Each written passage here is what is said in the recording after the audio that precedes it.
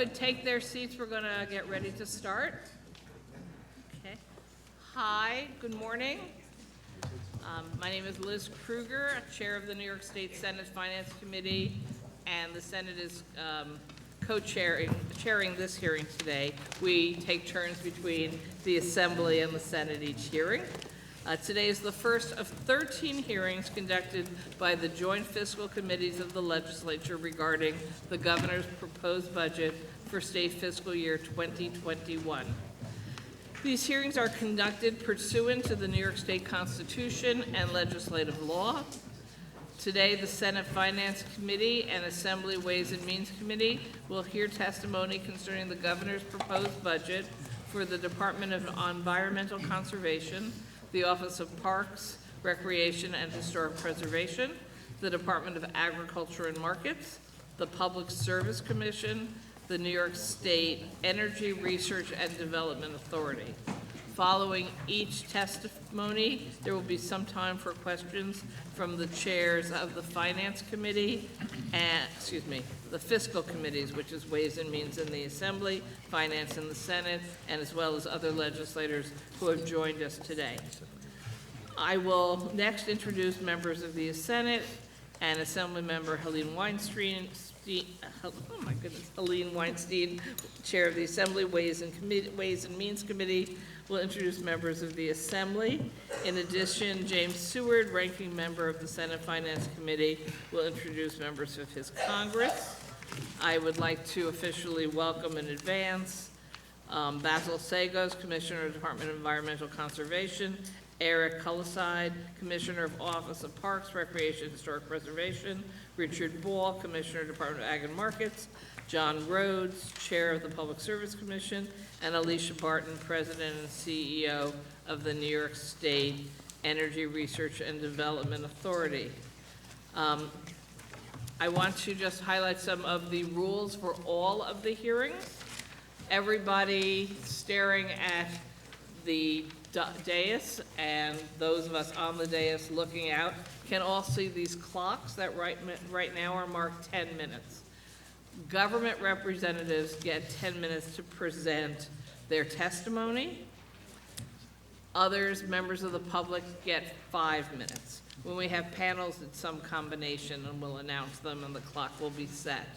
When the clock stops, please you stop, including my colleagues here, because when you are asking questions where the chairs of the appropriate matching committee get 10 minutes and the rest of the people get 5 minutes, that's for your question plus the answers. So be succinct. Understand that what you may want to do is say, perhaps you can't get me all the answers right now, you can follow up in writing.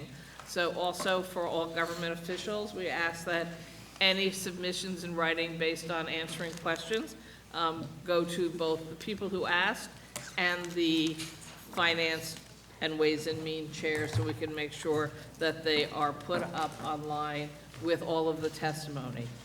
Testimony will all be up online, and we've made some improvements in the website that should make it easier to access and read. So even if you didn't get your request into testimony to testify on time, or hold on to your seats, the last train home is 5 and we're going to be going till 8, and you realize I can't stay, that's okay. Just let us know that you can't stay for your appointed testimony. Your testimony is still being distributed to all members and still up online for anyone to follow up and read. So I wish we could condense these hearings to a 9-to-5 model, but that's not how life works. And we certainly understand many of you will sit here for many hours, and we appreciate that and appreciate your contributions. But every year somebody comes running up going, oh my God, now I missed the last train. There are options for you if that's going to be the story. Because we have such tight limits on time, do not read us your testimony. Highlight in bullet point format the key issues you want to make sure we get. Every year we say this. Every year somebody goes, and then proceeds to attempt to read 8 pages of testimony in 5 minutes. Trust me, it doesn't work. It doesn't work in 10 minutes either. So highlight, we all have your testimony. We all have been elected to our positions, and so I'm going to take the leap. That means we can all read, and we'll do so. So you stay focused on the key points. You want to make sure you are using your time wisely, and please, please, please, even though you're hearing me and some of you are just going to say, no, I'm just going to read anyway, Helene and I will cut you off at the time limit. And so if you made your most important point on page 8, no one's ever going to hear you say it. With that, I'm going to introduce my colleagues who I see here from the Senate Dems and allow Senator Seward to introduce his members. We have Joe Adabo, John Liu, Brad Hoylman, Jen Metzger, Anna Kaplan, Todd Kaminsky. Senator Seward.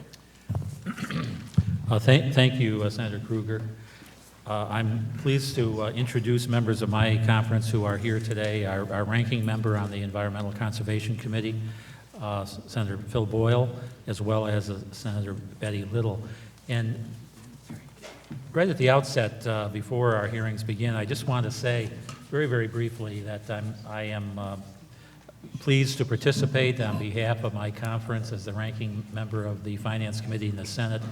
I'm pleased to participate in these budget hearings again this year. I think it's important for us to recognize the fact that as we put together this year's state budget, we do not do so in a vacuum. There are some storm clouds out there that I think we need to deal with as part of this budget, if not before. The $6 billion deficit, the fact that the Census Bureau came out toward the end of last year with a report that says that New York State leads the nation in out-migration of people, and also the fact that, in my opinion, the bail reforms and other criminal justice reforms of last year went way too far in making our communities less safe. And I'm hoping that as we finalize a new state budget, that we can close the deficit without simply resorting to new taxes and fees or cost shifts to local governments, that we can deal with this out-migration issue by finding ways to make our state a more affordable place to live with additional economic opportunities. And if we don't do it before the budget's passed, I'm hoping that it's very, very important that we have repeal and working of the bail reforms and the other criminal justice reforms. So that would be my goal through the process this year. I look forward to the testimony of not only our state officials, but various other stakeholders. Ways and Means Chairs, Helene Weinstein. Thank you, Liz. I would just re-emphasize all of the information that Senator Krueger mentioned about the running of these hearings. To the members, I would just remind members that we did not, as members, have props, and to remind people who are either witnessing the hearings by participating, sitting here, or potentially being a witness, that we don't, we prohibit the use of signs or demonstrations so we can get through the hearings as speedily as possible, so that the people at the end of the hearing are able to have a full audience of members and to be able to listen and absorb your comments also. So I'm very pleased to be here to join Senator Krueger and the other members of the Ways and Means Committee and the Finance Committee for the beginning of our budget hearings on the governor's executive budget.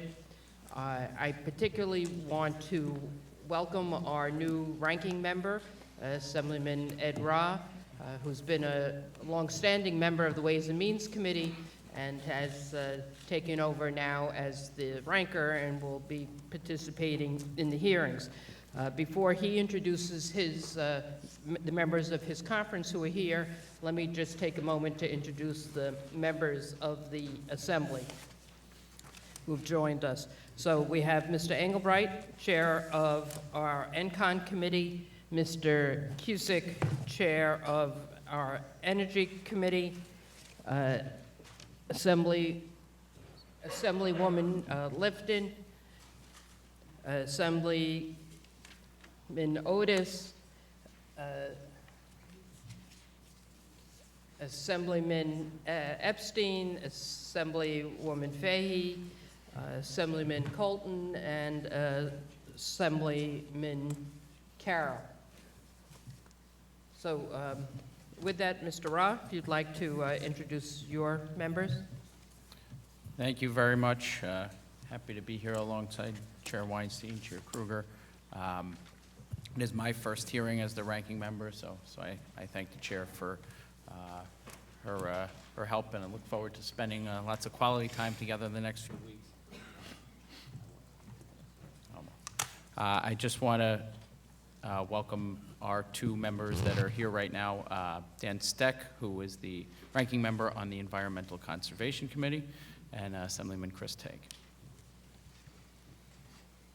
Okay, thank you. So our first testifier is Basil Sagos, Commissioner, New York State Department of Environmental Conservation. Morning, Chairwoman Kruger, Chairwoman Weinstein, and other members of the legislature. It's good to be with you again. My name is Basil Sagos. I'm the Commissioner of the DEC.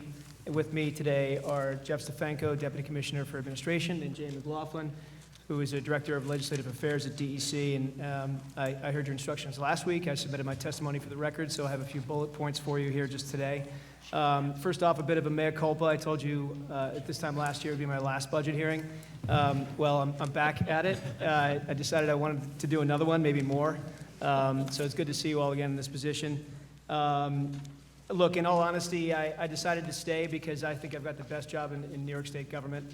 I've got the best staff, the most committed environmental governor in America, and right now we have literally in front of us the most important time on our hands, and that was no time to leave the fight, so that's why I decided to stay. The environment has become a pressing concern once again, 50 years later, now globally, and now looking back on the actions of the last 12 months, I'm pretty confident I made the right decision. So I'll just say this at the outset, and I'm entirely confident of this. There's no state doing what New York is doing for the environment and for the climate crisis. And I look back over the 9 years that I've been part of the administration, working for the governor, and in partnership with you all at some of our accomplishments on air quality, water quality, environmental infrastructure, renewable energy, and addressing toxic waste, and also, very importantly, responding forcefully to severe storms and saving lives. All of what we've done over the last 9 years in partnership with you has protected this state. And this aggressive and early action, really, which we started in 2011, set us up very well to protect against the trade winds coming out of Washington. And there's no secret now that Trump is in full retreat on environmental issues. You look at the newspaper any day, and there's a new change. My view is that New York is the perfect contrast to that. And as the governor led off his State of the State and his budget address, recognizing this, the planet is facing the most grave threat ever in climate change, and we must act. You'll hear today from both me and all of my fellow commissioners about the year ahead and the years ahead. Last year, we, with you, enacted the most ambitious climate law in the nation, and now it's incumbent upon us to accelerate all of our work to install renewable energy across the state, get off of fossil fuels, and restore our landscape, so that we can get ready for the effects of climate change. And that's really the essence of what the governor was talking about the other day, this $33 billion 5-year commitment to fight the climate crisis. And part of that $33 billion is the Restore Mother Nature Bond Act, $3 billion bond act, which in my view is an investment in the future. We are projecting upwards of $50 billion of damage to the state from severe weather over the next 10 years. So I think a $3 billion down payment in protecting the state, protecting landscapes, protecting communities from flooding, and rebuilding habitat, expanding parks, is a wise investment and will put us in a much better place.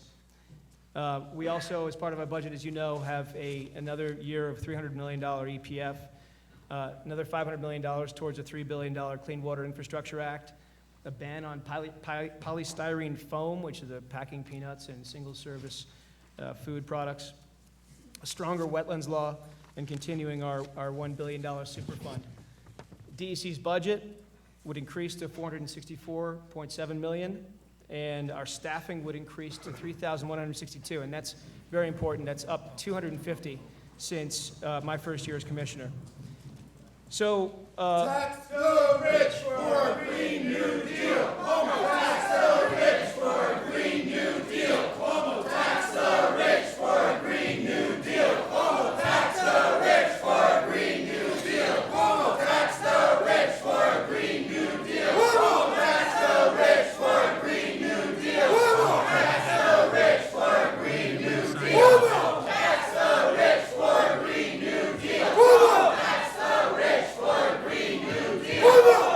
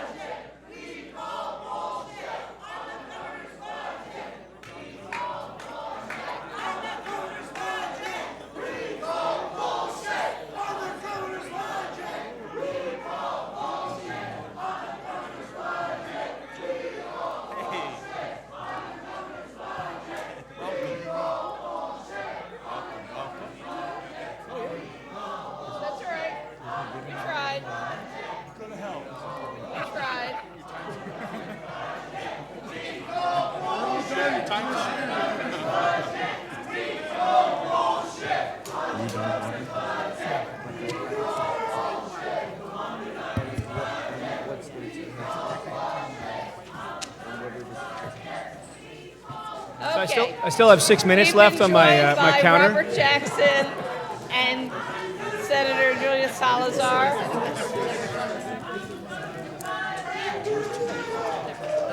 And we've also been joined by Assemblywoman Deborah Glick and Assemblywoman Joanne Steinman. So there's more people to listen to the remainder of your testimony. Thank you. All right, done. Go. Bye.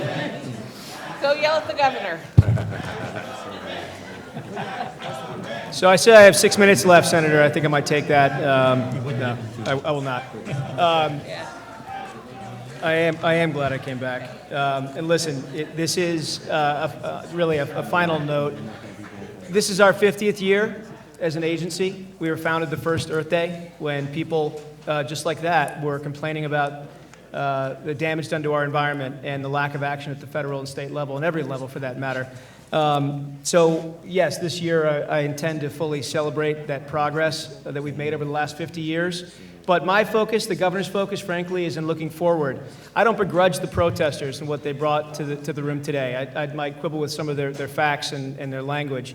But they are voicing, I think, what we've all seen now internationally. Fear, the sense that their governments have let them down. They need an outlet for their voices.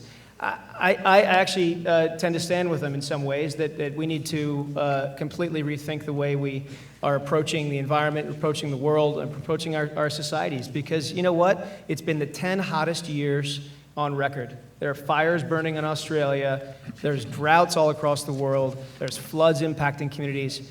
They're right. And we all should take that to heart. And I know the governor is. And I know that to have the governor do in this budget, in this state of the state, what he has done to prioritize environmental spending so that in the long run, New York exists as a state is exactly what should be done right now. So I think we use their energy, we clarify the facts, clarify the numbers, and use some better language. But I'm looking forward to having a good exchange with you today. Looking forward to your questions, and I turn it over to you. Thank you. Thank you. Okay, you ready for questions? Absolutely. Thank you. Okay, we'll start out by Senator Todd Kaminsky, the Chair of Environmental Conservation for the Senate.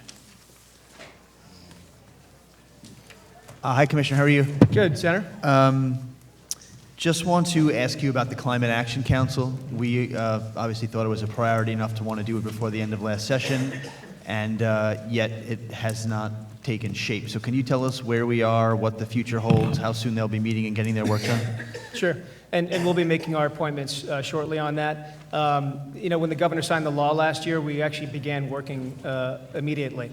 Both co-chair Alicia Barton and I assembled our teams and the 10 other agencies that are involved in the Climate Action Council to begin putting a framework in place as to meet the law. We know that once January 1st hit this year, that 2020 is going to be an extremely busy year on the Climate Action Council. We intend to have our first meeting as soon as possible after the final appointments have made. Probably meet on a regular basis throughout the course of this year. We have a very tight time frame to turn around a draft scoping plan and then obviously a final scoping plan in 2022.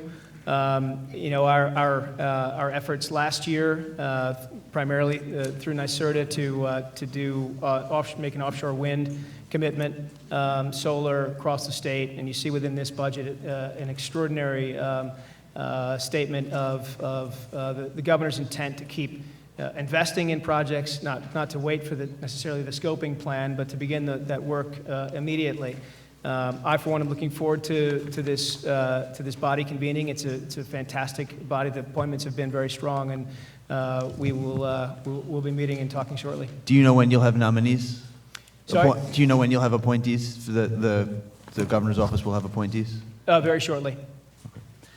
With respect to the Bond Act, I think there's a lot of excitement behind that, but I think there's a lot of questions about what is in and what is not in. Can you give us some guidance on projects you think fall into it, what projects would fall out of it, and how we go about thinking throughout the budget process, how we tighten that up so voters have a good idea what their votes and what our state's money will be going toward? Sure.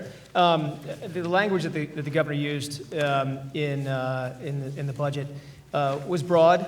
but we specified some categories of projects that we think would address the core need, right? The damage done from flooding, loss of habitat around the state, and the need to improve our state and prepare for the future.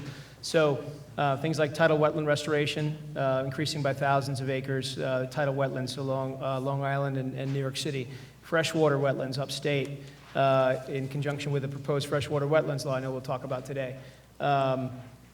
Reconnecting streams, right? So many streams around New York State that are horribly flooded are cut off because of either old dams or culverts. We'd like to remove as many of those as possible and restore thousands of miles of stream.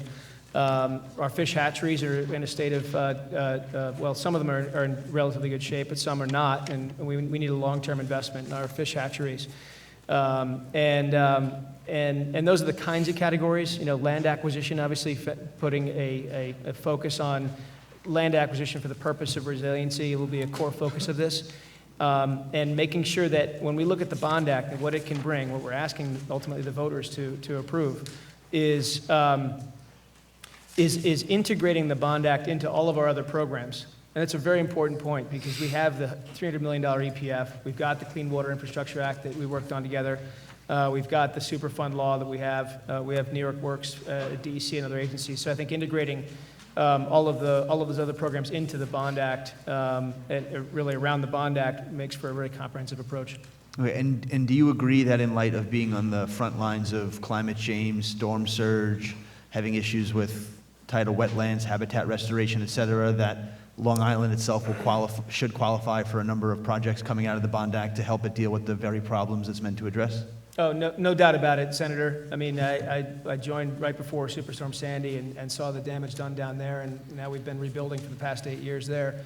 You know, the water quality conditions on Long Island, the loss of tidal habitat, the loss of some open space in certain areas. I mean, those are all the kinds of things that we would look to focus on, and certainly Long Island with the number of problems that it has environmentally and the population that is down there, we would be focusing significant attention down there. Okay, I appreciate that. One of the things also mentioned in the language is a study about Nassau County studying the feasibility of having access to New York City water, Right. in light of emerging contaminants and other things. But many sleuths have searched for this study in the budget and have not found it. So I'm hoping you'll be able to tell us what funding might be available for the study, how long you think it should take, and what it involves, because there's a lot of interest on Long Island, but it's kind of hard to find details on it. Right. So this is something that DEC and DOH will jointly work on. There is no specific appropriation in the budget for it, but we have the resources within our existing Clean Water Infrastructure Act and other pots that we would draw upon to conduct the study. I agree, it's an important study.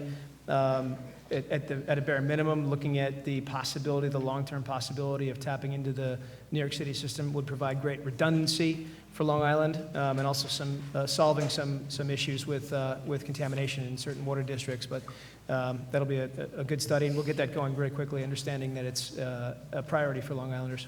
Yeah, thank you. I hope we can get more clarity as the budget process develops over that. With respect to styrofoam and the polystyrene ban in the budget, there's also language in there that I had concern with that says we're going to ban this and future studies and bans depending on what DEC believes needs to be banned. Can you tell us what authority you're seeking in the budget and what that would mean? Would that mean that if that is granted, that anything DEC decides and studies is a product that is dangerous to New York, you could just ban it without legislative authority? Well, as the polystyrene ban, we're looking at authority through the legislature to be able to treat, to ban single-use polystyrenes, you know, cups, plates, and so forth, as well as packaging materials. And seeking broader authority to be able to ban other items that may present a challenge for us from a landfill perspective, human health perspective, or pollution in the long term, wouldn't be something that DEC would do without any kind of on its own administrative authority. We would look obviously through the regulatory process and make a very public process through any future items that we would look to get out of the waste stream. And I think in a way it's designed to accelerate our efforts to to reduce the impacts of waste here in New York State and allow us to be a little bit more nimble how we approach things like plastic bag ban last year. This year it's polystyrene, but there may be other issues in the future where we need to move quickly and more effectively. Okay. With respect to extended producer responsibility, I was personally happy to see the carpets and mattresses in here, but I do believe that in light of issues that we are having with glass, with our MRFs having financial strain, that we could do a lot more of a robust EPR effort like they're done in other countries and beginning in other parts of the state. So I'd like to get your thoughts on your willingness to do that or your openness to working with the legislature to establish a more robust form of extended producer responsibility. Well, listen, thank you, Senator. And I think we're obviously more than willing to work with you on any ideas that you have. The idea of extended producer responsibility, approaching waste streams like that is a really important one. We know that it works with carpets and mattresses, for example. California, Rhode Island, Connecticut do that very effectively, and they put the burden really back on the manufacturer as opposed to on the consumer, which has a very important function of incentivizing reduction of waste and using recycled materials. So if we can get that done this year and obviously get that massive amount of waste out of the waste stream, surprisingly, it's 1 million mattresses a year and like 120,000 pounds of carpet. I mean, that's going to our overly taxed landfills already. So any work we can do to reduce those streams and others, we would be appreciative of that authority. Okay, I appreciate that. And with respect to some issues surrounding the bottle bill, do you agree with the statement that there's massive fraud surrounding the bottle bill that New York can do more to combat? There's no question that there's fraud surrounding the bottle bill. We've got, I think, something upwards of 1,000 investigations over the last 5 years on bottle bill, 71 consent orders, $1.2 million in fines and penalties. So it is a significant issue. We have our environmental conservation police officers, both uniformed and undercover, on a number of investigations as we speak, and need to treat that significantly. That's money that should be going to New Yorkers and is not. Fraud is, I wouldn't characterize as rampant, but it's there, and we have to deal with it. Okay.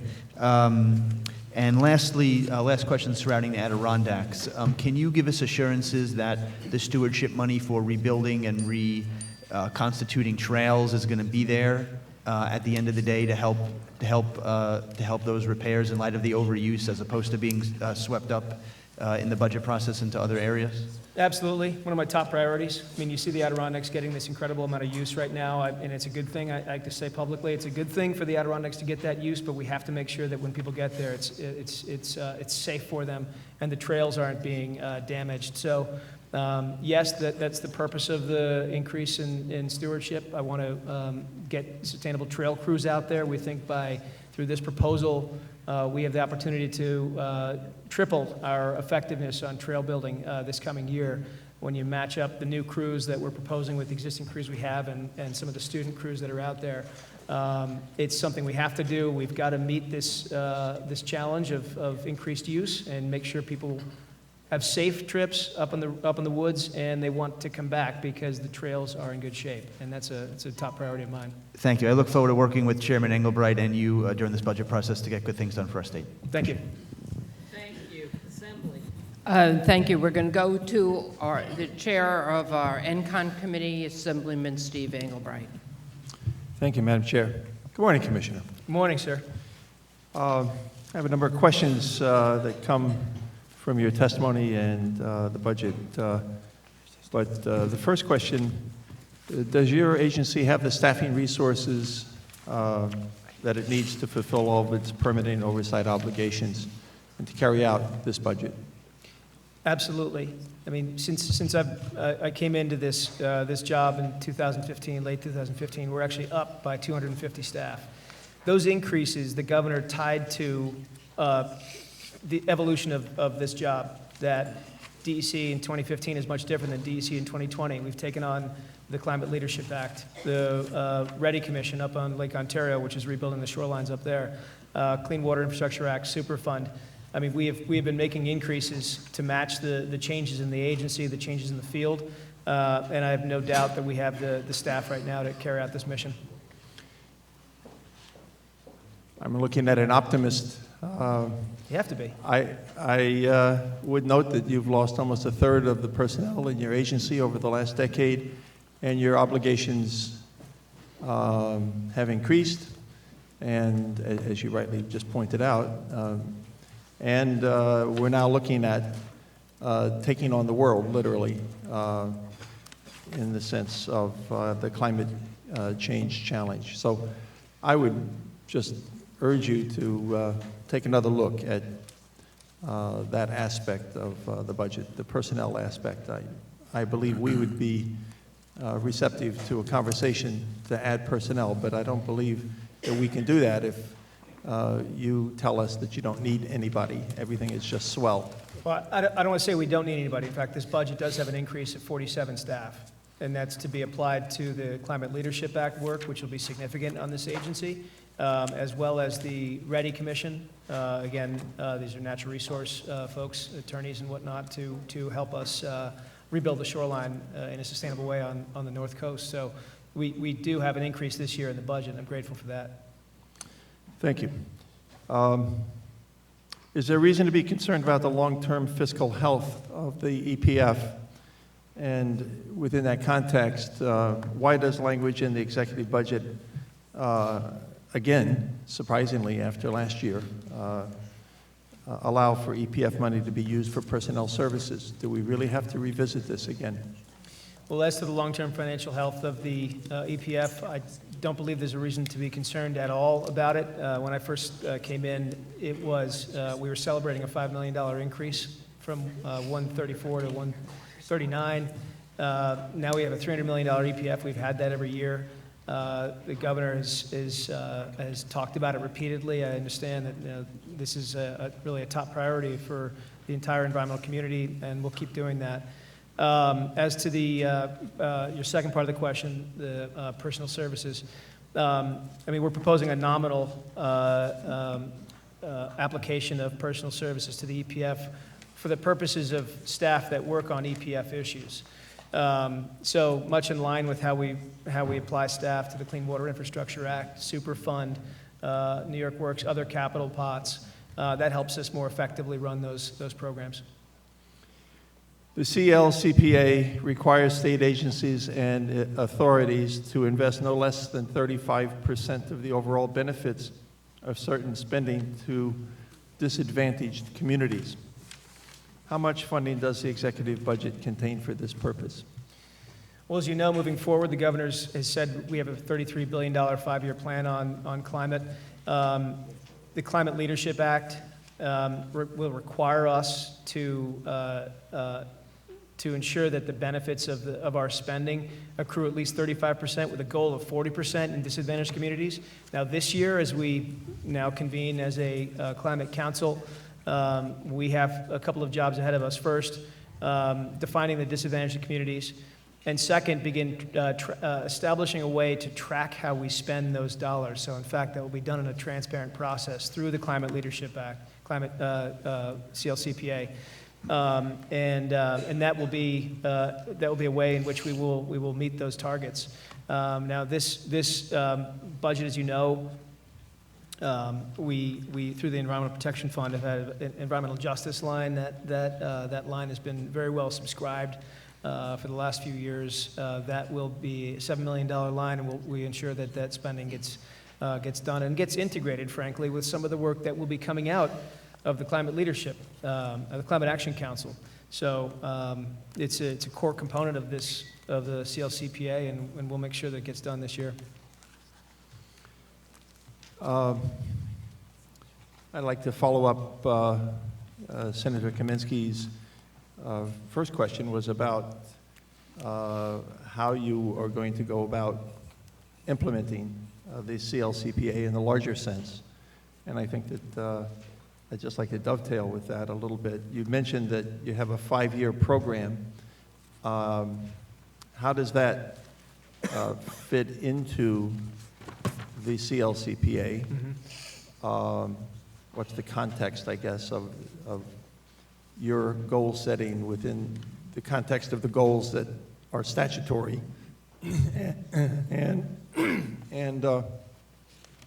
you've mentioned the $33 billion for renewable energy, but the largest, and of course that's a good start, but the largest sources of emissions are vehicles and buildings. Those two together are something approaching 3/4 of the problem. It's convenient to go after renewable energy because we regulate it very heavily, and so we have a good handle on it. It's also a good place to start because the basis of everything really needs to be electricity-based. So I'm not questioning the wisdom of beginning there, but I am wondering whether you can give us some specifics as to how you're going to tactically and strategically approach knocking back these challenges that we have of air emissions. Sure. Well, I couldn't agree with you more. I use the term renewable energy in a generic sense. Obviously, if you unpack the $33 billion the way that the governor did on the slide during the State of the State, recognizes that front and center. The MTA is transitioning its fleet towards renewables. They're buying the governor, diesels. The governor will be The MTA ensuring is that. buying like 25 diesel locomotives. Well, I'm talking about buses. I'm talking about the there's a- diesel locomotives. I'm very There's dismayed about $1.5 that. billion for electric buses and charging stations. That's what's being projected. And a number of other really important things. Evolve New York, again, my counterparts will talk about that. That's upstate fleets, moving upstate bus fleets to renewables. It's the top 5 largest upstate bus fleets. 25% by 2025, 100% by 2035. I think that to get to the essence of your question at the outset was, the $33 billion, how will that dovetail nicely with the CLCPA? I think very importantly, it gets us off immediately while the work of the CAC is underway. The calendar of the CAC is sort of a two-plus year lifetime. We're talking about beginning the investments we need to make, transportation, renewables, and then have the CAC create this whole government scoping plan, whole economy scoping plan, so that we can take into such things as how we keep our farms sustainable and how we keep our land sustainable, really the entire economy and how it looks and how it feels. So that's the intersection between the two. To have the resources right away as opposed to just be talking for 2 years is an amazing place to be in right now. And to have the governor stand up and say $33 billion will be set aside for this and directed towards this in this day and age with a $6 billion deficit and what's happening at the federal level is an incredible statement of the state's commitments. Thank you. I just want to compliment the governor for leading his budget presentation with the environment and compliment our legislative leaders for leading with the environment in our hearing here today. Absolutely. President Trump has assaulted wetlands within the last week.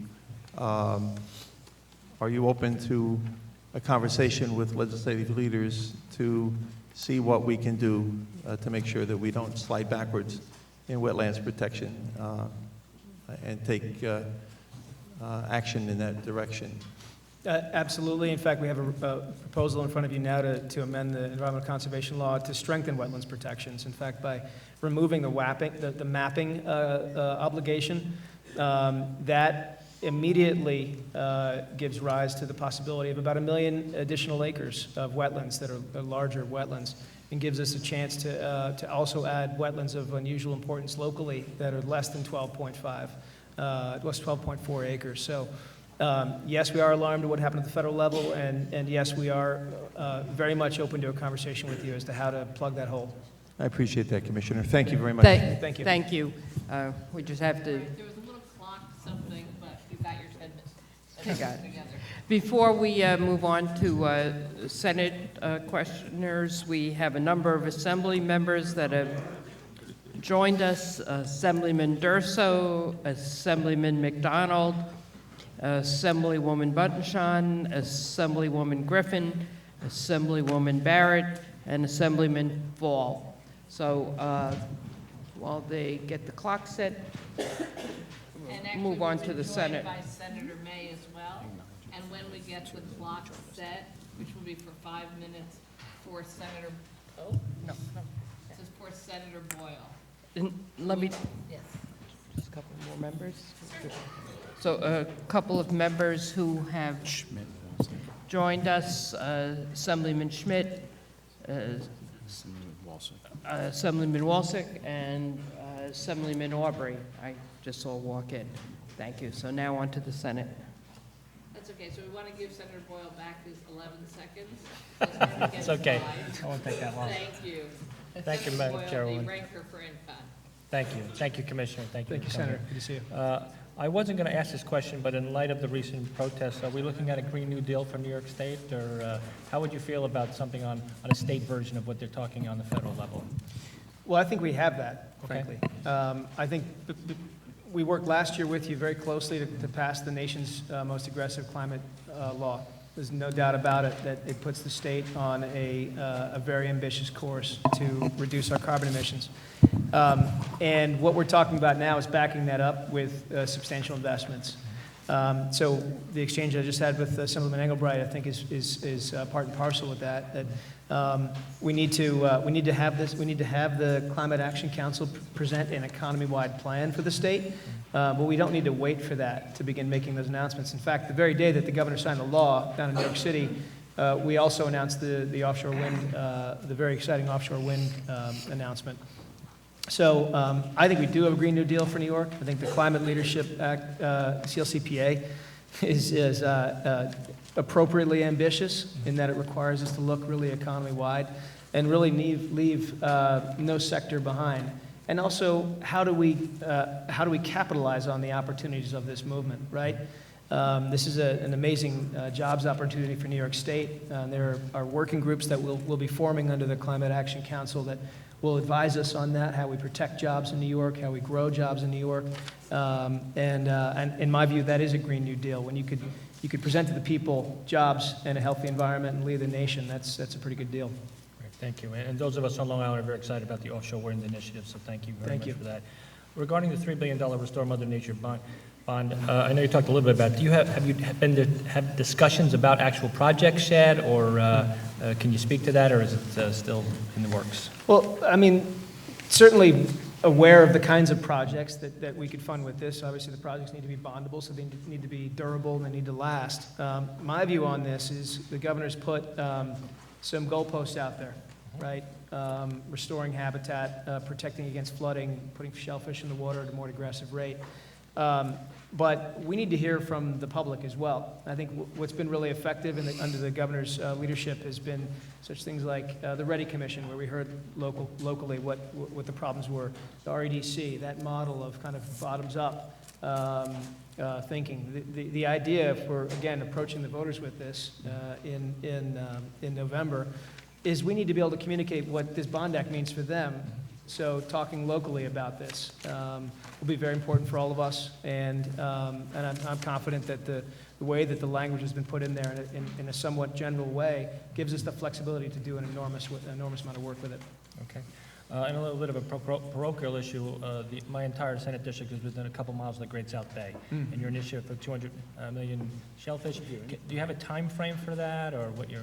For the shellfish initiative? Yeah, exactly. Yeah. Well, that's rolling. Yeah, I mean, yeah. we had What about ending it? Any idea when it'll be finished, or? We are actually proposing to double the shellfish initiative. So we've done a significant amount of planting all across Long Island already, reaching 200 million plantings, and the governor has said that he wants to hit 400 now. Wow. And that would be part of the Revive Mother Nature Bond Act, the Restore Mother Nature Bond Act. Okay, great, thank you. And lastly, obviously the governor, a number of years ago, 5 or 6 years ago, had a moratorium on fracking through executive order, and now it's in the legislative aspect through the budget. Is there a reason that you decided after 6 years to go through legislation? Well, I think hindsight has proven that we were right to do this. You look at the damage done to other states and their watersheds, their communities, and how disruptive fracking has been. We decided back then to, for a variety of reasons, health and environmental, to say no. And I think this is a statement of the state's position that there is no place for fracking in New York State, that gas should be kept in the ground, and we need to protect our watersheds and our communities. So this is an attempt to make this permanent. Okay, thank you, Commissioner. Thank you. Thank you.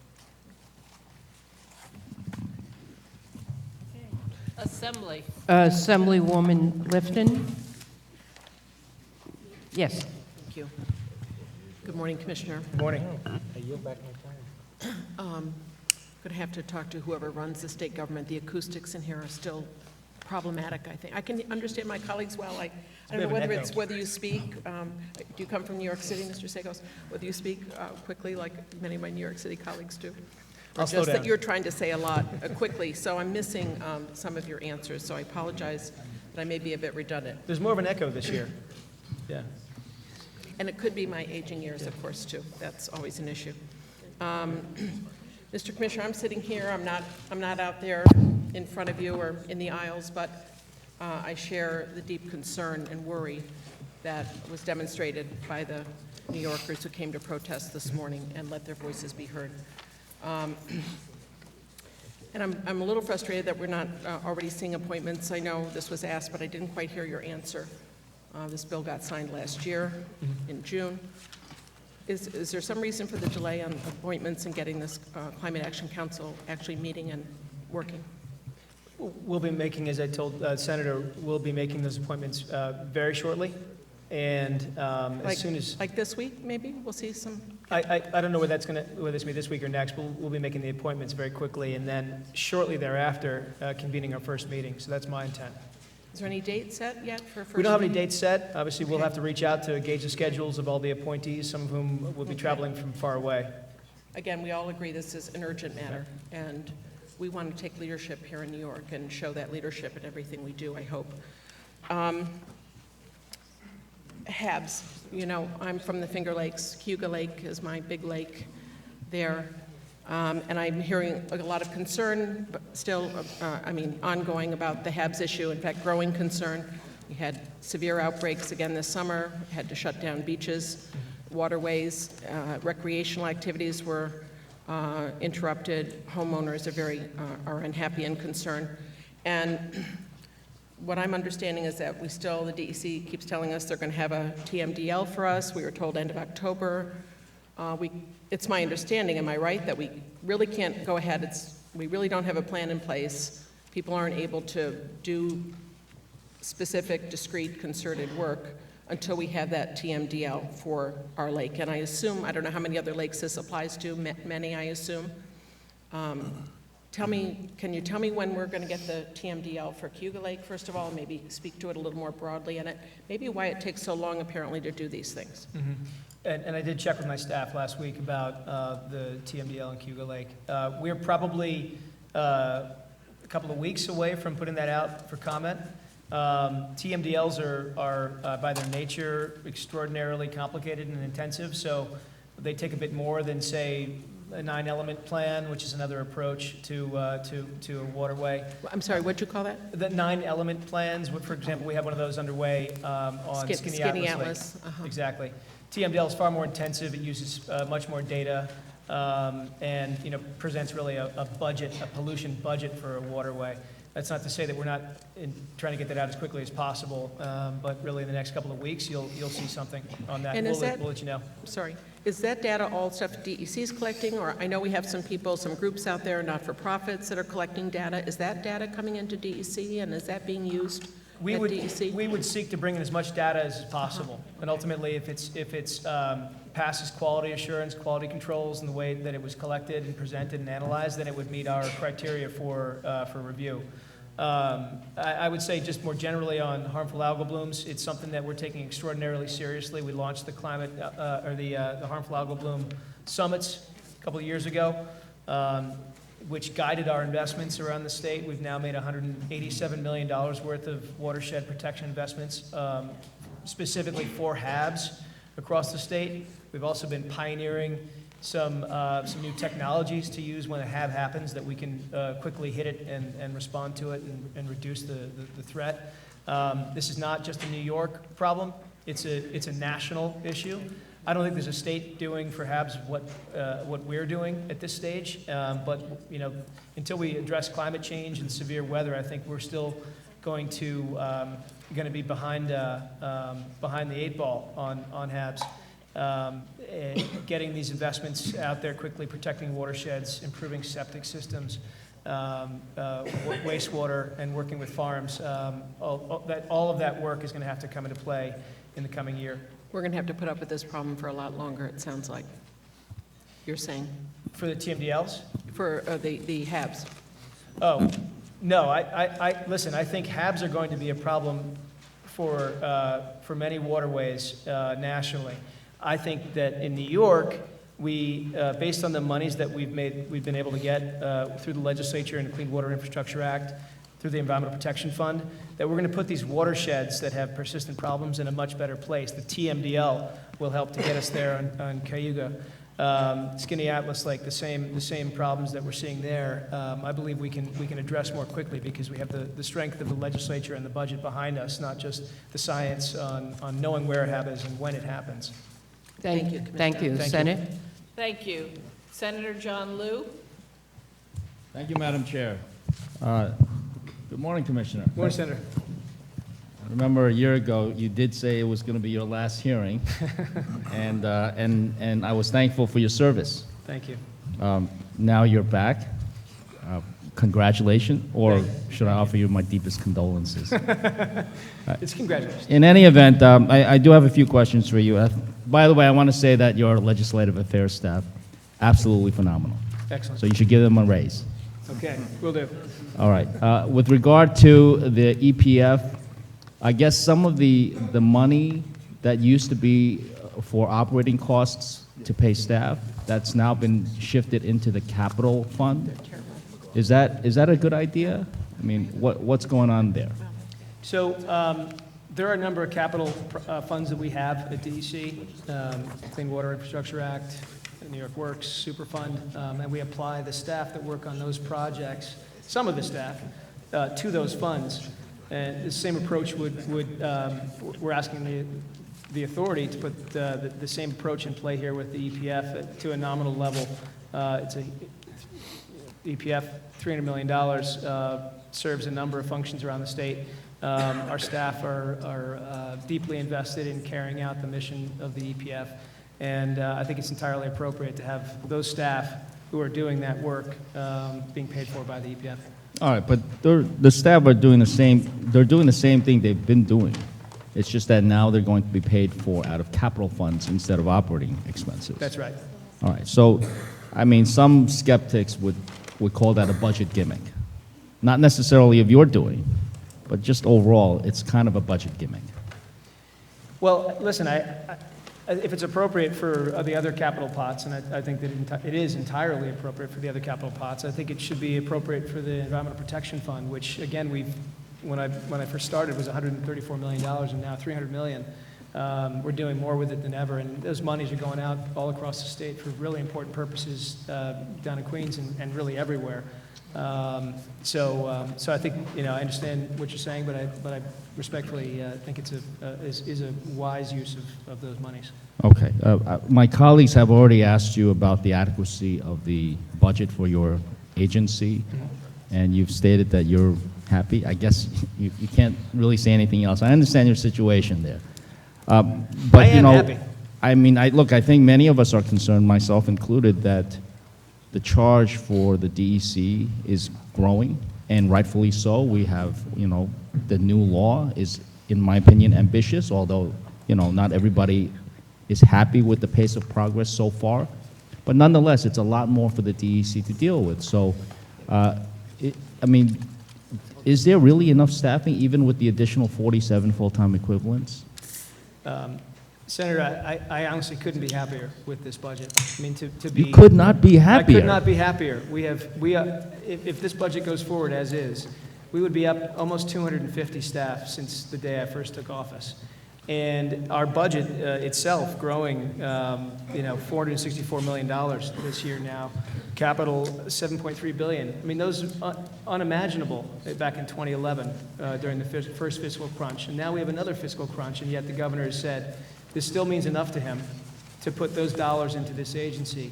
That's a reflection, I think, of the priority that the governor's put on the environment. It's a priority of mine, for sure, to make sure that we have enough staff and enough money to carry out our programs. And we're doing it, frankly, better. We just have a better approach, a more Okay. efficient approach. I mean, $1.8 billion is a significant chunk of change. Does the $1.8 billion include any money that that your agency collects in fines and penalties? You're talking the $1.8 billion that I mentioned earlier for climate? Well, no, I'm talking about your overall agency budget of $1.8 billion from the all funds appropriations. Yeah, Does that include amounts that DEC collects from fines? It should be an all funds number, but Well, I'm not sure I entirely understand the question.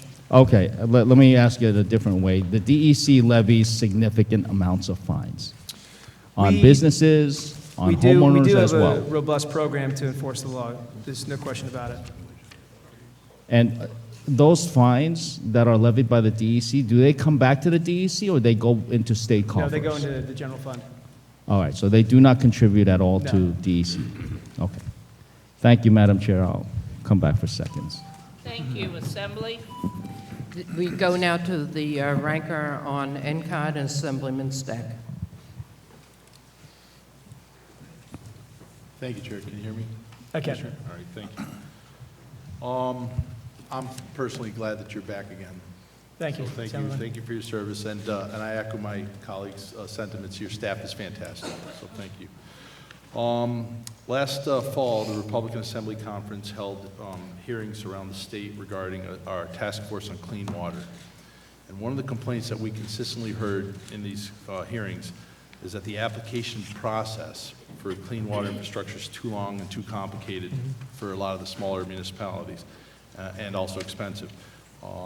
So we'd like to see this streamlined, but I was wondering if you've heard any similar complaints and what you might suggest could be done to improve the process and what your office could do to help make that an easier process for these smaller municipalities. Sure.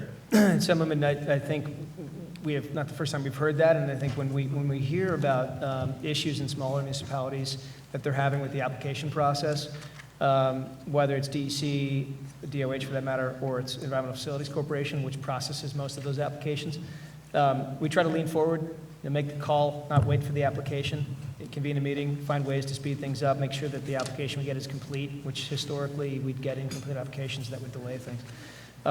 We're trying to be customer-centric in this, in that, you know, they are the customer looking to us for help, and we want to make sure we get that money out the door that you have made available to us. If there are creative ways in which we can do that more effectively, I'd be all ears. I believe it would be an operational thing within DEC. We also have been putting out engineering planning grants more effectively through our WQIP line in the EPF. Those planning grants, frankly, are perfect for smaller municipalities, right? Because to get the big dollars for a big upgrade, you need the engineering designs for it. So the planning grants actually are a good chance for the smaller ones to get into a pipeline, get a good grant prepared by a consultant, a good plan prepared by a consultant, and then ultimately get the physical construction grant at the end of the day. So please work. Tell me, you know, which ones, it doesn't have to be here, but you can tell me which ones are in need of more assistance, and we can help get them into a better pipeline. Well, thank you for that, and I certainly will, but I also suspect that, you know, for everyone that I'm aware of, there's dozens more that, you know, that are asking similar questions, but I appreciate your answer. In that same vein, we've seen reports that call for the need in capital investment for water and wastewater over the next decade to be approximately $40 billion each, water and wastewater.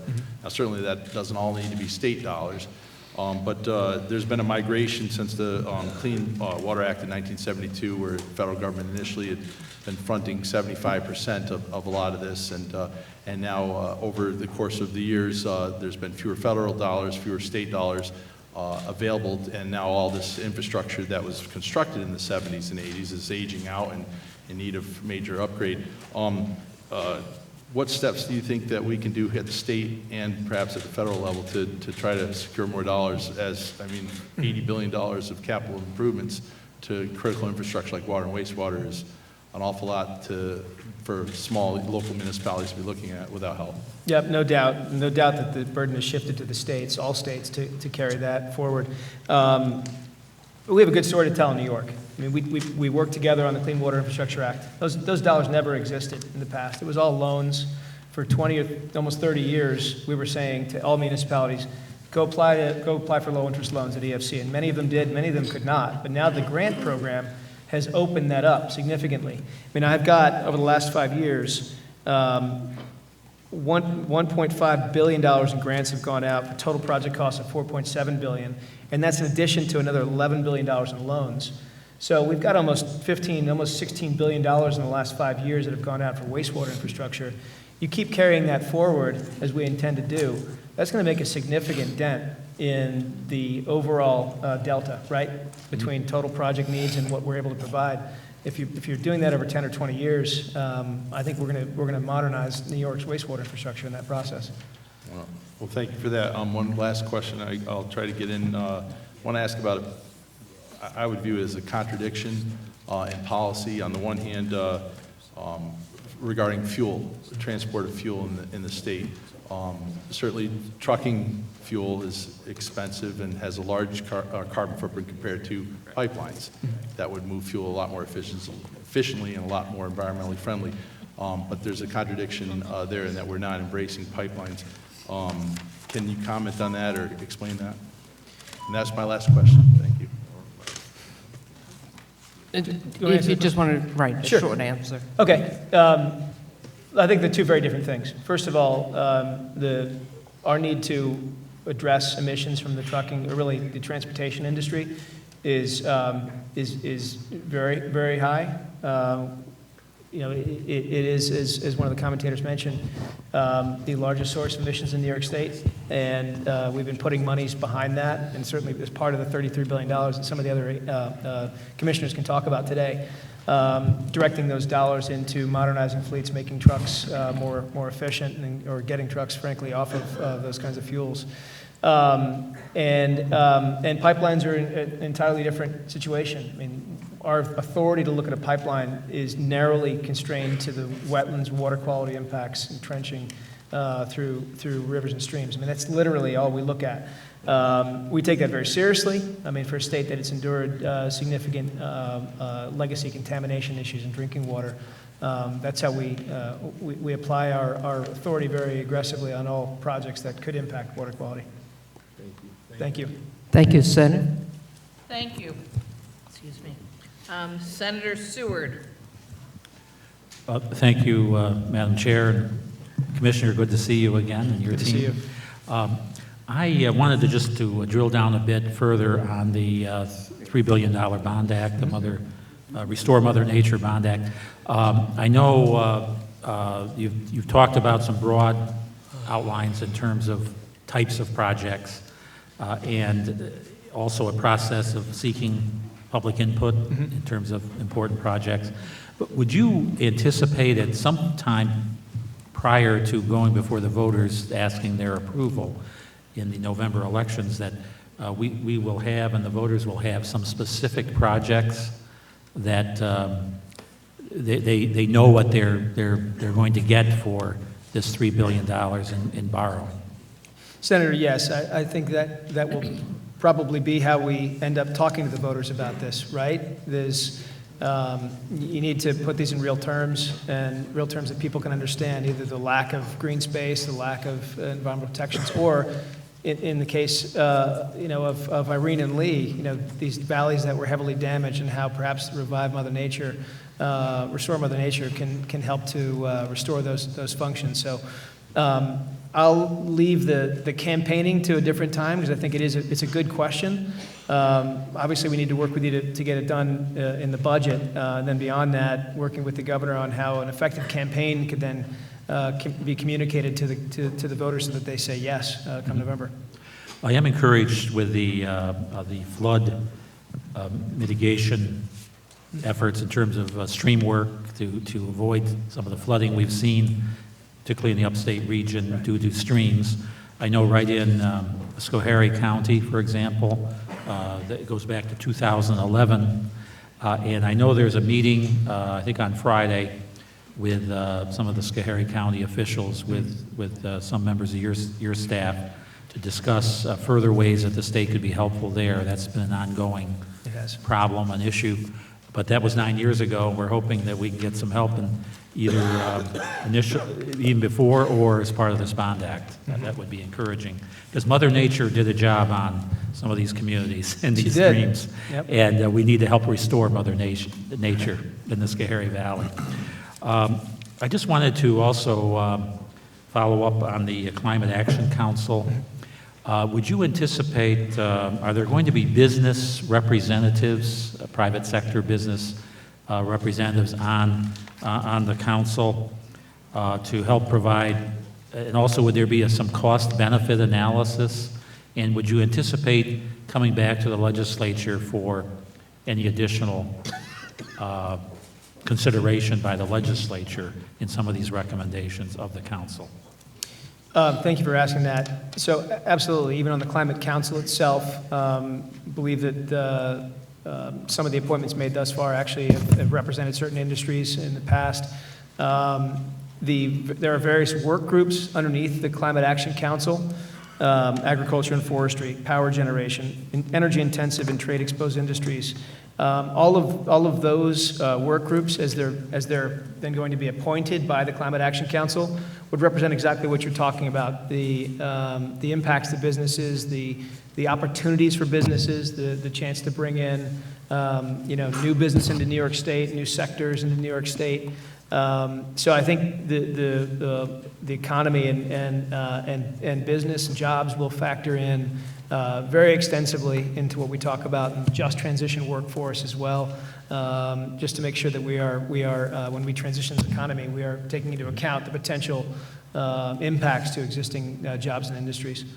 Yes, I couldn't agree more. Their input is, I think, critical. Agreed. To the future, and also to help with the change in the economy and the new jobs and opportunities that would be out there. One final question, and this is on the polystyrene single-use plastic container ban that's in the budget. Following up on in terms of businesses, has the department met with business groups to discuss this in terms of how many businesses would be impacted? Is there a workable way to go about doing this? We have started early engagement with the stakeholder groups, businesses on one side, other businesses that may have an interest in filling the void with alternatives to polystyrene, as well as some of the groups out there that want to see this ban go into effect and appreciate the environmental and health benefits of that. And that's something we would continue if we get through the legislative session with this and go into regulations. We'd be doing even more intensive outreach. Assembly. Assemblywoman Glick. Thank you, Commissioner. A few questions. Number one, the forests in New York are under tremendous stress. Part of it is climate change. Species of certain trees are feeling those effects. In addition, there are invasive species. Around the New York City watershed, there are a lot of hemlocks. They are being attacked by an invasive species.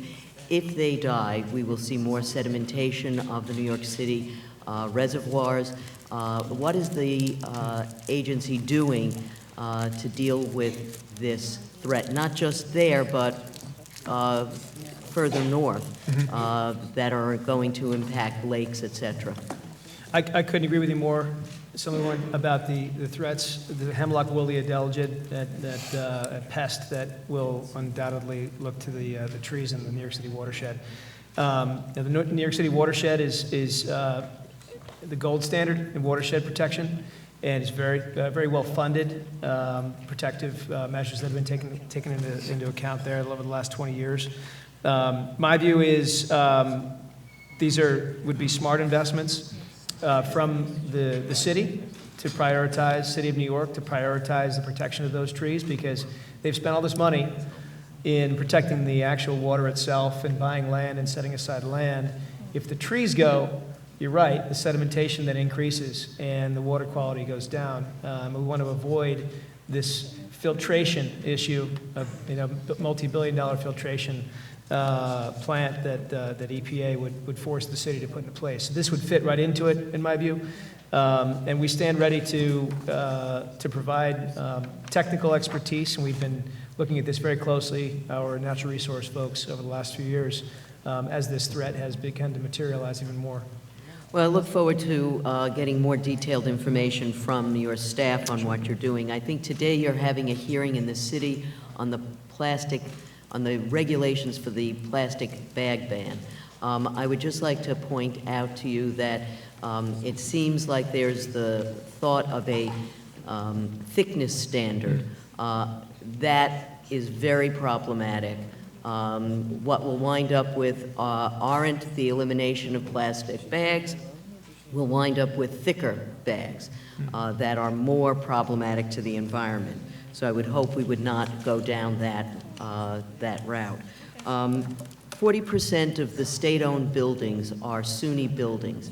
If we're going to attack climate change and try to upgrade facilities, what is the department recommending to the governor in terms of providing support to SUNY in order for them to make improvements in their aging facilities, which obviously are not up to snuff in terms of trying to be as renewable as possible?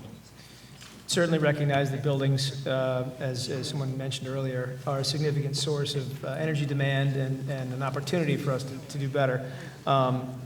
Respectfully, I'll let NYSERDA and the other energy agencies discuss those plans on buildings, green buildings, and the interplay with the SUNY system.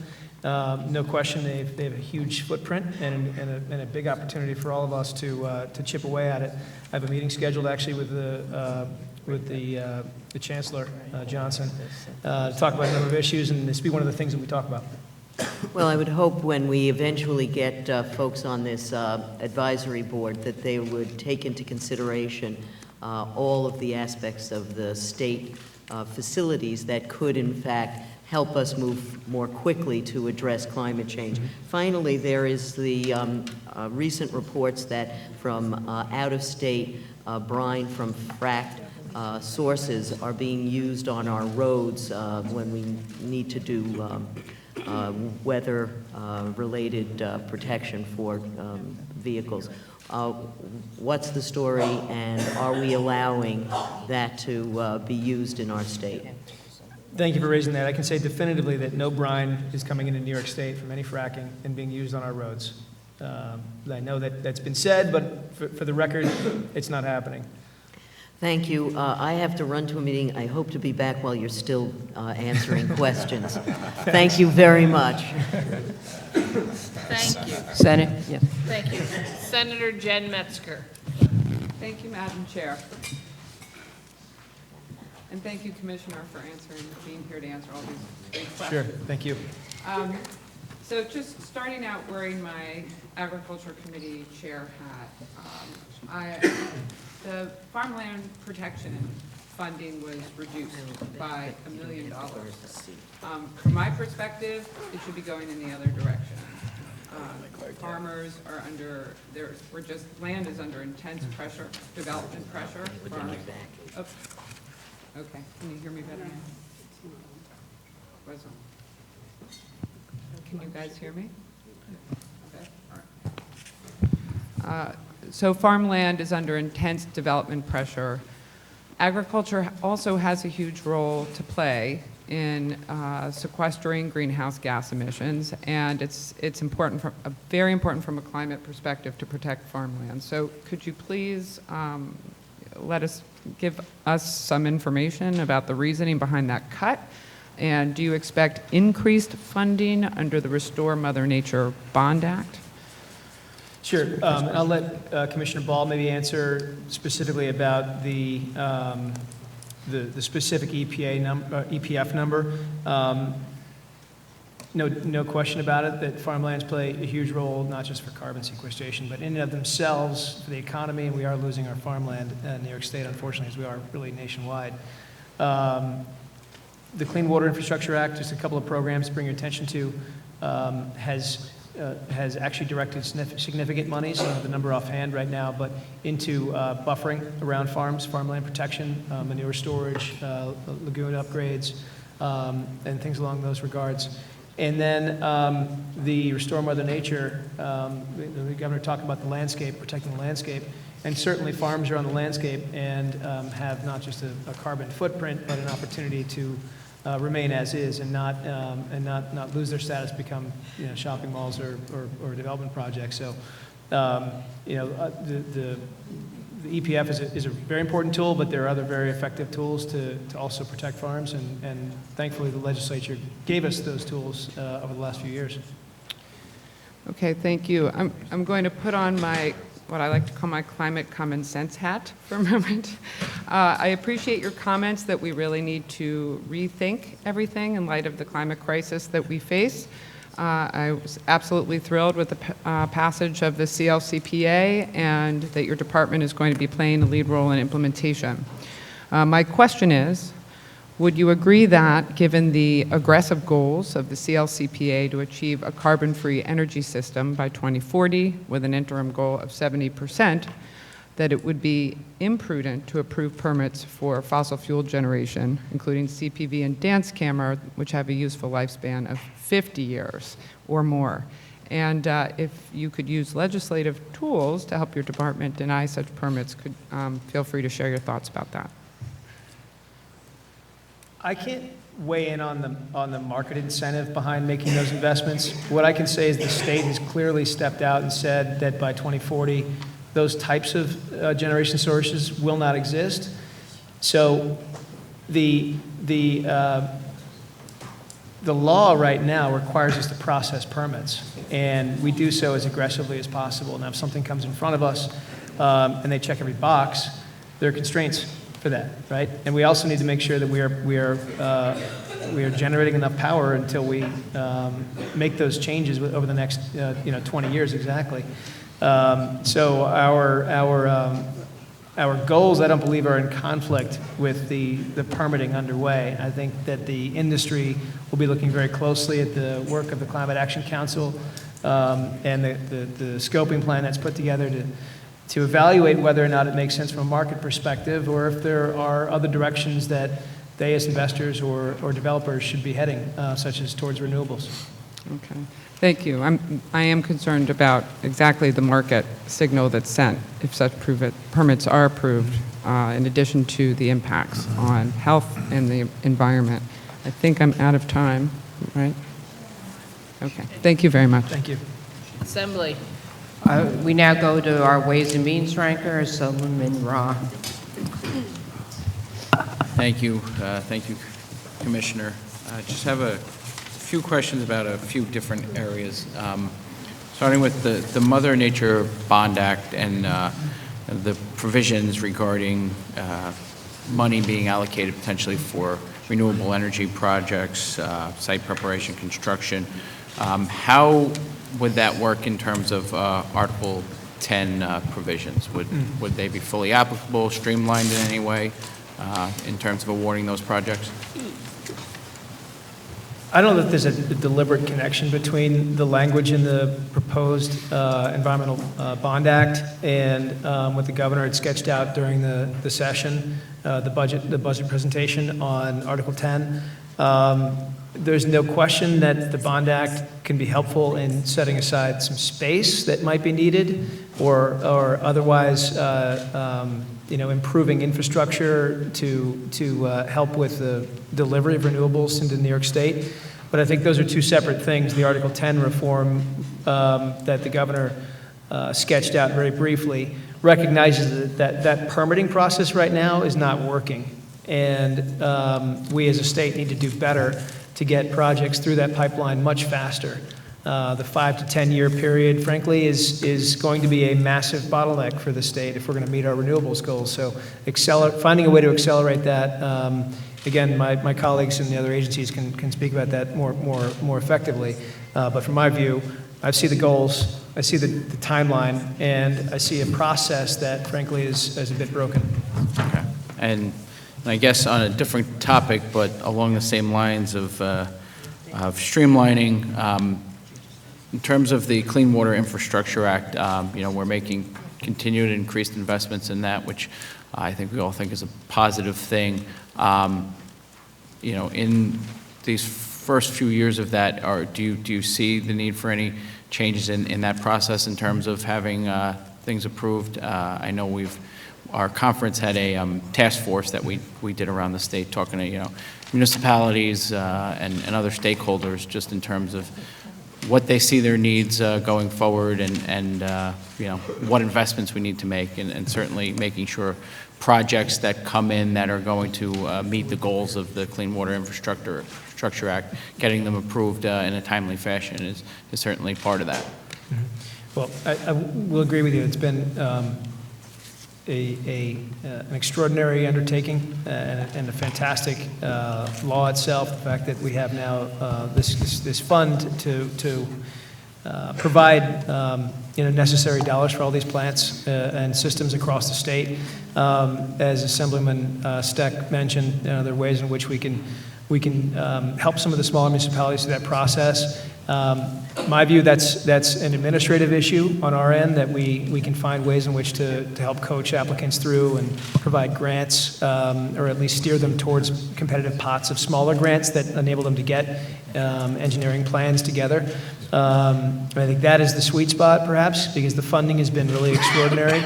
And EFC, Environmental Facilities Corporation, has done just a fantastic job on the loan side and marrying up those grant pots with the loan pots so that you present really a complete opportunity for all these municipalities. So there may be some things we can do around the edges, but we're extraordinarily happy that, again, this year is another $500 million towards clean water, and I imagine that'll be carrying forward for a while. Yeah. Well, thank you. Last question, and it relates to the styrofoam ban. Just wondering, in terms of the language or how we would handle, my understanding is I've heard 2, then I heard 4 possibly manufacturers of these type of products in New York State, and how they would be impacted in terms of their ability to do business in other states, whether they would still be permitted to manufacture those items and ship them out of state, or would the ban prevent them from doing that? No, absolutely. The businesses that are currently producing polystyrene will be able to continue producing that and sell it to outside markets. There's also a 2-year phase-in, and I'm hoping that over this phase-in period, we can help to move these businesses, and I don't have the exact number, but move them towards alternatives that can be sold here in New York, because there will be then a great demand here in New York State, great business opportunity right here in New York to produce the non-polystyrene alternative. So that's really the essence of the phase-in, is giving that ability for the market to adjust, but also for us to work with them directly on that. All right. Thank you, Commissioner. Thank you. Thank you. Senate? Thank you. Senate, excuse me. First off, we've been joined by Senator O'Mara, and the next up for questions is Senator Anna Kaplan. Thank you, Chairwoman. Okay, thanks. Commissioner, I want to thank you and also thank Governor Cuomo in our fight against climate change and wanting to make New York State a leader, and for also proposing to restore the Mother Nature Bond Act. As you said, this is really an important investment for all of us, and we need to do everything possible in our fight against climate change.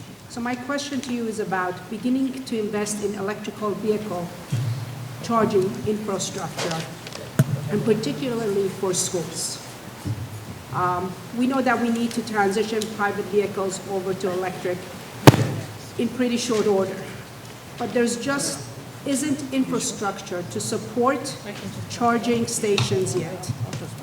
Will the bond funding include money to invest in our charging infrastructure for schools and for our residents? As is currently written, the Bond Act would not have a direct impact on that, but separately in the budget, which NYSERDA and DPS can talk about later, There is an effort now to increase charging infrastructure as well as the incentives tied to the purchase of electric vehicles. We've done a great job over the last 8 years in pushing people towards EVs. I think we're in the top 3 states in the U.S. on that. The governor, as you may have seen at the budget hearing, budget briefing, has now brought in a Nobel laureate to help us reshape the system from the EV infrastructure system, as well as top to bottom how these vehicles are purchased. And the monies would ultimately come out of probably not the Restore Mother Nature Bond Act, but out of other energy funds that are being shaped now. Okay. And the second part of that is the school buses are huge emitters of carbon, not to mention the diesel engines that produce a lot of noise and require a lot of maintenance, and the cost that is charged to our schools. I think this would be really a good investment for our schools and for our residents. There are countless benefits of switching our schools. So maybe you could really find some funding for this, for our schools to be able to make their transition to electrical vehicles. And also possibly making investment in our schools, in the buildings, whether it's solar or thermal, whatever that we can do to help them make that transition. Agreed. There's so many reasons to treat our schools with some care here, because students are the most vulnerable populations of all. And in fact, that was one of the reasons why we dedicated a significant portion of funding through the Volkswagen settlement towards the purchase of clean buses. Again, there are a number of efforts underway at NYSERDA, DPS, and NYPA to provide money to schools to go solar, incentives to go geothermal. The work of the Climate Action Council will certainly look at that sector and ways in which the state can be helpful in providing more funds for that very significant footprint statewide, all the schools. Thank you. Thank you. Assembly. Assemblywoman Fahey. Thank you, Madam Chair, and good morning, Commissioner. Thank you for, or good afternoon. Thank you for being here. Really appreciated a whole host of your comments, and I want to make a couple of comments on that, and then got just a couple of questions. One, really appreciate that this is was the top of the state of the state and the budget, and that the focus is very real and the multi-pronged approach that you are taking. Also very appreciative to see the staffing increases in the budget this year. It's very encouraging. Also want to mention, really appreciated the numbers that you've put in the State of the State book that you know I'm going to keep repeating, and that is the $26 billion that this state has spent on weather-related disasters just since 2011, and that the $50 billion that you project, which will lead me into a couple of my questions. But prior to those couple of questions, I also want to mention a couple of things. I want to keep working with you on this issue at the Queemans, in Queemans regarding the Lafarge plant. I know we've had some good conversations. You'll be seeing a letter from me about these tires and how we, the waste or the possible burning of these used tires. So we'll keep talking about how we can grow new markets for those used tires. I also understand I was out when frack gas came up, and I'd like to follow up with you. I understand there's some conflicting data or reports about whether frack gas is still being imported. The waste is being imported into the state, so would welcome following up with you on that. Back to the need and the disasters. I really am appreciative that the governor has been out there with this $3 billion bond proposal. And as you know, I had mentioned the need for a bond a couple of months ago in one of our last hearings on the environment. My only question is, given some of the very serious needs, and given that we haven't had one in almost 25 years, is this enough? I really appreciate the focus on resiliency and the Mother Nature, but wondering if we need, I would contend we need to go further and take full advantage of this opportunity with retrofitting and energy efficiency, electrification that we've heard mentioned, and as you know, I'm very focused on SUNY CUNY. Can you talk about what the need is and how we ended up with the $3 billion, again, putting my cards right out there that I'd like to go beyond that?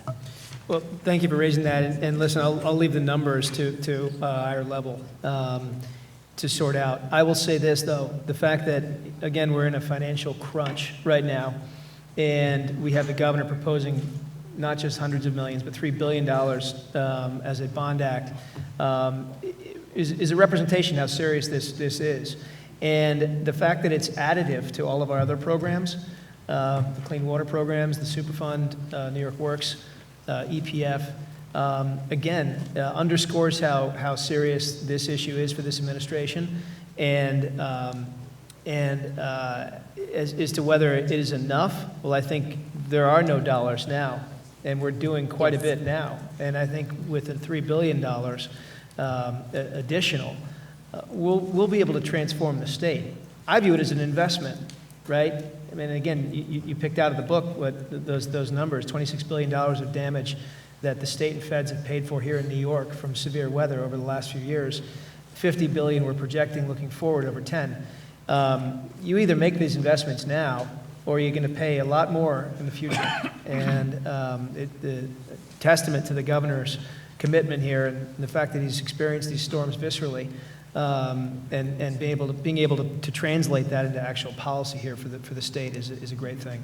Thank you, Commissioner. I appreciate that, and I agree. It's incredibly encouraging. I just want to make sure while we're going down this road, we do as much as needed, especially with the extraordinary demand. And part of that demand is my last question: water infrastructure. I know we haven't had any updated reports, but I do feel like every other day we're seeing a new report about water, the contaminants in our water. So it seems as if the demand and the need is growing. Can you talk a little bit about what the established need is? And of course, I too would like to see this as part of this bonding to go a little further. Not dismissing at all the great inroads that we have made with the investments, I agree with your word, the investments that we have made in our water to date. But can you talk about what the need is going forward? Sure. Well, again, thanks to the legislature and thanks to the governor's foresight on this. I mean, we have a head start on this issue. Several years ago, we did the $1 billion Superfund reauthorization, which helped us to address so many problems across the state as they emerged. As the science became more apparent, things like Hoosick Falls emerged, we were able to apply those dollars and to fix a real problem locally. Wastewater infrastructure, neglected for 30 years in New York State.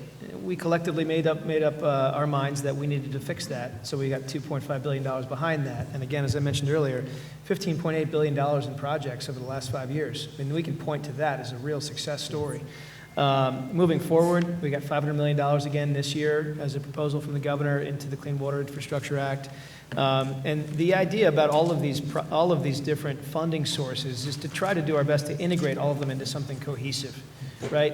Not treat them as one-offs, but something cohesive. The Bond Act, yes, has a focus on the environment, on clean water, on drinking water. But if you pay to restore habitat in a certain area, that has dual benefits. It's also restoring water quality. So we can make single investments that have multiple purposes, and that's really the idea behind having something that's well-crafted, well envisioned, but also integrated to all the other pots. Thank you, Commissioner. Thank you, Chair. Thank you. Senate, Betty Little. Thank you. Thank you, Commissioner, for continuing to be Commissioner. You do a great job, and I enjoy working with you, that's for sure. I, too, saw many things in the budget that are good. We've been interrupted by the impeachment. Hold on one second, Betty. A New York Times report details excerpts from a draft of Sounds like the BBC. Seward's watching the impeachment hearing. A teenager in the house to do it. Sorry, Betty. Okay, thank you. But Yell at Senator Seward later. there are many, many things in the budget that are good for the North Country, and I truly appreciate what the governor has put forward here. The additional positions that you have, I would hope some of them would go to my absolute favorite DEC people, the forest rangers.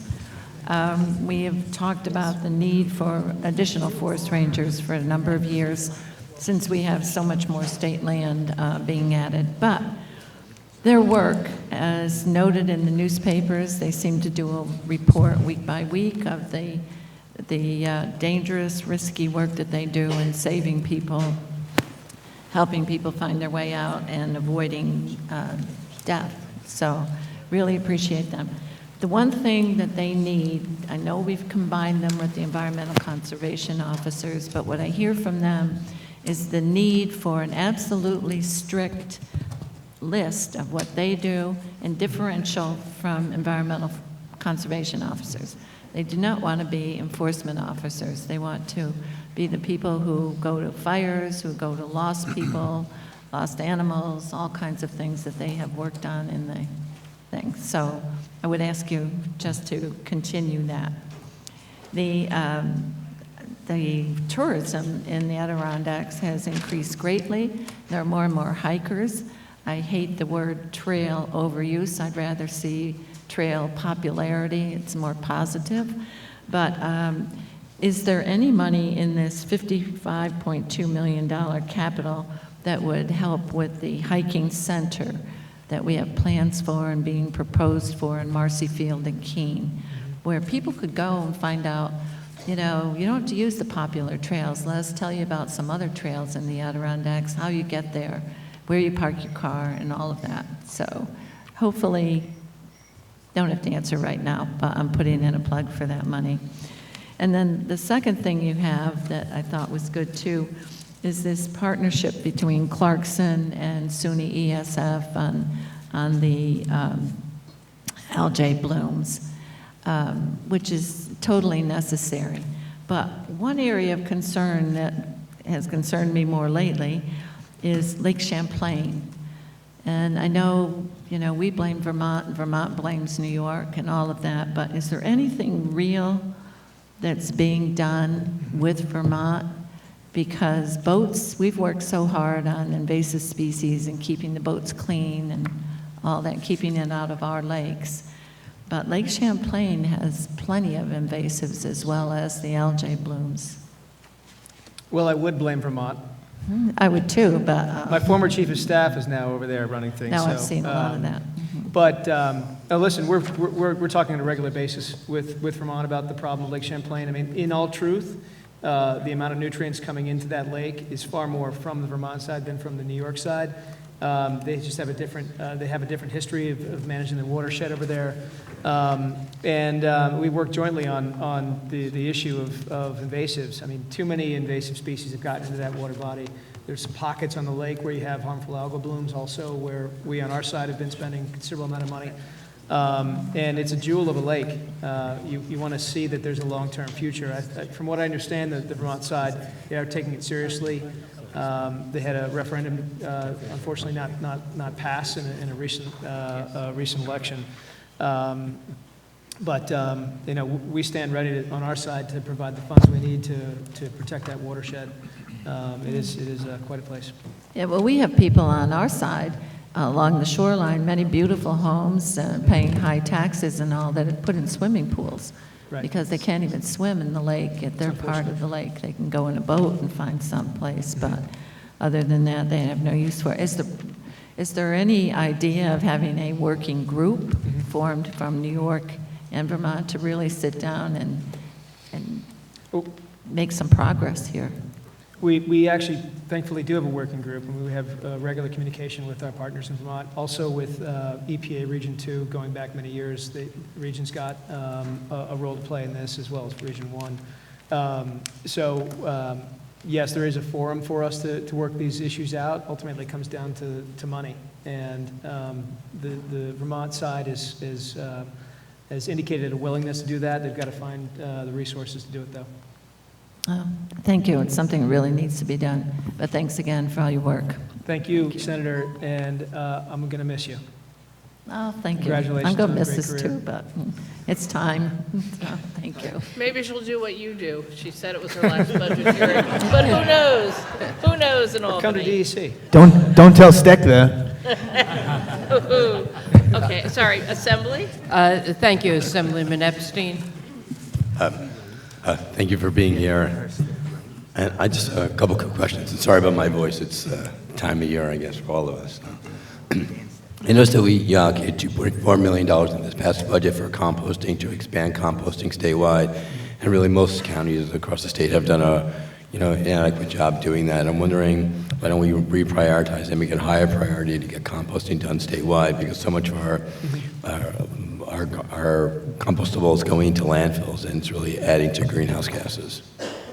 Couldn't agree more. And the legislature did a great job last year passing that organics legislation, which will be rolling out over the next couple of years.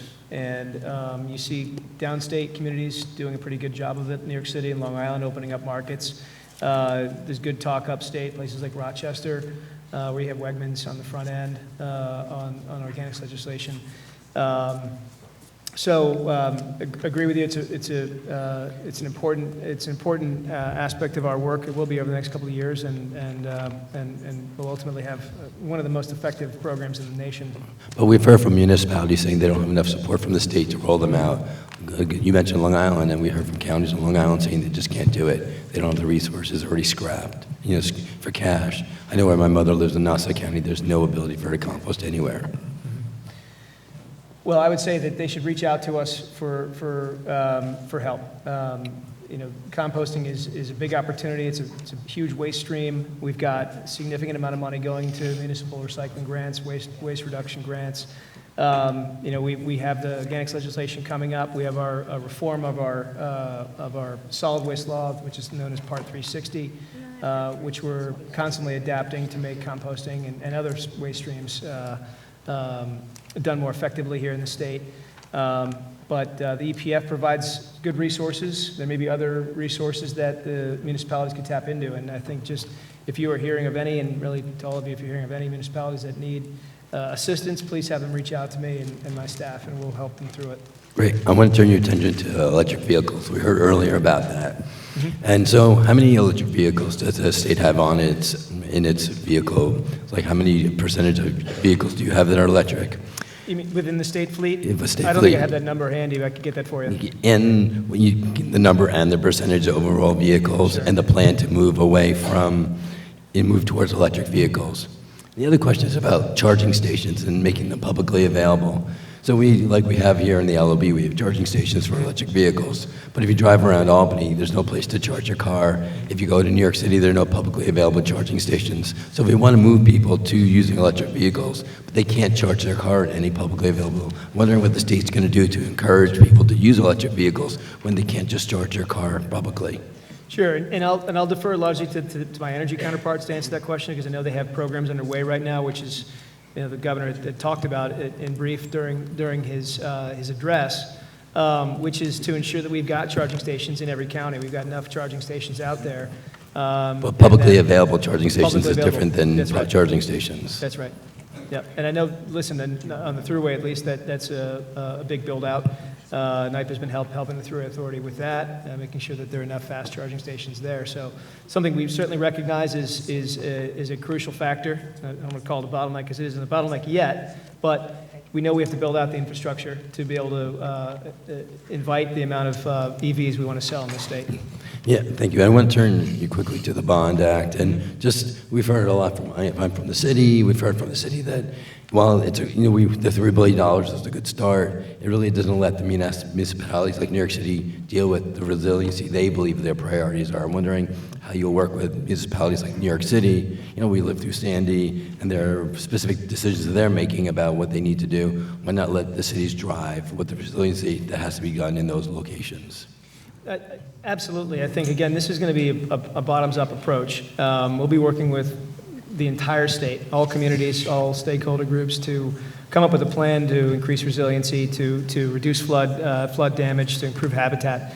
In New York City is a perfect example where you have a huge population and a shoreline that is not built for sea level rise or extreme weather.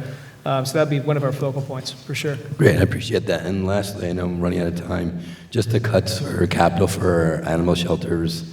I mean, clearly there's a need for it. We've been using the money every year. The need for expanded locations for animals.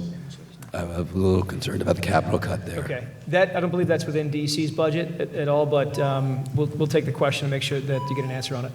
Okay, thanks. Thank you. Thank you. Excuse me, Senator Brad Hoylman. Thank you. Thank you, Madam Chair. I believe this is on. Nice to see you, Commissioner. Thank Senator. you. Thank you. Is it on? Some of them work better than others. Oh, we've been joined by Senator Borrello. Welcome to your first hearing. Madam Chairman. Thank you. Brad, did you get one that you think works? Yes, I think I got one it that does. works. That one works. I can hear an echo. And just think, Senator Krueger, you only have 2 more weeks of these hearings. I wanted to ask you, Commissioner, about the Diesel Emission Reduction Act. It's a question I've asked a number of years. You know, we as a legislature passed it 13 years ago, but just last year we finally stopped delaying the implementation of it, which will mean that all state vehicles and vehicles operating under contract with state agencies will now have to be compliant with those guidelines. Could you tell us what the current compliance rate is for these vehicles and what your forecast is? Sure. Good news. We're over 98%, 99% right now for state fleet. The number is a bit less than that on the contractor side, but the number's been going up considerably. I mean, really has been over the last 3 years, but more so over the last year. I can get you the exact number on the contractor fleets, but there's been a big spike in the last year. That's really good to hear. I'm glad we finally got that implemented. I wanted to also ask you about the cleanup of the Hudson River. And obviously, the state has a lawsuit against the EPA regarding GE's responsibility to finish cleaning up the PCB contamination. Are there other measures the state could be taking to require remediation in the meantime as that lawsuit winds its way through the courts? Good question. So GE's on the hook really for this pollution. We needed the EPA, frankly, years ago to keep GE in the water. And unfortunately, they were allowed to go. And then you had a change of administrations, which frankly, I had held out some hope for in the beginning because of some of the public pronouncements about their commitment to holding GE accountable. Since then, it's gone the wrong direction. And we were forced to go to court to challenge the agency on their decision-making. I want to keep the burden on GE. They've got the deep pockets. What EPA has done is unforgivable. They're projecting, 70-plus years before people can eat fish safely out of the river. 70. 70-plus years. And to the EPA, they believe that that's acceptable under federal law. We totally disagree. That they have the power to compel the company to get back in the water if necessary. We believe it's necessary.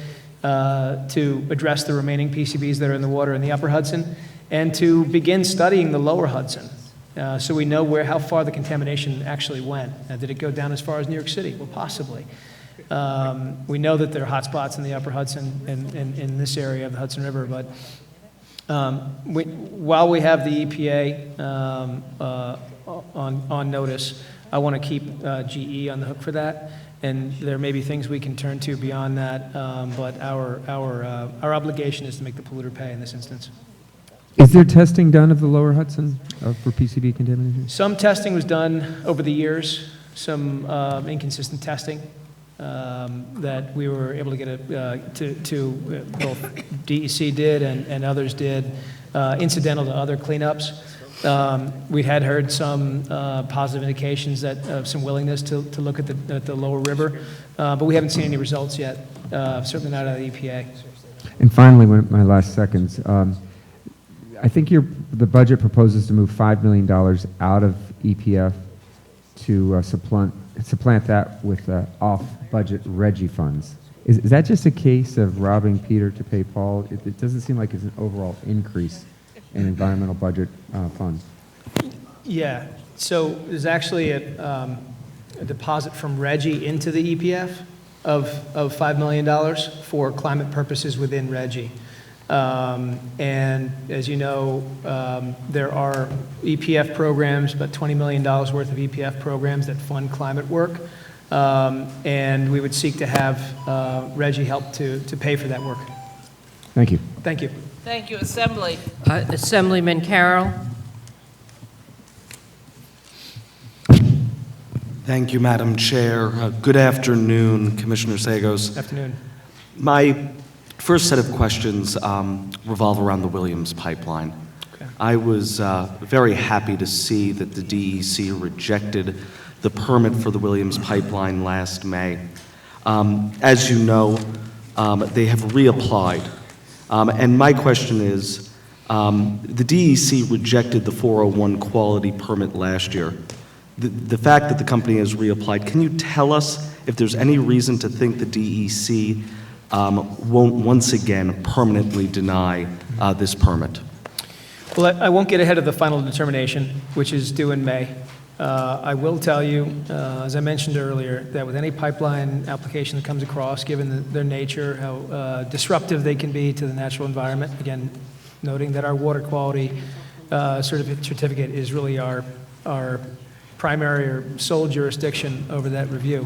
We take those very seriously, and in this day and age, when you see damage to water quality impacting lives on a regular basis, we have to provide the strictest possible scrutiny of those applications. So twice denied, twice reapplied. We understand our obligations, and the clock is ticking on it. Understanding that you don't want to get ahead of the application, but to your knowledge, has anything changed about the project? I have to check with my staff as to whether or not any modifications have been made. The reapplication, I haven't seen the reapplication materials, but that's something that's now with us. And we'll be, obviously, within the time period allotted, making sure the best experts at the agency have given it their hardest look. Thank you. Switching gears, Senator Metzger had asked about this previously. Looking at the aggressive goals of the CLCPA, do you agree, in just your opinion, that the state should stop permitting fossil fuel projects to meet those goals? Well, listen, I'm in a unique position, right? I'm the state's regulator when it comes to the environment. I can't supplant my personal opinion for my obligation to process permits. I mean, that's the bottom line. Do I believe that the state has to get off of fossil fuel? Absolutely. I firmly believe that we have an existential crisis on our hands.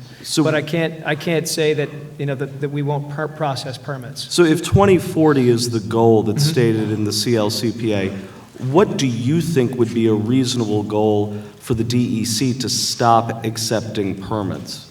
Well, I think this is going to come to the Climate Action Council, and the scope of work that the Climate Action Council develops will guide the state over the next 20, 30 years. That is going to send market signals to developers as to whether or not it makes sense to make those kinds of investments here in New York State. But don't you think a bright line would send the best market signal? Well, I think the brightest line would come out of the most thorough process, and that's what the legislature gave us through the Climate Leadership Act. Well, why don't we flip it? Instead of approving permits, what about the decommissioning of current fossil fuel plants? When do you think there's a year that we need to decommission all of these plants by? Well, certainly by what the law laid out, 2040. 2040. So all will be decommissioned by 2040. Decommissioned by 2040. Thank you so much, Commissioner. Thank you. All right. Yes. Thank you.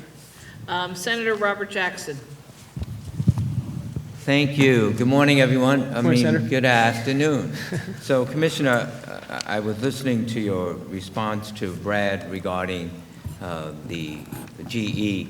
And my question is it necessary for DEC or another agency to file a lawsuit against the federal government because based on the readings here that I have, is that the information that the feds are having is not true. There's still an environmental situation there, so it's necessary to file a lawsuit. Am I right or am I wrong? You're absolutely right. In fact, we did file that lawsuit. So we're in court now with the EPA over this very matter. And yeah, you're absolutely right. The job was never done. They signed off on it and moved along before they'd analyzed appropriately the data that's out there showing a continued problem. So where you feel that, from an agency's point of view, that the state of New York must file a lawsuit in order to protect the people of New York State, you feel that is absolutely necessary part of the process? Certainly in this instance, when we've exhausted all other avenues, right? We provided right before the change of administrations, provided a mountain of data showing a continued problem, and now with the new administration for 3 years, had worked hard to have science be the guide, right? Have the data be the guide. And ultimately, the EPA disregarded the data, went a different direction, and then forced us to sue in court. Okay. I expected your response, because that's clearly an appropriate response, and I thank you for doing that, because I'm just questioning some other things in other areas, which is not DEP, but dealing with education. Okay. And lawsuits involved in that. But let me just stay on that subject. I did not see anything in your presentation talking about education of our youth and the people of New York State, in order so all of us will be engaged in the process of cleaning up our environment. Obviously, the rally and march that occurred in New York City with Greta in New York, obviously it's extremely important. Do you plan on having a partnership with the State Education Department and other agencies in order to educate the populace with the necessity to move forward with this as quickly as possible? Absolutely. I mean, I'm proud to say that we have one of the biggest Facebook and Twitter and Instagram followings in all of state government. Obviously, that's not the only way to communicate with our youth.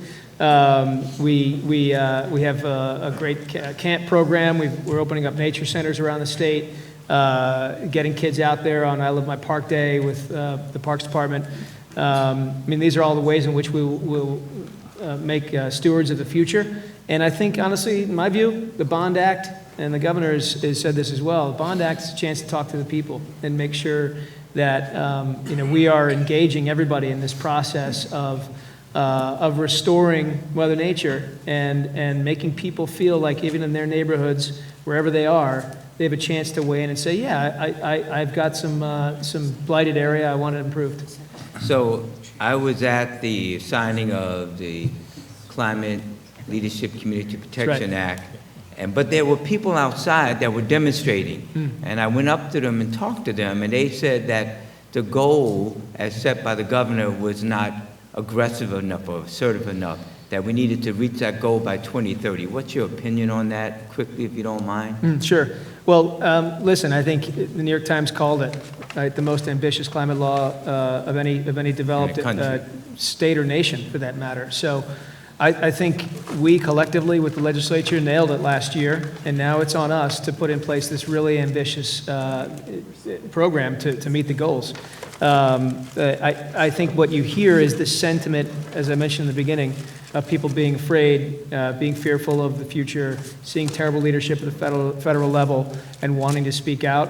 I don't begrudge them that, but I think we're giving them real answers and actual real programs here in New York. And finally, you were here this morning when the demonstration occurred, and they handed this out to all of the senators, at least up here, and assembly members.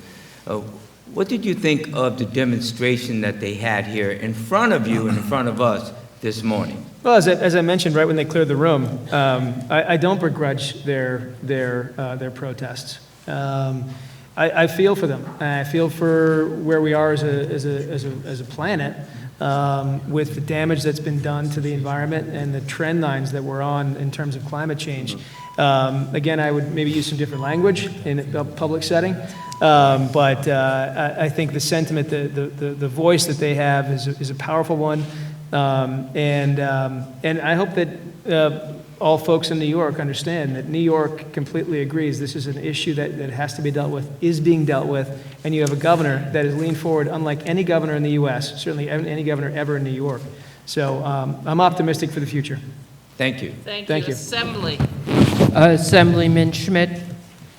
Thank you. Thank you, Commissioner, for being here today. Thank you. I represent New Windsor and the area around Stewart, which has faced PFAS, PFOA contamination. Yeah. We obviously, there's been a great working relationship, DEC, DOH, and a lot of the local communities in combating that within my district and my region. Is there any further update that you can provide, any further funding mechanisms that we should be expecting? Obviously, we have a lot of communities with water crises, pressures. The Intermunicipal Water Infrastructure Grant Program was very helpful to several of my communities. We've gone over some of the concerns already with other questions regarding the process. But if you could just elaborate on some of those things. Sure, I'd be happy to. And one of the things I'm really proud of, actually, is the way we responded in New Windsor and Newburgh to that PFAS crisis. As you know, right now, obviously, the communities are drinking clean water. There's water coming out of the Catskill Aqueduct when it's operating that the state's paying for, and when it's not, out of the redundant ponds and lakes in the area that are PFAS free.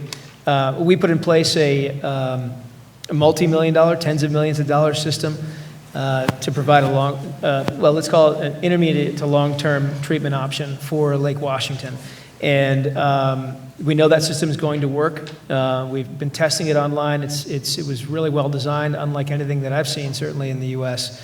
And it's really right now we're going to have to talk to the communities to put them at ease about drinking the water out of a treated system, which is, in my view, a perfectly acceptable way to operate. My view long term is we got to prevent this materials coming off the air base in the first place. DOD has been incredibly slow to the ball, not just here, nationwide. They've got a huge problem nationally on PFAS in drinking water. And they did put in place some measures to prevent ongoing discharges into one of the holding ponds below the base. They've been just slow to the ball. The scope of work is limited. They're not as aggressive as frankly as we are, and that's surprising because it's their pollution. It's not ours. Right. But we understand our role, and in New Windsor, installing lines to connect folks in their houses or public or private treatment systems in their own houses has been very effective, and I appreciate your partnership in that area as well. No, absolutely. Getting to that point, the preservation and conservation of critical land, water recharge areas, et cetera, is a paramount concern to those communities and communities across my district. Unfortunately, the governor vetoed PDR legislation for the town of Chester this past year, which really devastated the community. They're very upset by that. We've also had countywide legislation that's passed the Assembly. It's been held up in the Senate. Would we be able to get a commitment from you to work with the legislature and the governor's office to not veto these items in the future, and whether a stopgap measure between future legislative resolution, maybe we can open up a little bit more stream of funding given we have the increased development pressures and these water contamination concerns? Yeah, listen, absolutely. I would suggest this. Why don't we set up a talk and go through the funds, the sources of funding that are available for watershed protection, because that was one of the elements of the Clean Water Act, Clean Water Infrastructure Act when we passed it, setting aside enough money so that we can do source water protection programs and actual acquisition of land. We spent $36 million, I think, through the Clean Water Infrastructure Act over the last 3 years on land preservation, and that's to protect water quality. So if there's particularly vulnerable watersheds in your district and they're not getting the funding they need, please have them reach out to us, and it certainly goes for all folks in the room here. Reach out to us and we'll help them, coach them through the application process. Great. And real quick before time is up, hunting and outdoor sporting enthusiast activities in the Hudson Valley, a very passionate part of life for many people. New York State has had great R3 success, I believe, especially compared to other states. One thing I see is access is regularly cited as one of the primary reasons that lapsed hunters no longer participate or do not look to be reactivated. Do you have any ongoing, we've had some positive news with announcements this year, last hunting season with some additional state lands. Are there any additional programs that we should expect announcements on or ways that we can collaborate going forward on the access piece of R3? Certainly, and the Restore Mother Nature Bond Act would be a fantastic funding source for our open space and lands, again, making those investments, single investments that have dual purposes. Setting aside watersheds to protect water may also be the fantastic hunting spots. We do have an access improvement program both through New York Works and Clean Water and EPF to improve access to our backcountry. As somebody who went out 8 times this year and got nothing, I'm looking forward to what access might come in the future. But it's a top priority of mine, top priority of the agencies, and certainly the governor. Thank you, Commissioner, and Thank you. look forward to having you down in Orange County next season with me. Thank you, Senate. Thank you. Senator May's next. I'm just trying to coordinate. When are you scheduled to protest? Because you take time away from everyone else, so I don't want you to interrupt Senator May. We're not here to protest. You're not? We're here to enforce, and we're here to reinforce that we need money in the budget. I appreciate that's why people come to testify. We see you. Okay? Okay. But the other folks took a couple of minutes, so I was just trying to estimate. Senator May, do you want to get started? Yes, thank you, Thank Madam you. Chair. And thank you, Commissioner. I do want to turn back to waste issues, and starting with fracking waste. You talked about that there's not fracking waste coming in and Right. to be used as in place of road salt, but my information is 635,000 tons of fracking waste have been brought in from Pennsylvania and sent to landfills, especially upstate where I represent. And Rolling Stone just did an expose about just how toxic fracking waste can be and how radioactive it is, but DEC has so far not chosen to regulate it as hazardous waste. Is that on your radar? Is that something that you're planning to do? It is, absolutely. Let me make sure I clarify something here. There is no toxic fracking waste coming into New York State from any state. What Pennsylvania had been sending into New York State to a few landfills was drill cuttings, which is rock and dirt. And I know those numbers have gone down significantly as fracking has started to dry up in Pennsylvania. There are fewer wells being drilled. I don't have the most recent numbers, but again, just to clarify, this is not anything but rock and dirt from when the wells themselves are drilled. Okay, I have different information, but I'll follow up with you about that later. Please. Let me ask also about the waste tire fee. We all pay a couple dollars every time we buy a new tire. It must have mounted up to billions of dollars at this point. Where does that money go? Well, it goes primarily into remediating waste tire piles. And there originally was at least 60 million tires known. And over the years, we've been chipping away at the piles that are out there. I'm not sure how many tires are left. We estimate something in the range of 2 to 4 million, and that's what that money goes towards is remediating those really complicated piles, which in some cases are way out in the woods, grown over, and present a public health problem when it comes to water ponding within the tires. And there's also we also have staff that are on that fund that are implementing the fund itself. Is there a fund that is transparent that we can sort of check up on and see where that money? Sure, has come be from happy. and where I think somebody asked me this last year, and we presented some data on that. Be happy to share that with you. Okay, great, thank you. Now, upstate, we have a lot of flooding issues. We've talked about that a little bit so far, but can you just say where in the budget money is for addressing flooding, say, in the Mohawk Valley? Is that, I don't think it's the Clean Water Infrastructure Fund, is it, are you anticipating the Bond Act would partly go to that? Following Hurricanes Irene and Lee, we started to conduct these engineering analyses of some priority water bodies in the Mohawk Valley and found, based on that engineering, we're able to front-load projects, right? We had ready on-the-shelf engineering, did a project in Utica, Whitesboro. There's a perfect example of that. Since then, we're in the midst of 41 other priority water bodies around the state where we're studying the engineering issues surrounding flooding on those. The Restore Mother Nature Bond Act would absolutely be designed to address those persistent flooding problems. And we would look to the Mohawk Valley, which has had problems for years with flooding. Now, we also, separately, NYPA, as you know, New York Power Authority, has proposed a reimagining of the canal system. One of the big changes would be the reduction in flooding of the Mohawk Valley. So between what we're prepared to do through our funding, EPF, Clean Water Infrastructure Act, Restore Mother Nature, and what NYPA is going to do, I think you'll see some significant changes within the next few years on the Mohawk.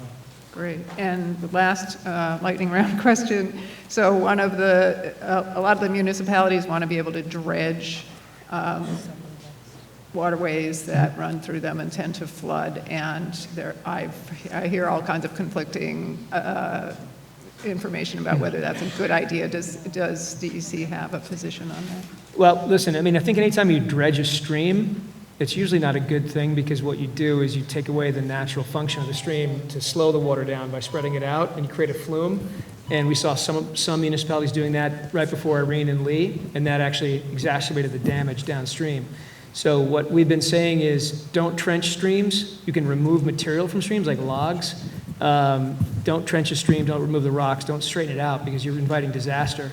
And that's, in fact, what we're trying to do in Whitesboro, which is take a flume stream and restore the floodplain so that you're slowing the flow of water coming through there.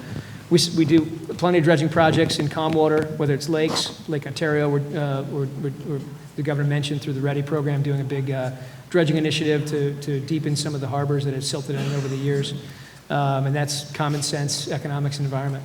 Okay. Thank you. Thanks. Assembly. Assemblyman Tague. Good morning, Commissioner. Good afternoon.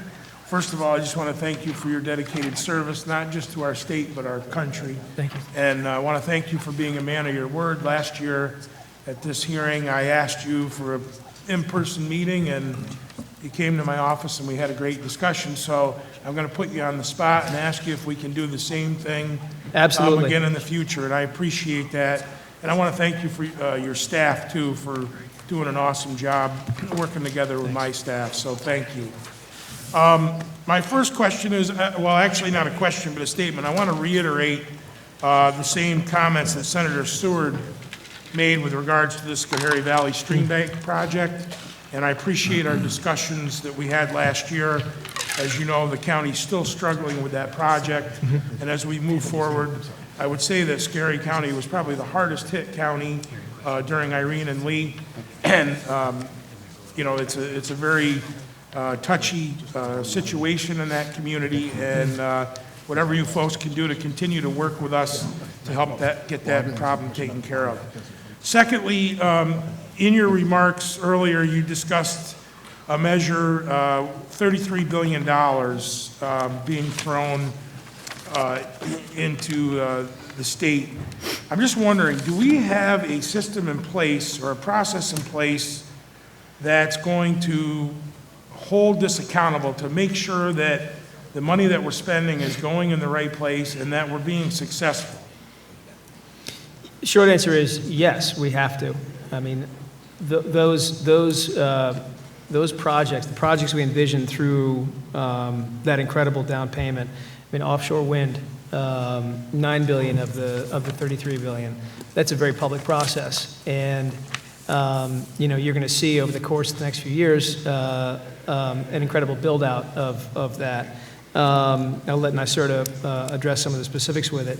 Same thing on land-based renewables. $6 billion on land-based renewables. Some of those projects being constrained by the existing Article 10 process, which needs reform. We need to be able to get those projects, solar and wind, through much more quickly. The Green Bank, as you know, is a public process as well. And the work that we do through the Restore Mother Nature Bond Act will actually absolutely be transparent. It would involve, frankly, everyone here and all the voters in the state. Okay, thank you very much. I appreciate that. I also just wanted to touch base with you again in the budget. I did not notice whether we increased our maintenance budget with capital projects that have been done in the past. And we discussed this in our meeting. You know, just in my district alone, Catterskill Falls, the DEC did a wonderful job up in the park with the trails.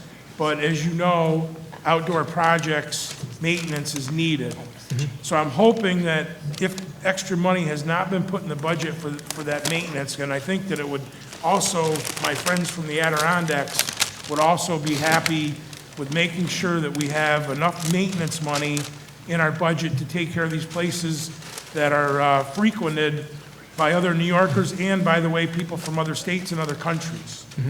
And that also brings me to, there was a lot of discussion by Senator Little and my good friend Assemblyman Steck with regards to the Adirondacks.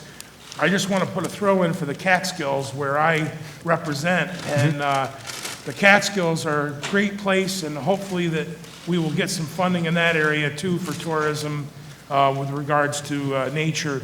And lastly, Assemblywoman Fahey had brought up the issue with tires.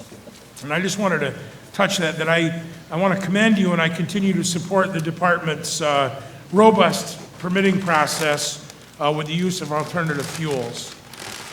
Many states across our nation and either other countries have approved alternative fuels, including tires. And it may be a way to get rid of different items that we're still holding on to that we're not quite sure what to do with. So I want to commend you. I want to thank you for your time this morning. And I, too, am glad that you're back. And looking forward to having our meeting again. Thank you. Great. I look forward to the meeting as well. Certainly the Catskills, big priority. We're putting money into the visitor center right there on Route 28. We're proposing to through the budget. Our stewardship numbers are up as well within the EPF. We have New York Works funds going into the Catskills. So that's a significant portion of what we do. And on to maintenance as well. It's also an EPF steward and New York EPF stewardship and New York Works function. And we've gotten good support from the governor and the Division of Budget now for the last 5 years on that front. Thank you. Thank you. Senator, thank you. Senator Tom O'Mara. Thank you, Senator Krueger. Good afternoon, Commissioner. Thank you for your patience and your diligence in testifying here today. Thank you for coming to meet with me last week and discussing some issues in general. I've got a few questions for you with regards to the polystyrene ban.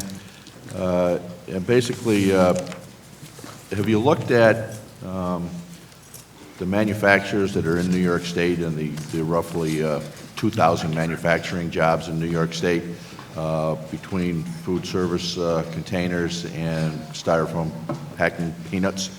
And you've mentioned in your testimony about repurposing these facilities. Where are you in that process? Well, very early on. The proposed ban is just been set forth by the governor. And again, it's not so much we would repurpose the facilities, but ultimately help them open up new product lines that would be acceptable here in New York State. Again, they would still be able to sell polystyrene foam out of state. They're still capable of producing polystyrene foam for non-single-use purposes, such as in building materials and whatnot. But if there are alternatives, and we know there are, compostable materials that can be used for single use that don't need to be thrown into landfills or pose health problems, we will help those businesses over the next 2 years. I mean, if this goes into effect, if this goes into, gets through the budget and then becomes law, it doesn't go into effect for 2 years. And that 2-year period will be a significant amount of time for us to help to transition the industry. There's additional language that I think Senator Comiskey mentioned earlier about giving the department authority to review and limit or ban other alternative products to the polystyrene food containers or peanuts. Why would one of these manufacturers want to get into another product line that you may ban down the road on them? And this language gives you authority to promulgate these regulations without coming back to the legislature. Well, we would never do that. Let me tell you why. Because banning polystyrene is for a variety of very important reasons. First of all, contains benzene, polystyrene itself. Styrene is a health hazard, known carcinogen. Secondly, they're single use. They clog the waste stream. New York City itself, 29,000 tons, I believe, last year of polystyrene, single use, disposed of in landfills. Incredibly expensive.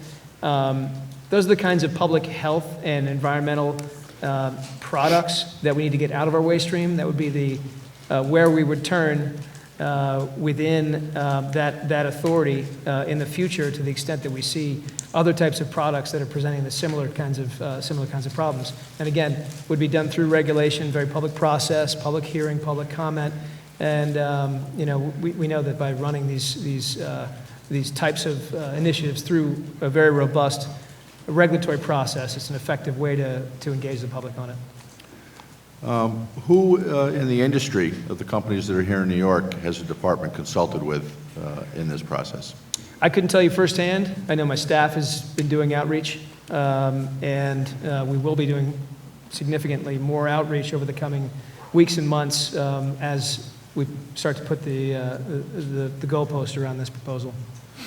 I want to applaud the governor here on his effort on product stewardship and what you mentioned, product stewardship on mattresses and carpeting, which is a great step and I think builds upon what we've done with e-waste and last year with paint stewardship. Why would a stewardship program for polystyrene be pursued? My understanding is the industry would have interest in setting something up similar to a paint and stewardship program to recycle and reuse this rather than put it into the waste stream. Right. Well, my understanding is that polystyrene is very difficult to recycle, unlike carpets or mattresses or any of the other products like e-waste that we worked on together a few years ago, which are more easily recyclable and have greater value. It's much more difficult to put that kind of value on things like packaging peanuts and other types of polystyrene, which just inherently are usually dirtier and harder to handle when they get back, much more contaminated. I'm out of time, but I would just encourage the department's caution in moving forward when we're dealing with 2,000 manufacturing jobs in this state that are extremely important to our economy in making these decisions of, totally banning a certain product. But thank you. Thank you, Senator. Thank you. Assembly. Thank you. We've been joined by Assemblyman O'Donnell, Chair of our Tourism Committee, and for a question, we go to Assemblyman Colton. Thank you, Commissioner, for your perseverance in answering questions throughout the morning and now the early afternoon. Thank you, Senator. I was pleased to note how the governor clearly did state the graveness of the climate change problem and did talk about it right up front in his budget. But there's a lot of frustrations, especially by those who have been working on the issue, as we saw at the beginning of this hearing, because it's such an enormous challenge, and we really are so at the early stages of dealing with it. It's a worldwide challenge, really. I think one of the things that, is important is if we come up with as much specifics as possible. Now, last year we passed the CLCPA, which I think gives us a good foundation.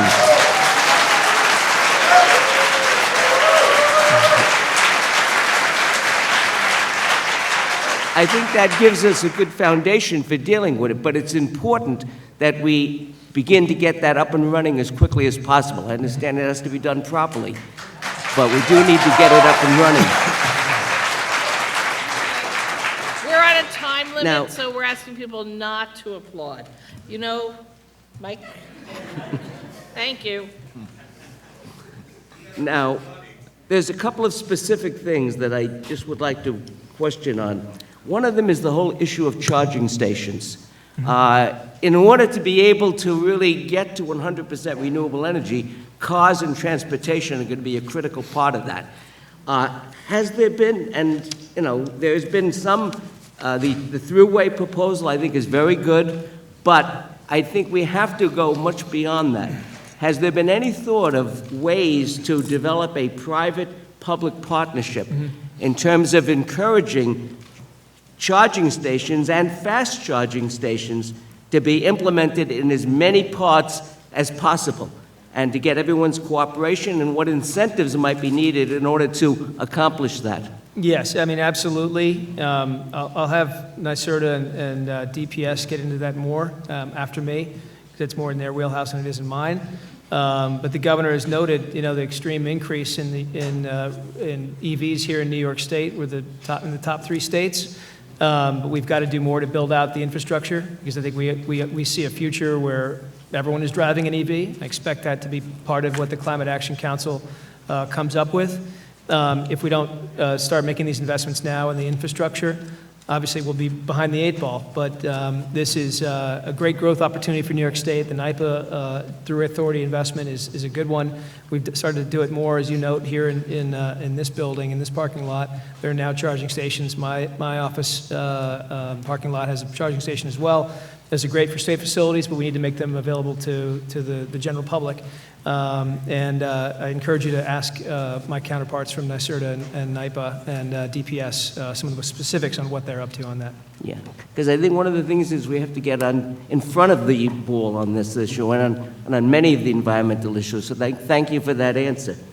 Also, in terms of the Williams Pipeline, I also was pleased with the way DEC has handled this issue, and where the governor has handled it in terms of National Grid.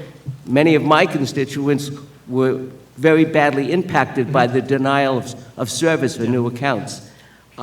Is there any legislation that may be needed, or any way that we can change the process so that one of the things that should be considered in permitting or in approving permits is the issue of the state's target of renewable energy by, I was one of the ones that think we should do it by 2030, but 2045, 2040, 2045. Is there any way that you can suggest, or any changes that we might make to the authority of the agency to be able to consider a state's energy policy in terms of converting to renewable energy? Well, listen, I think what you all did last year with the governor to enact the climate, the world-known climate law is going to be a fantastic opportunity for us to chart out what we need to do legislatively, regulatorily, and administratively to meet those goals. So I think you've already done that. What we need to do is get the meetings going this year as quickly as possible and begin pumping out ideas to both the executive, the agencies, and the legislature as to how we can meet these goals. And I appreciate that. My time is up, but as I said, this is very urgent, and I appreciate your answers and the governor's comments on this. Thank you, sir. Thank you. Thank you. And just do me a favor, just turn around so that everyone will see that you saw. Everybody. Okay? Thank you for coming. And sorry, I'm just going to clean up a little bit for the Senate. Is it on? I think it is. Yes, thank you. Thank you, everyone, for their patience. I know there were some questions by Senator May about the fracking, and that the governor wants to make the moratorium permanent, which we're very excited about. But why did he not include gel fracking as well as liquid fracking in the language? Propane Gel propane fracking. Yeah. Thank you, Senator Metzger. Yeah, good question. I mean, we're proposing to ban fracking permanently. Whether or not that should extend to propane gel, I can't comment at this time, but I don't believe any pending applications of propane gel fracking in front of the agency. There was at one point. I think I'd have to double check with my team to see whether or not it exists any longer. But we would have concerns with putting propane gel in the ground for the purposes of fracking. Okay. So I would suggest you take a look at the bill Senator Metzger and I have introduced and the language in it, because we think that is the language that should be in Article 7 language. It just seems common sense. Why would we want to inject petroleum products into the ground to bring natural gas out? The whole thing is sort of a double whammy for us. Be happy so to take a look speak. at it. Thank you. Thanks. Oh, sorry. So sometime in the next, let's see, how much time do you have? Under the CLCPA, DEC has until the end of the year to conduct a rulemaking to establish a social cost of carbon for the state. When do you expect the regulatory process to commence? And what models will DEC be using to look at to inform the process? Well, the regulatory process is underway at DEC right now, has been for some time. So we hit the ground running right when the law passed, so we can turn that around to the public through the regulatory rulemaking process. And I expect at some point, probably in the spring, summer, that'll be out in draft form, and folks will have a chance to see how we've come up with the various numbers we do. How much money do you think the state needs to invest on an annual basis to make sure that we're meeting our climate action plan targets over the next several years? It's a good question. I mean, I think that the number that's been put out there, again, is a number that didn't exist at all. Certainly not 5 years ago, not a year ago.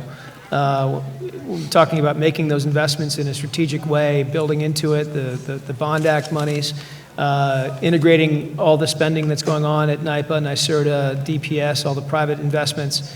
I don't think we know the number yet, what is needed on an annual basis, but I think what we have in front of us now is a significant down payment towards what we know we will need. We need the Climate Action Council to do its work, present us with the scoping plan, present us with the vision for the future, for the economy-wide investments.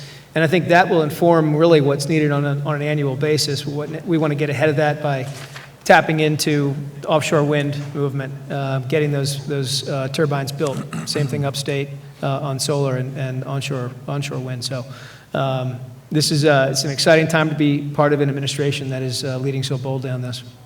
Thank you. And then last, so I'm from New York City, so we're particularly concerned downstate about the fact that there is a study going on, New York, New Jersey harbor and tributary study. The state has to pick up 25% of the $20 million cost for the Army Corps of Engineers. There are any number of people who have been concerned that various proposals being made by that group might flood one section of the region to save another section. So how is DEC engaging in this process, considering I think most of us think none of New York ought to flood? I would agree. Particularly if you're spending that kind of money to try to come up with a plan to avoid that. I would agree. And listen, that's an Army Corps process. We are the local sponsor for the study itself. I don't think anyone would disagree that we need to study alternatives to the current system, which right now leaves all of lower New York really exposed, Long Island, New York City, to storm surges we saw in Sandy or sea level rise. So we clearly need to think big. The one that got the most attention last week at the presidential level with the proposal for a huge storm wall which cost $119 billion. Listen, that's one of 5 alternatives. Maybe there's more than 5 alternatives out there. We've got to throw everything against the wall and see what makes sense. And ultimately, you're absolutely right. No section of New York City, no section of New York should be allowed to flood.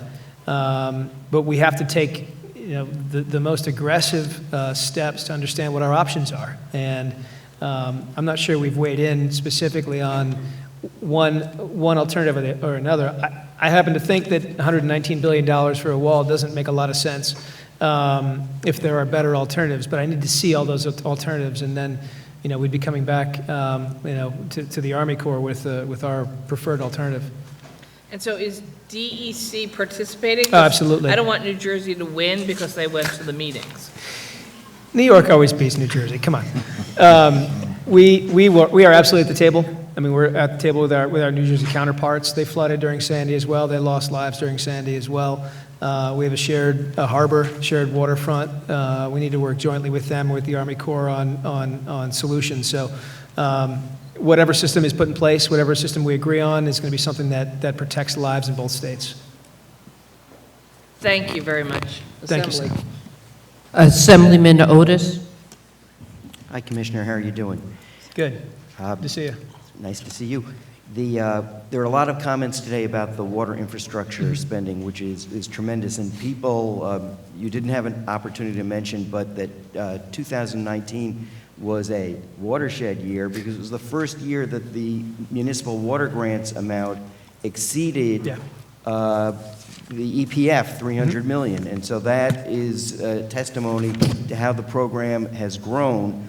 And so the two things I'd like to share today and ask you a question about is, number one, what we're hearing is the need is going to continue, and the need is out there. Municipalities are getting their projects together, and so the fact that there's funding going forward is great.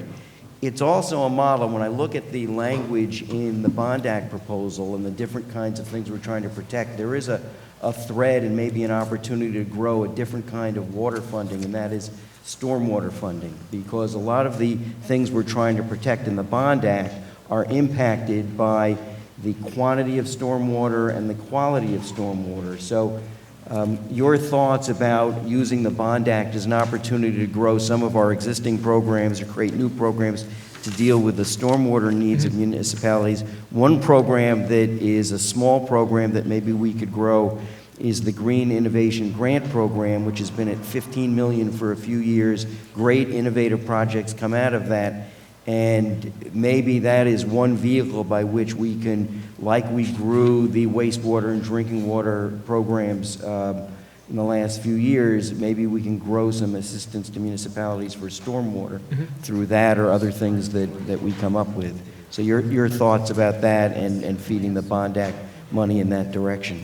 Sure. Thank you for raising that. Absolutely. I think it's central to the Bond Act concept is the idea of better controlling water, right? That's the problem that we sustain with climate change and severe storms is flooding primarily. So how do we slow the flow of water off the landscape? How do we contain more of it?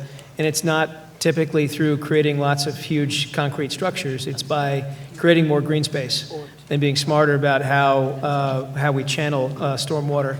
So I think absolutely all of these things that we're talking about with habitat, reconnecting streams, dams, even shellfish, restoring some of the natural functions of the planet here in New York, would involve stormwater controls, and we would look to where the problems are locally across the state, Westchester or anywhere else, where you have lots of runoff problems, and see what we can do to put those public monies towards that public purpose and then you benefit from all the habitat improvements as well. So it's an all-in approach. Well, thank you for the good work of DEC and EFC on these matters, and I also thank you that in the governor's budget is a proposal to give you more flexibility for lending to higher needs communities for water projects. I have a bill on that, so I'm happy that I have one less bill I have to pass because it's in the budget. So thank you. Great, thank you. Senate. Senator Ord. Thank you. Senator Ort. Thanks, buddy. Rob, you're up. Yep. Thank you, Commissioner. I just have two quick questions. One is a point of clarification on the ban on styrofoam. Does that extend to incoming, shipments, whether they be from outside of New York or wherever it was, or does that only extend to New York-based companies and things originating from the state? So you get a package from Amazon or something that comes from another state that contains polystyrene, that would not be banned. It would be banned only if it's being generated here in the state, right? So a product being sent for shipment from, Buffalo, Niagara to Albany couldn't put polystyrene into it.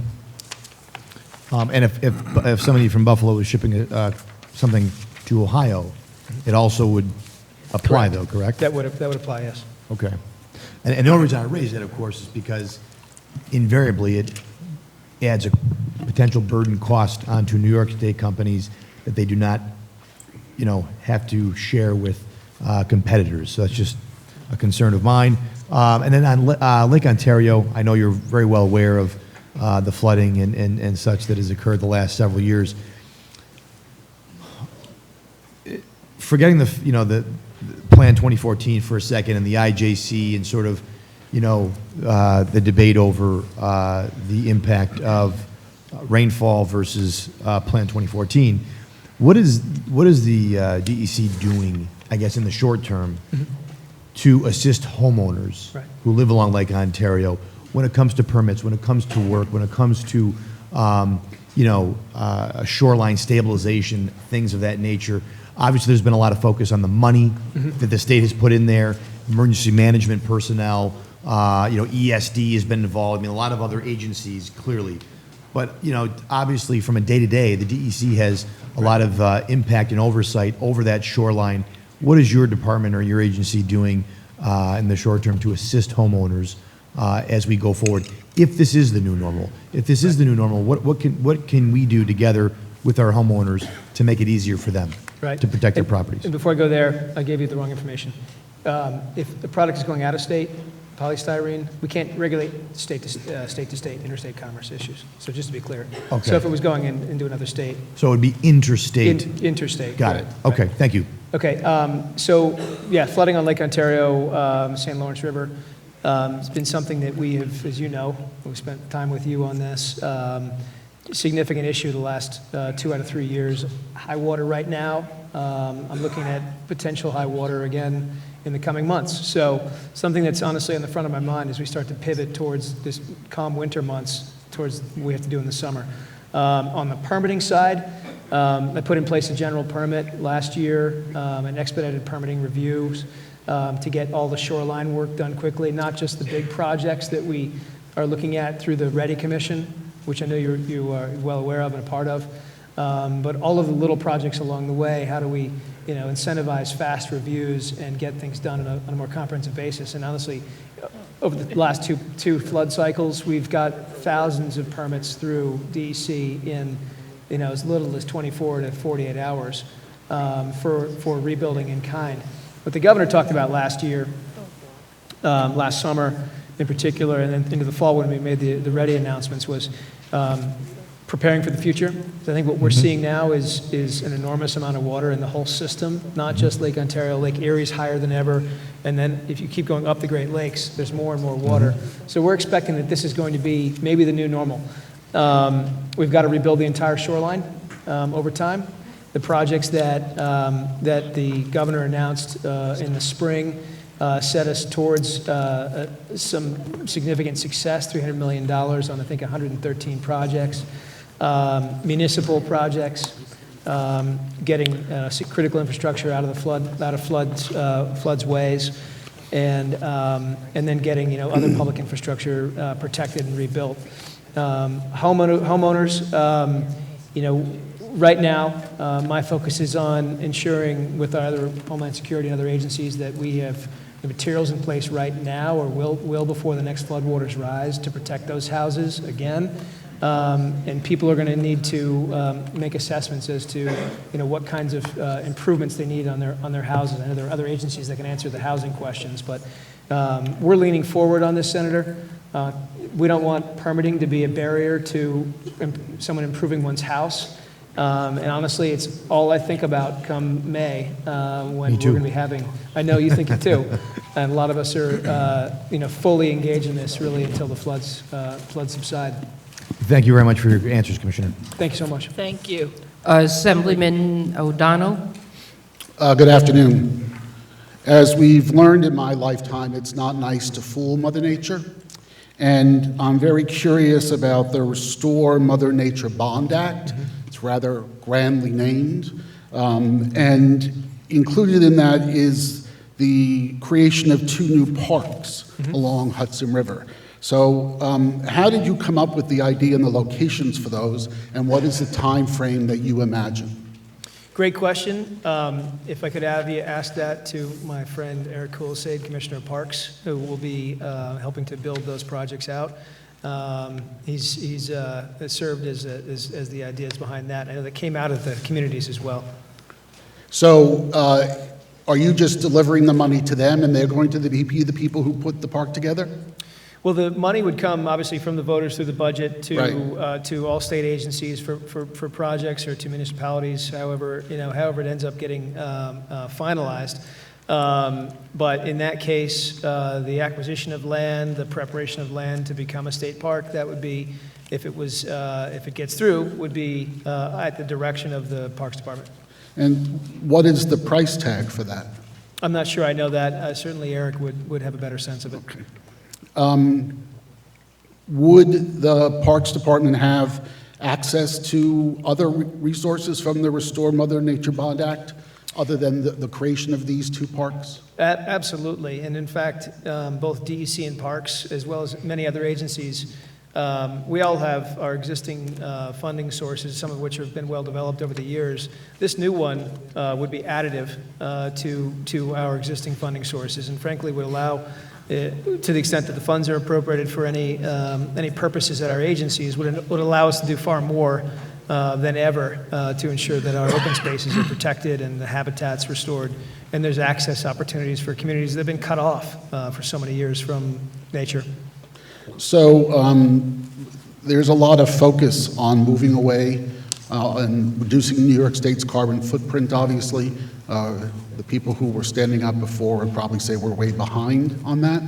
And so the question I have is, do you have plans to expand, let's just use an example, solar on state lands, whether they be park lands, or more importantly, when I was corrections chair, I went to 38 prisons, and there's a lot of open land there where you could easily put solar panels. And the other benefit would be you could then create a training program for inmates to learn how to install them and fix them. So when they get out of prison, they have a skill that's much more 21st century marketable than other skills and would work better for many of the people who were there. So is there any plans to try to get correctional facilities, state parks, and other state lands to increase the solar footprint? No, that's a great idea about using our prisons for these reasons and these purposes. Absolutely, we would think, what lands are the most appropriate for the build out of this expanded network of renewables, solar and wind. There's an enormous amount of land out there, whether it's in state hands or not, I can't say, but brownfields, Superfund sites, industrial sites, former industrial sites, quarries, on and on and on, impacted land that we will look to build out and prioritize.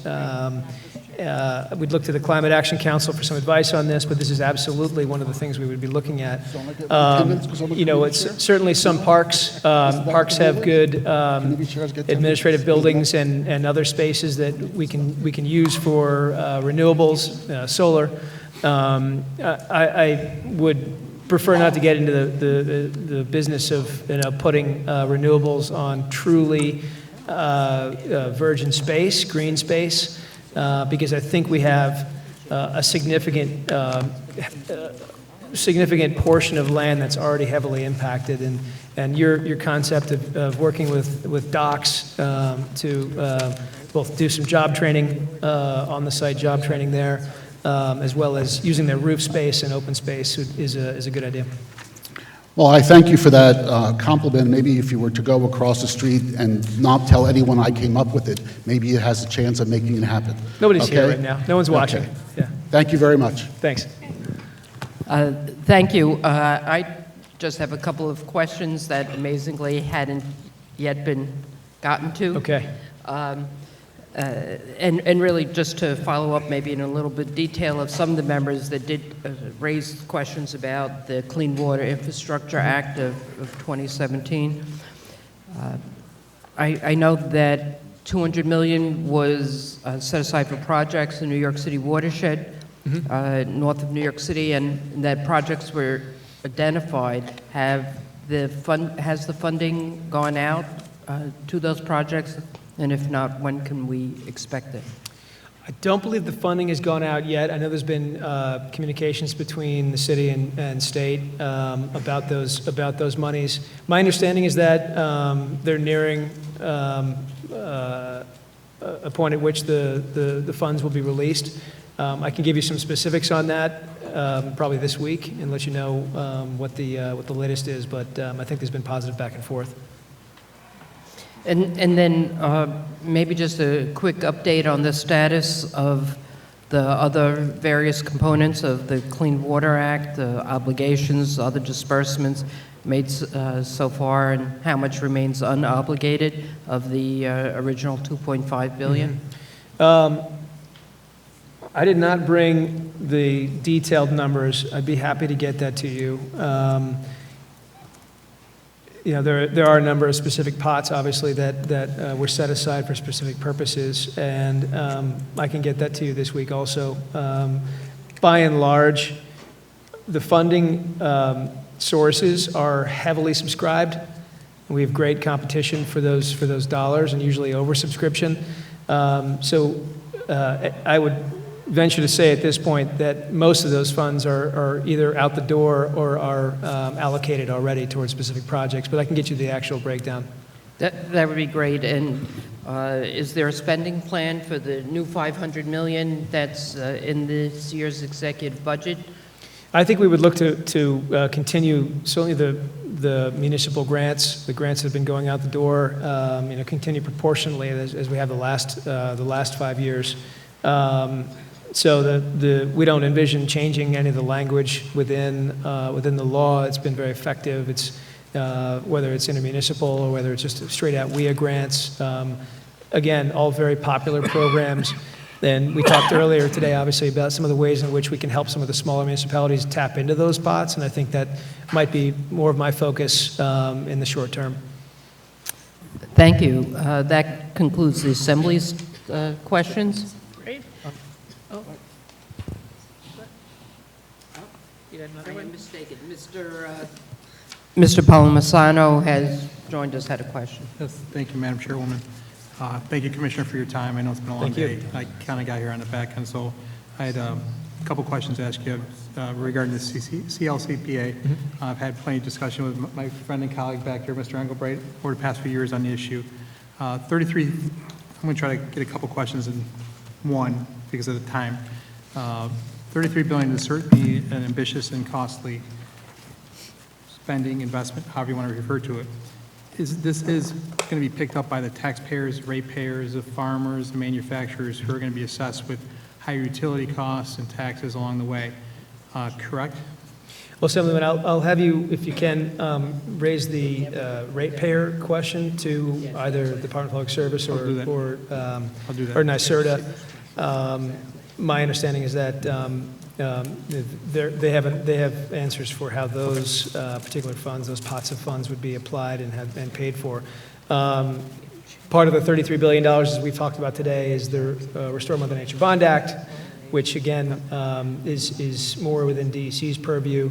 Those ultimately, if the voters say yes, would be coming out of would be a yes from the taxpayer. I do have a question on that too. Given the CLCPA only affects New York State, and it's given that New York State only contributes 0.5% of the total carbon emissions in the world, and only 3.3% of the total carbon emissions in the United States. What significant impact is this really going to have on the total carbon emissions that we're having going out in the world when Russia, China, India, Pennsylvania, Ohio, North Carolina aren't participating? And how will we also deal with the impact of carbon leakage when these businesses, manufacturers, farmers leave New York because there's no place for them to do business here anymore because of the costs that we talked about that you've acknowledged, are going to be going to these other states? And then if they don't have strict regulations, their costs, the carbon leakage is going to get up. So what have we actually accomplished? Is it that you just think that the governor thinks we're just going to lead the country and the world in this, and that other places are going to keep following suit and follow us right along the way? And if your answer to that question is yes, I have a bridge to sell you a little further south from here that's only going to cost no more than $4 billion. Well, respectfully, I think if we don't step out, no one's going to. I mean, we have a federal government that's in full retreat. They walked away from the Paris Accords, which would have, frankly, done internationally what the problem that you're tapping into. And I think the governor saw this coming a few years ago when the president pulled out of the Paris Climate Accords, starting the U.S. Climate Alliance with California and other states. Now it's more than half the U.S. population subject to the U.S. Climate Alliance, and all states having made a commitment to do perhaps not as much as New York has proposed to do or committed to do, but nonetheless picking up and working collaboratively on that. There are other programs that we do multi-state that address that exact problem. One of them is RGGI. There are the Regional Greenhouse Gas Initiative. The CLCPA, the Climate Action Council, is going to look at issues of carbon leakage, issues of collaboration with other states. I mean, there are a lot of initiatives underway, multi-state initiatives, that the Climate Action Council will probably take up and recommend thumbs up or down for New York. We are entirely mindful of carbon leakage, creating programs here in New York that ultimately push carbon elsewhere or push jobs out of the state. The way that the law was drafted, in my view, was really effective in recognizing the coming problems if you don't do this right. So bringing in a workforce component, bringing in a jobs component, recognizing all sectors of the economy needed to be part of putting this scoping plan together, I think ultimately is going to put the state out in a leadership position, but we're not going to be alone because other states see that we're going to start tapping into a massive jobs opportunity here. And that's really, for me, what I think the big legacy of this is going to be is, yes, we're moving the state towards green economy, but fewer emissions, but we're moving it towards a greener economy, which I think is going to be sustainable for decades to come. Thank you. And on the issue of carbon emissions, I'm not here saying that we shouldn't be doing something. And my concern was that it seems like we're doing it alone and the impact it's going to have. But when we talk about carbon emissions, the New York Independent System Operators puts out a report annually. And isn't it not a fact from the reports, and it's been documented over the past 20 years, carbon emissions in the state has decreased because of natural gas replacing coal and oil and dirtier burning fuels by, with New York City replacing all the oil boilers and dirtier burning fuels. Because of natural gas, carbon emissions have actually went down in the state, but now it seems like this administration is trying to push away from natural gas altogether, and it just seems like the wrong approach to me.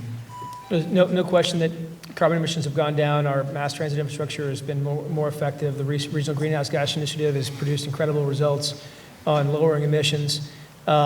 We need to think a lot bigger than that. Obviously, that's what we've done with the climate law from last year, which is, looks at challenging us to go even farther on the issue of renewable power. But also looks economy-wide. Again, we talked earlier about transportation being the largest source of emissions in the state. That's something we clearly have to focus on. We also have to look at our lands, look at our farmlands to make sure that they're part of the solution as well and benefiting from wherever we end up. So that's to me, I feel like we are more than on the right track, and we've got the governor behind us with an incredible commitment of money. Thank you. Thank you, Commissioner. Thank you. I believe that ends your required occurrence before us. Only 3 hours, that's not so bad. Not too bad. Right? Yeah, thank you very much. Right, 3 hours plus 2 demonstrations. Thank you very much all for your attendance. And as you get up and move along, we're going to invite Eric Kulisade, who is the Commissioner of the New York State Office of Parks, Recreation, and Historic Preservation, to replace you. Yeah. And for those on the panel, it might be a good time to stretch your legs for a few minutes. I'm still dehydrated.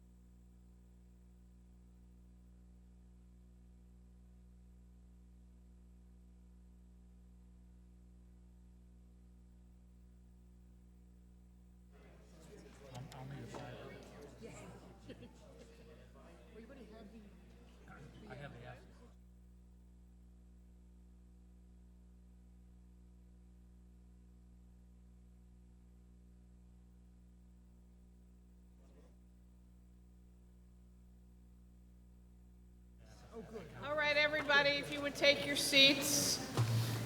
I know it's hard to imagine anything more exciting than Basil Sagos for 3 hours, but I am convinced that Eric Kuslade can be just as exciting in less than 3 hours.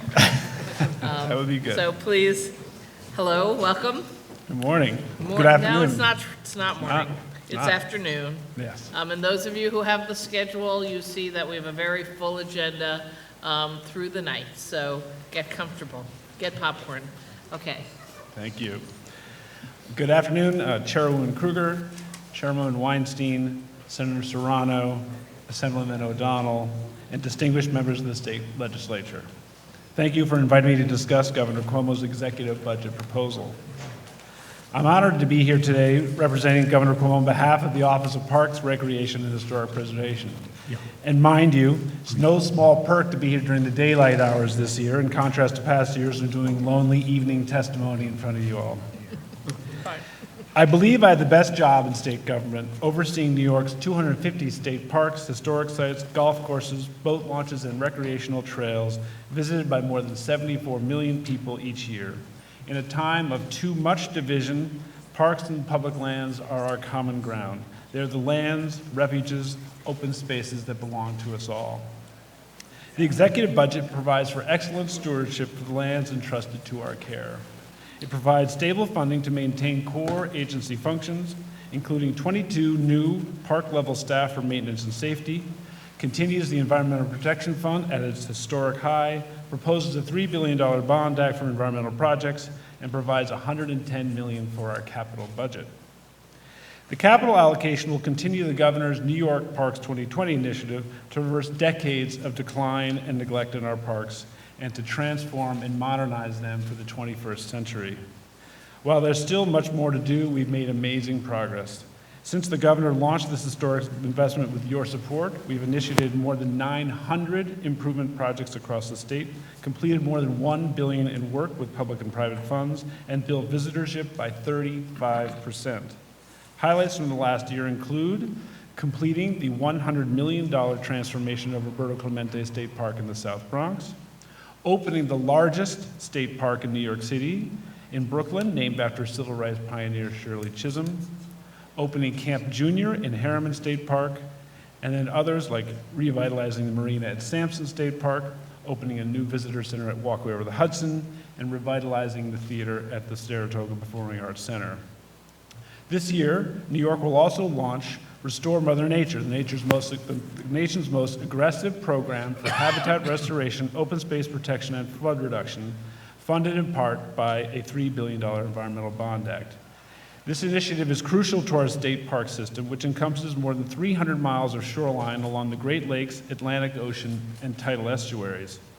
Significantly, the park would fund 2 new state parks, a 508-acre former quarry in Kingston offering dramatic Hudson River views and an extraordinary restoration opportunity, and a Hudson Eagles State Recreation Area that would upgrade 5 state boat launches to better water access between Albany and Hudson. If you've ever spotted eagles out the riverside of a New York to Albany train, you've seen this area. The governor's response to climate change also includes a proposed solar energy corps to train young New Yorkers to build solar energy arrays and install solar energy equipment at state park and DEC facilities. This will not only save operating dollars, but it will provide green training to young students from underserved communities and support our goal of making our parks 50% electric energy neutral by 2025. By fully funding the budget, the executive budget will enhance our stewardship and protection of the state's natural and cultural resources and connect parks and people with more education and access. This year's budget increases EPF funding for the very successful Connect Kids program, an initiative to bring more youth into our parks and create the next generation of environmental stewards. Since 2016, approximately 300,000 students have visited state parks, historic sites, and DE facilities thanks to the program, with a 30% increase in 2019. The budget also includes EPF funding to continue the successful Friends Group Capacity Grants program, providing grants to Friends Groups to support state parks, historic sites, and DEC lands.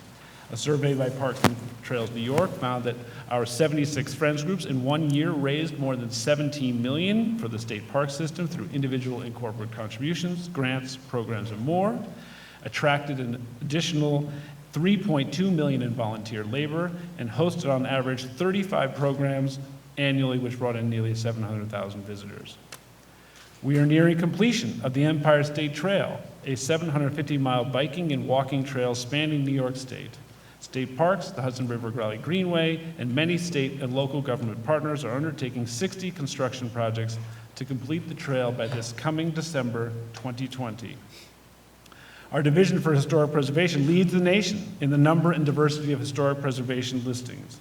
In 2019, we added nearly 4,800 properties across 28 counties to the National Register of Historic Places, qualifying them for the New York State Rehabilitation and Tax Credit Program and state and federal grant programs. New York State leads the nation in encouraging private investment in the revitalization of historic buildings. In total, since 2011, the program has incentivized more than $6.5 billion in historic resource development, upstate and downstate alike. State Parks is looking forward to momentum this year in 2020. We'll complete the second phases of Shirley Chisholm State Park and Camp Junior. We'll open new visitor centers at Minnewaska State Park Preserve and the Purple Heart Hall of Honor. We'll cut the ribbon on the Jones Beach Energy and Nature Center, and we'll open the reconfigured main entrance to Niagara Falls State Park, connecting it much better to the center city of Niagara Falls. I do encourage you to come out and visit our parks in the coming year and to see in person the amazing public service we provide. On summer weekends, many of our parks fill to capacity with family picnics, high spirits on the playgrounds, splashing in the waves, and laughter beside the campfire. Thank you for your support for New York's magnificent natural and historic places and the millions of people who benefit from them. I look forward to working with you in the coming year to make the park system the best it can be. Thank you. Thank you. And I neglected to say this was your first time testifying before us as the commissioner, and so welcome. Thank you. And I didn't even point out that you read your testimony, which I told everyone not to do, because it was clear you were going to make it in the 10 minutes. So if you actually write short testimony, you can pull that off. Our first questioner will be Senator Serrano, who's the chair of the Committee on Tourism, Parks, et cetera. Then he will get 10 minutes.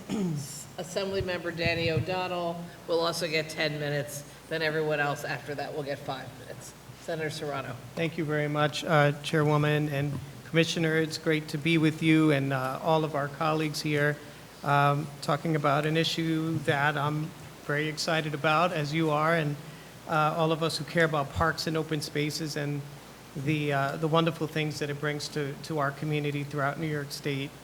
I was listening to your testimony, and I'm excited to learn of, I've heard in the governor's budget presentation about the Bond Act and a large acquisition of additional land for the purpose of expanding parks. And I just want a little bit of clarity on this issue. Public access being so important, overcrowding being such an issue, sort of a good problem to have, that there is such excitement and continued increase in park usership year over year. Do you see this Bond Act and this acquisition as creating more public access? And how will that work out between DEC lands and park lands to address public access? First of all, the Kingston acquisition is in the city of Kingston, 500 acres with a mile of Hudson River waterfront. Obviously, that's a rarity. It's actually a mile of riverfront without the train tracks, so it provides a rare opportunity to increase public access. That is indeed one of our objectives. Is with a 35% increase in visitorship, we need to keep figuring out how to receive more people, the visitors that are coming. And I think, as an agency, we are very well positioned to deal with large numbers. A lot of our parks are destinations with facilities that draw large numbers. And I think we've done a good job of If we need to, hardening trails at Bear Mountain. If you've been up the new trail at the front of Bear Mountain, it's magnificent, and it was really hardened in response to high visitation. So I see us as really receiving a lot of that population and figuring out how to do it. That's good, thank you. A couple of other items I wanted to mention. The proposed park police merger with state police, how do you envision that sort of working out? And you know, how will that continue to address public safety in the parks? So I think your last point is where we are. This is really about public safety. You know, as we welcome 74 million people to our parks, we have more events. Our events are getting larger. We have concert venues. Policing in the 21st century has obviously become much more complicated. So merging our force into the state police force really makes a lot of sense for providing public safety in this day and age. We already have a strong relationship with state police. We partner with them an awful lot. They help us at some of our big events, so I'm optimistic that we will come up with a great solution that takes care of our force and that also takes care of public safety. Thank you. And one final item, Commissioner. You've heard me speak often about the transformative effect that parks had on my life. And as a youngster growing up in New York City in the South Bronx, being fortunate enough to be able to go to summer camp in the summer gave me a level of exposure and things that I carry with me to this day. And, you know, really good things were set in motion from that experience.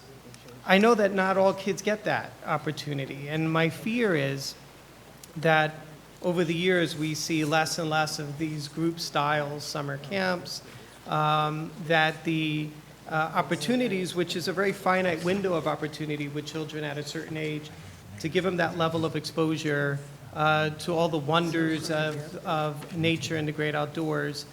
I fear that we're not able to do that because of the loss of summer camps as I knew them back in the late 70s, early 80s. And I know that there's a lot of different reasons why that has happened. I think Camp Junior and Harriman State Park is a shining example of sort of reversing that trend. And I know you were very instrumental in making that happen, doing exactly what I think these summer camps, they are the remedy for a lot of what is problematic about summer in the city at times. Connect Kids to Parks, I know, is a very successful program. Can you speak to additional ways, or using that as a vehicle, to get more youth from the inner city or from any part of New York State to have that immersion that they need? So I would say on the one hand, so as you know, in the governor's proposed budget, we proposed to double Connect Kids to really enable us to reach more people, to continue to get those funds out and get more kids into the parks. I think, yes, Camp Junior is exactly that. It is that we're going to double the capacity of that camp this year, so we're going to be much greater capacity for kids in the Bronx to get up to that area. We're also working with foundations in the Buffalo area to buy sports equipment and be able to have programs in the ring parks around Buffalo. So we are constantly looking at this and would love to partner with you and keep really looking forward to figure out how can we create partnerships and other ways to receive more and more kids into the parks. And a lot of that obviously is continuing our capital investment, particularly in those parks around New York City, which are destinations, right? Where the places where you went as a kid, to make sure that they are as good as they can be for receiving urban dwellers. I can imagine a lot of the infrastructure is aging. The camps in and around places like Harriman State Park are probably very, very old, built a very long time ago. You know, all of these, Camp Junior, you know, obviously being a good example of being able to renovate and do all the things needed to bring these places up to code so that they're effective. But again, I appreciate what you say. I think that, you know, any opportunity that we can get to get more and more kids involved, to get them involved in a real way in our parks is wonderful. And again, I appreciate all that you're doing. And I thank you for your testimony today, Commissioner. Thank you. Thank you. Assemblyman O'Donnell? Good afternoon, Commissioner. Nice to see you again. This Restore Mother Nature Bond Act, which is creating 2 new state parks, how were those locations chosen? In the case of the Kingston site, an opportunity presented to acquire a 500-acre quarry, and in this case, it really was something where it was there's an opportunity, one of those opportunities that comes along very rarely. In the case of Hudson Eagles, it's actually been a concept that's been punted around, kicked around for actually a decade probably now, but we have an opportunity through this to create access, to enhance access, water-based access to what is a pretty special stretch of the river, as you know yourself, I think. I don't have to tell you the special, I'm a little downriver from there, but yes, I do appreciate the river. Did you consult with the local electeds about making these decisions? In both of those cases, yes. Okay, and this executive likes to have different regions compete against each other, Buffalo against Long Island. So was there any thought given to whether or not this is an appropriate balanced use to the money, that they're going right there? I mean, everybody up here will tell you that wherever they represent or wherever they live is underserved in a certain kind of way. I'm not against this. I'm just wondering whether or not that was in your thought process. I think you look at these as exemplars, right? That these are examples of where this Bond Act money can go. They happen to be projects that are teed up and ready to go. But I imagine that as we go over the course of the development of the Bond Act, that many other deserving projects will be identified statewide, and I think obviously there's every intent of having that money spent statewide. And what is your expectation for what it will take to, the cost, excuse me, of this? It's too early to speculate. We've got appraisals pending on the property, and then there will be, really depending on the Bond Act, will be determined whether there's funding to actually build it out. So the possibility exists that there's not enough money in the Bond Act to build it out? No, that's not true. No, that's not a possibility? No. Okay. There's plenty of money in the Bond Act to build it out, yes. Right, but we when will tailor it to, but Yeah, but when we read words like dedicated, that kind of means like nothing, right? I mean, so what is the commitment that the money is going to be used for this individual purpose? An exact amount has not been committed to either the Kingston project or the boat launch project. Okay. There are some ranges, and it really depends on what level of amenities you build into these places. Do you keep it a passive park? Those are a lot of decisions that have been made yet. Unlike Senator Serrano, I never went to summer camp. But I did learn to swim at Robert Moses State Park, which I'm eternally grateful for, although I think they should change the name. But I'm curious about the namings of these parks. So how is that going to happen, and who is going to be involved? The naming for, you mean for the Hudson Eagles and for the new Kingston one, yes. Yeah. We've opened a number of parks in the last few years, right? We have Buffalo Harbor State Park. It kind of suggests where it is. We've opened Shirley Chisholm, obviously, was named after a leading figure from Brooklyn and from really national stature. Names have not been chosen. It could be named after natural features. It could be named after people. That none of that's really been determined yet. Well, I would really hope that the naming would be connected to where it is and the locality of there, not, a rich donor who sends some checks. Do you understand? Yep.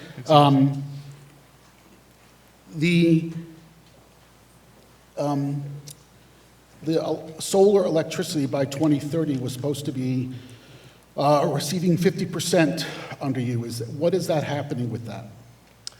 So we have already taken a number of parks off the grid on Long Island, and we are now pending looking at taking our entire Taconic region off the grid sometime in the next year. We actually have contracts to move ahead with that. We will continue to aggressively pursue that, and we find that these solar conservation corps enable us to do it. It's great training. We put it in our parks, and they've been fantastic, learning projects, and have really done a great job of putting us in the forefront of this, of being off the grid. And is it your intention going forward, when you build new parks, that they be off the grid as well? The agency we would like to be off the grid, yes. Okay. I just want to thank you. I think parks are very important, and your work is terrific.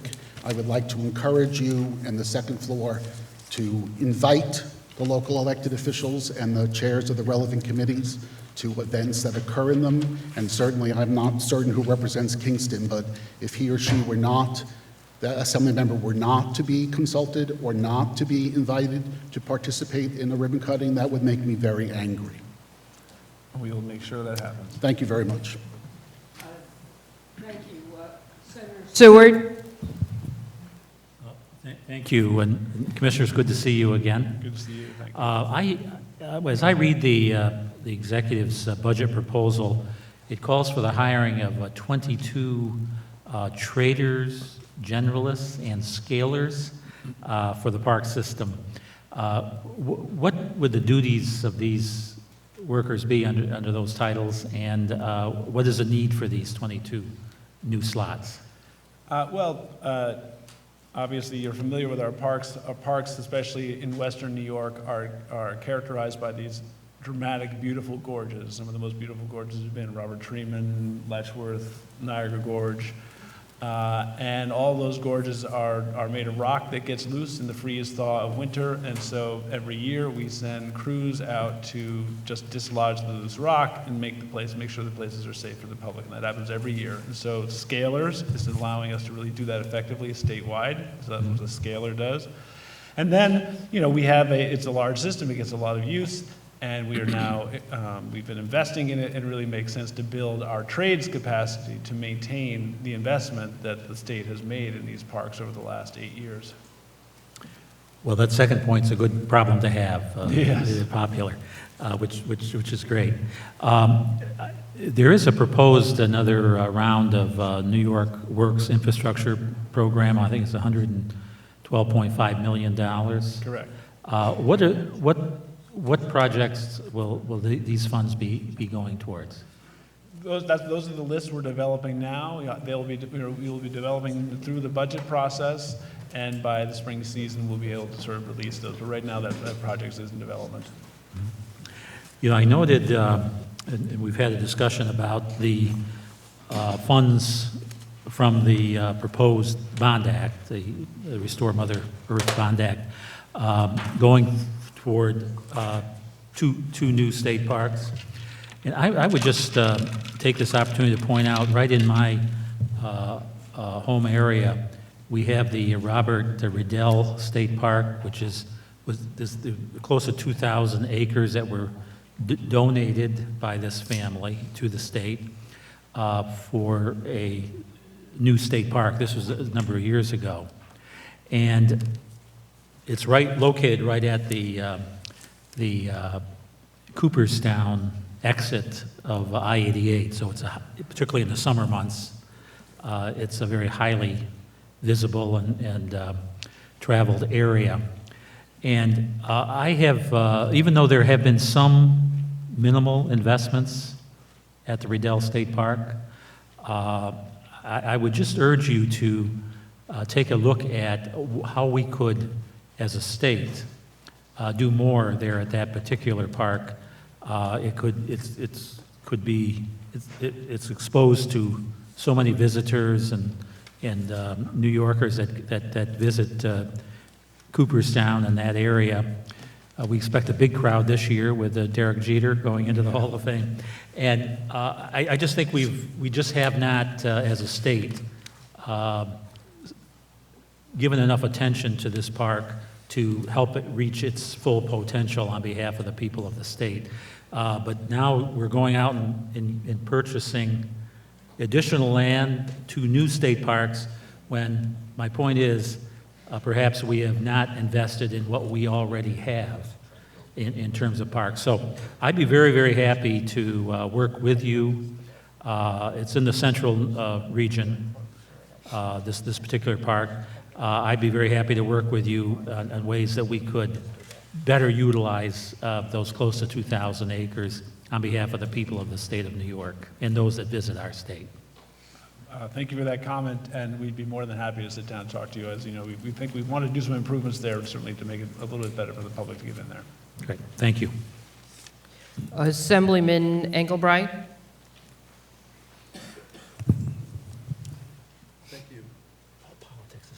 Thank you, Madam Chair.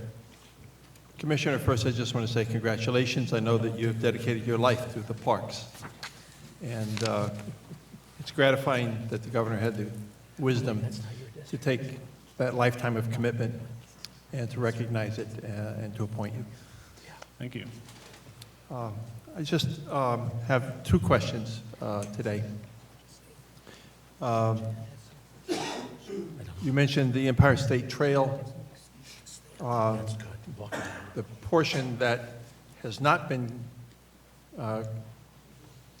really scheduled for completion within the time frame that you mentioned is the Long Island section. Are you first aware of that, and are you willing to roll up your sleeves and find a way to include coastal New York and the coastal plain province within the Empire State Trail?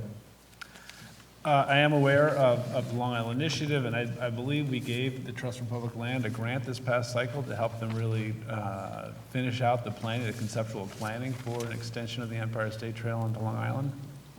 So I think we're supporting sort of advancing work on that. So you're already doing some of the advanced work? I believe that we gave them the grant in December. I'll get back to you, but I believe we gave them the grant in December. Thank you. And my second question, there are two great state park systems in the state that the state is intimately involved with. One is obviously directly in your control. The second is the Zoo, Botanical Garden, and Aquarium's galaxy of parks. They're not officially state parks. They are, however, all not-for-profit organizations, and they work in many ways in parallel to what State Parks does. And the ZBGA program, funded through the EPF, largely comes through your agency.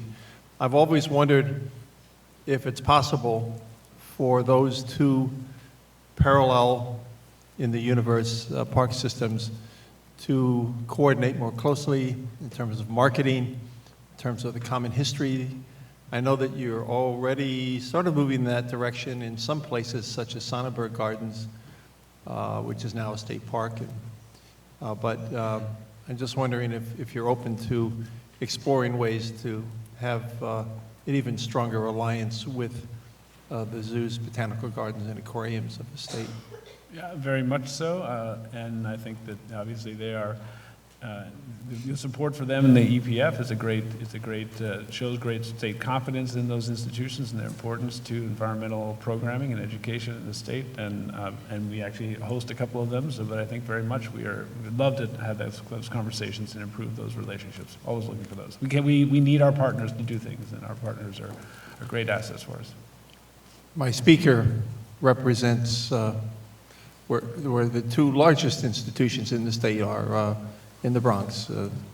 They are big. They occupy the heart of the Bronx. So I share with him a concern about those two organizations. Thank you for your answers. Yeah. Thank you. Senator Metzger? Thank you, Madam Chairwoman. Can you hear me? I can hear you, but I'm not sure anyone else can. I have the worst time with these things. First, I just want to thank you and really thank the State Parks Commission, because my district benefits hugely from the state parks we have. We feel very rich in that department. It's great for our economy, great for our quality of life, and great for the environment. I wanted to just ask you, we had started a conversation last year about electric vehicle charging infrastructure at parks. I love to see that you have this renewable program. I think it's great.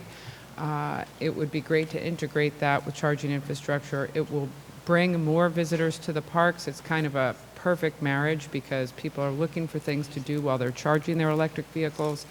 And we need this infrastructure across the state, and you have parks across the state. So we wanted to see if there's been any more thought given to that.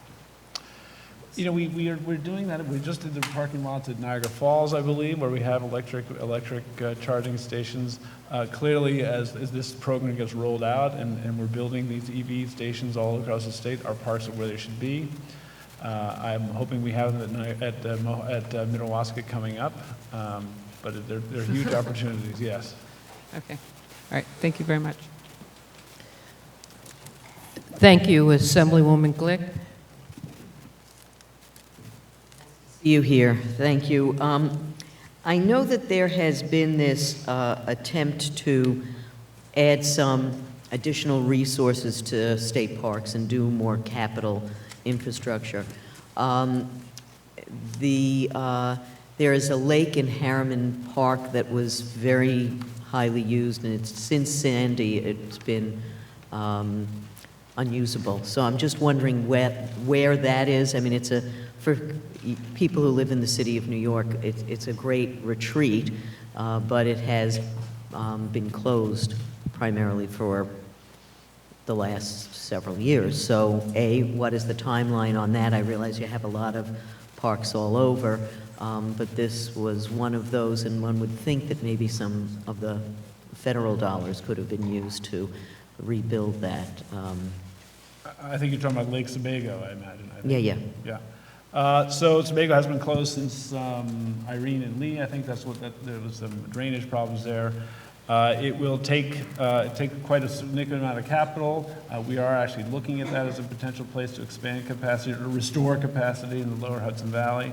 But we also have an enormous pool at FDR in Yorktown that is also very heavily used by people from New York City. We have to restore, we have to redo. So, but it's very much one of the places I'm very interested in looking at closely to rebuild the capacity in the state park system. Well, it used to be, it wasn't just people who could drive. It was like groups that would take school kids. Yeah. And, so it was to get them out of the city entirely, to actually see a different type of expansive nature. So it was sort of a key area. And the only other thing I would ask is, I know DEC has what look like, I guess it's DEC management areas. They look like parks, and I'm just wondering what the connection is to, there are places like Bear Spring in Delaware County. It's a camping site. I used to camp in state parks in the Adirondacks. So this looked the same, and I'm just wondering, how is it decided that some are DEC and some are parks, and what synergy is there between the two? So for camping in particular, obviously, we put out a joint camping guide every year, right? And when you make reservations, it's through the same program. So for camping, it's pretty seamless. It is true that outside the blue line tend to be run by state parks, and inside the blue line, they tend to be run by DEC. That's really the only distinction between them. Okay, thank you. I have one, I think, final question on behalf of from the panel. In your testimony, you note that visitorship in the state parks is up by 35% since, I guess, 2013. Right? 2011, yeah. So during that same time, if I'm not mistaken, the operating funding for the agency has remained relatively flat. Have you been able, does that allow you to deal with this new third increase of visitors? Do you need more? Is that adequate funding? Do you need more? And what would you do if there was more support? We have adequate funding. One of the things we've been doing with this capital is we are investing in ways to reduce our expenses. So the solar initiative obviously is great for the planet, but it's also good for us because it reduces our expenses. A lot of our new facilities we are building, that we're restoring them at much more sustainable levels, replacing light fixtures. and then restructuring. I mean, but we are, obviously we are lean, but we've really found there are opportunities within the agency to make improvements to management that we've been able to make it work and really welcome, 20 million more people than we used to with the same staff. And we were also happy to have the extra 22 employees proposed to be added to our force. Thank you for your testimony, being here today. Thank you. Next, we will be hearing from the Richard Ball, Commissioner, New York State Department of Ags and Agriculture and Markets.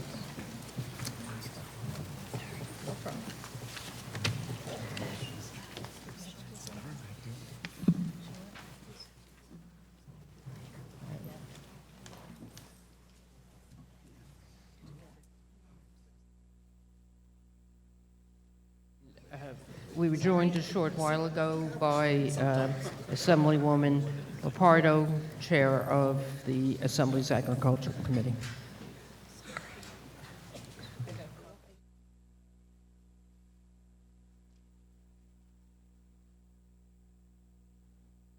All here? Ah, there he is up there. Our eyes aren't that good. Walk carefully.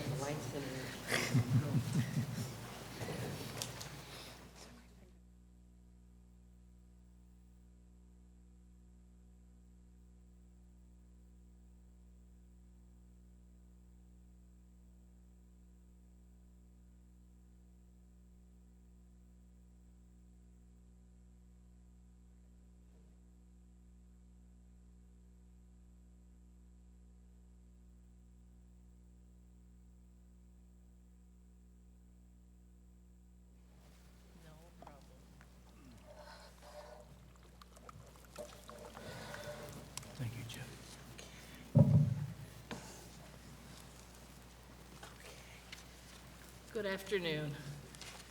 Hello, Good Commissioner afternoon. Ball. Welcome today. Good to be here. We tell everyone you have 10 minutes. If you can avoid actually reading the testimony and just giving us your highlights, but you have very short testimony, so I'd bet money you could get through it in the 10 minutes anyway. I'll get it done in 5. How's that sound? Gives us more time to question you. Are you prepared? Mm-hmm. Okay. Good afternoon, Chairwoman Kruger, Chairwoman Weinstein, Senator Metzger, Assemblywoman Lepardo, members of the agricultural committees, and elected officials. I am honored to present my testimony on the fiscal year 21 executive budget for the Department of Agriculture and Markets. Despite continued uncertainties at the federal level and in the marketplace, the state's agricultural community is making progress, thanks to the governor's dedication to the industry and to our partnerships with all of you.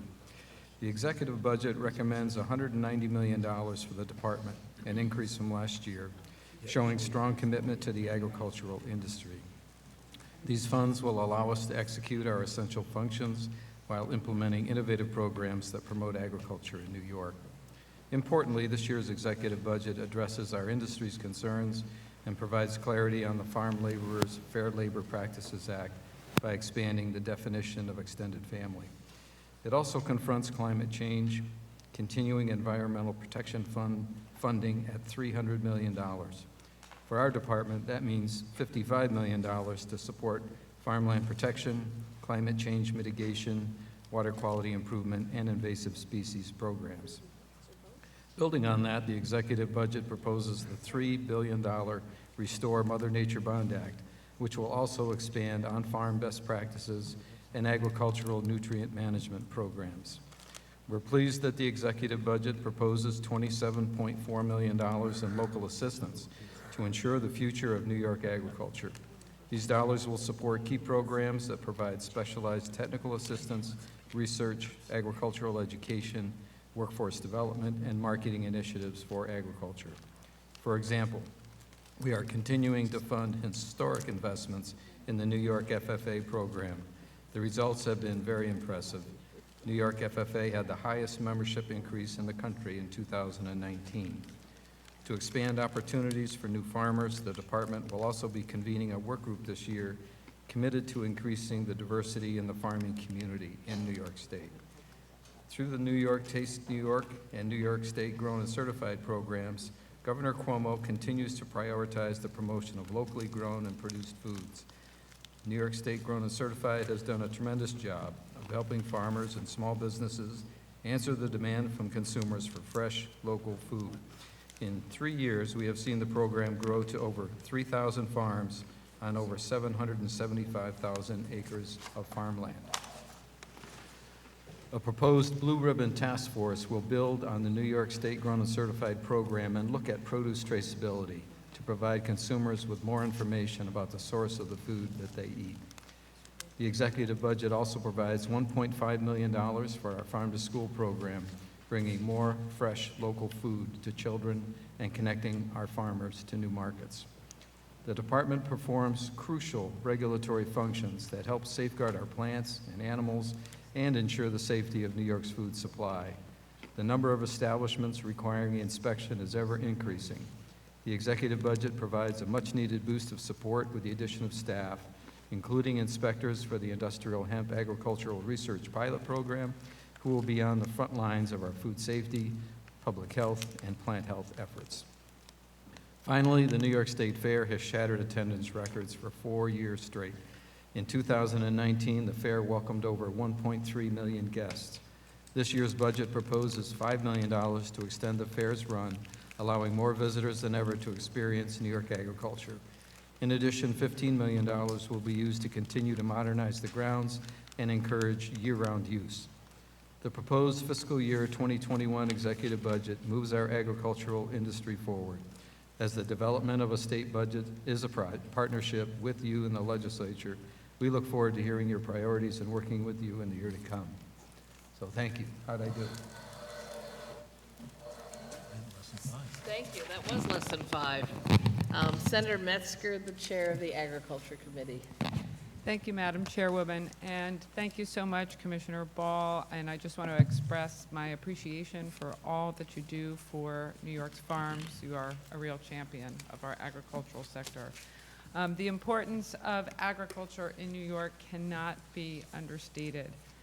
It generates $5.7 billion in gross income. It employs 55,000 workers, and when you consider the multiplier effects, its economic impact is upwards of $45 billion. And beyond the economics, it is so important to the quality of life of all New Yorkers. Agriculture is critical to our food security, to addressing climate change and preserving the environment and open spaces, and to preserving thriving rural communities. There are a lot of good things in this budget that you've drawn attention to. I'm also concerned that there's close to $5 million in proposed cuts from the previous year that I think is going to be very important to restore. I'd like to ask, focus on a few questions. I want to start off first with a welcome addition to the budget, which is 40 new full-time positions, which I think is fantastic. If you could just talk about where this new staff will be deployed, what they'll be working on. Yeah, there are various parts of the agency. 15 will be at the state fairgrounds because we're moving that into a year-round enterprise more and more.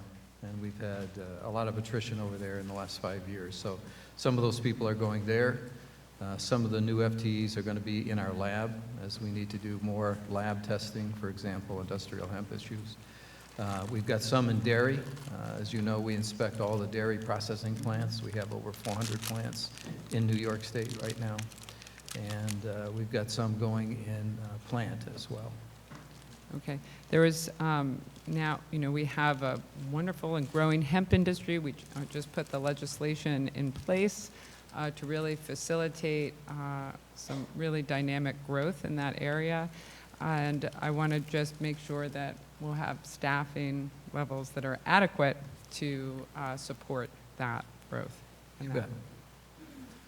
You feel confident that we do? I do. Okay. I do. Okay.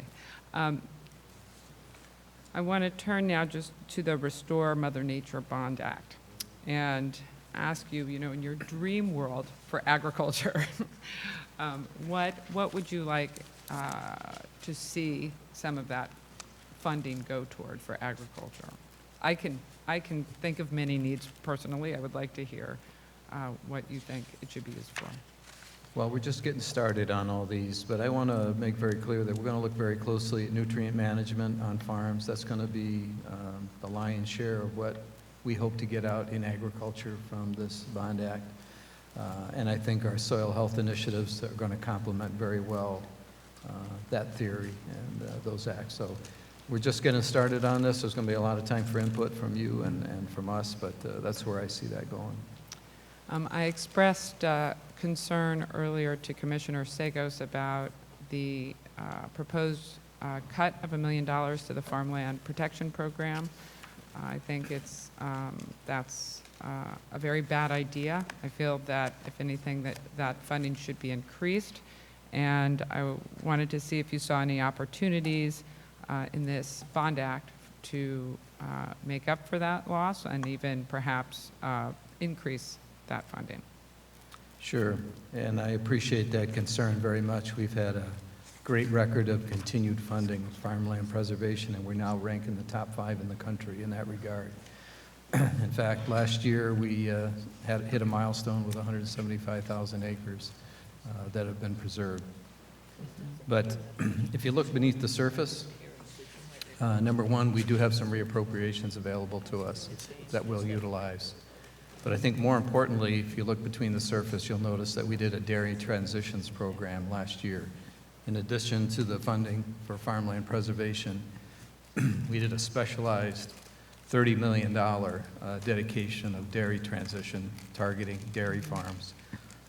Excuse me, looking to transition to the next generation, looking to transition to a different crop, looking to transition to more efficient methods on their farm. We awarded those within a year.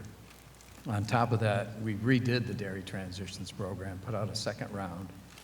And we also, looking around at other types of farms, non-dairy farms, that were suffering from some of the trade challenges that the industry abroad has faced with Canada, Mexico, China, et cetera. And we looked at non-dairy farms also transitioning to a different crop, different way of doing business. And we put $14 million into that program. So, yeah, we did cut $1 million, but we've added $34 million. Okay. And then I think I have time for another question. You've been a real champion of farm to school, which is such an enormous opportunity for our farmers. I know Harvest New York has, played an important role there. It's now been moved out of the budget. If you could just talk about what's happening with the Harvest New York program a little bit. It looks like it's out of the ag budget, correct? And that's a great program. As I mentioned earlier, though, I have to say that this budget for agriculture is a process. It's the executive gets to put forward his executive budget, and then the Senate and the Assembly come together with their table money, and we work out a budget for all of agriculture. I remember as a farmer coming here to Albany in 2012, for example, the executive budget for agriculture, aid to localities, was $5 million. Last year, we got in the Department of Agriculture the biggest budget for agriculture we have ever gotten in the history of New York State. And this year, it's essentially the same. We're talking about $27.5 million. And actually, the executive portion of the budget amounts to 89% of agriculture's funding to localities. So we've got some other great programs out there, and we certainly look forward to working with all of you. You are out in your district, you're in your region, and you hear what's really important to your farmers. And we're happy to talk with you and think about the things that need additional funding in this budget. But we're off to a great start, from my estimation as a Commissioner of Agriculture, by the support we have from this governor. okay, thank you very much, Commissioner. You bet. Assembly. We've been joined by Assemblywoman Warner, and we go to our Agricultural Chair, Donna Lupardo, for questions. There we go. Well, greetings. Greetings. Good to see you. and everyone who's working with you. I'm glad you mentioned what a banner year we had last year, because we worked very hard to raise the importance of agriculture and raise the profile. I think we're going to have an even better year this year because of the understanding about how integrated agriculture is really into not only the economic health of upstate, but throughout the whole state. And I want to just point out that last year the legislature passed, I think it may have been unanimously, the creation of an agricultural investment task force. And I think what we were trying to say there, even though the bill was vetoed, what we were trying to say is that the discussion of agriculture should be integrated in with some of the other departments where we are typically siloed, state ed, Empire State Development, DOT, even DEC. And some of the topics that I think we would have gotten into with that really, I think, is where we are now, a turning point. I was hoping you could maybe briefly explain to my colleagues who are very interested in reaching our climate goals, how agriculture might play a role in developing more specific ecological farming practices. I think people would be very inspired to know what we could deliver if we were more actively engaged in the conversation. Wow, thank you. That's a big subject. That's a great one, though. I have to say that when I first was asked by the governor to take this role on, he asked me to be a part of a team. That was the word he used. I want you to join the team. And I have to say that I've always felt like a team member when I meet with the rest of the cabinet, talk to the other agencies, the other commissioners. Matter of fact, the first thing we undertook at the Department of Agriculture that very first year was something we called a silo work group. And I invited in all the commissioners from every department and state government that regulated agriculture in any way. So it was a lot of people, and it was great. But we all sat at the same table and I think formed a great relationship with our farm community, made some great progress at breaking down those silos. So today, as we look at the challenges ahead of us, particularly with regards to climate, I would say our relationship with DEC, our relationship with NYSERDA, our relationship with the Public Service Commission has never been better than it is today. And so when we look at the climate challenges, we talk to each other, and we are actually meeting on a regular basis with each other to look at those opportunities. I'm particularly excited about climate because every day, you know, for farming, since I was 18 years old, I've seen the changes and the evolution in the way we take care of our soils, the way we manage the issues around climate. We've had, unfortunately, just in the last few years, the worst drought in the history of New York State, one of the worst wet years in the history of New York State, flooding in various parts of our state. And so I think our opportunities to make sure that as we go forward with regards to climate and resiliency, agriculture is at the table, and we advantage our farmers. Let me ask you a couple quick budget questions, and then we might go back and talk about this a little bit further. So in the new positions, has anyone ever recently requested an additional position in the animal industry section? We are faced with a lot of public demand for increased inspections, pet store awareness, breeders. Is that something that is a need in your agency that should be addressed potentially in new positions? Right now, in animal, we're in pretty good shape. We have probably the best vet in the country, Dr. Smith, and he's got a great team of people there. The concerns I have there are more in-house, in the office, managing the requests and documents, but we've got an excellent team out in the field of veterinarians. They're able to keep up with the job as it's currently subscribed to us. But the challenges we've had have been internal in processing licenses and things like that, so we've dealt with that. Thanks. On the farm labor law, so I see the governor has put in a change regarding the definition of family member. I'm sure you're aware that there are some other definitions that we would also like looked at regarding some of the other categories, salaried worker, Yes. managerial, secretarial. I mean, is that something we might be able to achieve in the 30-day amendments, or, are you optimistic that's part of the conversation? I am, and I believe we can get there on that. Going to the third level of consanguinity is an important fix initially. And I think some more additional discussions need to be held around salaried workers, et cetera, but I'm quite confident that we can get there. It's important to us at the department, obviously, important to the industry. I would have to add it's very important to the governor's office and also to the Commissioner of Labor. Right, We're going to get and there. of course, there are some other issues under discussion as Yes, well. We yeah. can talk about another time. On the state fair, the appropriation of additional capital funding, I've been approached by some groups who aren't typically in the conversation about improvements, and I was wondering, how will you solicit feedback, or how might someone who's not necessarily at the table be a voice? How might we better communicate with you about some of the needs of capital needs at the fair? I mean, what's our best route? Sure. That appropriation is going to be obviously ongoing maintenance. We've grown the fair, we've grown the building site, we've improved a tremendous number of things. We've got electrical upgrades, safety upgrades that continue to happen, and so that's where that funding's going to go. But you have my email address, and you have the Okay. record for sending the most number of emails to me in a day. Usually around midnight. Yes, and that's okay. Please do that. Avail yourself of that. So I will do that. The Childhood Nutrition Program, your notes said that an additional $1.5 million for the Farm to School program did you mean new money, or that's the appropriation split between two agencies? it's $1.5 million for Farm to School. Okay. So half of Well, that comes from state ed, half of that comes from us. Obviously, a big passion for you, for me, something we would like to see ramped up.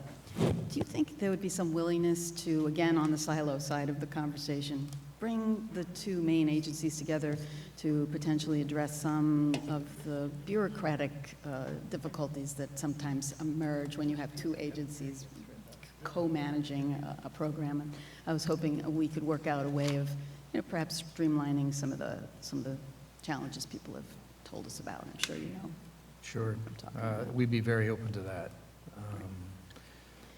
Bureaucracies tend to be very much about process, but we're trying to actually look at what we do at the Department of Agriculture in terms of how do we change somebody's life in New York every day for the better, not just continuing to process. So that's a challenge the governor gives to all commissioners, I know, not just me, but that we actually move the ball forward. We'd be happy to do that.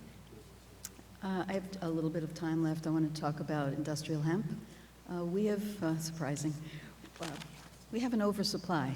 I think we may have issued a few too many permits, or people didn't have correct markets set up in advance. The prices plummeted. People have a lot of material that they can't sell. I think this underscores the need to get Empire State Development a little bit more in the loop. To that end, I see Grow New York is a potential vehicle to have that conversation, or in some other place to bring that group together, because I think some unwise decisions are being made, or on the other hand, funding is not being released because, again, the silo between Aga Markets and SED may not have been there as well as it might have been at the beginning stages of what we've done. But now we've got farmers in crisis, products being held back, projects falling through. So I was just wondering if hemp industry might get in on that Grow New York, or if you have a vastly different plan for those funds. Well, I think this is an evolving issue, as you know. We have, the market is very exciting, as you know. But it's in a rough patch right now, I think, without solid markets. So we had quite a lot of industrial hemp grown without a market, without a customer, on speculation, which is challenging. We've had some regulatory uncertainty. We went from one version of regulation and licensing to another version of regulation and licensing, and now we're looking at an interim final rule. And so we've had a moving target with regards to how we operate here. But I think in New York State, we have an excellent plan in New York. Our pilot research program, I think, is correct. We've got a good hemp bill now to work from. I think we're setting up for the long haul with the appropriate amount of research and dedication to the varieties we're going to need. So I think we're in a good place going forward. I'm going to Washington tomorrow.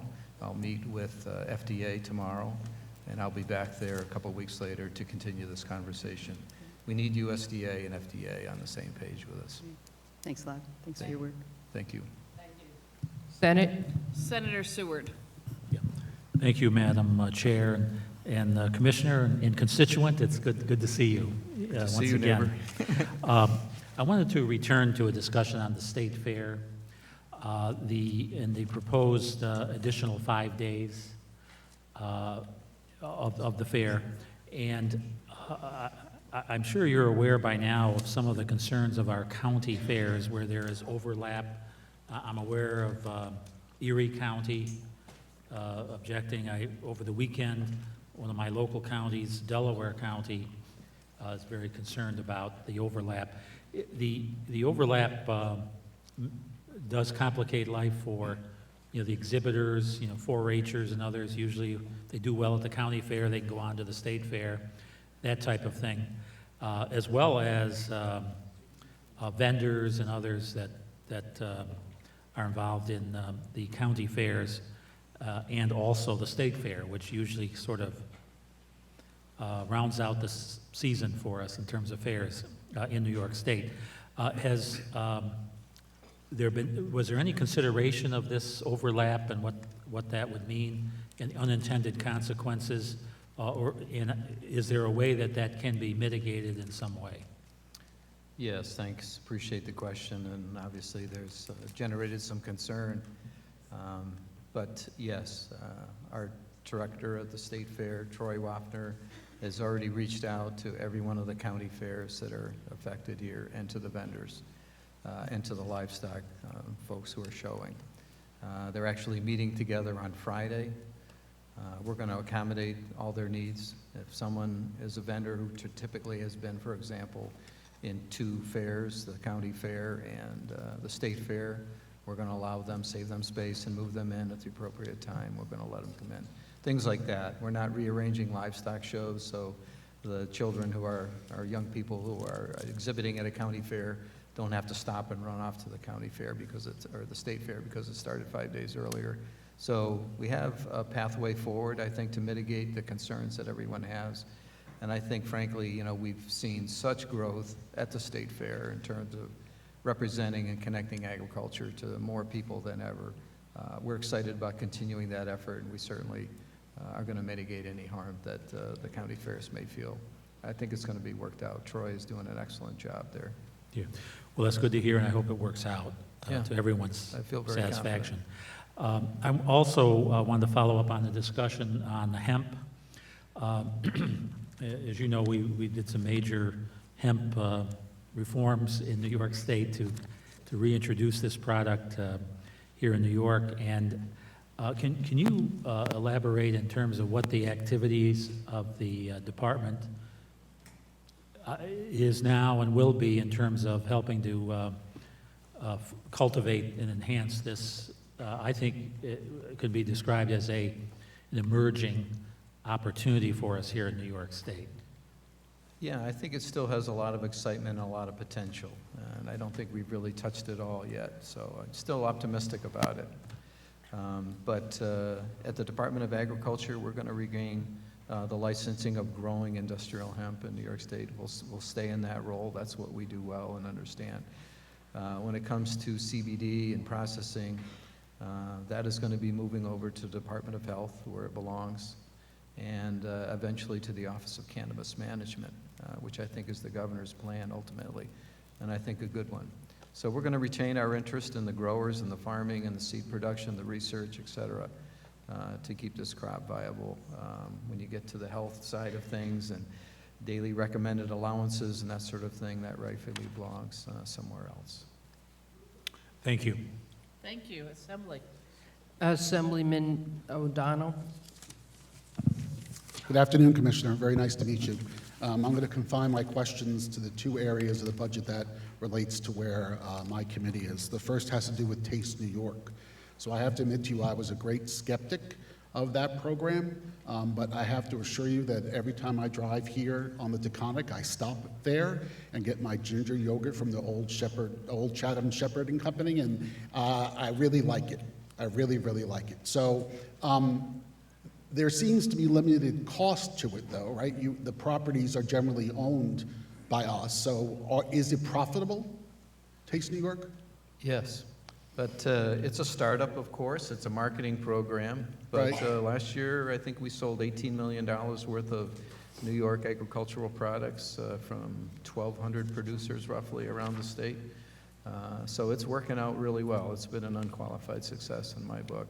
You stopped at our #1 store, Todd Hill, well-run, well-managed, and for the amount of square footage in that store, it amazes me how much product they move. Well, the people who work there are lovely, but that's the only real expense is employees, right? Other than electricity.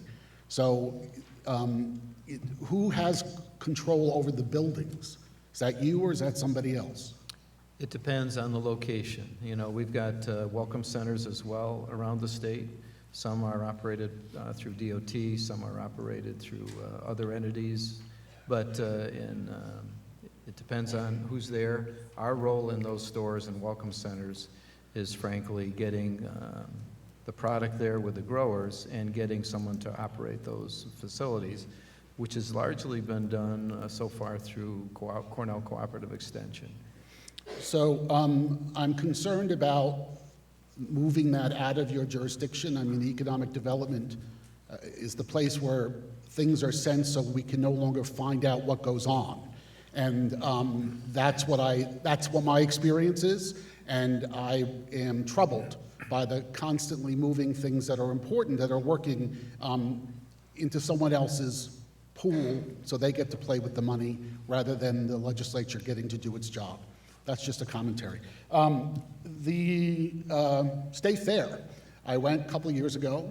I had a great time. I'd never been there before. I mean, I'm a Long Island kid. The State Fair is kind of far away. I went for Gay Day.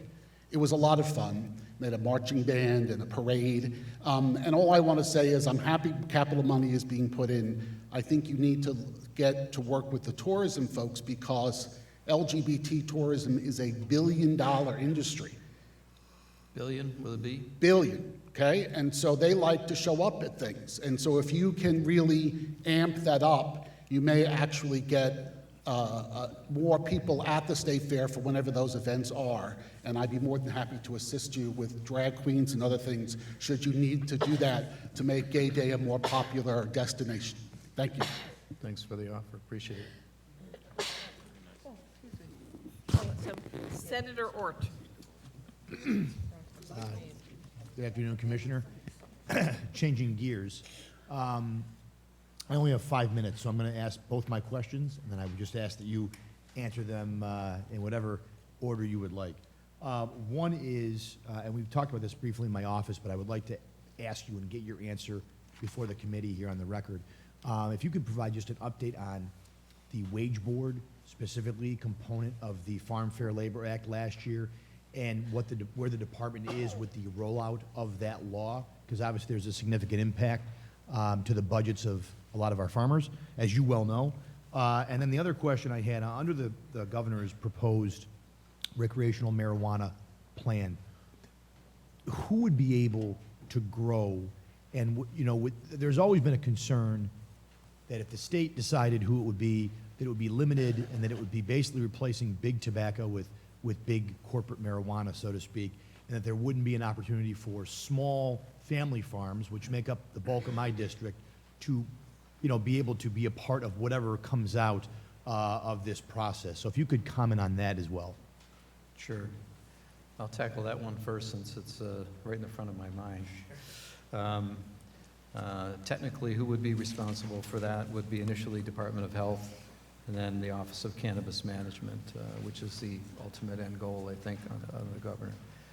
So I'll just, in talking about that, the governor pulled together all of the agencies that had any piece, any interest in adult use, marijuana, medical, however it was. So I'm talking, you know, state police, ag and markets, health, but also the Child and Family Services and addiction. So there was quite a gang of us around the table.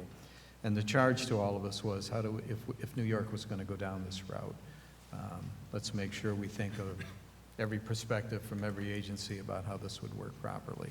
So having said that, it would be the responsibility of Department of Health, the responsibility of Office of Cannabis Management. Ultimately, we all will have input into how that happens in the neighborhood. And from my standpoint, making sure this is an opportunity for our growers, not just foreign growers or foreign suppliers, but for New York State growers is going to be on the top of my list. With regards to the wage board, that is up to the Commissioner of Labor to decide, the third person on the wage board. In the current law as it stands, that happens very soon, in March.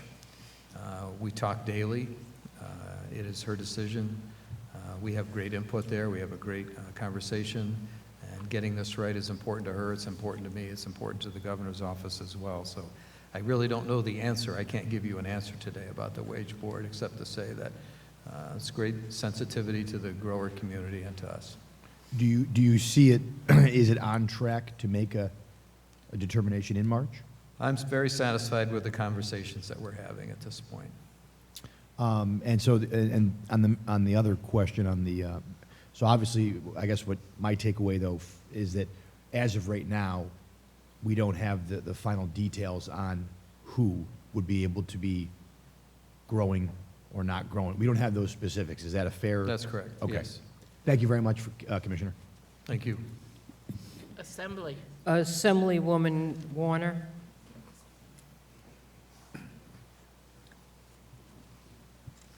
Thank you, Commissioner. Always a pleasure to see you. Great to see you. Thank you. I have a number of questions. I'll go through them one at a time, though. The first one is related to farmland conservation. I noticed that there's a slight decrease in the amount of money allocated to farmland conservation. And I'm just curious in terms of, it was such a small decrease that I'm just curious whether that's a sign that you're seeing less of a demand for farmland conservation, or it was a budget balancing activity. Yeah, there's not less demand at all. And I think, I don't see this as a retreat. Please don't see that as a retreat either. We actually had substantial increases last year. We've consistently been at this level. I'm confident we'll stay in this neighborhood, but we've got some reappropriations that I'm comfortable with. And if you look back, lift a layer up, the Dairy Transitions Program was a great addition to farmland preservation. We put out $30 million and then put out a second round. And we also added an additional non-dairy round for other farms that were affected by trade, the economy, debt, things of that nature, to open it up to a broader audience, $14 million. So I think we're still taking farmland preservation very seriously in New York State. Okay, thank you. When we were here in October, or November for the budget oversight hearing, the Cornell veterinarian highlighted that Salmonella Dublin is still a critical threat to the dairy herds. And I noticed that in the executive budget, Salmonella Dublin is not included in what the executive budget funds. Again, is the state's veterinarian in concurrence with Cornell's veterinarian that we do need to fund the Salmonella Dublin work, or is there some disagreement about that? No, we're going to need your help on that one. That's a critically important issue from my perspective. I think we did well with the executive budget to get everything funded that we did, but we're going to need some help from the Assembly and the Senate to get everything across the finish line. It is a partnership and a process, and it's a great point. That diagnostic lab at Cornell is one of the best in the country, and Dr. Elvinger works very closely with Dr. Smith, and they're both, in my estimation, the top two. Great, thank you. I noticed that the Taste of New York funding, which last year was $1.1 million, and the Agriculture Economic Development Promotion dollars, which were I think $1 million last year. Those two line items appear to have been combined into a single appropriation for agriculture promotion. Am I correct in understanding that? I don't think so. Am I missing something? We had some funding for TASTE, for example, at ESD last year. We had 1.1 on our line. That's been moved to ESD. They have the wallet, and that made sense. They're still the funder. Okay, so we're then increasing the appropriation for promotion. For Grow New York? Well, I'm looking at the one that says services and expenses of programs to promote agriculture economic development. Okay, that's Grow NY. Okay. So Grow NY is a fund that we've been managing for many years that helps in off cycles between budgets. We were able to accomplish some things with that. For example, when we learned that federally the SNAP benefit for farmers market nutrition coupons would no longer function with software, we stepped in and filled that gap for the whole country, actually. Vital Brooklyn was funded out of that pot of money. A number of things that we do at the department to get us through a budget cycle. It's not something we need to appropriate every year. It carries us for typically several sessions. But, okay. When we need have we need an extra $1 million in that fund? Yes, yeah, Okay. to replace what we've spent. Okay, and then my last question has to do with the on-farm health and safety program administered by Mary Imogene Bassett Hospital. That used to be Tractor Rollover. And Tractor Rollover is not there, but now we have on-farm health and safety programs. Can you tell me what you envision there? Yeah, it's just a bigger scope right there. That's NICAM. We work particularly closely with NICAM. They're the leaders in the country, as far as I'm concerned, in on-farm health and training for farmers, training for farm workers, fitting of respirators, and the rollover project is under there. We're just making it a bigger program. Okay, great. Thank you so much. Oh, gosh, thank you. Senate? Thank you. Hi, Commissioner. Just a couple of questions. So I like the State Fair also. I had a great time this summer. Will you please stop telling those children they can get the pigs to go in a straight line? It doesn't matter how many hours they try to get them to go in a straight line. They're just not going to do it. It was quite amusing to me to watch that. But that wasn't my really serious question. So we know that we are a state of small family farms, and we have been losing them over the years. Are we steady now? Are we continuing to lose? Are we actually seeing anyone new coming into farming? Where's the future going? If you look at the National Ag statistics numbers, I don't think there's anything that leapt off the page at me that we didn't see coming. We know that farms tend to be getting a little bit larger in size. We know that many, actually statistically, about 23% of our farms do not have a next generation identified on the farm. And we further know that with regards to the recent trade challenges between the United States and our foreign customers, China, Mexico, Canada, and European Union, to name a few specifics, we lost 3,000 dairy farms in the U.S. in 2018 because of those trade issues, period.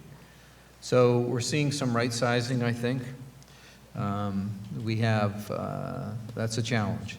On the other hand, I see a huge interest in agriculture. I've been able to speak to groups like SUNY Cobleskill and SUNY Morrisville and Cornell. The number of young people interested in agriculture is amazing. And I was talking this morning with a group. 1% of us are engaged in production agriculture in the country. In New York, 1% of us feed the other 99%. But if you think about the food system, if you think a little bigger, if we think about logistics, transportation, food safety, blockchain technology, drone technology, then suddenly we're talking about 23% of the jobs in the country. And suddenly you're talking about 43 million people that work in the food system. And suddenly we're not a minority. Suddenly we're thinking a little bit differently. So I think identifying, in my mind, as I get around farms in the state, I see we don't have enough workers on the farms. I see we don't have enough middle management, enough senior management, enough young ownership. In our food and beverage processing industries, dairy plants, we need more skills. So I think our challenge really then is to connect career paths in the food system to not just college kids, where we do a great job of educating them when we get them to Cornell or our land-grant system, but in junior high school and grade school, connecting the dots towards a defined career path that'll bring you to an opportunity. So having said all of that, I'm excited about the number of small farms. I see that growing. I'm excited about the number of women on farms. And frankly, that's only because nationally they figured out how to count women. They have been on farms, but now we're getting credit for that. I see the number of Hispanic farmers growing. One I'm very concerned about, and we highlighted it in the governor's State of the State and budget, is minorities on farms, particularly black farmers. And so we're going to put together a work group to increase the diversity and the opportunities for them to be involved in agriculture. We have nationally, unfortunately, a checkered past with regards to federal programs that have actually worked to their detriment, but we've already been listening. We've already had several meetings with farmers in those categories, and I'm excited about working together, and we'll probably reach out to you for some help. Thank you. So I was reading a report that said that because of the trade policies of the Trump administration, there had been real harm done to farms, but that programs of the USDA that apparently didn't even go through Congress doubled the amount that American farms were getting compared to what they've lost. So they were getting 2 for 1 from the federal government for dollars they lost in being able to sell because of our foreign trade policies. Are we seeing any of those wins in New York, even though personally that's not how I would like to see agriculture economics growing, with non-proven, non-even perhaps legal federal subsidy programs? Are we getting our share of what apparently Washington is currently handing out all over the place? I'm going to give a thoughtful answer, I hope. No, we're not getting our share. And I would say, frankly, from New York grower standpoint, and I suspect nationally, farmers would much rather have a customer than a subsidy from taxpayers because they lost a customer. So particularly with regards to, for us in New York, Canada and Mexico, Mexico buys 25% of our dairy exports, and Canada's our biggest trading partner. And China occupies the headlines in all of this because they're so large. But for us in New York, what we do in trade with Canada and Mexico dwarfs what we do with China. So building a relationship with another country, with a buyer in another country, takes many years, and just that, the building of a relationship. And when it's severed, many times it's hard to put that back together again because they find other sources. And so you're cultivating relationships and beginning anew. We would much rather have the customers than the small amount of trade mitigation money. By and large, the largest portion of the trade mitigation money, we've seen 2 rounds. They're talking about a 3rd round, went to 5 states in the Midwest, largely commodity crops. We saw some in dairy here, and it was helpful. But at a time when they were losing $1 a hundredweight because of the trade challenges, they were getting back about 11 cents. So clearly, much better to have the customer than have a small amount of return. So this is something that's ongoing, and I think being able to be involved and represent New York State at the Tri-National Accord, since I've been commissioner, where those conversations happen about ironing out so-called irritants between the countries, tariffs, et cetera. I feel like the new USMCA program is a step forward for agriculture, fixes some of the challenges that NAFTA had for us in agriculture. So I think optimistically with that regard, agriculture in mind, I think that's a step forward. The sooner it gets ratified and implemented and we get rid of those tariffs, the better off we're going to be. Thank you. Assembly? Assemblywoman Glick. Hi, Commissioner. Great to see you. Good to see you. I think you said that there are some areas in which we're seeing some new farms coming on board. Are they in a particular sector? Are they doing more vegetables rather than dairy, or is there a mix? I think dairy's in a right sizing. We're seeing, you know, a lot of farmers exit because of the impact of 4 very difficult years for them, and perhaps not another generation there. But there's still optimism in dairy. There's still young people starting out in dairy.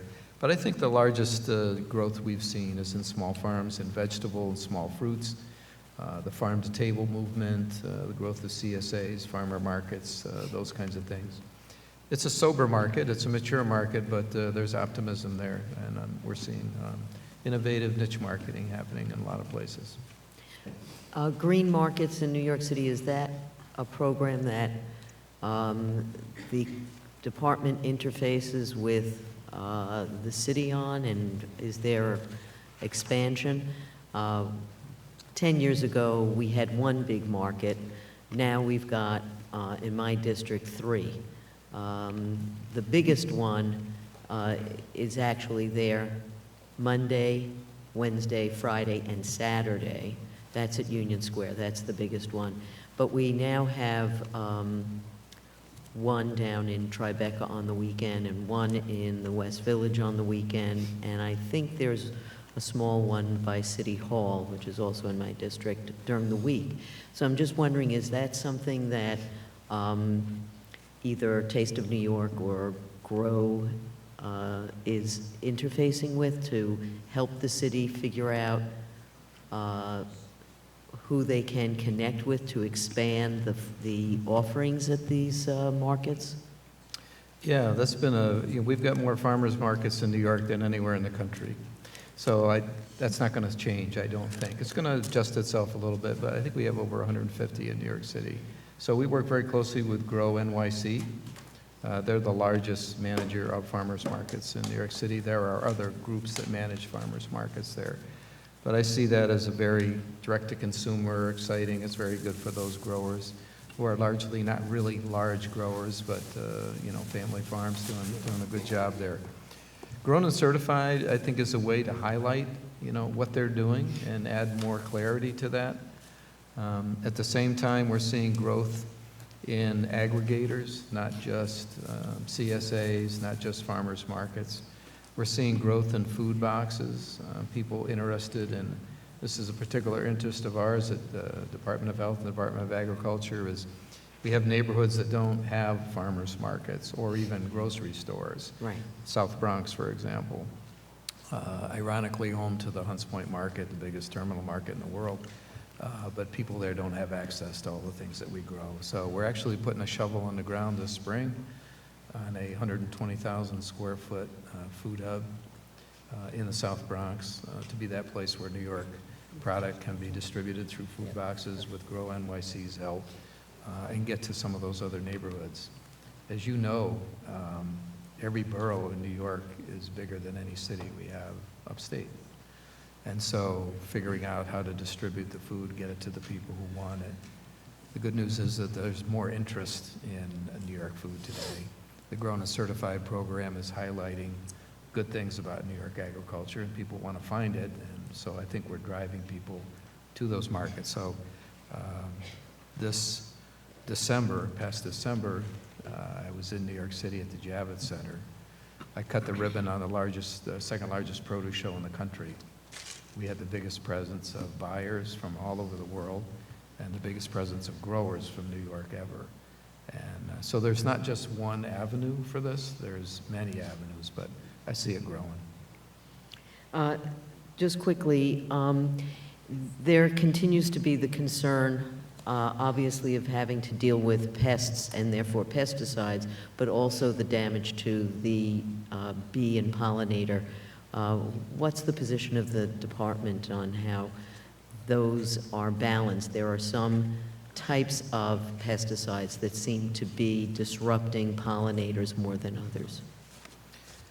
I got a chance as commissioner to go to Washington a few years ago for my first trip there, and I met with EPA, and I met with the administration at that time about pollinator plans and how we correctly deal with the challenge in pollinators that the whole country, the whole world is seeing. And came back and talked to the commissioner at DEC, and together we co-chaired a pollinator work group because we wanted to dive into this. There was a lot of knee-jerk reactions to the challenges with pollinators. You know, ban this, ban that, stop doing this, stop doing that. But we actually assembled quite a group of people from all the communities, environmental groups, grower groups, and decided that in New York we would dive into this problem in a big way. We created a pollinator task force. We created a pollinator plan for New York State. What's going on in New York State? So $500,000 from New York State went to, through us, $300,000 to Cornell to establish a tech team to actually dive into what is the issue. We know we have forage issues. We know we have pesticide issues. We know we have insect, virus, stress, climate change issues. What is it that's going on here? And they're doing great work. We've learned great things. And we've been able to identify that's not as simple as banning a particular pesticide. Matter of fact, I would say very calmly and with great confidence, public enemy number one for pollinators is a varroa mite, which is growing like crazy.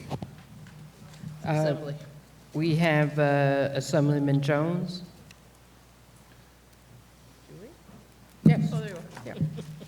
Commissioner, how are you? Assemblyman, good to see you. Good to see you again. I'm sure it's good to see me as well, yes. He says that with a little bit of a smirk, but we're actually very good friends, and I thank you for everything that you've done for the farming industry.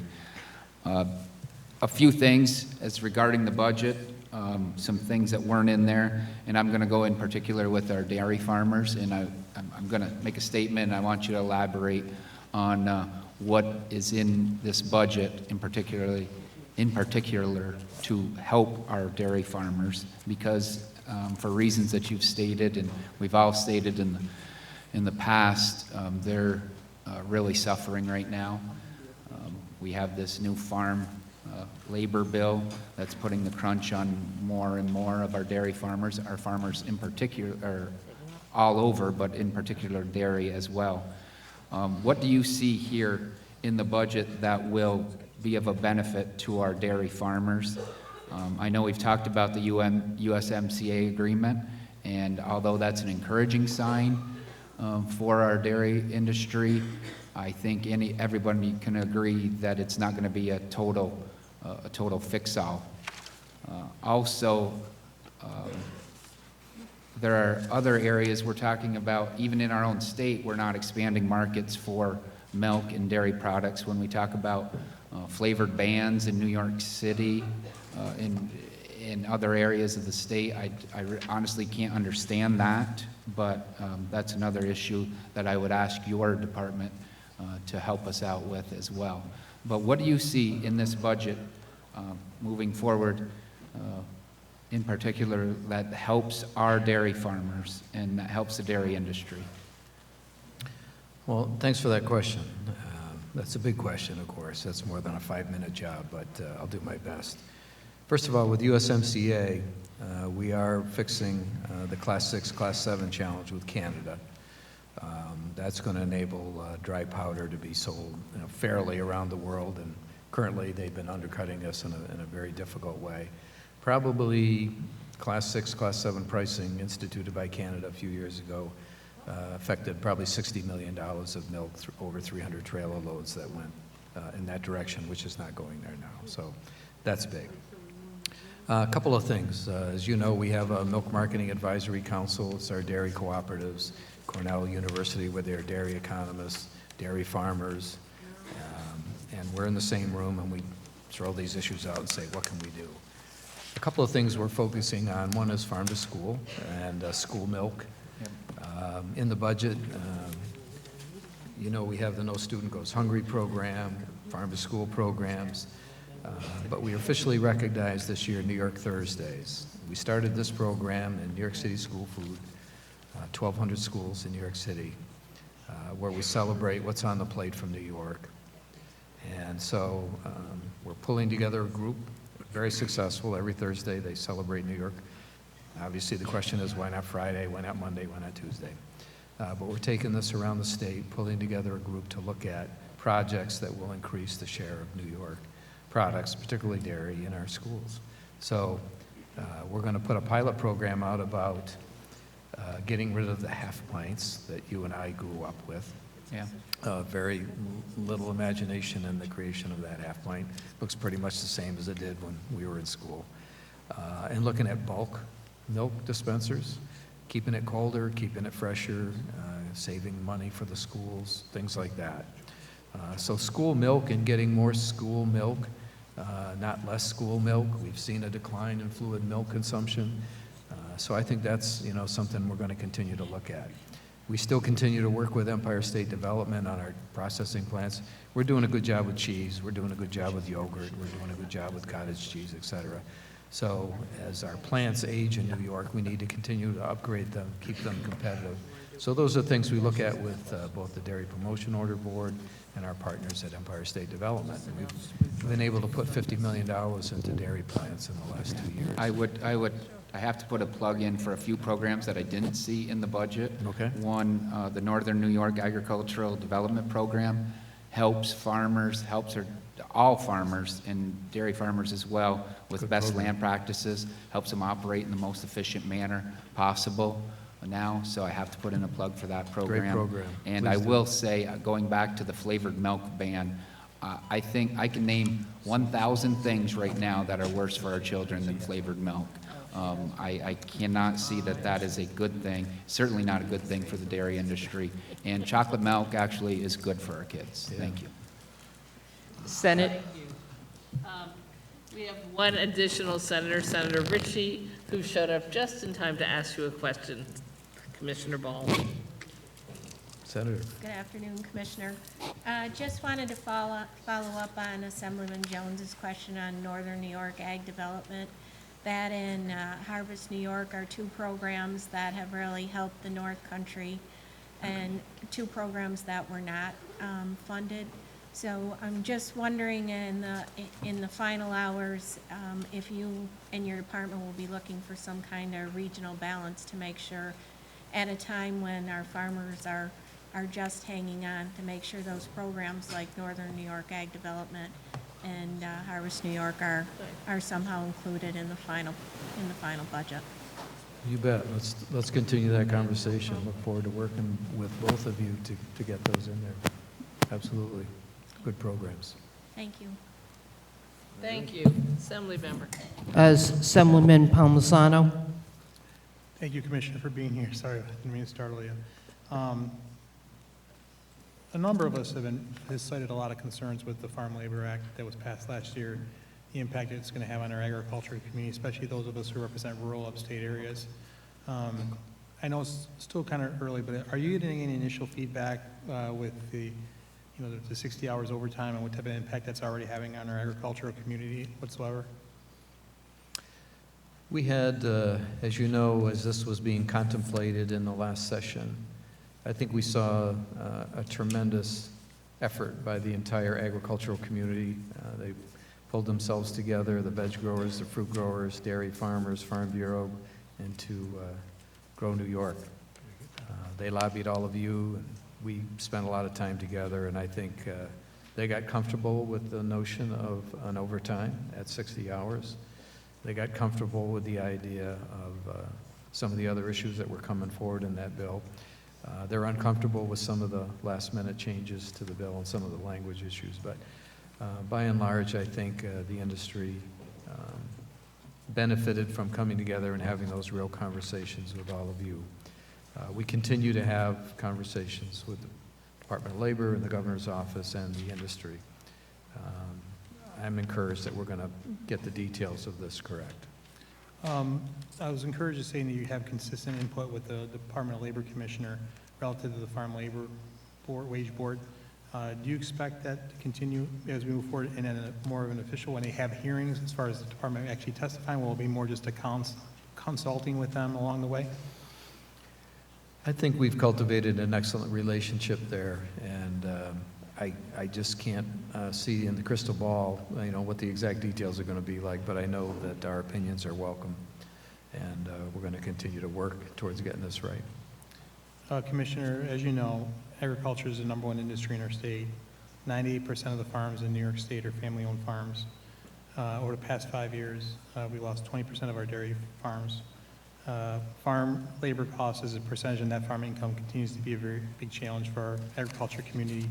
Even before passing the minimum wage bill several years ago, farm labor costs as a percentage of net farm income in the country was 36%, but in New York State, it was 63%. And we've continued to see net farm income decline as farm labor costs rise, and then with the legislation we passed, obviously, you would have to agree that obviously New York State is at a very competitive disadvantage to our neighboring states. They don't have the regulations and challenges that we have when you throw into play the property tax burden, especially the proposal the governor has made this year in his budget this year, which would look to shift Medicaid costs to counties and then lifting that cap, which would have a devastating burden to our agriculture community, to our farmers, as property taxes are a very high cost to our agricultural community. As my colleague mentioned, what do you see bold?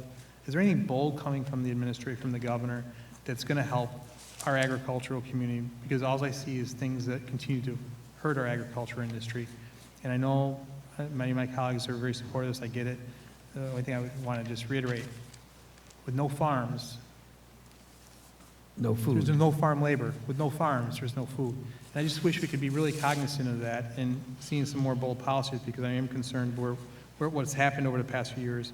And again, the governor's proposal on the Medicaid issue that would lift that cap and shift that cost directly to counties, which is going to be borne by the property tax burden, which would be devastating to the agricultural community and our farmers as well, our family farmers, 98% of which are family-owned farms. I just wonder if you have any comments on that. Well, obviously, I live in a rural community, and so rural development is a personal issue for us. Agriculture occupies all the space in rural communities, so I understand your concerns. I can't speak too directly to the Medicare issues, other than there is a need for the local people to be involved in the whole process, not just the state. So I think that's the effort and the point of the governor's Medicaid relook there. With regards to the agricultural industry, I think our job is to look at connecting the dots. We have some of the best growers in the country in New York State. We have the best land grant system for education and agriculture in the country. We have water. We've got good land, good resources, and we have the biggest marketplace in the world. So most of my efforts are going to be directed at how do we advantage our farmers in a challenging economy and a mature market to take full advantage of it. And I'm excited about this year. I know there's a lot of things to worry about, but I still personally would not farm anywhere else in the country. Thank you, Commissioner, for what you do. Appreciate it. Thank you, Commissioner Ball. Thank you for being with us here today. This is the end of our questioning of you. I know. I was just getting Doesn't mean you warmed won't up. get follow-up questions from every member here, and you'll be happy to answer them, I'm sure. I'm going to call up together as a panel the New York State Public Service Commissioner, John Rhodes, and NYSERDA, Alicia Barton, President and CEO, because we decided that the kinds of questions that will be asked pretty much go to both of you, and that way you will each be able to testify, and then when questions come at you, you'll figure out who's the best person to answer. You can get Ted.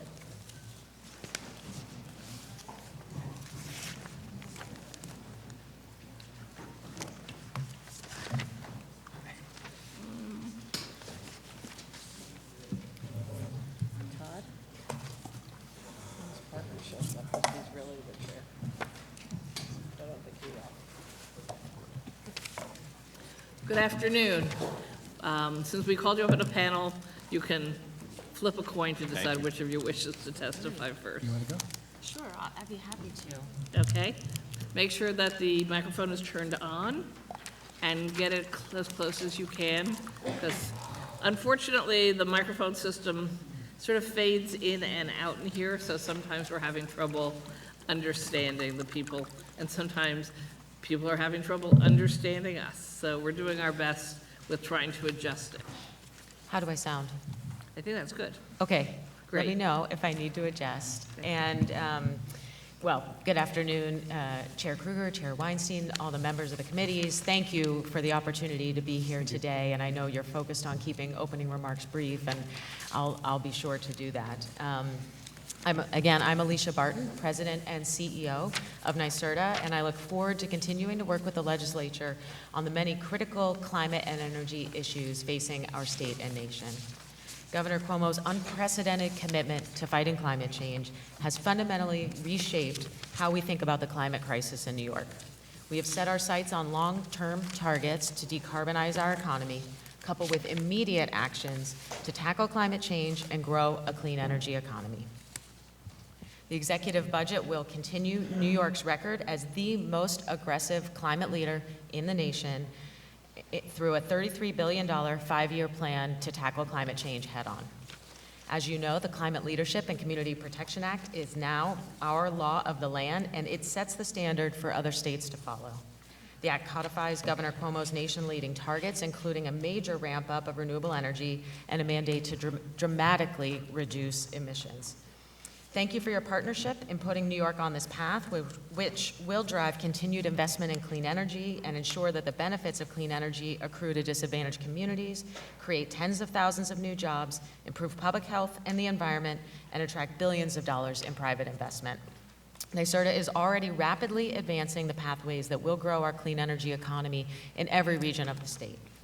For example, critical to achieving our 70% renewable energy goal is the development of 9,000 megawatts of offshore wind, which will generate clean energy while creating a once-in-a-generation new industry that will generate economic benefits throughout the state. Our work took a giant step forward last year with the announcement of NYSERDA's first offshore wind awards that will generate nearly 1,700 megawatts of clean, renewable electricity and represent the nation's largest offshore wind awards to date. During this year's State of the State address, Governor Cuomo announced that NYSERDA will issue its second solicitation for offshore wind in 2020, which is expected to yield an additional 1,000 megawatts of clean power.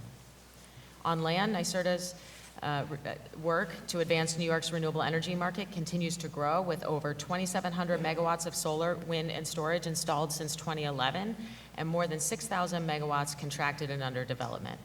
The governor recently announced that NYSERDA has selected an additional 21 large-scale renewable projects for contracts, which will create over 2,000 short and long-term jobs. In total, NYSERDA has now awarded contracts to 67 land-based wind and solar projects, creating $9.5 billion in direct investment all over the state. Through pilot and host community agreements, these projects will also directly benefit host communities upstate and downstate. But we also acknowledge that we must accelerate our progress towards getting these projects built. As the governor stated in his 2021 budget address, we can and will do better when it comes to construction timelines for renewable energy projects. We are committed to not only setting goals, but to actually achieving them and achieving them faster than any other state. We have made progress, great progress, on distributed solar.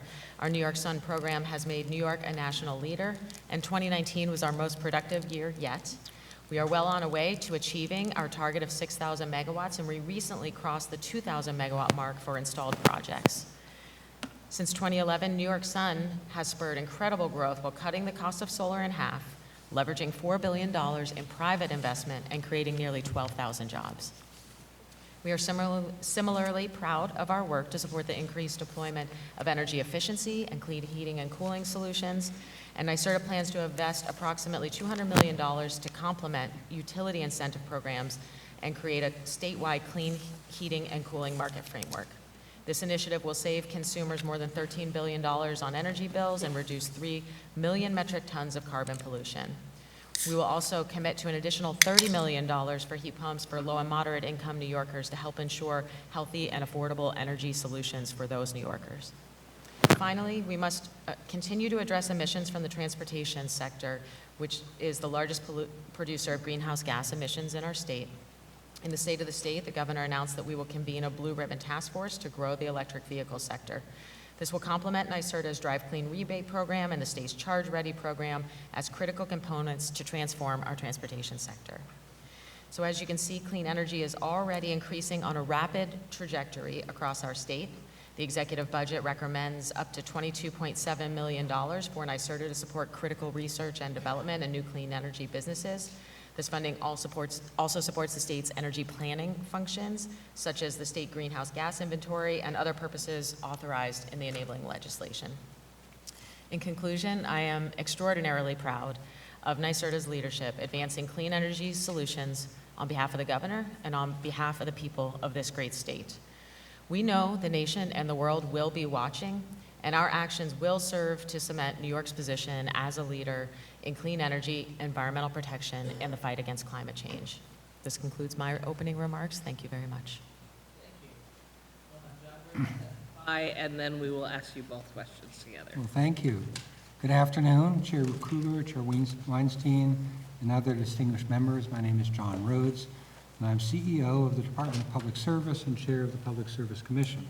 The Commission's jurisdiction extends over investor-owned utilities, including 6 major electric gas utilities, 5 major gas utilities, and 3 major water companies.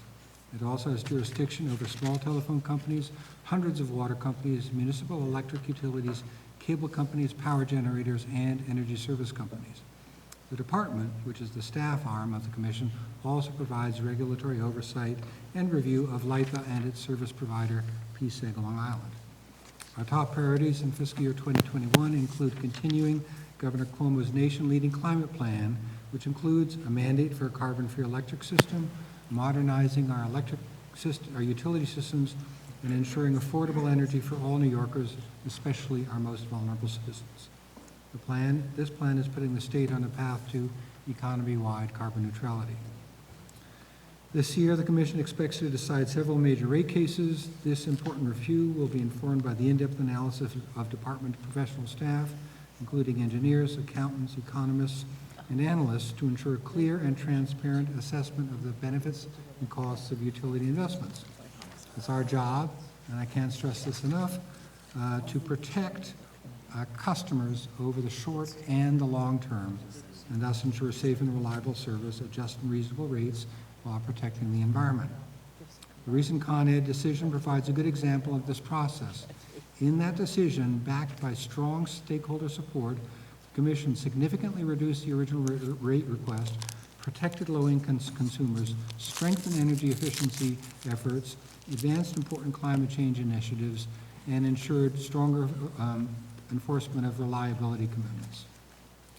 There are many issues that will be addressed by the department in the coming fiscal year. Reliability is paramount. The department's investigation into last summer's Con Ed service interruptions in Manhattan and Brooklyn that left more than 106,000 electric customers without power is nearing completion. If we determine that Con Ed failed to provide safe and adequate service, we will hold their shareholders responsible to compensate customers. Since we last met, the department has created 2 new offices to focus on emergency preparedness and regulatory enforcement. Given past experience of severe weather events and its impact on the electric system, the Commission established the Office of Resiliency and Emergency Preparedness, dedicated to ensure the state's utilities prepare for and respond appropriately to severe weather and other emergency events. The department has also added a new enforcement unit dedicated to ensuring compliance with public service law and regulations. These efforts have borne fruit. Last month, the department secured a $10.5 million settlement with New York State Electric and Gas Corp. And Rochester Gas and Electric Corp. Following those companies' failure to adequately prepare for and restore service after storms in 2018, our largest ever for a utility failing to follow procedures related to emergency response. In my direction, department staff will build on our landmark energy affordability proceeding to ensure that we reach every New Yorker in need. This initiative today provides nearly 2 million low-income New Yorkers with $248 million in direct cost relief each year and limits energy costs for low-income New Yorkers to no more than 6% of household income, half of what many of these New Yorkers had been paying. We will build on the state's success in driving record investment in large-scale renewable energy development by working with NYSERDA to obtain at least 9 gigawatts of offshore wind power, and continue the annual renewable energy standard solicitations for onshore resource to achieve the 70% renewable electricity by 2030 and the 100% clean electricity by 2040 goals that are mandated by the CLCPA. It's called for in the Governor's State of the State proposal. The Department, in conjunction with the Department of State, will develop new rules to make clear what regulated telecom companies need to do to ensure consumers using landline phones are not harassed by robocalls. These new rules will include penalties for landline phone companies that fail to protect consumers from this scourge. In the telecom sector, we continue to focus on infrastructure modernization and oversee investment in broadband build-out to help achieve Governor Cuomo's vision for universally available high-speed broadband. We're positioned to deliver on our core mission and to meet the Governor's ambitious agenda. This concludes my remarks. I welcome your questions. Thank you. All right. Senator Todd Kaminsky. Thank you. Chairman Rhodes, I'd like to first direct your attention to a critical issue on Long Island that is American Water.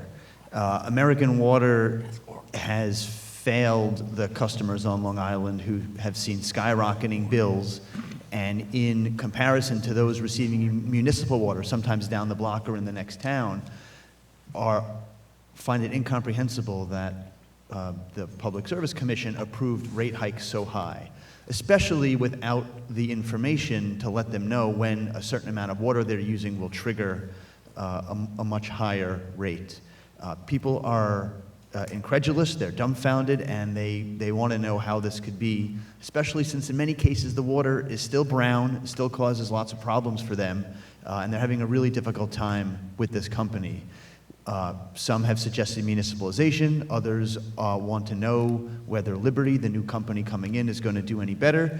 But I would like to begin with you and to just ask whether the Public Service Commission, which you chair, wants to show an interest in providing relief and helping the customers on Long Island who are beleaguered by American Water. Absolutely. That's our mission. We agree with you that the experience over the past couple of years has been not what it needs to be. We've been working with the company to make things better. That said, the proposed acquisition that you mentioned of American Water's assets in New York by Liberty presents an opportunity for a reset. A transaction of that nature has to be approved by the Public Service Commission to go forward. The standard for us to say yes is it in the public interest? The parameters of what the public interest looks like are pretty clear from the facts that you know. They have to include better rates for customers. They have to include better engagement with customers, just the interaction with the utility. They have to include preservation of the conservation policy, which we know are important long-term. And you mention information. Clearly, there's a need if we're going to have customers be able to manage their water bills and usage. They need an information infrastructure, advanced water metering, and we expect this transaction to be an opportunity to reset things in those directions. You mentioned municipalization. Should I go there for a minute, or? Look, if you like, of course. Look, I'm certainly heartened to hear that you want to be part of the solution in helping give people financial relief who have been, the victims of American water practices. So that's certainly good to hear. Good. So on municipalization, we don't take a position on specific situations like this. We simply note that these are questions that come up from time to time. They're complicated, and the one thing we do urge is that there's a careful study of the costs and the benefits of such a move, and to the extent that there's whatever technical assistance that we can contribute, of course, we'll do that. Okay, well, I look forward to working with you on this. The days of seniors receiving $250, $300 water bills on who have fixed incomes needs to be behind us, and I'm heartened by your words today, and I'll hold you to it, and I look forward to working with you on this. Thank you, sir. I'd like to now turn to the issue of the Long Island Power Authority tax certiorari proceedings, especially with the community I represent, Island Park, with respect to the Barrett Power Plant. The deal that LIPA has on the table now, I think would be devastating to the residents there. It would skyrocket their school taxes and leave their community in an extremely crippled position after having been exposed to this polluting fossil fuel plant for many decades. I can't imagine in a budget of our size, especially when we're talking about transitioning plants to a new green economy and with all the money going into that, that we can't do better and have LIPA want to help this community more, a community that is full of good people who are devastated by Sandy, a hardscrabble town where people are trying to get by. Tax increase of this size would be devastating, and we cannot just let it happen. As somebody who is, who oversees so much of this process, I think we cannot just write off these plants and these communities as something of a bygone era. We got to work together to help them, and with all the money in the budget and all the regulatory power you possess, I'd like to ask you to be part of a solution and help us move to a better place. So, thanks again. This is a tough issue. I like you, I think, see two issues here. One relates to the local tax funding and the future of that. That's one where we don't weigh in. It's a litigated matter, or it's in settlement now, and we're also not in a position to really weigh in on budget discussions. The second issue is one about solution finding, and particularly as it relates to, is there a future for the plant, which if I were in your constituents' shoes, I'd have some question marks about, where is that going? We know that part of the settlement under discussion is the creation of a community advisory board, if I have the name right. That is an obvious vehicle for dealing with just these kinds of issues. I can speak for my agency and, the good offices of LIPA to have them be part of the solution in trying to, come up with answers for that future. But maybe my colleague has something also to offer. Sure. Well, thank you for raising these very good questions, Chairman Kaminsky. And, this is obviously a critically important issue in your district. I imagine other colleagues of yours have similar questions. And we believe that thinking thoroughly and proactively about the future of these facilities is a central part of the work we need to do in implementing the Climate Leadership and Community Protection Act. As you know, Mr. Chairman, the law does create a just transition working group, for example, so that communities, labor, workers, others have a direct seat at the table to participate in crafting solutions as we look forward to this energy transition that, again, will be impacting this facility in your district, but facilities across the state as well.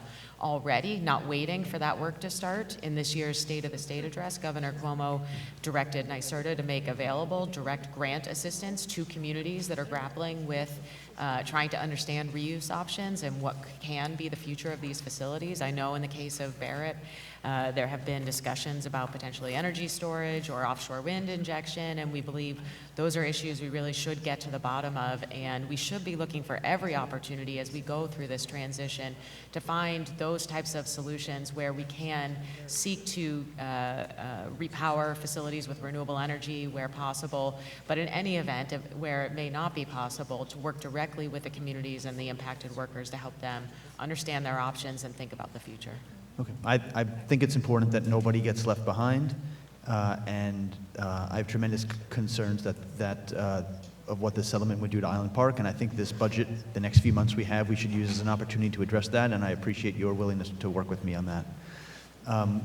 To Ms. Barton, a question about anaerobic digesters and whether the energy they create can be or whether you're amenable to discussing whether that could be included in the CLCPA going forward. I think it was an omission that should be addressed in light of our wanting to use that form of energy going forward. But if it's left out, it's obviously not going to send the signals it needs to develop that. And I was wondering what you thought about that.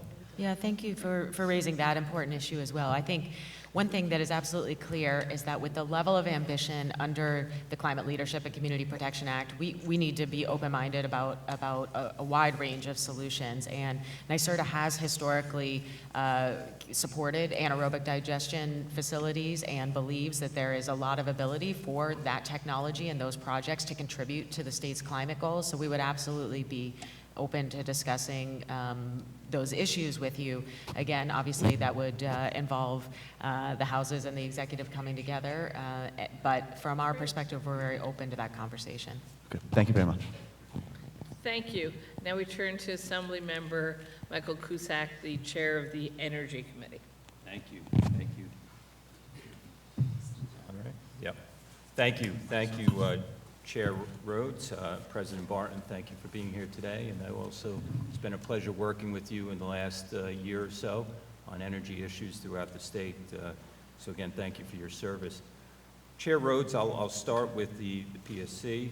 I have a couple of questions on the budget proposal given by the governor last week. In the presentation, the governor made a proposal about revamping Article 10. I know there's nothing specific yet, but there's talk of maybe 30-day amendments and all, but would you be able to just talk to us a little bit about what do you see as the primary problems that exist currently that might be getting addressed in this budget?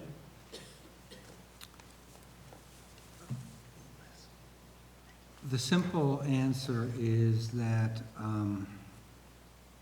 the ambitions that we as a state have, the governor have, require us to be more certain and swifter in getting large-scale renewable energy projects and associated energy transmission upgrades through the siting process. We've got ambitions, and we're not fast enough to meet those ambitions, and that's the job. Okay. But as of right now, is it safe to say there are no specifics yet that you could announce here today at the hearing? There are none. I can assure you the governor has the state's energy team and other agencies working full out on the issue. Okay. And we can expect something in the 30 days? I believe that's the commitment that you heard from the governor's office. Okay. Thank you. In November, Chair, you and I had spoken, and that we spoke about the issue of staffing, and that DPS has 10 employees exclusively focused on the Article 10 issues. Can you provide an update on the specific staffing at DPS on these issues, the Article 10 issues? I'll have to get back to you. The numbers I recall are a little bit higher. Okay. I think we had 14 full-time and 28 folks all in that are working on this. And that's not including the folks at other agencies, principally environmental conservation, that are also engaged in this task. But we'll get you those numbers. Okay, I'd appreciate that. Also, in the language of the budget, there was a Part C, Part Z, I'm sorry, Z is in zebra. This new language would allow DPS staff to undertake administrative investigations and commence enforcement proceedings against regulated public utility corporations. Can the PSC point to specific examples now that this language would be needed for? Well, in general, it's a fact that the PSC has been faced with increased opportunities for enforcement in recent years. I can go through the litany of incidents. East Harlem, Riley Quinn storm, the Rochester windstorm, Charter, a series of operator qualification and other gas safety issues in multiple gas utilities, New York American Water. And the pace and severity of those have drawn our attention to the fact that we in fact lack some of the enforcement mechanisms that other agencies have as standard practice. And this text basically aligns us with the practice at other enforcement agencies and allows us to initiate and get going on these investigations in a much more straightforward manner. And in this plan, is there specifics on how DPS would keep the public informed? Is there a mechanism in place? These are publicly transparent processes. It's really going, it's a path of going through, issuing a notice of violation, which can be done by staff rather than a more intricate staff prepares commission to develop an order to show cause and the like. But the transparency with the public and the ability to get to the truth, in an open way is in fact enhanced. Thank you, Chair. President Barton, in the language of the budget on the Bond Act, the Restore Mother Nature, there is language in there that expands the use. It says that, along with other examples, it says expand the use of renewable energy to mitigate climate change. How would renewable energy be expanded, in your words? What would be some of the specifics that it would be expanded based on this language? Sure. Well, as I think my colleague Commissioner Sagos testified a little earlier today, there is a lot in development in regards to the specifics of how the Bond Act will be presented to voters and identifying the projects that would be funded. Certainly, we can think of no shortage of needs for investments in renewable energy and other types of clean energy solutions, energy efficiency and the like. And so all of that is within the purview of what the governor's office and my colleagues in the various agencies that will be working on the Bond Act will be looking at. Again, that's against the context, of course, of the entire executive budget commitment to $33 billion over 5 years, which I just have to say stands as an extraordinary commitment to investing in renewable energy. I am not aware of another state that is making these types of significant investments. New York clearly is standing out as a leader in investing in renewable energy and clean energy solutions of all kinds, and in investing in climate-related investments like those that could be supported under the Restoring Mother Nature Bond Act. So, again, happy to talk about the details of what NYSERDA is planning, and we do look forward to working with many of you to see that Bond Act passed. Great. You brought up the Commissioner DeSier, who testified earlier. My colleague, Assemblyman Engelbright,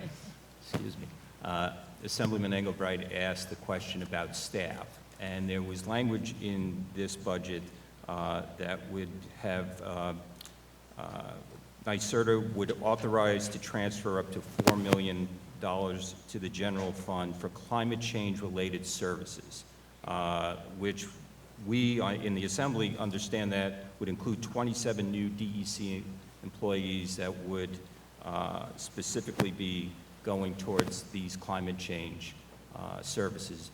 We didn't get specifics from the Commissioner then. Do you have any specifics as to what these employees would be working on? Well, again, I can confirm, yes, that's the executive budget proposes that $4 million transfer, and it would support the work of... And 27 employees? Is that the correct I don't number? believe it was tied to a specific headcount, and I would have to defer to DEC on Okay. how that funding happens. NYSERD is essentially a pass-through for that, collection from utility bills and then transfer to the general fund. But I do understand that it would support the climate office's work.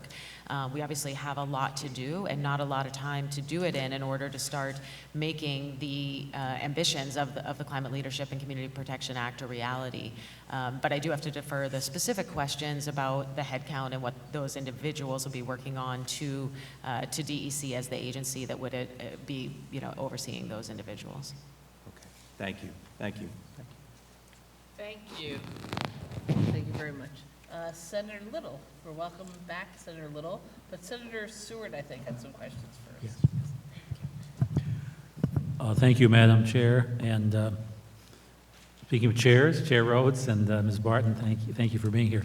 I wanted to return to the, Ms. Rhodes, the discussion on the expanded administrative investigations on the part of your agency. Can you kind of run through a little more specifically, what would change under these proposed rules? What additional powers would you have? So the principal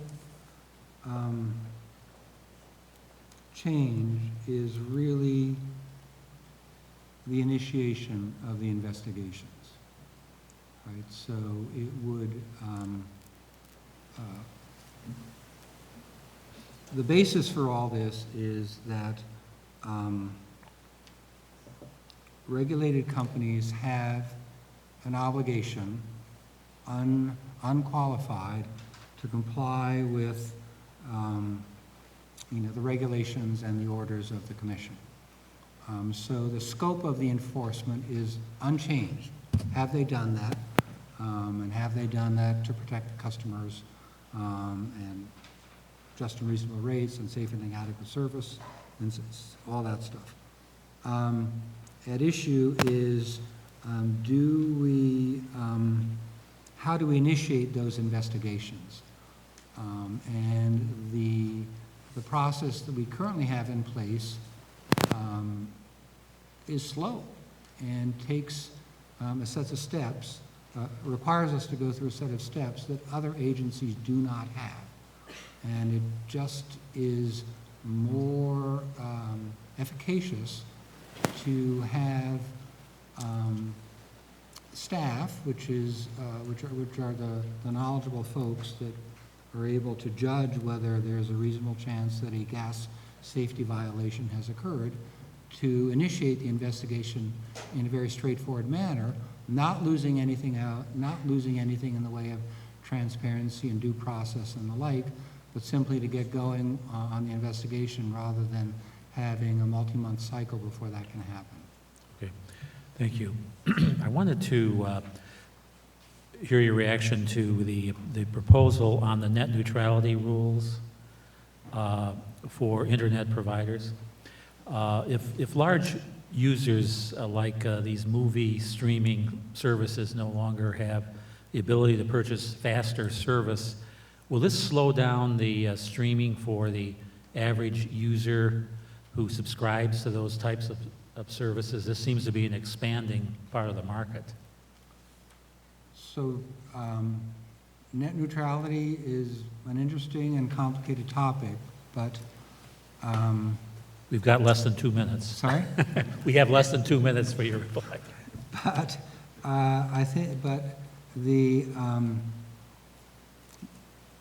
bedrock of progress that we've seen in all of these industries, including these fast-moving technology ones, is that competition is the friend of customer service. And net neutrality is a way of leveling the playing field and enhancing competition, which over the long run, across classes of customers, is the best way to drive competition, which then in turn is the best way to drive cost down and value up for customers.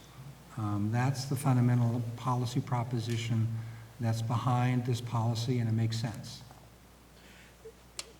Have your staff at the PSC or anyone else for that matter looked at that issue of whether it's going to slow down the, the streaming for the average user? We have, but we can take another look and report back to you on that issue. Okay. Thank you.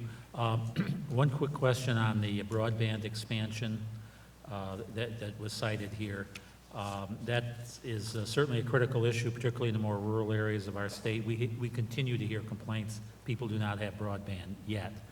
And can you describe what this broadband expansion is going to look like? Are we going to have more, another round of funding, or require these other servers to reach more customers? So the agreement with Charter calls for Charter to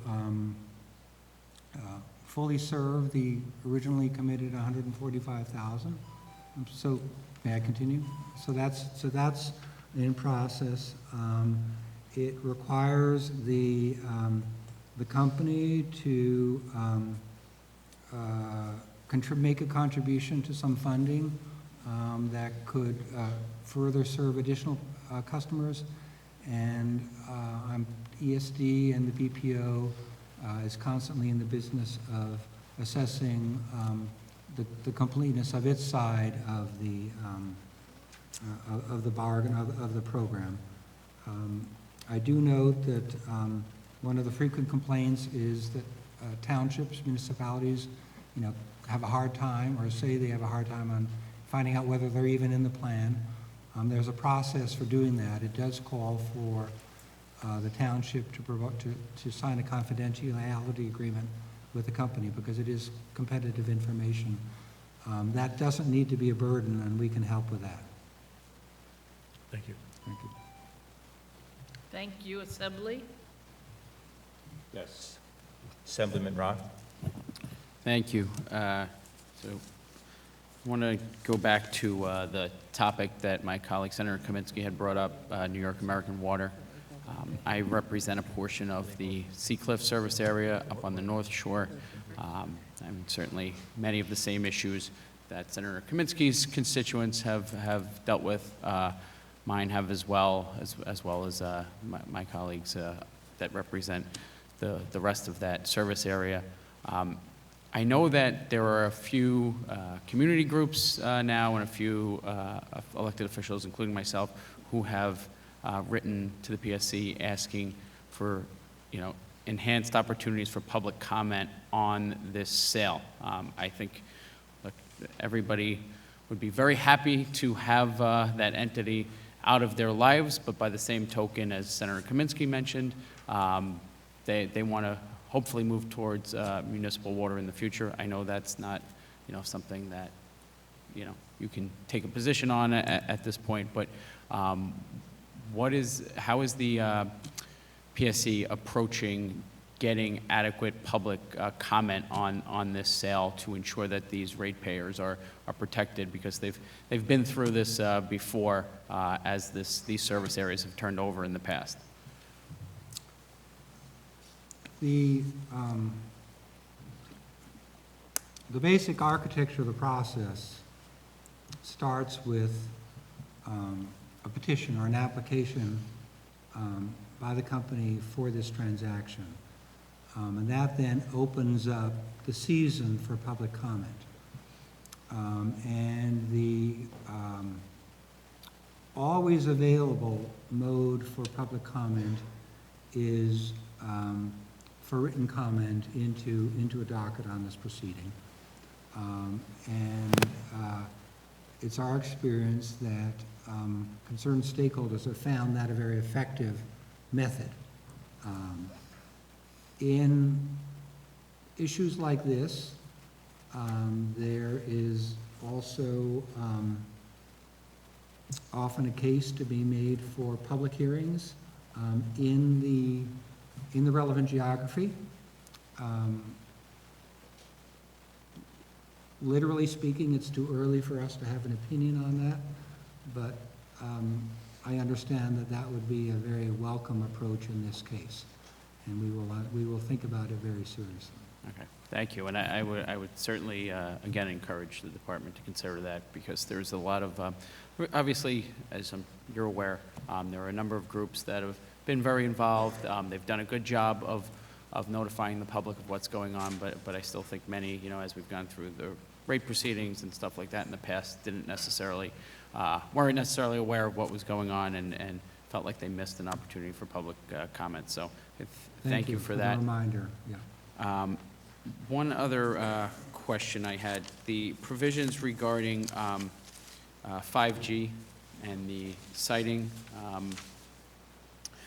or the permitting process, really, any thoughts on how does this look in other states? Have other states done this to streamline this process? Has it cut out the opportunity locally for input and participation in siting of these facilities?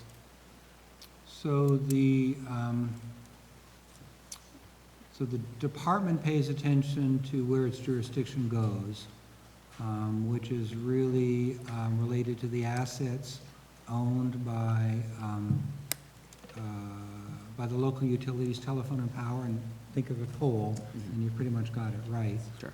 And we've implemented a set of practices that are at kind of leading edge nationally in terms of speeding the process, more definite cost estimates, time certain for simple attachments of the small cells to the tower.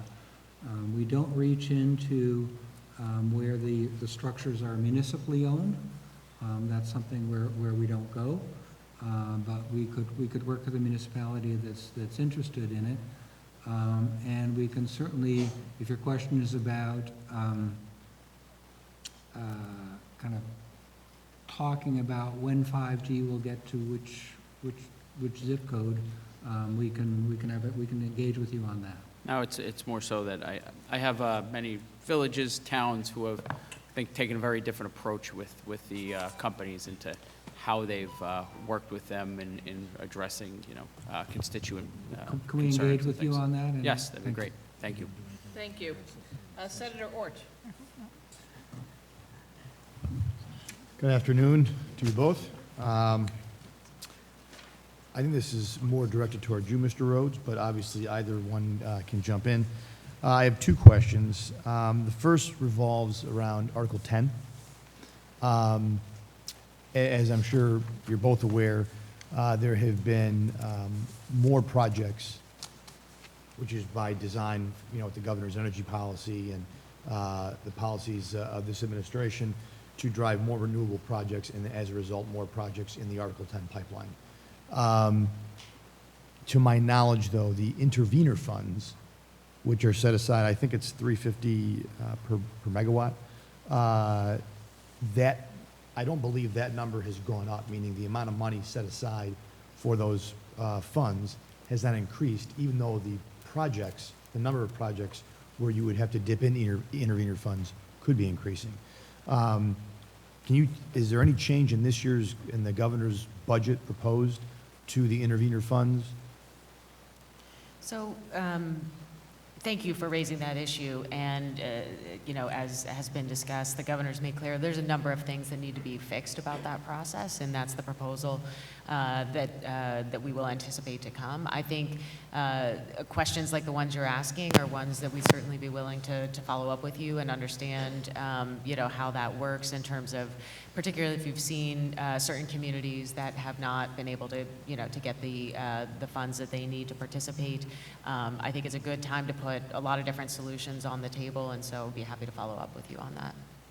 Thank you, that'd be great, because there are, I have a number of these projects that are being proposed, and there is one community specifically that I've already spoken to that those funds have been exhausted, or, that was their, what they were told. So, and we can follow up, through my office directly as far as the specifics on that, but. We'll do that, yes. That'd be great. And then the other question I had, the Climate Leadership and Community Protection Act does not define nuclear energy as a renewable source, which means that under that act, nuclear would be removed from the New York Energy portfolio going forward. I guess my question is, and I know this question has been asked in regard to other forms of energy, but without nuclear in the portfolio, what is the amount of solar or wind or other types of renewable that we would need to replace, that source of energy? And what do we lose from the grid? How much does nuclear contribute today, and how much do we lose, and then how many other types of, whether it's wind or solar, will be needed to replace that loss of energy?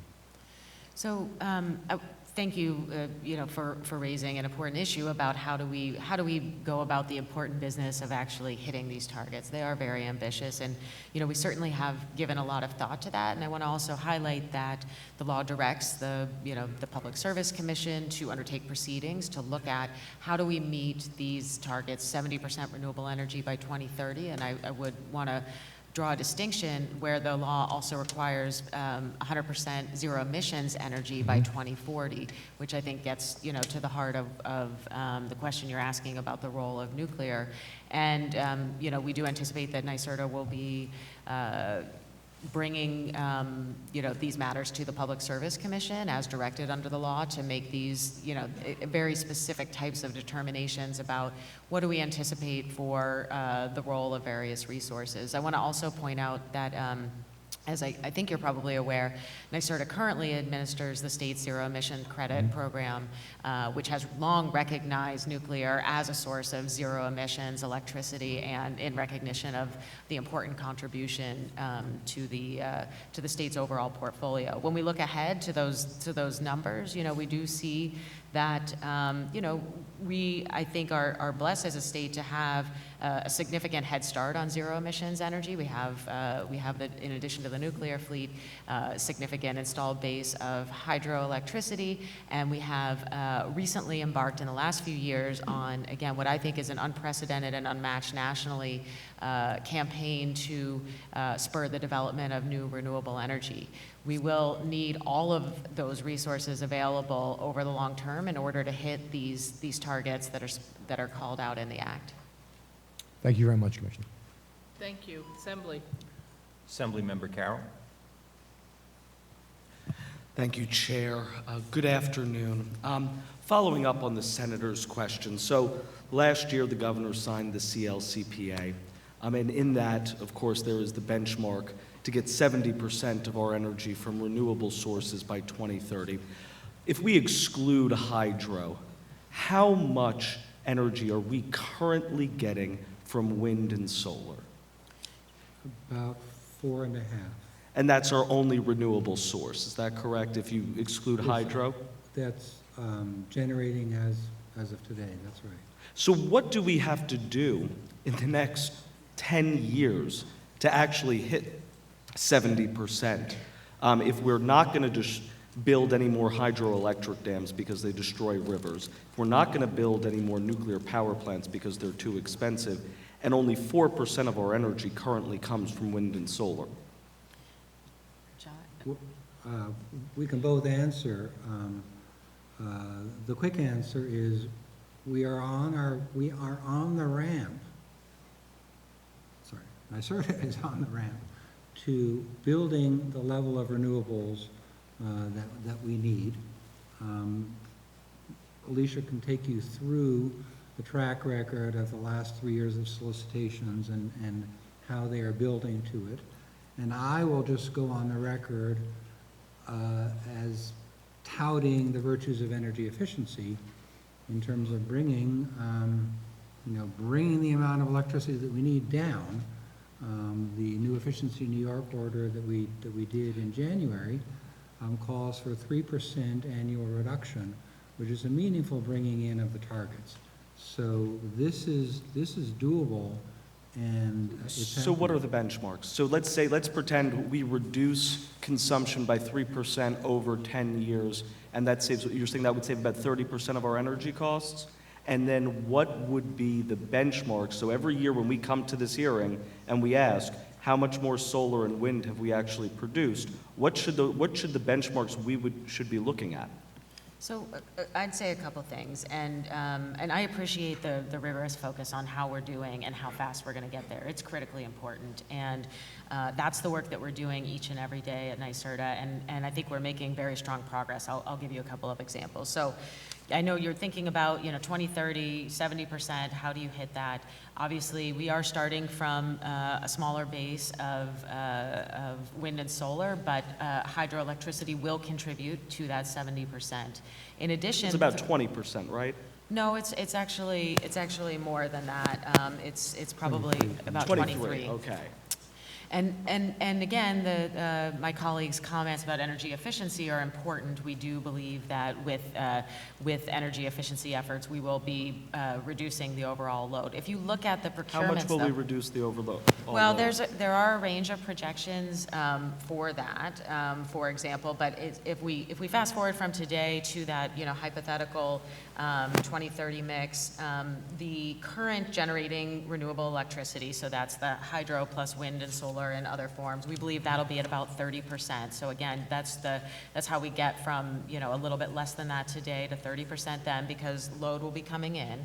If you look at the procurements that That's NYSERDA by has 2030. by 2030. So you're saying that we're going to only double the amount of wind and solar we currently No, have? no, If we no, have no, I'm sorry, 20 please no? excuse me, let me correct that if I misspoke. That's only what's existing, those numbers that you were asking about before. In terms of what's in the pipeline and already under development, already under contract to NYSERDA, that is an additional 15% on top of that 30% that I just indicated, which means we do have to go out and get another 25% in order to hit the 70% target.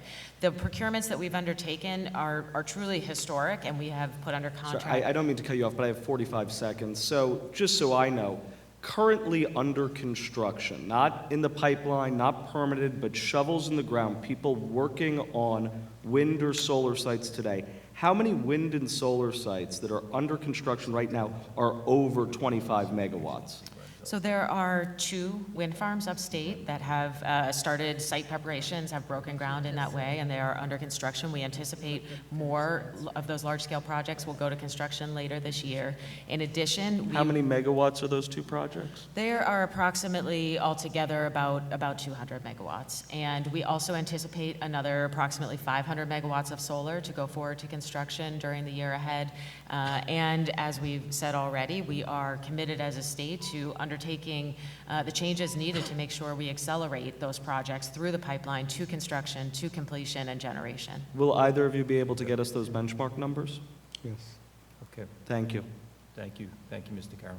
Thank you. I'm actually going to take chair privilege to jump in here, because I actually thought that some of Member Carroll's questions were really getting to the meat of what I also was interested in. And again, I don't think anybody wants to play gotcha. We know what we have to do in the state, right? We have to exponentially speed up our movement to renewable energy. We've mandated in law, but more relevantly, we all know what the data is if we and everybody else don't exponentially speed up what we're doing. So we talked about, somebody else raised a question about siting barriers, and the governor's budget language allows you more flexibility to deal with siting power plants. Now, I've been here for 18 years, and most of the problems with siting power plants is communities didn't want polluting power plants in their neighborhoods. So now we're talking about needing to site non-polluting power plants. So do you think there are specific changes we need to make that will actually ensure we can get new renewable energy plants sited and built much faster than our current schedule? Well, yes. I mean, the governor has made clear that we have to make a number of changes, and he has directed us that we need to think big and move fast and really put solutions on the table to make sure that we can follow through on converting, again, the pipeline of renewable energy projects, which is extremely large, and there are projects in development all over the state that have been awarded contracts to go forward, and now we need to figure out how to get them through the siting process to construction. That's the proposal that will come forward with additional details. And siting is not just about power plants, it's also about a modern energy grid that can ensure that siting more likely in upstate New York, where there's more land and more renewable options, but then getting it onto a grid that brings it down to New York City and Long Island, where there's fewer giant open fields and spaces to build energy. So are we also moving forward with modernization and expansion of our grid, preparing for transmission of renewable energy from north to south? Yes, absolutely. Yeah, I mean, the governor mentioned a couple of things in his remarks, really relating to existing rights of way, which is really the first place you'd go look to expand the transmission capacity. That's also obviously a lesser siting challenge because a lot of the pre-work has already been done. So that's the first place to go look.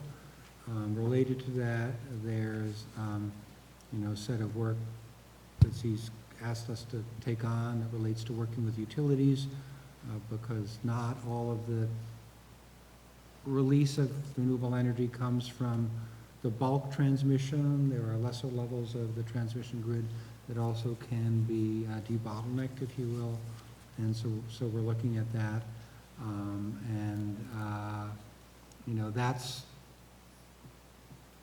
Those are the action items that we know right now. May I just add a brief addendum to also say that while certainly we will need to look at all of those solutions, when we think about what this new future grid state looks like with all of this renewable energy and the historic challenges that we still continue to have and need to tackle about moving energy upstate to downstate, I can't help but point out, the significant solution that offshore wind provides in bringing a substantial portion of the potential new renewable electricity load directly into the downstate load centers, as well as some of the historic investments we are making in energy storage projects, which will help really just remake how the grid operates much more flexibly, much more resiliently over time. Right. So when utilities decide what they're going to invest in for their infrastructure and to sell us fuel, they look at what's likely to happen in a PSC rate case and how much money they'll be able to charge or get reimbursed back over time. So considering we know we need to charge forward on green energy and walk away from our old failed models, are we ensuring now through PSC policy, I'm just gonna say I get right, that when somebody comes to you for a rate case involving expenditures on new gas-fired power plants and infrastructure, that a utility rate case for them won't incentivize them to think, oh, I can get this money back over 40 years, because we don't want them in business for 40 years with the old models of energy. So why would we lead them to believe that the Public Service Commission is going to provide them with the rate increases to pay their costs over 40 years? I may have said that question backwards, but I think you understood. So,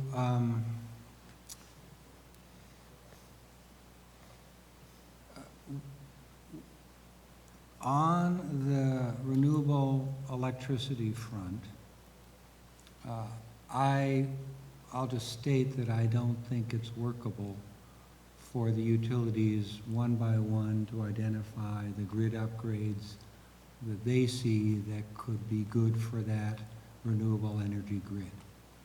I think they need to be responding to information that is coming from state agencies, from statewide plans, based on an understanding of where the renewable energy pipeline is and where it's going to be and how it's going to come on stream. So we need to lead the utilities in some of their capital planning around the renewable electricity. I'm sorry, the acoustic issues that you promised showed up, but I believe you also talked about gas infrastructure and kind of a 40-year asset life. That's, it's hard to see how that squares with the CLCPA. And we are aware of that discrepancy and would like to work with you on how to deal with that. So you agree that we do have a problem out there to deal with? We have work to be done, yes, ma'am. Okay, thank you. I have 2 minutes left, sorry. Changing to Reggie.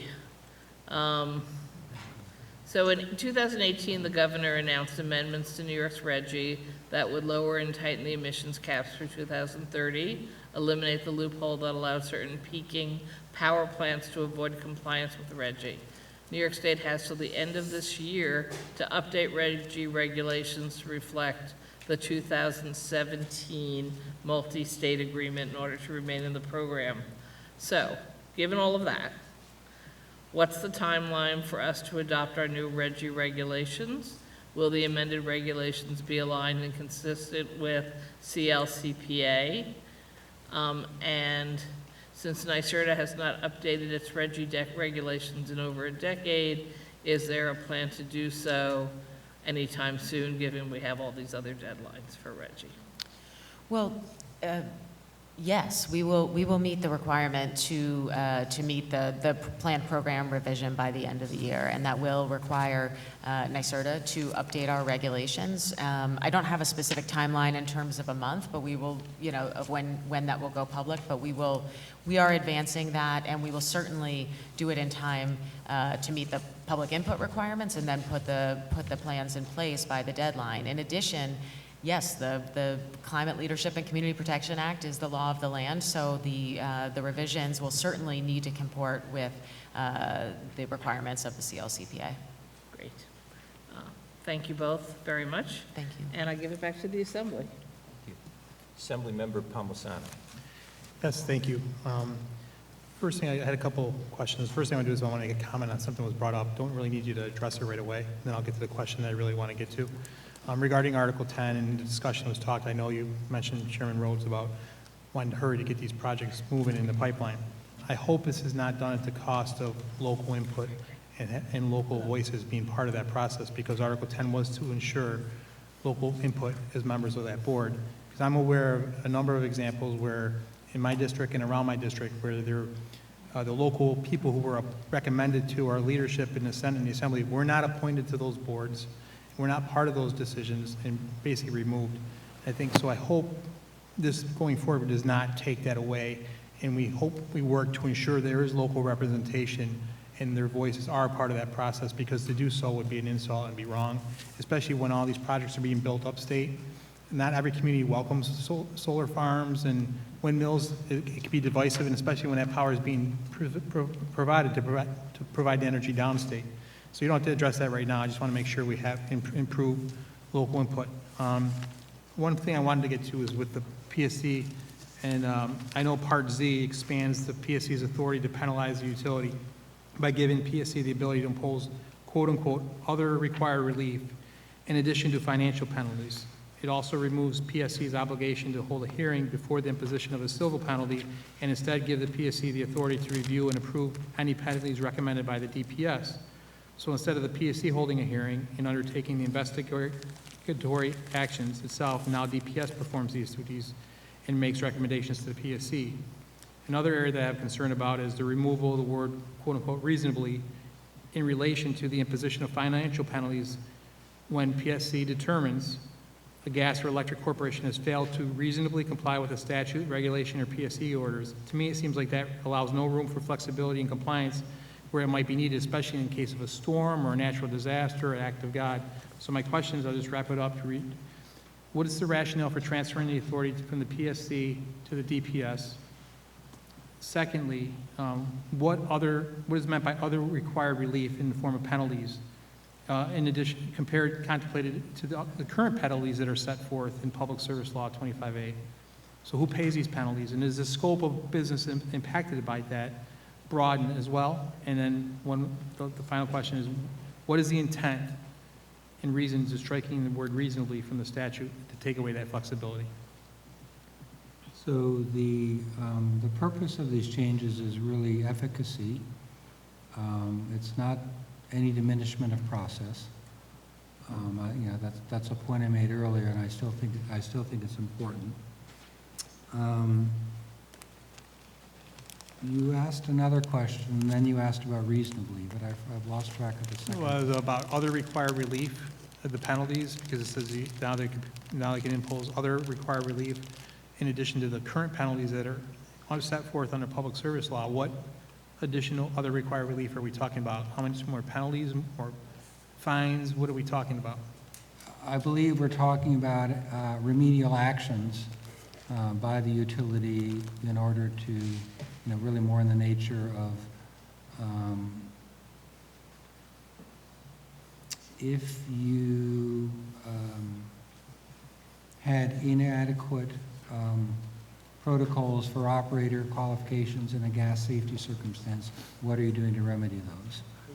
Okay. But I can get you more detail on it. On the point of reasonably, a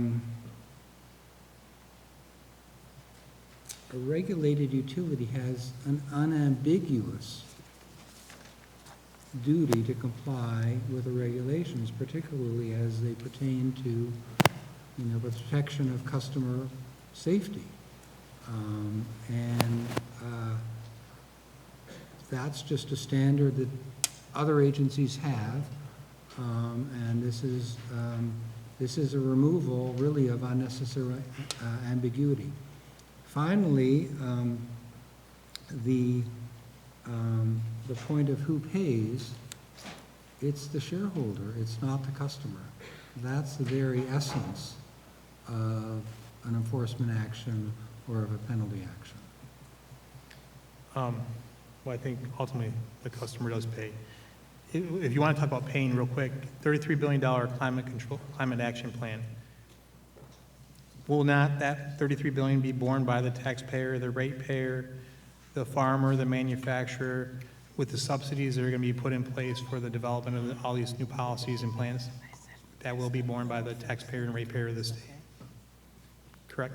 They are investments in a system that's better, and they are investments that take the place of business as usual investments. The status quo is not free.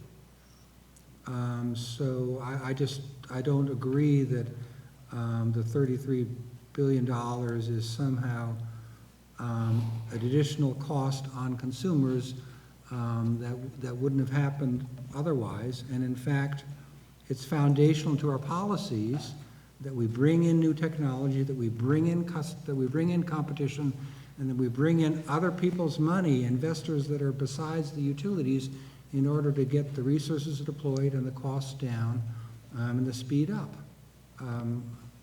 That's foundational to what we're doing. Thank you. We're jumping to the Senate. Senator Betty Little. Thank you. Thank you, Mr. Chairman. I don't think it's on.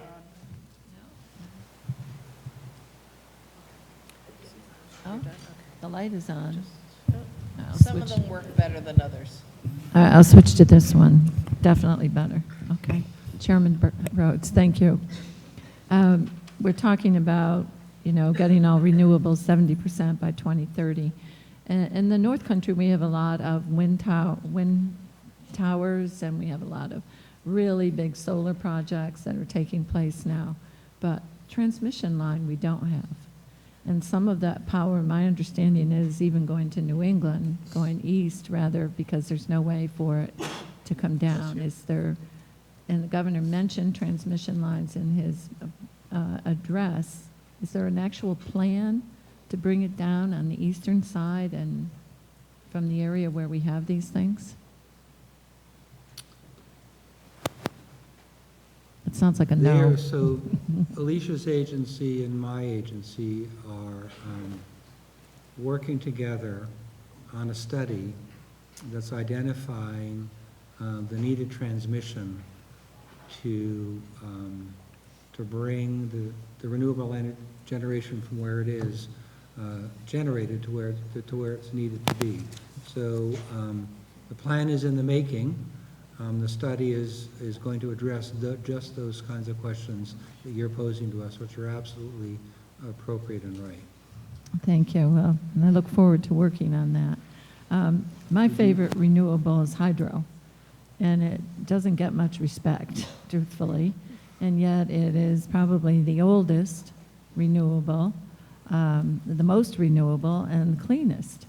And yet we don't offer any incentives to improve these small hydro plants. I have a number of them in my district, and they could be doing so much more for our area and for the energy that we need. Do you have a plan for that, or is there a way to incentivize them to become more efficient even and improve some of their things, their equipment? Yes, thank you for the question, Senator, and thank you also for your service and your longstanding support of renewable energy like these hydroelectric facilities. There's a few things. One is that through the current NYSERDA solicitations, where hydroelectric facilities want to increase their capacity, they are eligible to participate, and we have awarded projects in the past to upgrade hydro facilities to get additional output. Beyond that, and quite recent development, NYSERDA actually filed a petition at the Public Service Commission today to also look at, to request that the Commission consider a mechanism to allow existing renewables to participate in an auction for contracts similar to what we have offered for new renewables or so-called Tier 1 renewables. So we'd certainly be happy to follow up with your office and explain the proposal that we've made, which of course will be taken under consideration by the Public Service Commission, and the public will have an opportunity to weigh in. And as I said before, I think, you know, the ambition of the act means we have to look hard at all solutions, and that's what we're committed to doing. Thank you.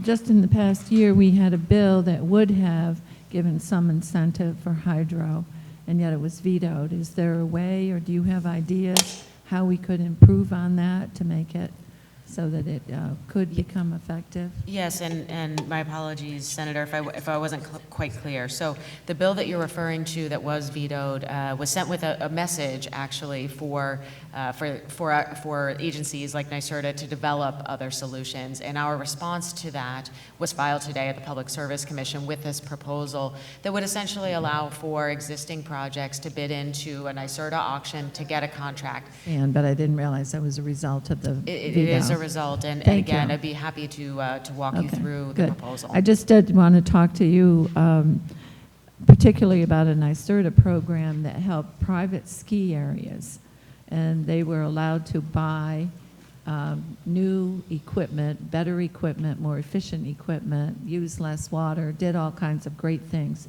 And thank goodness we did that with the lack of snow this year, that the ski areas are able to really function. So many of them appreciated that, and it wasn't an awful lot of money, but I think it started out at $5 million, and they ended up spending more than $5 million because you had so many applications. I would just like to see if we could do that again. Well, I appreciate your positive comments on the success of that funding program, and of course, It started with John Rhodes, so that's why he's smiling. Okay. Sorry? I'm sorry, we couldn't hear you. I'm sorry, I said I started that idea with John when he was at NYSERDA. That's why. I think it's a great program, but I want you to take all the credit, Senator. Thank you. Thank you. The Assembly's done, so is Senator Rachel May to close. Is this on? Thank you, Madam Chair, and thank you both for your testimony. I apologize, I was late coming in, so I have 3 questions. If any of them has been covered already, just tell me to move on. So the first one is about VDER, Darth Vader, the value of distributed energy resources that was used to replace net metering. I understand there were some tweaks to it. Can you tell me, is net metering going to come back? What is the status of VDER? So what there is now, and I'm just going to get processy for just a second, but what there is now is there's a white paper that's out for comment, and it's a proposal that tries to develop the next generation of VDER. The main thing about a white paper is that it's an opportunity for comment. So this is something that's still in the oven and being baked rather than already baked. The white paper, which was done jointly between Alicia's agency and mine, tried to strike the smartest balance it could between a couple of objectives. One is to make sure that the really welcome increase of renewal of solar, including rooftop solar, didn't create undue burdens on other households. And the other was to make sure that we did not impede, but rather reinforced the momentum in the market for solar. And the proposal that's out there was one that was worked with all parties, and the solar industry backed the issuance of the white paper. They used, they kind of commend where we ended up as a proposal. I don't like to predict the future, but I'm sure they'll have comments in this cycle and suggest some improvements. But this is a balanced, reasonable proposal that moves us towards a more sustainable future for solar, one that I think is going to, I don't know what the growth has been in the past year, but it's not slowing down. Okay, thank you. Second question is about broadband and the broadband build-out. I was glad to see there's money for that in the budget, is my understanding. But is that going to be done without using satellite access? Because people are really unhappy with the satellite internet. So we understand that the customer read that HughesNet, the satellite solution, is not at the speed, et cetera, of broadband. The priority is to get some kind of service to everybody, but then, of course, to really keep the whole state moving towards the governor's vision of high-speed broadband for everybody. So that's, we'd be happy to engage with you on that, but we're aware, we, together with our colleagues at ESD in the Broadband Program Office, are aware of that issue. I appreciated your testimony at our hearing about rural broadband. And my last question is about green jobs. So we all want to create green jobs, but what are you doing to steer those jobs toward people of color, to communities that have been hurt by climate change already or otherwise don't typically get access? Yes, thank you for raising such a critically important issue, and that is a significant priority for our efforts. I'll say, a couple of things. One is that we are making historic investments in workforce training to allow workers to enter the clean energy industry. Already we have 160,000 workers in that industry in New York State, and it's one of the fastest growing parts of our state's economy. That's a bright spot, but as you say, we can't be unaware of the need to be proactive in reaching out to particularly historically disadvantaged communities of many different kinds. So through NYSERDA's workforce solicitations, we do give preference to projects that will directly support priority populations, and that's not only disadvantaged communities and minorities, but also previously incarcerated or displaced power plant workers. There's a relatively long list of workers that would fit that definition.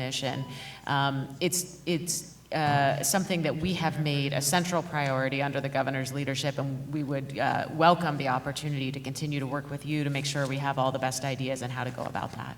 Thank you. And are you tracking the success of that? Is that something that's transparent that we can look up or find out about? Yes, so some of the data is early. These programs are offered on a rolling basis, but my understanding is that through, for example, the programs that we'd offered over the last year, which are going to dramatically ramp up in the next year and the years after, that we did see relatively good success. In one of our programs, I believe we were approaching close to 50% of the applications supporting in some way, shape, or form these priority populations. Perfect. I'd Thank be you happy very to much. follow up with more We information. would love you to follow up with her afterwards. And Thank Senator you. Seward's going to walk you out and ask you one more question. Because he came back too late. I'll call your office. Okay. We want to thank you for your time here with us this afternoon. Thank And you for you. for everyone's Thank you.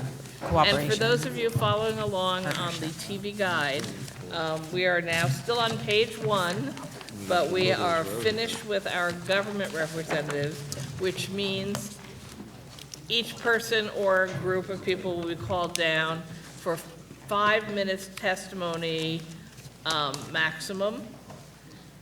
We tend to keep questions shorter at this time of the evening. Thank you. And we will call up several so other people can get in line. So the first up is Alliance for Clean Energy, Ann Reynolds, Executive Director. But if Peter Iwanowitz from Environmental Advocates wants to get closer to the front, so he's ready. I think he might have his deputy with him.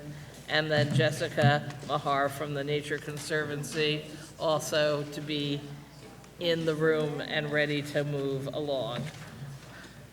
And I know everyone has sat here all day, and I appreciate it. We have too. And everyone's testimony will go up online. And again, we really start to urge you, if you start to read, I'm going to take the paper away from you and say, do it on your own, because you can. So, welcome. Thank you. Is this on? Hi, my name is Ann. I'm with a group called Alliance for Clean Energy of New York. If you're not familiar Bring the with microphone a little closer to your mouth, sorry. Thanks. How's this? Better. Hello again, my name is Ann Reynolds. I'm with the Alliance for Clean Energy of New York. We are an organization made up of both environmental organizations and companies that are engaged in renewable energy development and energy efficiency in New York State. So we have companies, for example, that own existing hydro and existing wind or are attempting to invest and build projects in New York, distributed and community-sized and grid-sized solar, offshore wind and land-based wind, fuel cells, sustainable biomass, energy efficiency. So I really do appreciate the opportunity to speak to you for 5 minutes. And I realized I forgot to start the timer. So on January 21st, the governor did his budget speech and started with energy and environment and climate and mentioned something that ACE has been working on, which is the difficulty in the permitting process for renewable energy projects. And we heard today Commissioner Sagos, I believe, used the term the process is broken, which I was heartened to hear because as renewable energy developers, we have been trying to make that point to our partners in state government. We absolutely need to have projects permitted, reviewed, and permitted faster, and we need to have additional planning and permitting for transmission to move the new clean energy around the state to the places where it's needed. We really can't, in our view, achieve the goals of the law that you passed last year without that happening. I do note that, that there were not, as was said, amendments to Article 10 or specific language submitted in the governor's executive proposal. So we are waiting on the edge of our seats to see, and I'm basing this on a tweet from Rich Azzopardi, that there will be amendments to the law submitted in the 30-day period. So since I don't know what is proposed, it's difficult for me to comment on it, but I will say simply that if the process is dramatically redesigned, that would be a positive thing if it results in additional projects. But it would be very important not to undermine the projects that have been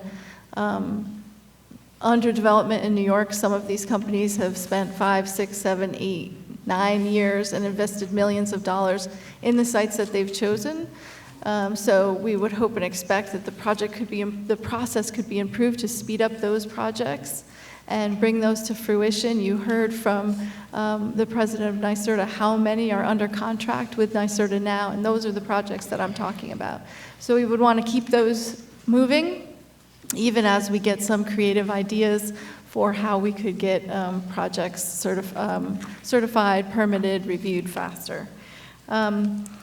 The governor also described a total 5-year commitment to climate change as $33 billion, and that figure, as I understand it, is a combination of the proposed bond act and previously announced funds, but many of them are not part of the general fund, so are off budget, but it is still important for us to mention how important they are, how important those programs are.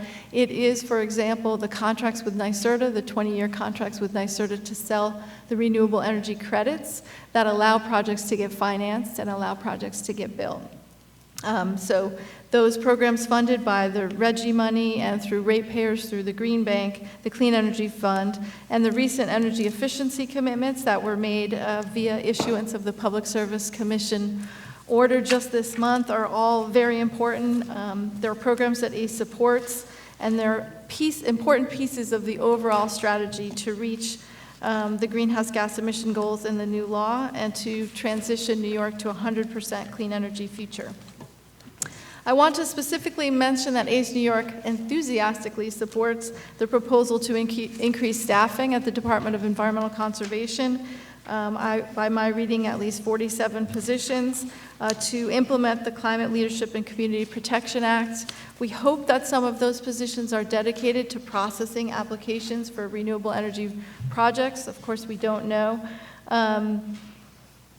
But even then, even a cursory reading of the law that you all passed last year shows that DEC has a lot of work to do. So we hope that those new positions are supported.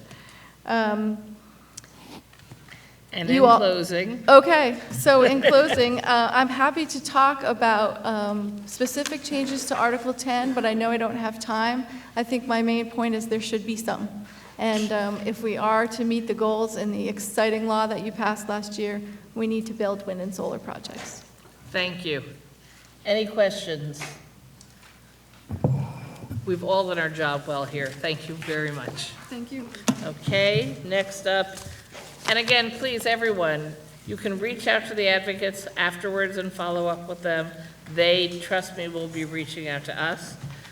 Peter Wowanowitz and Kate, no, just Peter Wowanowitz. Just me. From Environmental Advocates for New York. So great, thank you for being here so late into the evening. And thank you for doing what you do every week. I'm looking around the dais, and most of you travel at least 2 hours every week to get here and 2 hours to get back. So thanks for your service. Thanks for what you do for the people of New York State. So this year we mark the 50th anniversary of the first Earth Day.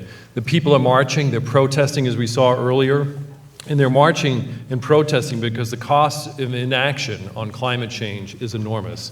Let me just give you a simple figure.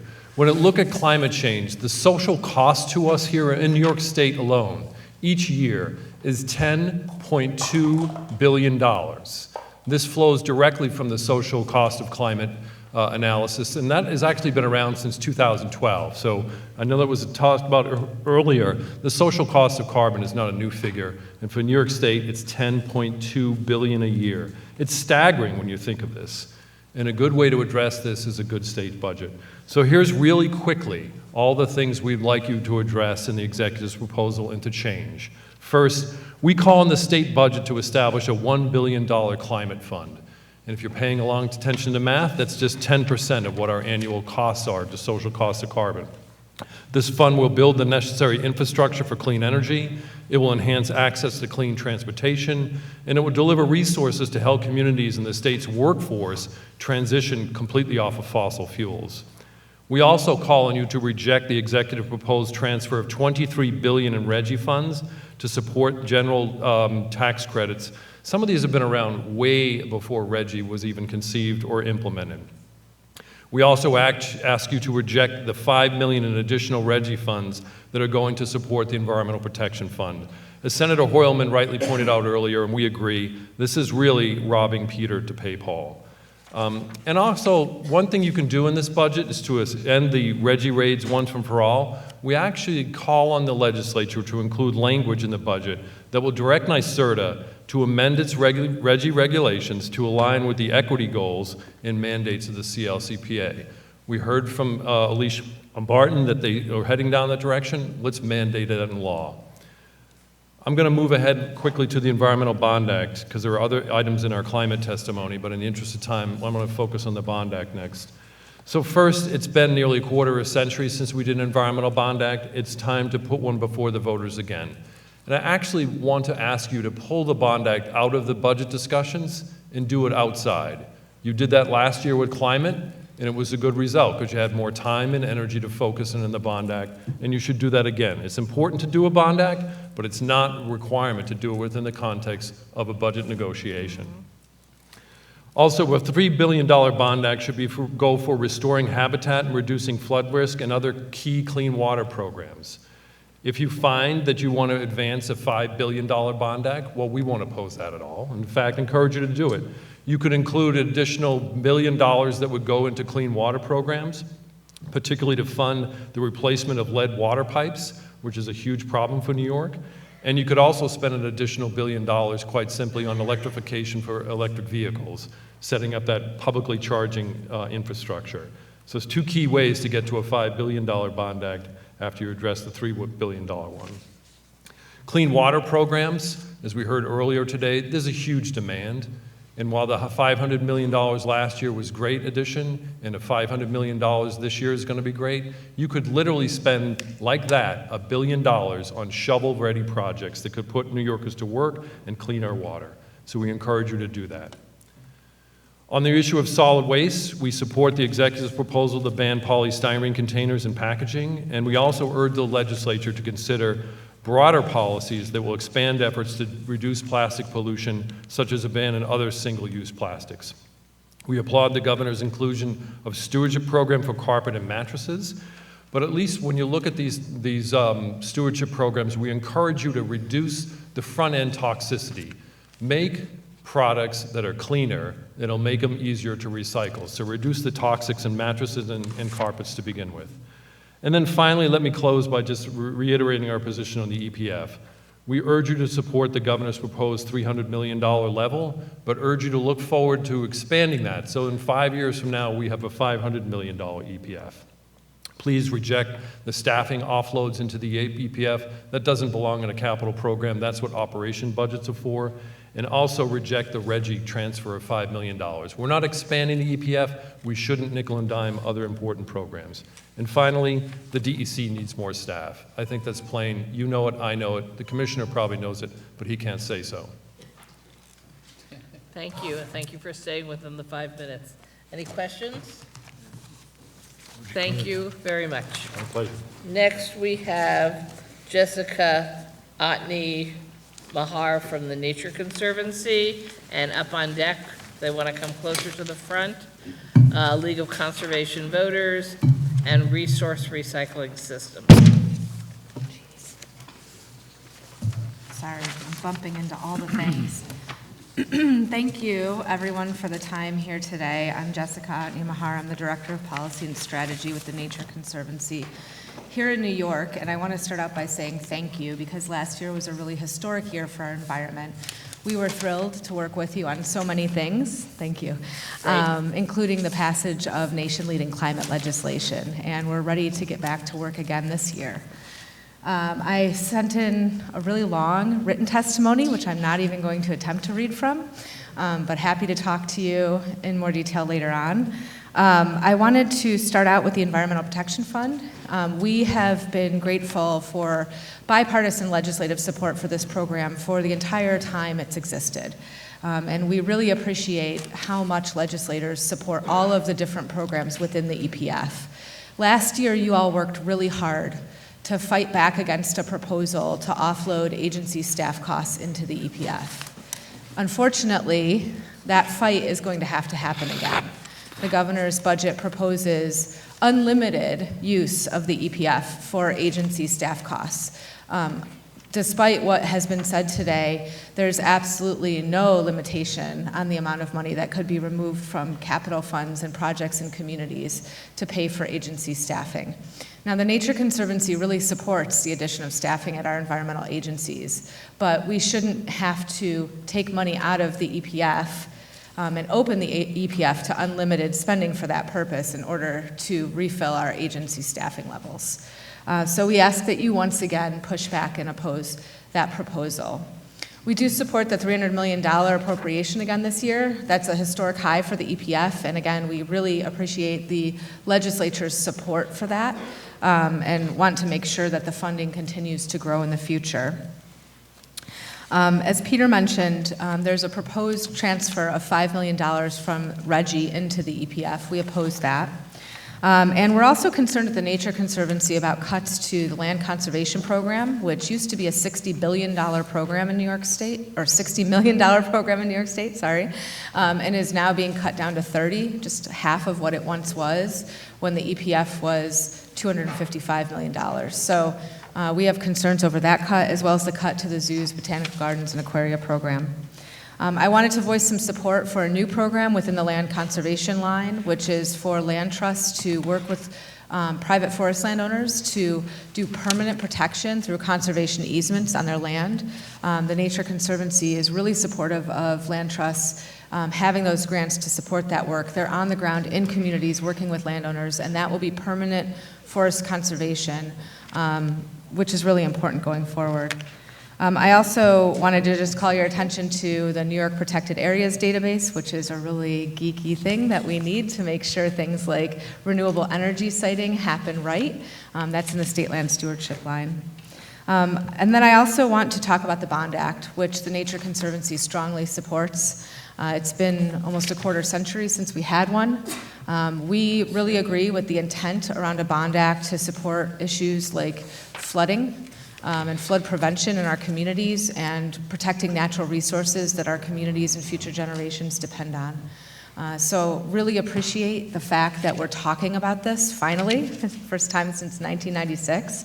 And we've been working on these in other states around the country, so we believe the voter support will be there based both on public opinion research and our experience working with voters. We would just ask that you think about framing it in a way that will compel voters, and that will be understandable to voters. In particular, the ballot question that voters are going to have to look at is going to be very important. So as you write that, which will be legislated, we really need to be careful about how that's worded. And then lastly, I'll just say that the Nature Conservancy is excited about the proposal to further protect our wetlands in New York State. We're concerned about the Waters of the U.S. Ruling at the federal level and the implications that has for clean water and habitat. And we believe that the proposal in the budget, while it's different than some of the legislation that has been proposed in the past, deserves a serious look, and we hope that you give it consideration and conversation. And with that, I'll leave 30 seconds on the clock and open it up to questions. Great. Senate Assembly. Yes, Assemblymember Glick. Thank you very much for your testimony. I have one question. In how many locales are you working with landowners, property owners who are facing flooding? I see that you referenced Mastic Beach, but clearly there are lots of places, and the South Shore of Staten Island, and obviously other places. So in how many locales are you actually working? Thank you for that question. So we have teams working on the ground in a number of places, both actively and in the past, and it's in different functions. So in places like Mastic Beach, we've done work where we've actually worked with willing sellers to buy out properties and return those properties to a functioning wetland, for example. We're doing some work like that in Staten Island right now as well. And then in other areas, like on the shoreline of Lake Ontario or in the Southern Tier, and in the Southern Tier, in fact, we did so with support through the Environmental Protection Fund. We've been working with communities to do planning so that they can think about the problems that are causing their flooding, especially at a regional level beyond their own municipal borders, and then work together on plans and actually come up with lists of projects that might be fundable through something like a bond act. We've had a number of projects in different places throughout the state, and it's kind of ebbed and flowed. In the Adirondacks, we're working with communities on replacing culverts. There were a lot of culverts that blew out during Hurricane Irene, and really destroyed the only roadway that got people from one place to another. It was a serious public health and safety concern. What we've learned in a lot of the state is a lot of these culverts where they create pinch points and blow out during storms, they're also ripe for opening up hundreds of miles of fish habitat, which is great for the fish and great for the fishermen. So we've been working in communities in the Adirondacks and in the Hudson Valley on that, and we're now prioritizing culverts that need to be replaced in places like Long Island. And then our partners, like soil and water conservation districts, are doing similar prioritizations in other areas of the state. Thanks very much. I'd be happy to follow up with your office as well if you have more questions on that. Great. Thank you. And we also have a question by Senator May. Thank you. Yeah, that pretty much answered my question, but I was wondering, just to extend it, have you done watershed level planning or have facilitated, helped groups get started to do that?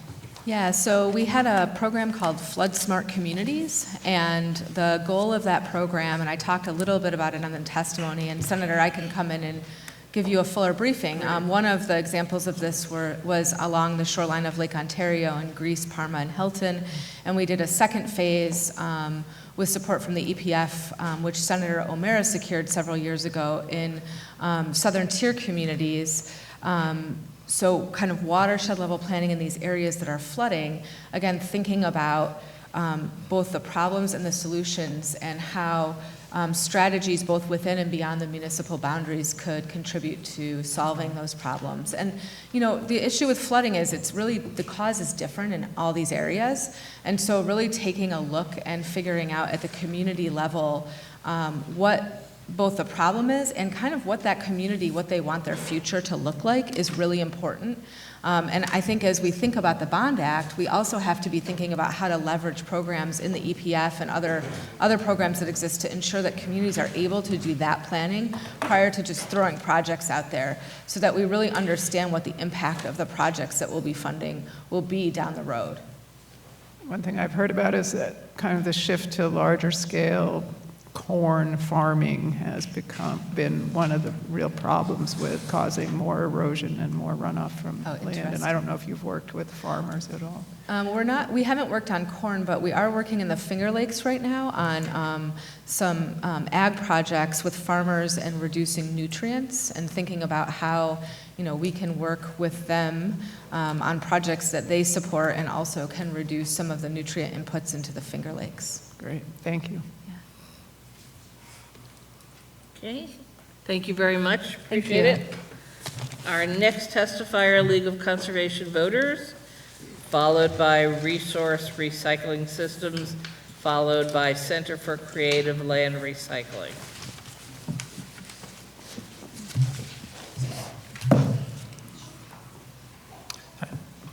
Thank you, and thank you to all the members who are still here. My name is Pat McClellan. I'm the State Policy Director for the New York League of Conservation Voters. We strongly support the $3 billion Environmental Bond Act. Investments in nature-based resiliency serve a dual purpose of mitigating the impact of climate change on our communities while also protecting wildlife and natural spaces. It's been almost 25 years since the last Environmental Bond Act, and the focus on flood protection and climate mitigation here is clear value for money because every $1 spent on mitigation saves the state about $6 down the road in responding to floods and other natural disasters. We do hope that as the budget is discussed and developed over the next 2 months, that the legislature and the governor can work together on some more specific language and dollar figures for what the Bond Act can go towards. Well, it's not directly connected to the Bond Act. We do also support Part TT of the TED Article 7 legislation relating to wetlands. This would eliminate some costly and outdated red tape that prevents DEC from protecting vulnerable wetlands. If we're going to spend $3 billion on natural restoration projects through this Bond Act, including wetlands restoration, we really should make sure that DEC has the appropriate tools that they need to protect the wetlands that we already have before they're endangered in the first place. On funding, I'll just echo what Jessica and Peter said about the EPF, that, you know, we're thrilled that it's at $300 million for a 5th year in a row, but that using any portion of the EPF for staffing needs is not an appropriate use of a capital fund. And we recognize that it's a tight year in the budget, but we do think that the state should start moving in the direction of, over the next 5 years, gradually increasing the EPF to $500 million in size. Outside of the EPF, and hopefully paid for out of the general fund, we are thrilled that the governor has proposed new staff for DEC and for the Parks Department. It's long overdue. We're also pleased that the executive budget is continuing to allocate more funding for clean water, and we support Part KK of the Article 7 legislation, which would help communities that are receiving zero-interest loans have a longer payback period so that it's easier to access. On recycling and waste issues, there are a number of things we wanted to weigh in on. First, we need to get rid of materials that can't be recycled or responsibly disposed of. That's why we supported the plastic bag ban last year, and it's why we support the proposal to ban polystyrene foam containers and packaging this year. But we also need to shift responsibility for recycling and safe disposal of materials that are difficult and expensive from local governments and taxpayers and to the manufacturers of those products. So we support the proposals in the executive budget to create extended producer responsibility laws that cover mattresses and carpeting. We're happy that there's also a proposal to charge DEC with identifying other product types that could be covered by EPR, but the legislature shouldn't wait for that process to take place. There are actions that can be taken this year, including EPR legislation for packaging, for instance. So would urge you to move forward with that even as we wait for DEC to hopefully identify some other material types where it makes sense to apply this model. And finally, we need to make our existing recycling programs work better, which in part means developing markets that are worth it for local governments to participate in. I'm sure you know that many municipalities in the state are considering dropping glass from their recycling programs entirely because it's become so expensive. So we are pleased that the governor announced in the State of the State a Center of Glass Innovation to research some new ways to reduce and recycle glass. But we think that the state should also move forward with a minimum post-recycled content requirement for new packaging. And that is similar to a proposal that was put forward last year as part of an expanded bottle bill proposal by Senator Kaminsky and Assemblymember Engelbright. We think that that post-recycled content requirement can be pursued independently.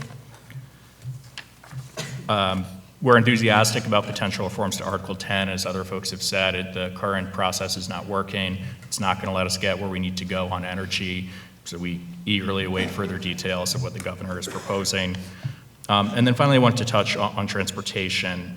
There's a lot of low-hanging fruit here that the state should pursue. So legalizing e-bikes and e-scooters, which it seems like everyone is finally in agreement on now. And there are two other programs to raise revenue to decarbonize transportation that the state should pursue. One is the Transportation and Climate Initiative. The other is a low-carbon fuel standard, which I would be happy to discuss in greater detail, and it is discussed in greater detail in my written testimony that I submitted. Thank you. Thank you. Senate, any questions? Assembly? Oh, Harvey Epstein? Why should I let you call him? Thank you for your, sorry my voice, but thank you for your testimony. I want to hear more about, I know, sorry.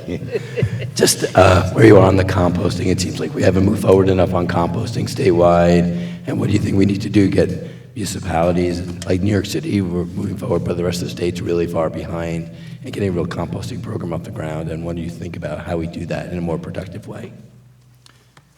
Yeah, I think that one thing that I would like to see DEC kind of report out on, or actually I believe it's NYSERDA who had conducted a study on this in 2017 in advance of the first time that food waste mandate had been proposed, is looking at what the capacity in the state is, how many anaerobic digesters and other facilities that are capable of accepting organic waste are there really, because that's the big hindrance to doing mandates. And while it's great that so many individuals and individual nonprofits in the state are committed to recycling their food waste, we're not really going to move the needle until we have curbside collection and more municipalities and mandates covering more institutional generators of waste. But you can't really put those mandates in place, and you can't really do curbside pickup unless the capacity is there. And so the state needs to have be reporting regularly on whether or not that capacity is there. And I think that a low carbon fuel standard as well, which would basically require the dirtiest fuel importers in the state, so gasoline and diesel basically, to purchase credits from clean fuel providers. That would include renewable biofuels, which is one of the possible uses of an anaerobic digester. And we think that a program like that would also help to spur the development of more digesters in the state, which, by the way, on a kind of side note, would have a lot of benefit for dairy farmers. And then there's one other question around, with diesel and car fumes and trying to move to electric vehicles. It seems like we are starting, but seem to be behind in our state fleet of vehicles, as well as trying to get people privately to be able to get rechargeable cars. There are tax credits in place, but not publicly available charging stations. How do we move forward on that? Yeah, I mean, so I think that the question of getting it to scale is one of funding.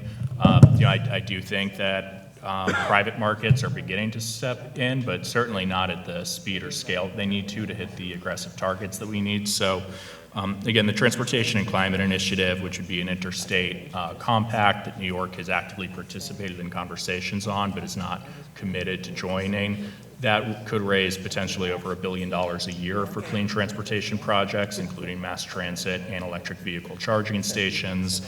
And then similarly, we think it would be complementary to also pursue an LCFS, in which case, one of the eligible participants in the market that would sell credits to dirty fuel providers would be electric charging installers. So that, functionally, Exxon is paying for the installation of electric vehicle charging stations. Okay, thank you very much for your testimony tonight. Next up, we have Resource Recycling Systems, followed by Center for Creative Land Recycling, followed by Citizens Campaign for the Environment. And again, I think some people got on the train already. We'll see. Hi. Hi. My name's Risa Domino. I'm with Resource Recycling Systems. We are a mission-driven recycling consultancy, and I'm here today on behalf of a consortium of companies that collect, process, and recycle carpet. We're very pleased to see the governor's executive budget including language to create an extended producer responsibility program for carpet, and we're here to support that. According to the DEC, less than 1% of the carpet in New York State is recycled every year. And sending all that carpet to landfill or waste-to-energy facilities is not only a waste of money in that local governments and businesses are paying to dispose of it, but also squanders valuable natural resources.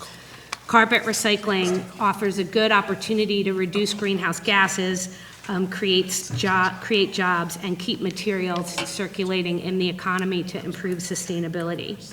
Unfortunately, though, the economics of carpet recycling are not self-sustaining.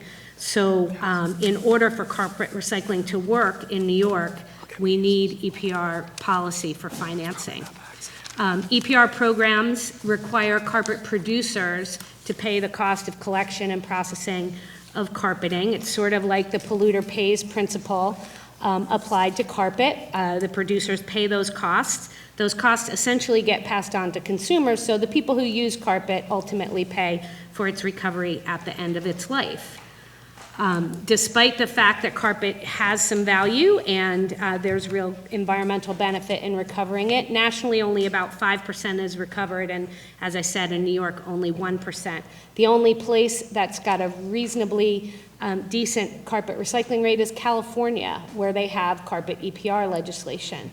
Their rate has gone up to about 24% and is still moving up, and there's a demand for all the carpet that's being collected and processed in that program. We estimate that within about 4 years, New York could get to 25% carpet recycling, and if we did that, we would be able to reduce greenhouse gas emissions by 33,000 metric tons of carbon equivalent, create about 1,000 jobs, and save more than $4 million a year in waste disposal costs. And we think those benefits will only go up over time. It's important to understand why we can't recycle carpet in New York today and why we need this EPR policy.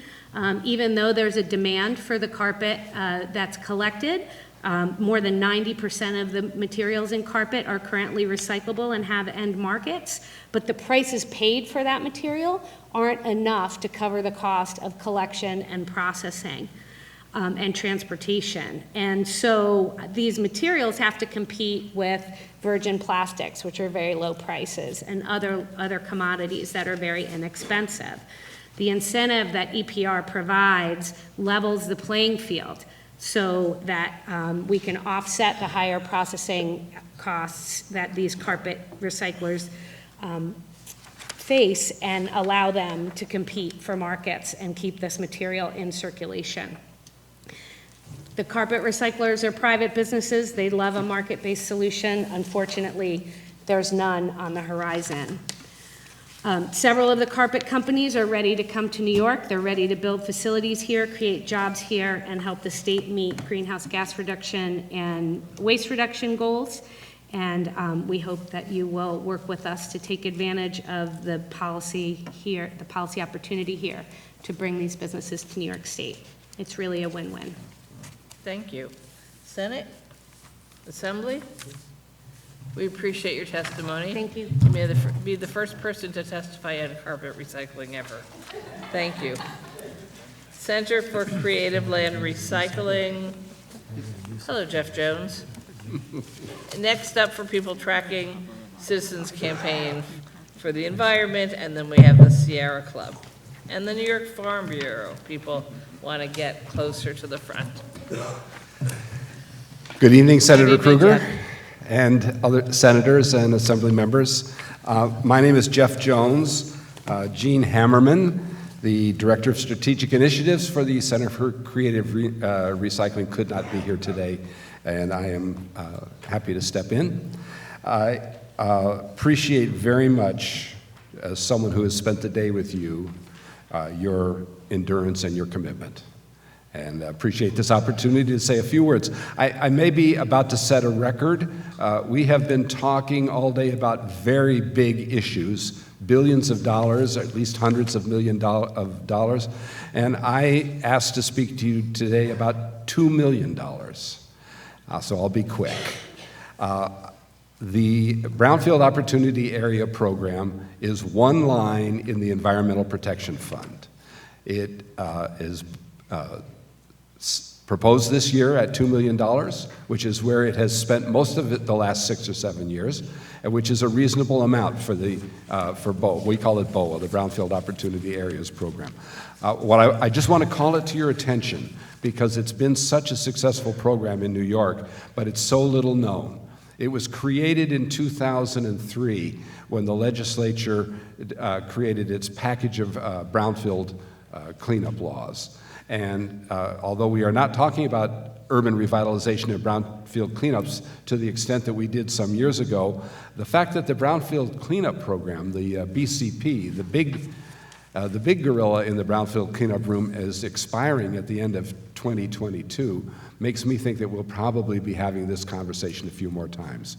But specifically to BOA, there was a problem in the way urban redevelopment was being conducted in New York, and that was that the communities that were most impacted by contaminated lands, especially urban lands, did not have a seat at the table about what the future of their neighborhoods was going to be. This is in some ways similar to the conversation we're having about impacted neighborhoods in relation to the climate crisis. So Brownfield Opportunity Areas Program put money in the hands of local community members to have a say in the future of their communities. And if you take a look at the testimony and the communities that today are benefiting from the Brownfield Opportunity Areas Program, you'll see how it has actually, although it was an idea that was created and championed in the environmental justice movement, has become a major tool for economic development across the state, with, I would say, particularly in some of the upstate municipal areas. The way the program was set up, there were stages, and eventually the final stage was the creation of a plan, which was then to be designated by the Secretary of State. And in 2009, there were amendments that allow BOA projects that have been designated. When a developer develops consistent with that program, they get a tax credit, an additional tax credit. And I want to call your attention to that because there are now 57 designated BOAs across the state, in every regional economic development REDC region. There are designated BOAs. 6 of them have reached the stage where the Secretary of State has said, okay, you qualify for these tax credits. Revitalizing downtowns is critical on a number of different levels, and if there's any question about this, and this is sort of the main point I wanted to make, you as a legislature have supported the governor's proposal for the Downtown Revitalization Initiative, DRI, a much bigger program, $100 million a year. It's in this year's budget, too. And what happens, that's where the Hunger Games meme comes from, the competition between different communities. Nevertheless, we are now ready to start the 5th round of DRI. That means a number of urban projects will qualify for a $10 million redevelopment grant. In the first year of the program, the first 10 projects that won DRIs, half of them started out as BOAs. Why was that? Because that's what allowed communities that didn't necessarily have the resources to hire planners or developers to actually compete successfully.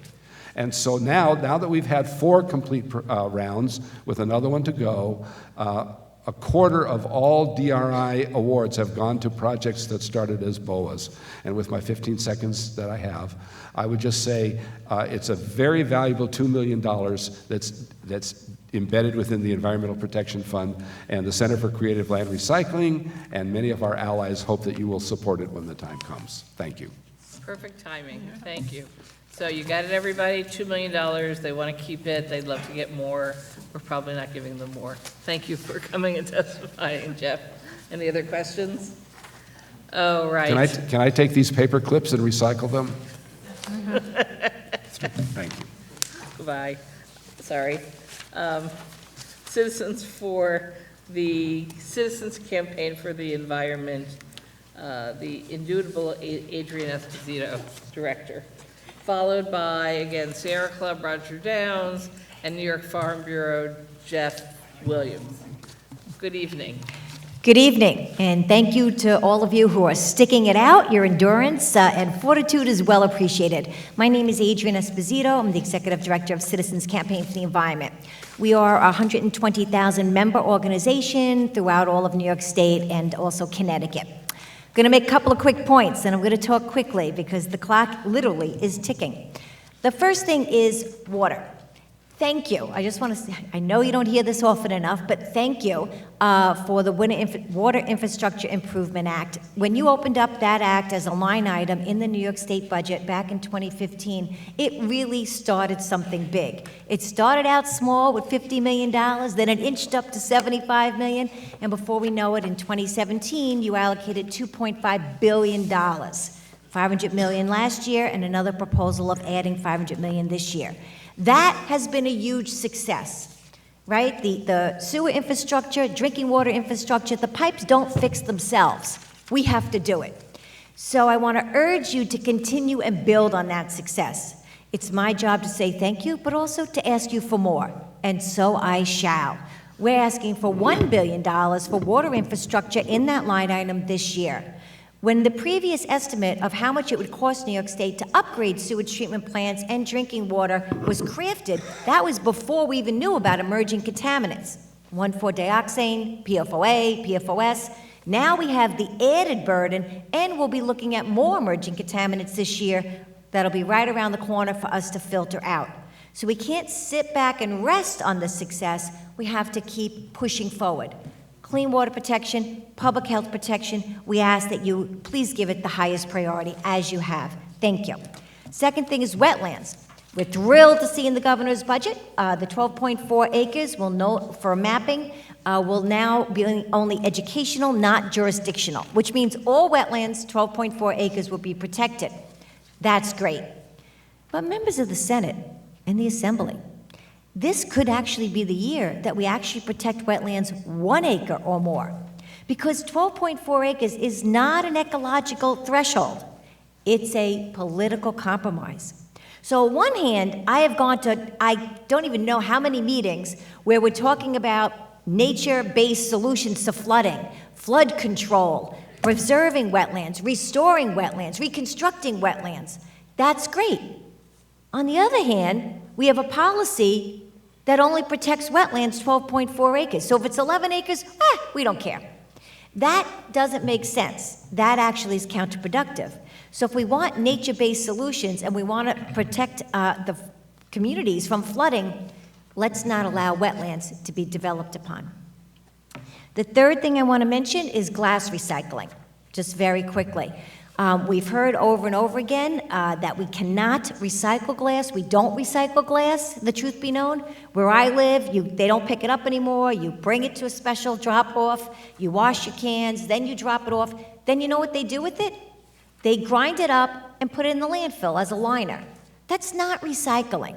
So until we actually have a glass market, a glass recycling center in New York, that's when we'll recycle glass. That's something that could be put into the Environmental Bond Act. That would be a good capital expense, as I'm being told is what's being looked for in the Bond Act, helps solve one of our key municipal waste challenges that we have right now. Another thing is the EPF. I just want to reiterate, we stand with our colleagues in the environmental community. Please, again, Senate and Assembly members, let's fight against offloading DEC staff into the EPF. Once that door is open, it's not going to close. We need to keep the EPF as solid as it is. It's our only area where we protect the environment, and we need to keep it as such. Two other quick things. Please stand strong with the styrofoam ban. I know those jobs that are in New York State are important, but jobs must transition. Just like when we used to produce phone books and now we don't, or rotary phones, or even typewriters, and now we don't. Those jobs transition. As society changes and evolves, the jobs must change and evolve. We don't stunt the evolution of society, but rather we change the jobs to meet new societal needs. I live in a county that bans styrofoam. We're all good. We're all just fine. We can do it as a state. And last but definitely not least, this relates to what Senator Kaminsky had asked earlier. There's supposed to be, but there isn't, a small, tiny, literally drop in the bucket in the budget of $200,000 to study water sharing between New York City and Nassau County. New York City has a surplus of 1 billion gallons per day that they would like to share. Nassau County has a deficit in the county. Sharing water would allow us to fight saltwater intrusion and have a more sustainable water supply. Please, if we could put the $200,000 in the budget where it belongs, it would mean a lot to 1.5 million people. Thank you very much. Thank you, Adrian. Questions from the Senate? From the Assembly? Yes, Assemblymember Rah. Thank you, Adrian. Good Hi, to have Assemblyman. you here. Thank you for sticking it out with us. It was close, but I did it. Just a quick question.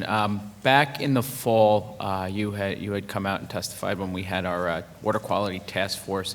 And one of the things we were obviously talking about that night was 1,4-dioxane and treatment and cost and all that.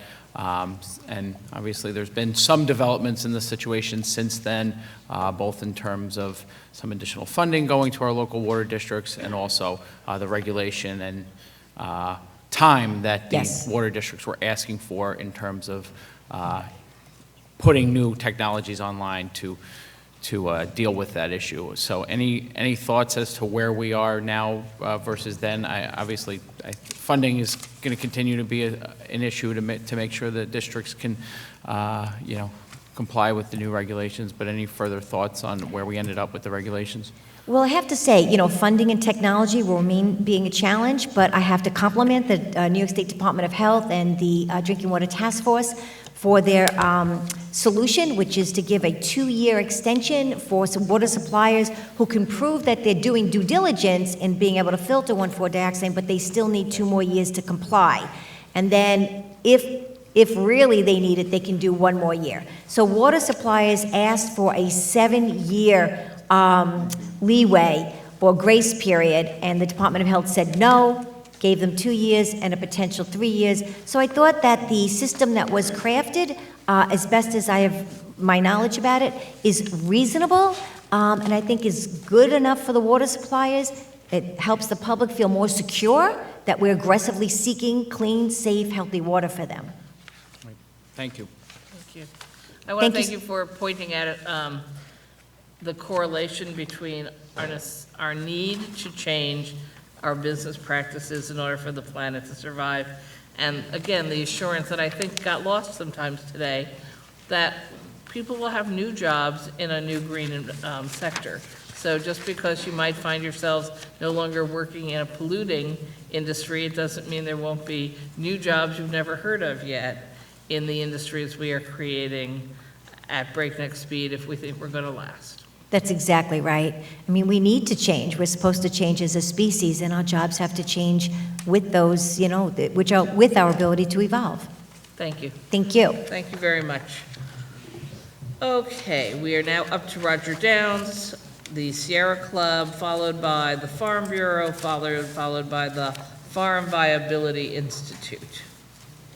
Hey, Roger. Hi, how are you? Senator Krueger, esteemed committee members, thank you for allowing the Sierra Club this time to provide testimony. Last year, the New York State Legislature and Governor Cuomo made history by passing the strongest climate change legislation in the country, putting the Empire State on the path to a carbon-neutral society by 2050. This ambitious vision of reaching 100% renewable energy by 2040 in a way that prioritizes and uplifts disadvantaged communities now has to be met with the even more daunting task of implementation. These next few months and years will test whether we have the resolve to make transformative change out of our ambitious goals. The Sierra Club finds a lot to be optimistic about in the 2020 executive budget and have great confidence that the Senate and Assembly can build upon these commitments to methodically reduce greenhouse gas emissions, build equity and resiliency in our communities, and clean up our environment. I'd like to quickly touch upon a few priority issues.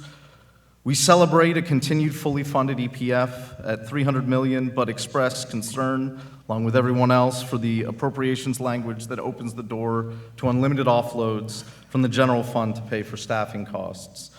We support augmenting DEC staff by at least 47 to accommodate new climate law responsibilities, but we'd like to see a 5-year plan to see that number rise to 250 by 2025. We herald codifying the historic fracking ban, but hope the final Article 7 language will mirror the Metzger-Kruger language to include oil wells and a ban on fracking that also includes gelled propane as a fracking fluid. We applaud Governor Cuomo's off-budget commitments to grow electric vehicle infrastructure, but feel that the legislature should enact a sales tax exemption for EVs and augment the $2,000 EV rebate to fill the gap left by the Trump administration's unwillingness to renew sunsetting federal tax credits. And we'd also really like to see the legislature get more involved in the Transportation Climate Initiative. I think we really need your voices on that agreement. Certainly we support the ban on polystyrene. This is something, of course, that Senator Krueger started, and the EPR for carpets and mattresses. But I would, with my time, like to just dig into the issue of reforming and strengthening wetland protections.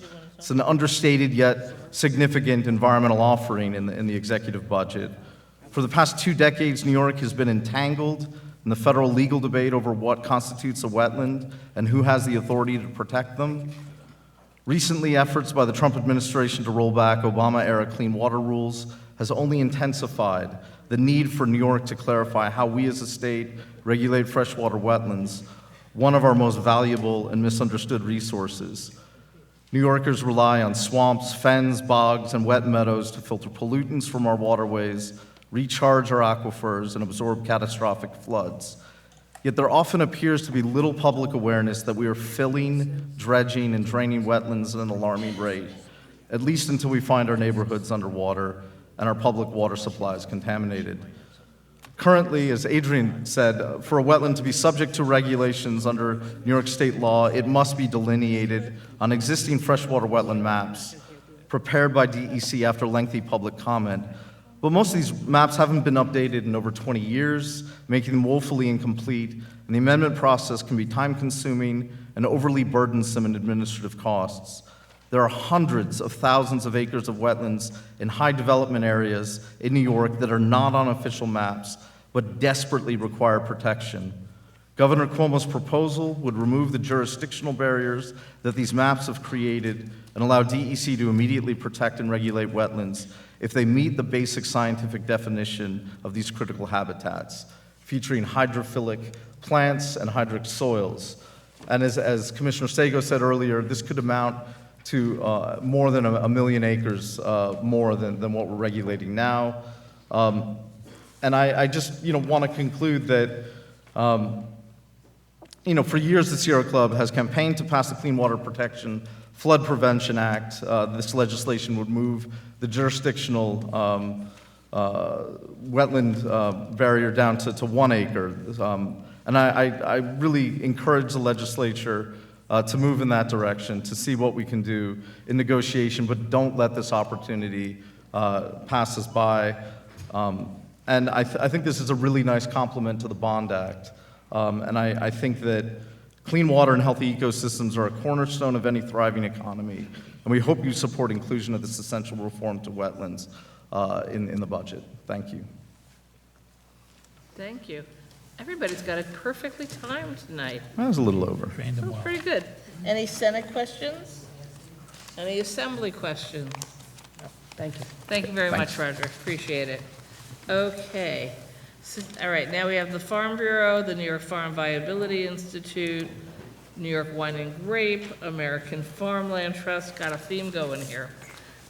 Hello. Good evening. I'm Jeff Williams, Director of Public Policy at New York Farm Bureau. We're going to switch this to the agricultural portion of the budget hearing. New York Farm Bureau, for those who don't know, is a trade association that represents farmers in the state. We have an extremely diverse industry in New York. We are not like the Midwest with just corn and soybean. We have a tremendously diverse industry, which you'll hear from the speakers behind me. What you'll probably also hear is the fact that farming in this state, and frankly globally, is depressed. New York farmers in the last couple of years have lost about $1 billion in farm revenue. The dairy industry particularly is hurting greatly after 5 years of pricing downturns. And part of that, frankly, is the high labor costs in New York State. Last year, with the farm labor bill being passed, that only contributed to the problems that we have with paying workers in the state. But that said, the budget for agriculture is quite widespread that matches our diverse industry. We really depend on funding for animal health and animal health research, public health, frankly, that stems from that, workforce development, farm safety, migrant child care, and research and promotion on a whole host of agricultural commodities. Those research and promotion programs are housed in the Ag and Markets budget in aid to localities. That section really is our Empire State Development. Other businesses go to ESDC for support. We go to the Ag and Markets in that budget for economic support. We're really pleased that the governor has primed the pump for the second straight year for funding many of these programs, either fully or partially, and we're very thankful for that. Last year, if you recall, that was all in a lump sum. This year, he actually broke it out to make it easier for you all, hopefully, to restore program funding. And I'm just going to name a few programs that we really care about that need funding in the final budget: North Country Agricultural Research, Christmas Tree Research, Turfgrass, Farm Viability, Harvest New York, Vegetable Research, Pro Dairy with an expansion of funding for environmental projects. Those are programs that our industry really depends upon. You heard a lot about the EPF, and we too rely on the EPF for farmland protection and non-source point water pollution programming, pollinator protection, climate research. So we are aligned with our environmental brothers and sisters on making sure that we have a fully funded EPF and staffing is not paid for out of the EPF. I mentioned the farm labor bill that was passed into statute last year. We are desperately seeking some clarification in language and frankly funding to help farmers offset the costs. And the governor has heard our plea and has included a number of our requests in his proposed budget, especially expanding the definition of family to be included in the bill to the third degree of consanguinity. He also included a refundable investment tax credit for investment in farms to bring them up to 21st century standards in efficiency, and increasing funding for farm worker housing in the revolving loan fund through DHCR. We're still looking for some other fixes and changes in salary funding investments, for a change in law to allow salaried workers in agriculture who meet the salary tests for management to continue to be paid salary, and also doubling the farm worker retention tax credit that was implemented as part of the minimum wage increase for farms to help again offset the cost of paying workers an added amount starting this year. That is my testimony. I'd be happy to answer any questions if you wish. Any, thank you. Any questions? Senator Seward. Yes. Thank you. Mr. Williams, you opened the door a bit on the farm workers bill from last year. Could you, by the way, I just want to start by saying that our farmers are, I think, are one of our first and most ardent protectors of the environment and very great environmental stewards. Yes. And I think it's good for the environment if we keep our farmers farming. Amen. But can you describe what kind of effects are you hearing from your members in your industry that the Farm Labor Workers Fair Labor Act has had on your members? Yeah, we actually canvassed a number of different farm owners at the request of Division of Budget and the Governor's Office are talking about the impacts of the bill or the law on farms in order to make the case for some of the inclusions he has in his budget. And of the vegetable growers, apple growers, and dairy producers, the cost impact is an added, it ranges, but between $50,000 and $100,000 per year per farm. And when farmers aren't, especially dairy farmers, aren't making any money, that's obviously very concerning. And I know of one extremely prominent, long-time farm family who, of course, is complying with these regulations and the law, but they themselves are on food stamps because they can't afford to anything else. So what measures have some of them taken, to compensate for the effects of the law? It's still early. We haven't obviously gotten to the summer growing season, but they're looking at trying to add workers if they can to keep people below the overtime threshold. But the labor is so tight in New York State and across the country for farm workers, it's very hard to do. They're looking at transitioning to less labor-intensive crops. And I know apple growers are thinking about getting out of the business and doing something else. They can use mechanized machinery to harvest. That's really what I've been hearing lately. And some, frankly, are considering exiting the business. If I heard you correctly, it appears you anticipate that a farm laborer will be working fewer hours in 2020 than they did in 2019? I mean, is that a correct assessment, one of the impacts? Much to the chagrin of the actual farm employees. It's gotten around the country that you don't want to go to New York because your hours will be limited and they're looking for jobs elsewhere. Yeah, so that could very well lead this year to fewer migrant workers coming to New York to service our farmers? Correct.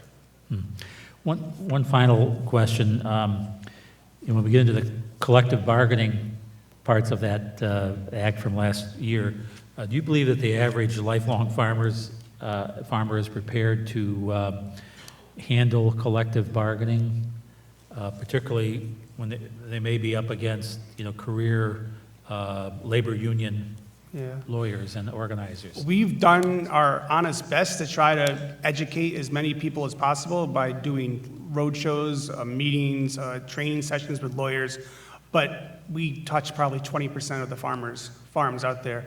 Farms don't have HR departments, they don't have counsel's office. This is a whole new environment to them. They are more equipped than they were last year, but they're still poorly equipped in order to deal with labor negotiating or having a labor union on the farm. Well, I appreciate your candor in answering my questions, and as I said earlier, we've got to keep our farmers farming. That's good for the environment. Thank you. Thank you. Thank you. Yes, going. Thank you. Thank you for your testimony here. Before we call we're going to ask the New York Farm Viability Institute to come down. David Grusenmeyer, Executive Director, and I wanted to acknowledge our Assistant Speaker, Felix Ortiz, joined the committee some time ago. Thank you. I want to thank the Senate and Assembly for this opportunity. I'm David Grusenmeyer, Executive Director of the New York Farm Viability Institute. We are an independent nonprofit dedicated to helping farmers become more profitable and improve the long-term economic viability and sustainability of our state's farms, the food system, and the communities which they serve. Since 2005, the Institute has received a legislative appropriation to fund a competitive grant program serving all agricultural production sectors and geographic regions of the state. We appreciate the legislature's confidence in the organization and have worked hard to meet the highest priority needs as well as emerging threats and opportunities of New York agriculture. The NYFEI board is happy to say that we have not disappointed. As a conservative estimate, we have documented more than $7 returned to farm businesses for every dollar reimbursed to our projects. Much of this success is attributed to our rigorous proposal review and selection process that is focused on farmer involvement. We currently have over 100 farmers reviewing 56 proposals submitted this year from 25 different organizations requesting over $5.5 million. In the past, these review panels have guided the Institute to fund many innovative and high-priority projects. We funded pollinator work before there was a pollinator protection plan for New York. We've funded soil health projects since 2005, our first year in operation. And over the years, we've invested over $3.6 million in 41 projects that had soil health components. In 2017, we supported research to help develop alternatives to chlorpyrifos for cabbage maggot control. In a project also started in 2017 that recently completed, we funded the development of an algorithm to reduce the use of antimicrobials in dairy. The result was a 60% reduction in antibiotic use on the demonstration farms. Now we are following up with 3 demonstration projects to roll the practice out to more farms. By the end of 2020, we hope to have 40,000 cows being managed using this protocol. We are currently funding projects studying the use of ultraviolet light as a non-chemical control for diseases and insects in vegetables and hops. I wanted to cite just a few examples. There are many more. We're also prioritizing building connections and collaboration between researchers in different institutions, including Cornell, University of Buffalo, RIT, RPI, University of Albany, to more effectively address ag research needs. Currently, the farmers on our review panels and our board of directors have commented on the high quality of the 2020 pool of proposals. It's shaping up to be a very competitive year.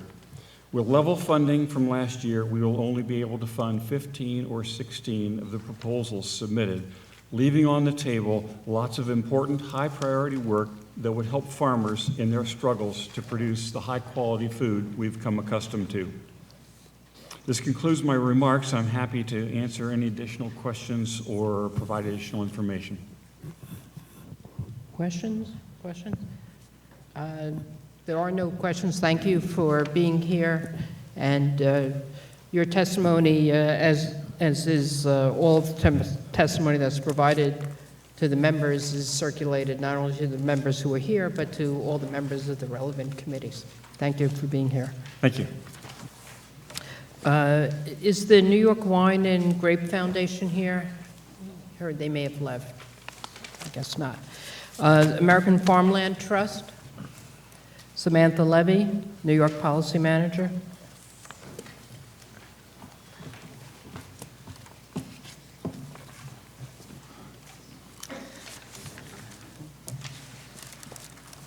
Good evening. Thank you all very much for still being here, and thank you for the opportunity to testify. My name is Samantha Levy. I'm New York Policy Manager for American Farmland Trust. For those of you that don't know us, we're a national nonprofit working to save the land that sustains us. So we've heard a little bit about the challenges that our farmers are facing. In New York, we've lost the equivalent of 5,000 farms since 1980, but we've taken a lot of really important actions to stem that tide in past budgets, and I'd like to thank you so much for your support for those programs. I'm going to speak about a few programs now in this year's state budget, just to help address some of the challenges that we're facing. I'm sure you've heard me say before that our farmers are aging. About a third of our farmers are over the age of 65, and that represents just under 2 million acres of farmland that will change hands over the next decade as our senior farmers retire. And when that farmland changes hands, it becomes vulnerable to being lost to development. So some of the important programs that we fund here in the state budget, like the Farmland Protection Program in the EPF and Farmland for New Generation in the agriculture budget, have been very important and will continue to be important in the future. So first, I'll talk about the Farmland Protection Program. This is an immensely popular program that permanently protects farmland while investing in farm businesses, securing our local food supply for folks in New York City and elsewhere, while also helping to pass farms to the next generation and helping to combat climate change. We just celebrated a milestone of 75,000 acres protected, but it's not nearly enough. And on page 4 of my testimony, which is quite long, so I'm not reading it, but on page 4 of my testimony, you'll see a list there of hundreds of farmers across New York interested in protecting their farmland and competing for a limited amount of funds. Now, earlier, Senator Metzger and Assemblywoman Warner asked questions of the commissioners about a $1 million proposed cut to the Farmland Protection Program. Given the high level of demand for this program and the important actions that it takes to help our farmers, we're really hoping that that funding will be restored to $20 million from 17, where it was proposed by the governor. It was at $20 million a couple of years back. We think this is really important. We also, like many of our partners, don't support the language, and thank you so much for your work last year to ensure that the EPF funds all go towards these projects and not towards agency expenses. And then finally, the Bond Act. We do think that farmland protection is an opportunity that we should explore in the Bond Act. Right now, it's not included in the language, so we just wanted to bring that to your attention, given the high level of demand for these funds. Second, Farmland for New Generation. I'd like to thank so many of you for your support, Senator May, Assemblywoman Fahey, for your support for this program. This is a partnership between AFT, the Department of Ag and Markets, and many organizations across the state to help diverse farmers find land in New York and senior farmers pass their land to the next generation. It has two components, a resource center and land linking website, and then a network of organizations across the state called Regional Navigators, who are there to give one-on-one help to farmers to find land or to senior farmers to plan to pass their land on to the next generation. And within 1 year, we've had immense success with this program. Over 13,000 have visited the website, over 1,500 have received one-on-one support, and we've produced 36 matches so far, spanning nearly 900 acres. And that includes Grow NYC as a regional navigator in New York City, and they're helping farmers establish new businesses in the city and then in upstate New York as well.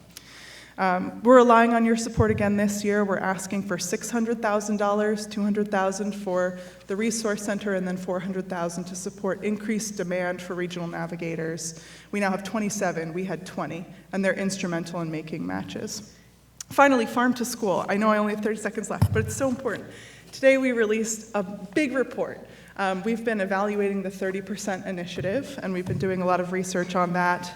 I won't go into what the program does, and there are findings in my testimony on page 8 to 12. You can find the full report online, but essentially, if we provide schools with the right support this year, our research shows that 72% of schools feel confident they'll increase their purchases of New York food to 30% by 2024, and that would cause $150 million spent at the farm gate by schools and increase access to healthy local food for over 700,000 students. And there are recommendations in my budget for how we can achieve that right support this year. Thank you. Thank you. Any, Assemblyman Ortiz? Thank you, Madam Chairwoman. I would like to really commend you because finally I'm hearing talking about Farm to School. I happen to be the legislator who passed that bill, Farm to School, and I'm very proud of that bill. I do believe that we need to do more.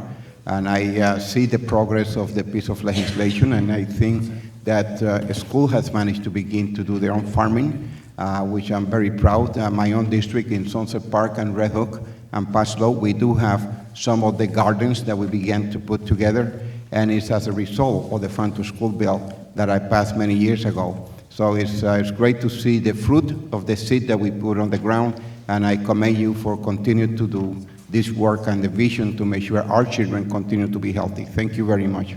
Yeah, thank you. And may I just quickly say that school gardens are so helpful when it comes to Farm to School and teaching kids about where their food comes from, not just the supermarket, but from the ground and from farms.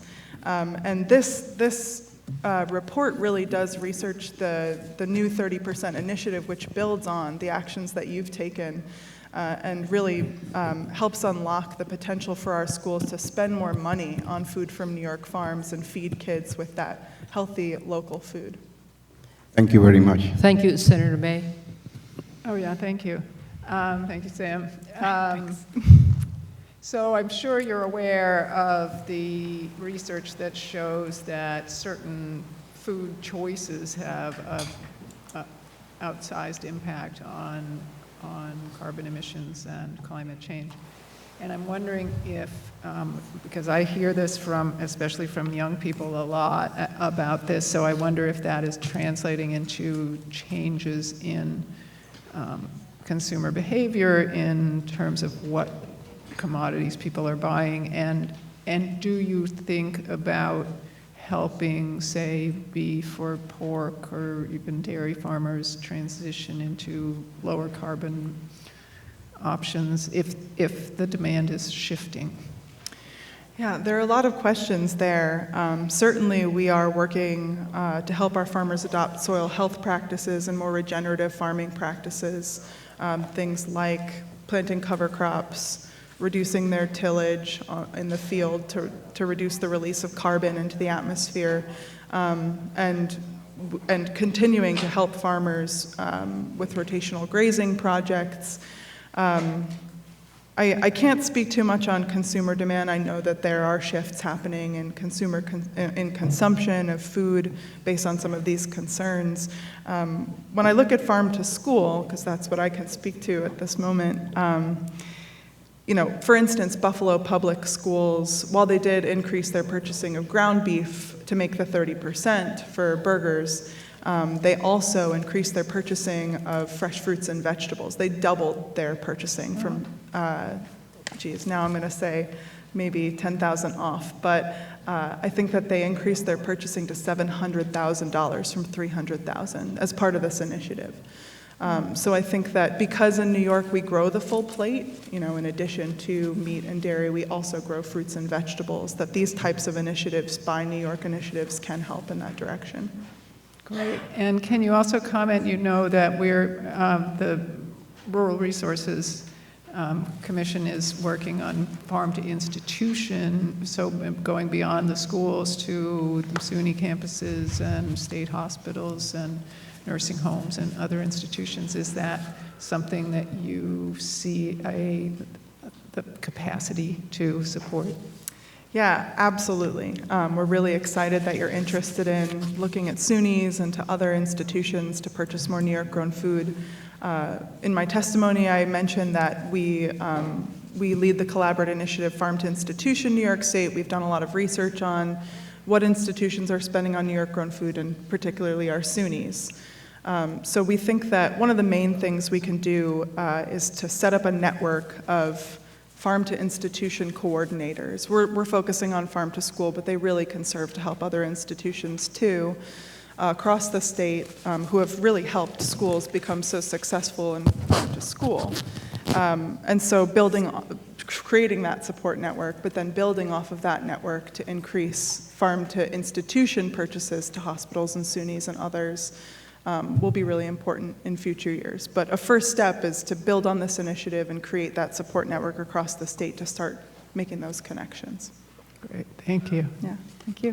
Assemblywoman Fahey. I don't think so. There you go. Thank you. Thank you, Madam Chair. You covered a lot in your short testimony. I just have a quick question. We've read a lot these last few days about the Trump administration proposing some, sounds like rather serious changes in the school lunch program, and I'm wondering if that impacts any of the farm-to-school programs that we've made such tremendous progress on, not only with healthier food, but certainly food that is locally grown. Are you impacted by any of these proposed changes at the federal level? Yeah, undoubtedly, we are a national leader in this, Yes. in farm to school, and then also in that way, helping to increase healthy food for kids in schools. I don't think, to answer your question directly, I don't think that those proposed changes will have a real impact on our schools' ability to purchase New York-grown food. But I do, because of course, like I said, we grow the full plate in New York State. So I think schools will still be able to buy New York-grown food even with those proposed changes. However, we do want our schools to purchase more fresh and minimally processed foods. So anything that we can do there to help them, either in this proposal or thinking to future proposals, will be really important. But one of the most important things that we can look at from a state law perspective, from a federal law perspective, is really the procurement regulations. And this is going to get a little weedy, but our schools really need to follow an immense amount of regulations when it comes to how they procure their food, federal, state, and local. And that was one of the main things we found in this report was following this patchwork of regulations really hamstrings them to be able to spend their food dollars at New York farms. So I didn't get to say this in my testimony, but the governor did propose language in the TED bill on page 262 to increase the flexibility schools have to spend food dollars at local farms. I won't go into all the details, but basically it increases the small purchase threshold, which is lower in New York than the federal threshold at $250,000. Schools can spend more spend more dollars on food from New York farms that way. Thank you. I just would appreciate if you keep us posted on this because of the weakening of the standards at the federal level on the quality of the school lunch program. I want to make sure that it doesn't lead to any rollback in the momentum that you have on the farm to table Well, or farm to definitely. school. We'll Thank keep you. our eye Thank on you. it. Thank you, Madam Chair. Thank you for being here. Thank you. Thank you. So next we have Elizabeth Moran, Environmental Policy Director, New York Public Interest Research Group. And then for people who want to move up front, Riverkeeper and Scenic Hudson will be a panel after Elizabeth Moran. And whoever else is with Elizabeth. So just identify yourself first. Yes, absolutely. So my name is Liz Moran. Thank you. Good evening. Pleased to be testifying today. My name is Liz Moran. I'm the Environmental Policy Director for NYPIRG, the New York Public Interest Research Group, and I am joined by Charlie Oliver, a policy associate from NYPIRG, as well as a student from SUNY New Paltz. Great. So this year will mark the 50th anniversary of Earth Day, making this year's budget and legislative session a particularly critical one to show New Yorkers, as well as the rest of the country, what it means to truly lead on protecting public health and the environment. And this is especially important as we're in the midst of a global climate crisis. As we speak, Australia is seeing wildfires that are unparalleled. And additionally, recently we found that the past decade was the hottest on record, which is why it's so important that we now make record investments in our environment. So the proposed Restore Mother Nature Bond Act is a very important proposal, but we are strongly recommending that funding is increased to this proposal. We concur with some of our colleagues that a minimum of a $5 billion investment should be bonded for the purposes of protecting our wetlands, fighting climate change. Additionally, like the 1986 Bond Act, we think that there should be more specificity in terms of how the program is delineated, and we also are strongly encouraging that the legislature considers a polluter pays approach to this. The Bond Act should not be paid back by the public. It should fall upon the polluters responsible for our climate crisis, the fossil fuel industry. There's legislation that is carried by Senator Krueger and Assemblyman Cahill that would end fossil fuel subsidies in New York State. And that's just one way that this could be done amongst a number of ways we can hold polluters accountable to pay back for this Bond Act.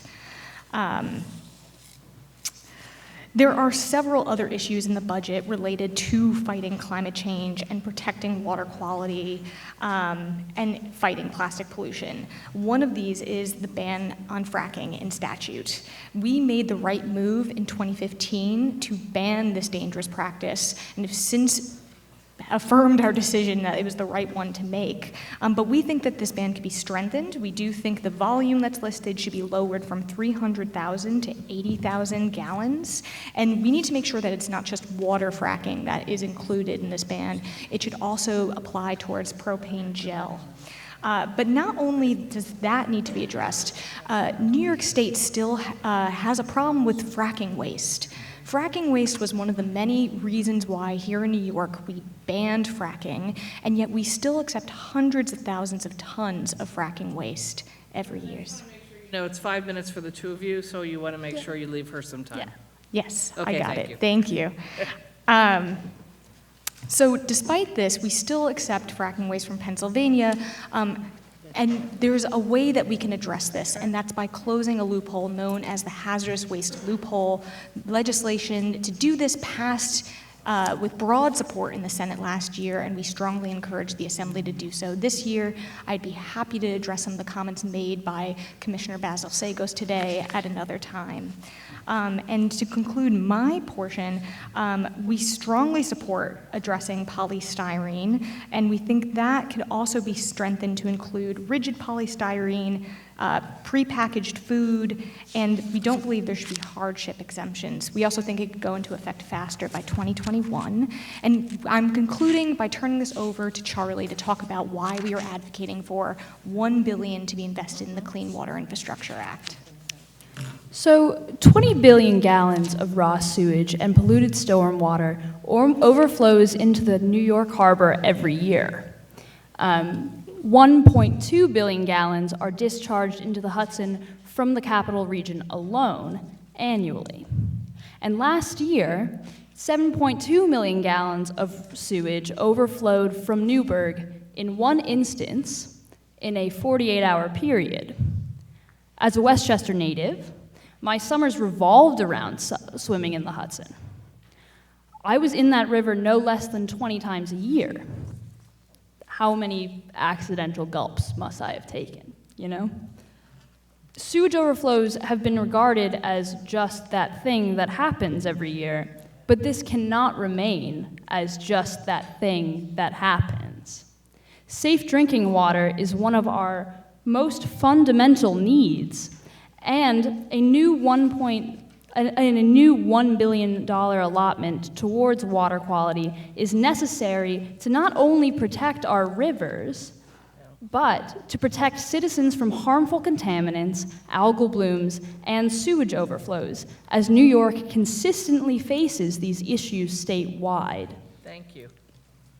Thank you both very much. Thank you. Thank you. Any question? Appreciate it. Assemblyman Engelbright Oh, has a question. Excuse me? So thank you for your testimony. I agree that the ballot question on the environment is too small at $3 billion. Are you planning on issuing a statement calling for the larger amount? Yes, we, as part of our testimony, have called for a minimum of $5 billion to go into the Restore Mother Nature Bond Act. I think it'd be very helpful because you play the role of a very important third-party validator. So I hope that you do that. I hope you bring the conversation into conjunction with your fellow environmental organizations, and that we have a consensus emerge. The Nature Conservancy's shown us that the $5 billion with their poll is viable. So I look forward to seeing the paper that you're going to issue on that. Thank you. Thank you. Thank you. Thank you. Next, we have New York Riverkeeper and Scenic Hudson in a panel.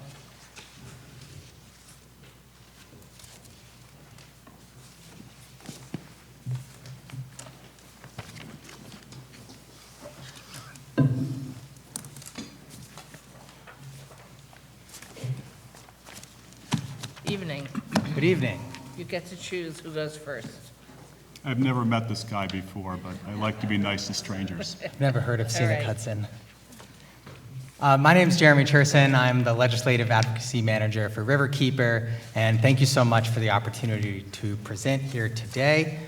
Riverkeeper protects the Hudson River and the drinking water supply for millions of New Yorkers, and I agree with so much of what my colleagues in the environmental community have said here today. We are very supportive of the Bond Act and the goals and categories laid out in the governor's proposal. To answer Mr. Engelbright's question from earlier, I think Riverkeeper would be fully supportive of an increased Bond Act, given some of the needs that we face. One of the issues that you'll see in the appendices of our testimony is a look at the species decline in the Hudson River. We looked at 19 species, and almost all of them are in decline, one of which is extirpated from the Hudson. The only species that we looked at that is doing somewhat well is the Atlantic sturgeon, and that's it. All the other ones are declining due to overharvest, climate change, and even the striped bass is suffering, one of the most important fishes for the sportsman community. So one of the things that we really agree with our allies with in the environmental community is the need to understand how the money is going to be spent in the different categories. I think that's going to be very important in order to sell the public on the need for this Bond Act and the importance of natural solutions to flooding and future climate impacts. And we were also very supportive, like Roger Downs gave a very deep dive into Part TT of the TED, Article 7 on the wetlands change. We've been very supportive for years on Mr. Engelbright's bill to reduce the threshold to 1 acre, and we still call for that change. It is needed, particularly with what the Trump administration has done just last week with the Waters of the U.S. rule. We have no idea what the Army Corps is now going to have jurisdiction over in New York. Whereas the Army Corps used to step in and protect smaller wetlands, they may no longer do so. And so it's going to be a challenge for New York to make sure we don't lose those acres of wetlands that are important, because 1 acre of wetland can hold 1 million gallons of water. And so that's vital as storms get more intense and more rain falls. I also want to get to a great question you asked Senator Krueger of Commissioner Sagos on the Army Corps HAT study. we have been calling for DEC to get more involved in that study and to put their thumb on the scale in regards to the alternatives that the Army Corps has laid out, including that over $100 billion Seagate that was proposed and President Trump tweeted about. It's deadly serious. The Army Corps is only able to look at impacts on the environment directly at the building site of those gates. They cannot look at the environmental impacts beyond the building site. So all the fish that come up the Hudson River from the ocean, the striped bass, the herring, the eels, that impact to our economy isn't looked at. The backup of sewage from the 20 billion gallons that's released every year into New York Harbor, getting backed up behind those gates, they can't look at that. And so for DEC to not come out and say that they have a preferred alternative after the Army Corps has been looking at this for years and the DEC is paying for 25% of a $20 million study, that's just unacceptable, and we need to be calling on DEC to get more involved and to alert the public in the state that these studies are happening and to get engaged and to make their voices heard. I also want to thank the legislature for the work on the Clean Water Infrastructure Act over the years. Adrian was spot on that it started with a trickle and now it's a flood, and we have to keep that going. We have so much need. We have communities in the Hudson River, the Hudson 7, which is 7 communities in the mid-Hudson Valley, 100,000 people that get their drinking water from the Hudson, that are working together and pooling resources to protect their water quality and using funds from the Clean Water Infrastructure Act to not only improve their wastewater systems, but also to improve their drinking water systems and the quality of drinking water to their residents. So thank you, and we urge you to supercharge that funding line. Thank you. Thank you.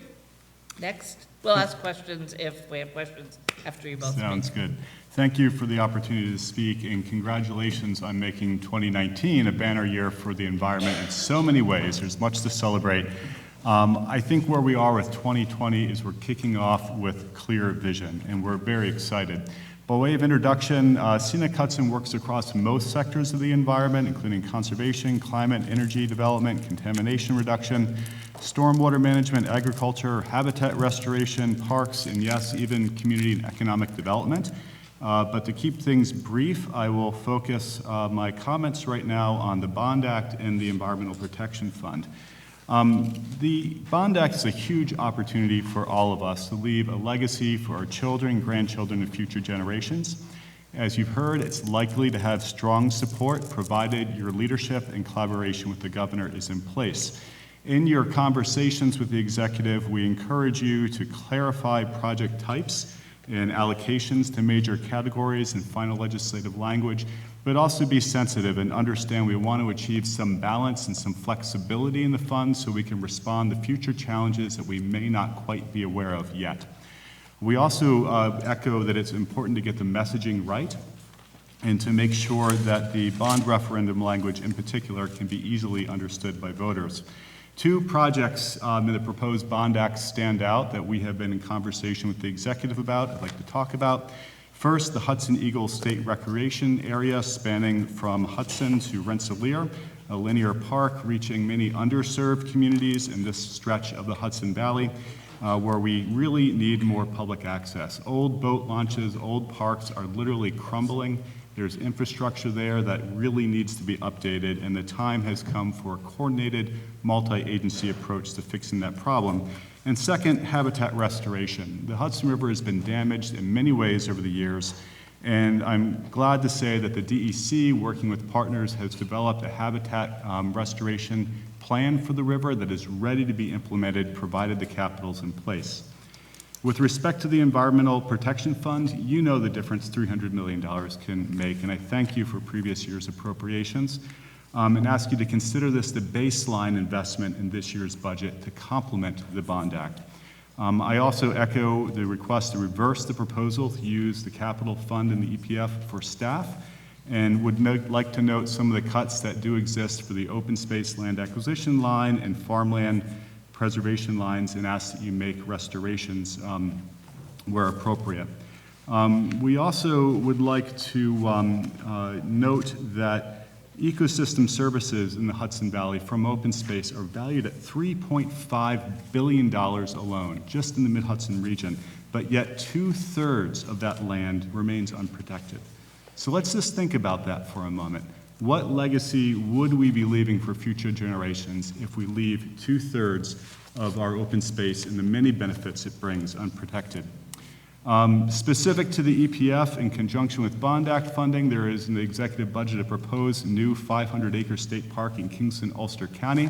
This land is currently owned by Scenic Hudson, and we are very excited for a collaboration with state parks to protect over a mile of waterfront, really put it towards public use in state parks' hand.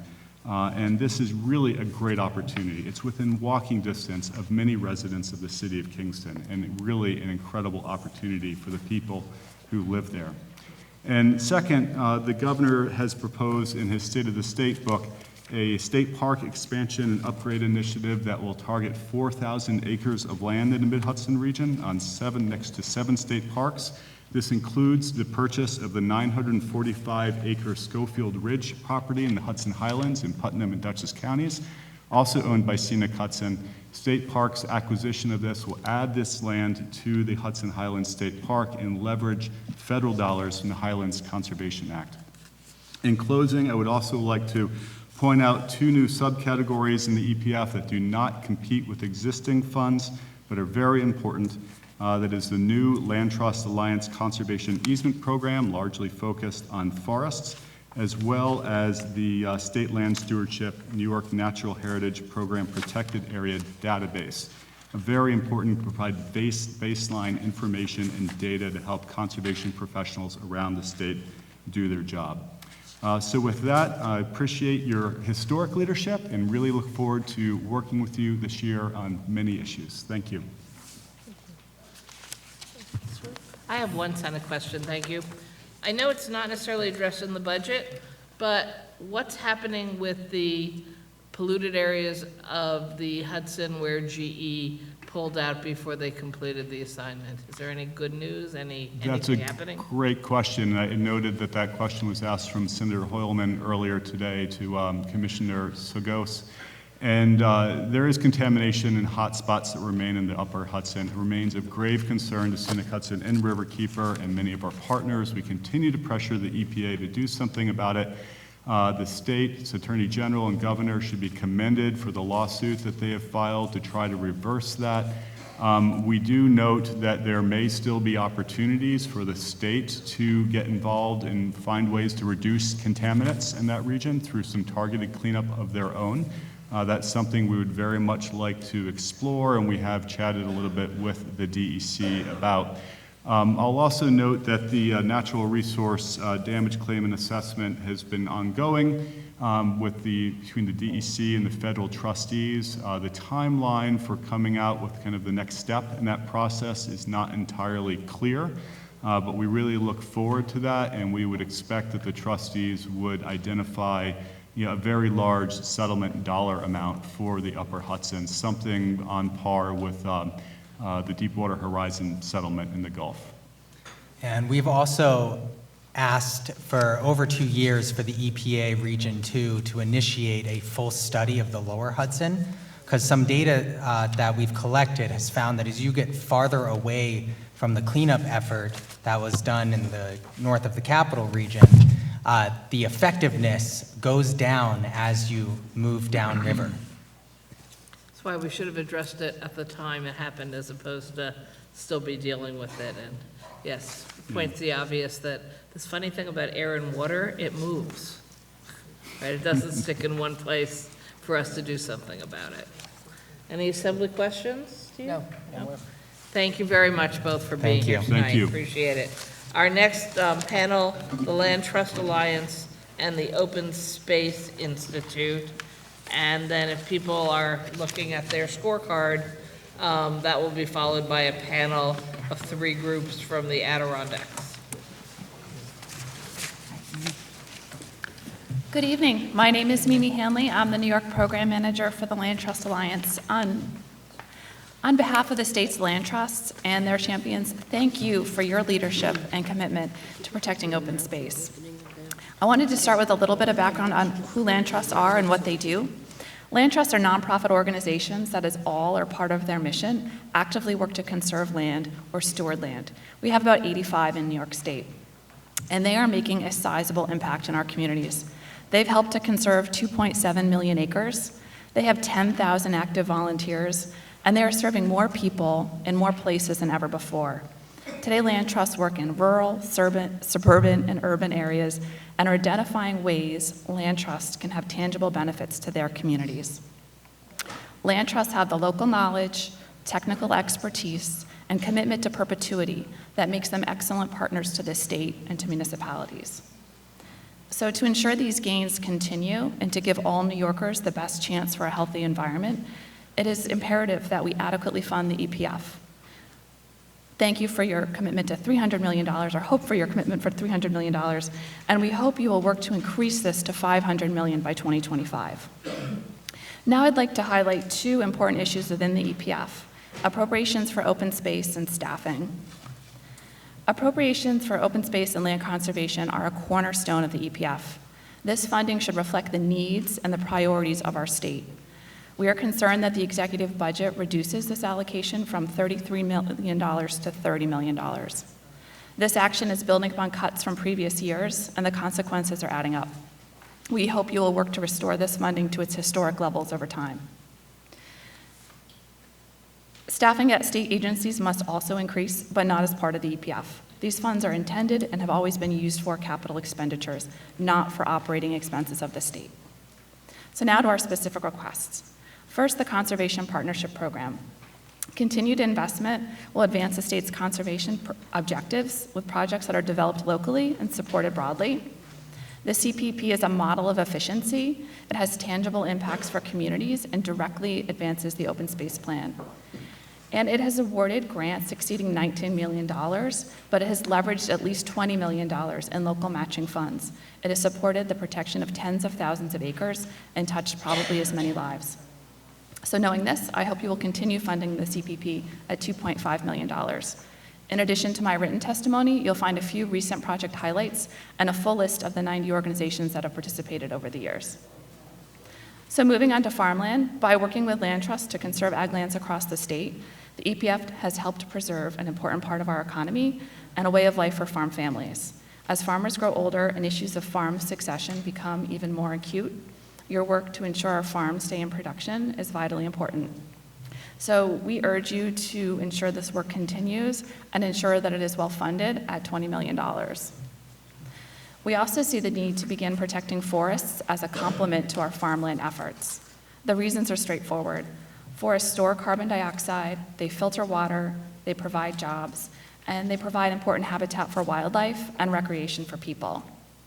And while we have large publicly owned forests, 75% of forests in New York are privately owned. These lands are owned by families who are now facing some of the same challenges as farmers. Their lands are at risk for conversions at a time when New Yorkers need them most. Forests are a first line of defense in a changing climate. And these are risks not felt just by forest owners, these are risks for all New Yorkers. So the proposed conservation easement program for land trusts would be a meaningful and efficient step in addressing this problem. We urge you to fund the conservation easement program at $3 million. I'm going to cut in really quickly. I'm Kathy Moser. I'm Senior Vice President at the Open Space Institute for Parks and Policy.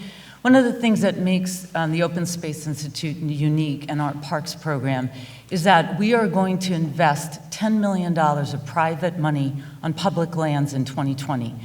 And we are incentivized, and our donors are as well, by some of the grant programs in the Environmental Protection Fund. So we appreciate it being at $300 million. We also are very supportive of the Nature Bond Act. We'd like to see more details from the governor's office before we can judge whether or not $3 billion is enough money. And so we look forward to working with the legislature and the governor's office to detail some of those issues.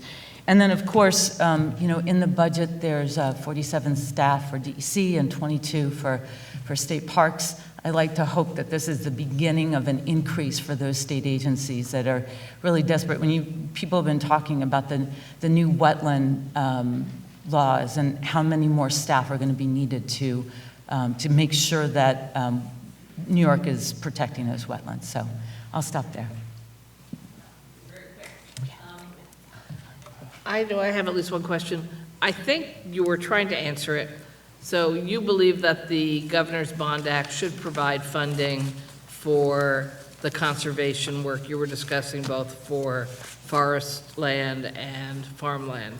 It seems to me a natural with something you're calling the Mother Nature Bond Act, but is it your understanding that these kinds of programs would be included and could be expanded under that funding?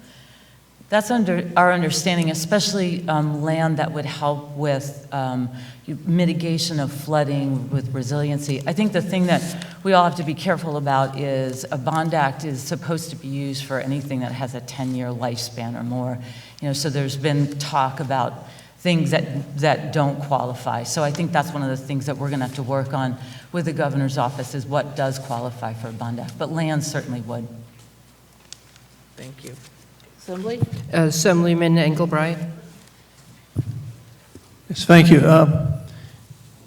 I didn't see you actually mention this. I'm sure you're aware the executive budget is proposing cuts to land preservation. I hope you take a strong position on that in your communications to the executive. Right, that's in our written testimony, but Mimi mentioned it as well.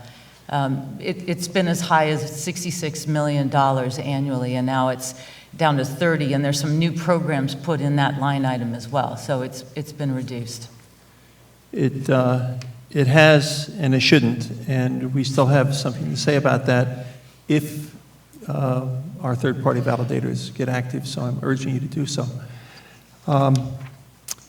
And regarding state lands, I'm hoping that we can move toward a new category or subcategory of state land, possibly certain state forests, as designated pollinator preserves or reserves.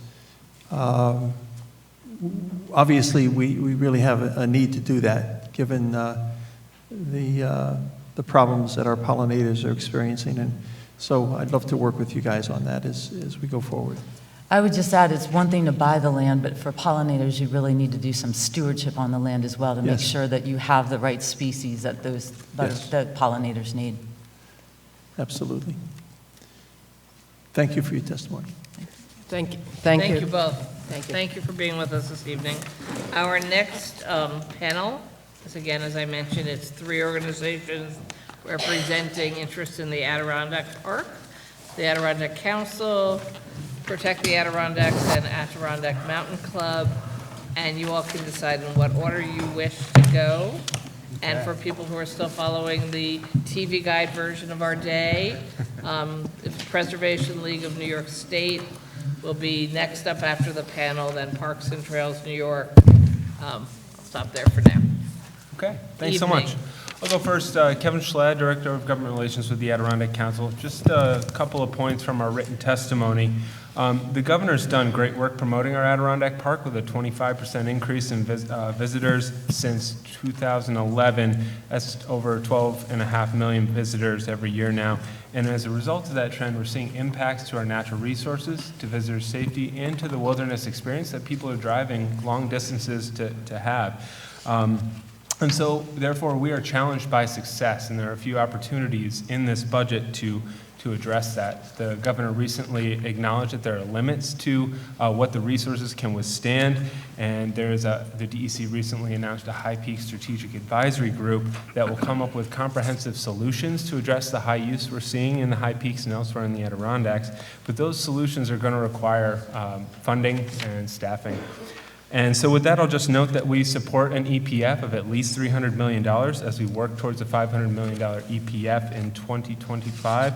We do oppose the proposed language to offload staffing expenses under the EPF. We also similarly oppose the transfer of RGGI allowance proceeds, auction proceeds, to the EPF for EPF purposes. Greenhouse gas reductions and climate resiliency work should go hand in hand and shouldn't go head to head. And we support the state land stewardship line increase in there. There is a subcategory that we support, but we also want to support funding for wilderness preservation and stewardship under that category. And with the Bond Act, we support the $3 billion that have been proposed, but we believe that the legislature should take a much closer look at adding specificity to the allocation of resources, and stewardship is where we should look to allocate some of those resources. Hi.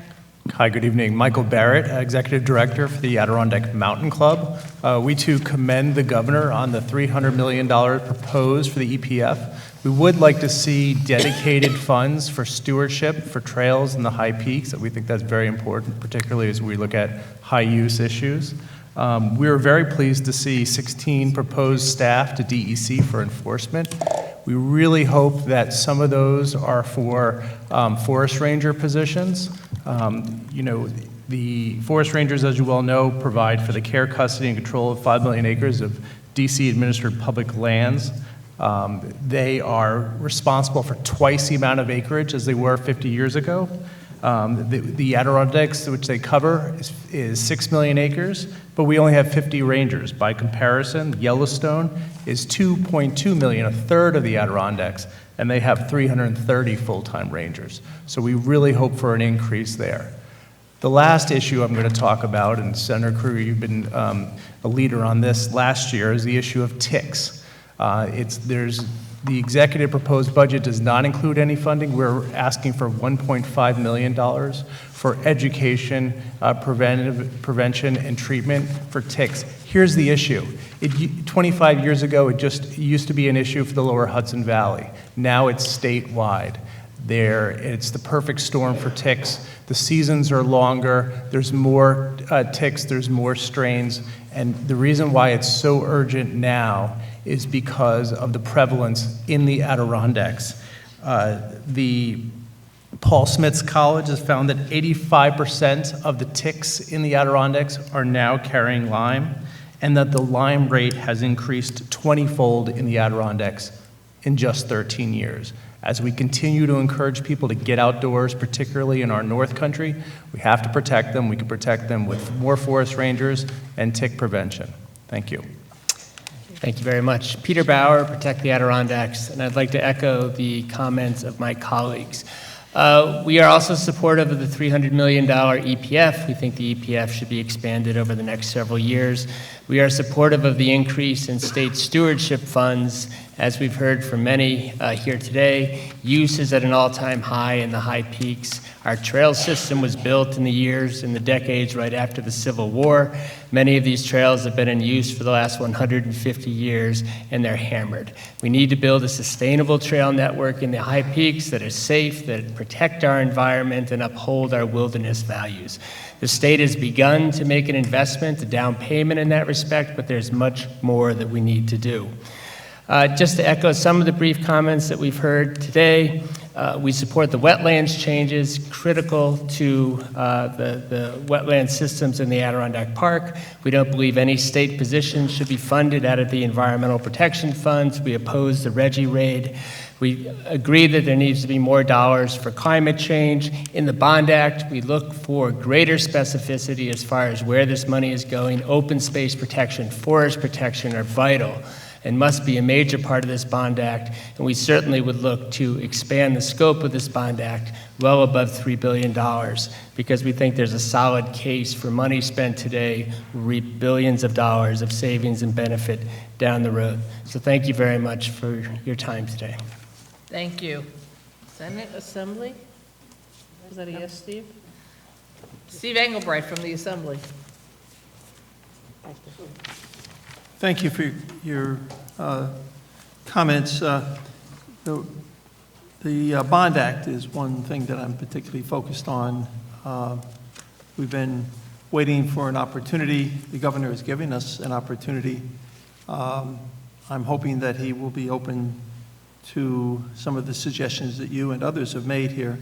today. I'm hoping also that as we attempt to follow through on what you're suggesting in terms of the devil in the details, will you, my question is, will you provide us with some suggested project criteria and guidelines that we could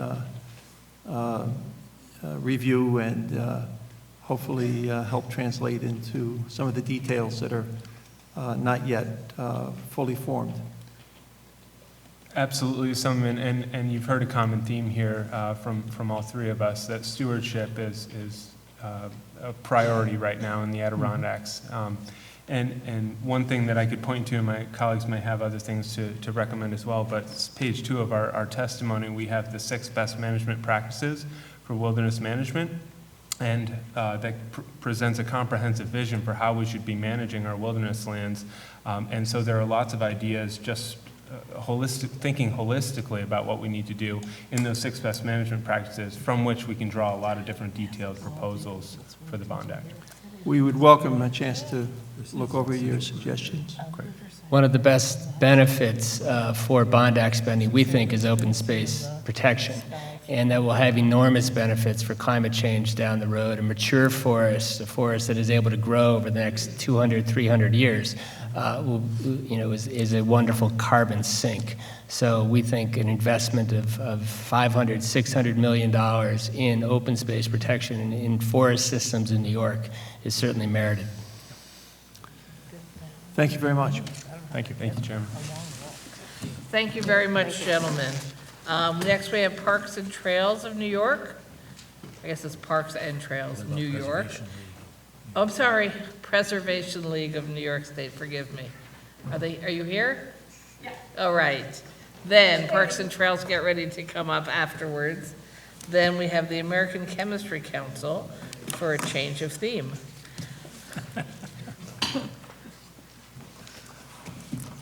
Good evening. Thank you so much for allowing me an opportunity to speak. My name is Erin Tobin. I'm Vice President for Policy and Preservation at the Preservation League of New York State. Thank you, Chairwoman Kruger and Chairwoman Weinstein, and other members of the Senate and Assembly who are here and may be listening. The Preservation League is New York's only statewide historic preservation nonprofit organization, and I'm here today to talk about historic preservation, to support several of the proposals in the executive budget, including the budgets for the New York State Office of Parks, Recreation, and Historic Preservation, and the New York State Council on the Arts, although I know their hearing is later. Since I'm speaking now, I wanted to put in a good word for them. Also echoing the many comments about the $300 million allocation for the Environmental Protection Fund. And of course, we also agree that funds should not be diverted for agency staff, and we would love to see that fund expanded to $500 million by 2025. We're also supportive of the expansion of the prevailing wage regulations that's in the governor's TED budget bill, with exemptions for historic preservation projects and small nonprofit organizations. And I want to note with the prevailing wage that it's really the projects that are under $5 million, the nonprofits with gross annual revenue under $5 million, and most especially projects receiving tax benefits related to historic rehabilitation. It's really important that they are able to retain their economic development momentum and continue to revitalize our communities. And then I want to voice our support for the legislatively proposed improvements to our state historic tax credit.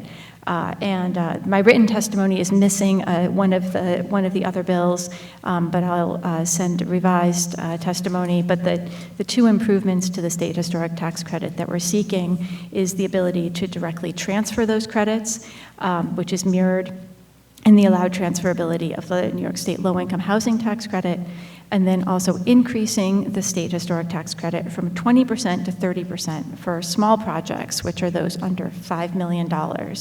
And those are both reflected in bills in the Assembly and Senate. And we are so very appreciative to both the Assembly and the Senate for their support of those two improvements, as well as others which we achieved last year, thanks to the legislature and the governor. And we hope that we can move forward on one or both of those in this next budget cycle. We also appreciate the increase of capital funds for the Office of Parks, Recreation, and Historic Preservation. Our state parks also house many historic sites, and those sites need a lot of restoration. We're very encouraged that State Parks is undertaking a survey of its buildings so that there can be a focus on maintenance and rehabilitation of the historic buildings owned by parks. The testimony we submitted also includes comments on the governor's proposed Reimagine the Canals initiative reflected in his budget presentation, and it notes how historic preservation can and should play a key role in the Clean Energy Fund and our state's response to climate change.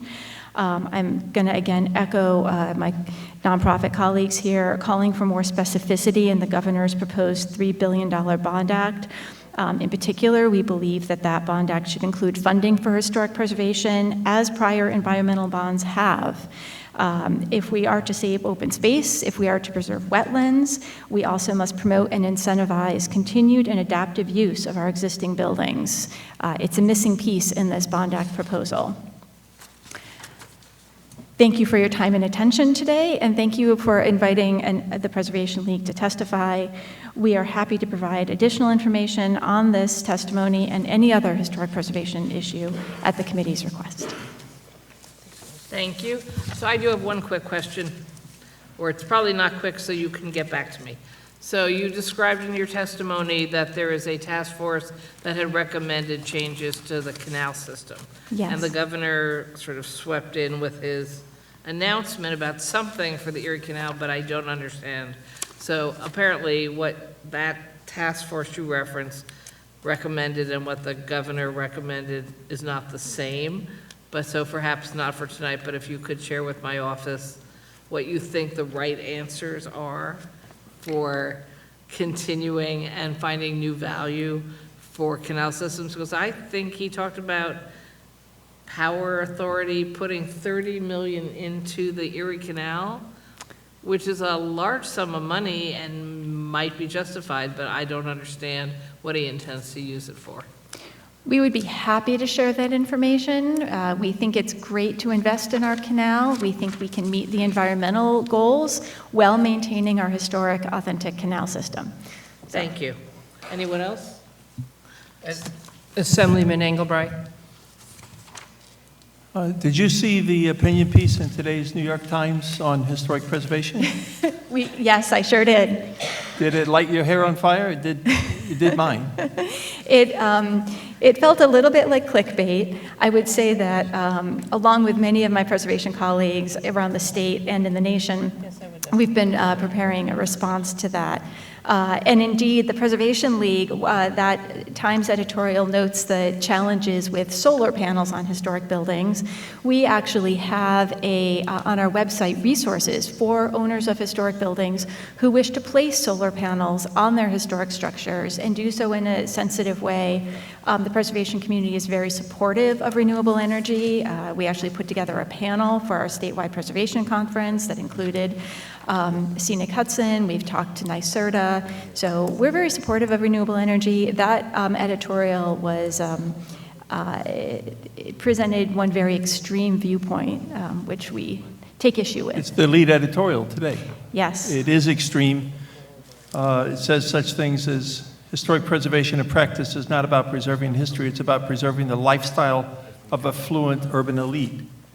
That's not consistent with our tax program in the state, it's not consistent with the history of our preservation efforts, and it shouldn't be what shapes our commitment to historic preservation in this budget. So thank you for your testimony today. Absolutely. Thank you. Thank you. Next up, New York Parks and Trails, again, followed by American Chemistry Council, followed by Green Education and Legal Fund.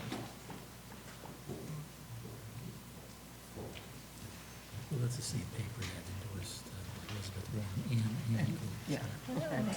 Yeah. Good evening. Thank you, distinguished members of the Senate and the Assembly, for giving me the opportunity to speak with you all tonight on behalf of Parks and Trails New York. My name is Will Cote. I'm the Parks Program Director, and since 1985, Parks and Trails New York has been the state's leading organization working to preserve and enhance a network of parks, historic sites, and greenways for New Yorkers to enjoy. Our network of dedicated park and trail supporters is nearly 40,000 strong. And tonight I want to talk to you about supporting aspects of the governor's executive budget, which does include important funding for New York's park system, trail system, and shared green spaces. Specifically, we thank the governor and encourage support from the Senate and Assembly for $110 million in capital funding for state parks and historic sites, and $300 million for the Environmental Protection Fund, which specifically includes $1 million for the Park and Trail Partnership Program grant, a capacity building grant program for grassroots friends groups. We encourage the legislature to include the $110 million for New York Parks 2020 capital funding for the Office of Parks, Recreation, and Historic Preservation. This investment in state parks infrastructure will continue to tackle the backlog of needed repairs and advance the revitalization of the New York State park system. And we appreciate that OPRHP's operations budget has held relatively steady despite difficult fiscal situations. With visitation now more than 79 million, the commitment to protect our parks and environment should be extended to funding agency staff.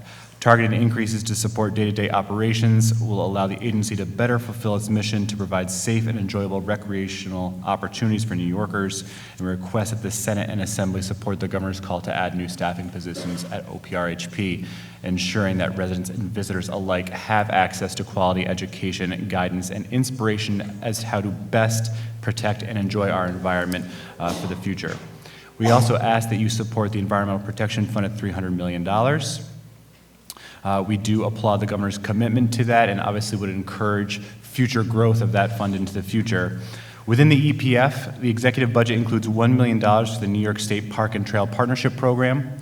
This is a capacity building grants program for grassroots organizations or friends groups that support, strengthen, and improve the state's parks, trails, historic sites, and public lands. Since 2015, 83 grants totaling $1.8 million have been awarded, with funds going towards innovative educational programs, capital projects, and capacity building undertakings, enabling organizations to become more effective, leverage more volunteer power, and ultimately lead to even greater economic benefits, improved access to outdoors resources, and healthier communities. I'd also like to point out that this year, as we prepare to announce our 5th round of awardees in March, we recognize the value this opportunity has for our volunteer-led groups. We received 53 applications requesting a total of $2 million during this round of applications, double the available funding that is available. This response confirms the effectiveness of the program, and we're proud to be administering this grant, this matching grant in partnership with OPRHP, DEC, and grassroots groups across the state. Also worth mentioning is that we're pleased to see increased funding for the Connect Kids initiative, which provides transportation to parks, nature, and environmental education centers for children in K through 12 education programs. This gives school kids the chance to experience nature and the environment, as well as provide students an opportunity to share in the stewardship of our natural resources. And we encourage the legislature to approve this proposed funding expansion to $2 million, ensuring that even more young people are exposed to the beauty of nature and the importance of conservation across the state. The governor's proposal includes language that would allow the use of EPF money for agency staff salaries. Like my colleagues previously, this language, I would like to reiterate that the legislature has prevented this in the past, and we would continue to urge them to do this as well. The Restore Mother Nature Bond Act, we encourage the legislature to support the proposed Restore Mother Nature Bond Act, which will fund environmental resiliency through the preservation of open space, restoring wetlands, waterways, and wildlife habitats, as well as facilitate the creation of new recreational opportunities, many of which have been discussed tonight. In conclusion, I'd like to thank you for the opportunity to testify today. Parks and Trails New York looks forward to working with the Senate, the Assembly, and the Governor to keep up the momentum for state parks, solidifying New York's conservation legacy, and strengthening the network of parks, trails, and greenways across the state.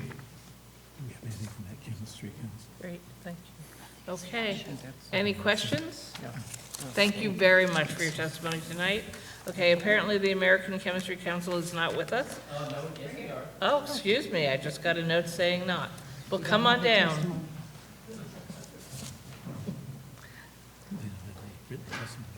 Did you submit written testimony? We did.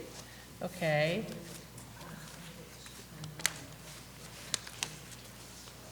You know, if we don't find it tonight, we'll get it to, oh, they've got it with it, very good. Sorry about that, I had just been handed a note saying you weren't here.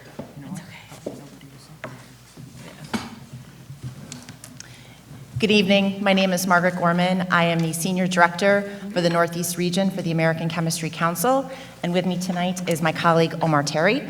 He's the Director of our Plastics and Food Packaging Group at ACC. We are going to limit our testimony tonight to the polystyrene ban language that is in the budget proposal that proposes to ban polystyrene in New York State. Because the language is so broad, our first concern are the manufacturing industry in New York State. We have identified almost 2,000 jobs that would be directly impacted by this proposal, ranging across 10 sites in New York, from Middletown to New York, Buffalo, Albany, Rochester, Syracuse, Canandaigua, and more. 3 sites alone produce over 1,400 jobs and also produce polystyrene food service. These 3 sites alone pay $2.3 million in state taxes and contribute $47 million in payroll. There's been a lot of discussion about the job impact today, but one additional thing that I did want to bring to you is that the language is so broad in the budget, it does bring in an impact to other public sectors.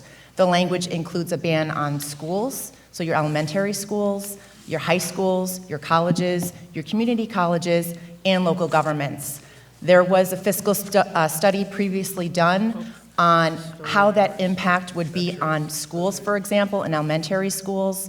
Because the alternative products are 2 to 4 times more, it would cost $25 million to schools, elementary schools alone. Municipalities, $10 million. So looking at that and going into alternative product, it is certainly going to impact the public sector and the private sector, ranging from hospitals to restaurants, not-for-profits, fraternal organizations, and others. Most food service packaging is not recycled or composted within the New York State's existing recycling infrastructure. So what is the solution? Instead of a ban, ACC is strongly supportive of solutions that finance infrastructure investment. We strongly support a food service packaging fee that would be paid by manufacturers that could fund these solutions, as well as finance statewide recycling. I want to stress that it will not just be on polystyrene, it will be on all the alternative food service products. I'm going to conclude my testimony at this point and turn it over to Omar. Good afternoon, everyone. Concerning the recyclability of polystyrene, polystyrene is being recycled in New York State. Right here in Albany County at a company in Cohoes, they are taking both packaging material as well as food service and recycling polystyrene into a polystyrene insulation foam to be used in homes. And as we all know, in the building construction side, polystyrene is an excellent insulator. And so we're looking to that as an example to be able to increase getting food service out of the landfill and into a program where it can go to be recycled and help with insulating homes. In addition, polystyrene is being recycled in Madison County as well. Concerning the landfill issue, I know that that is a great deal of concern to everyone. I did take note earlier today that Commissioner Sago stated that around 29,000 pounds of polystyrene were going to landfill.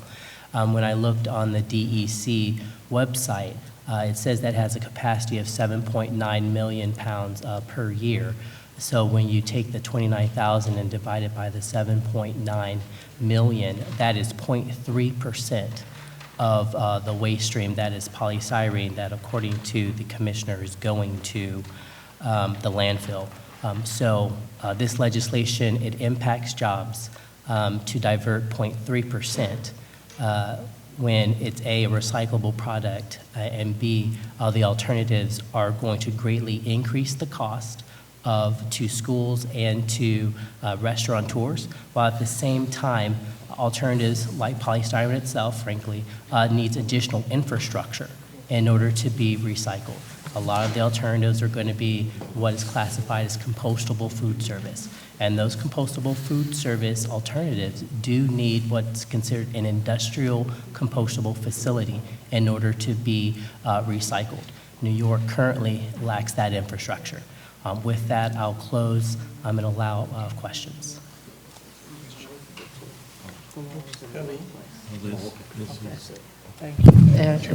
Assemblyman Engelbrecht. I have one as well. So you guys were probably still in elementary school when this issue came before the Suffolk County legislator, and when I was a member of that body. I had brown hair in those days, and I had bell bottoms.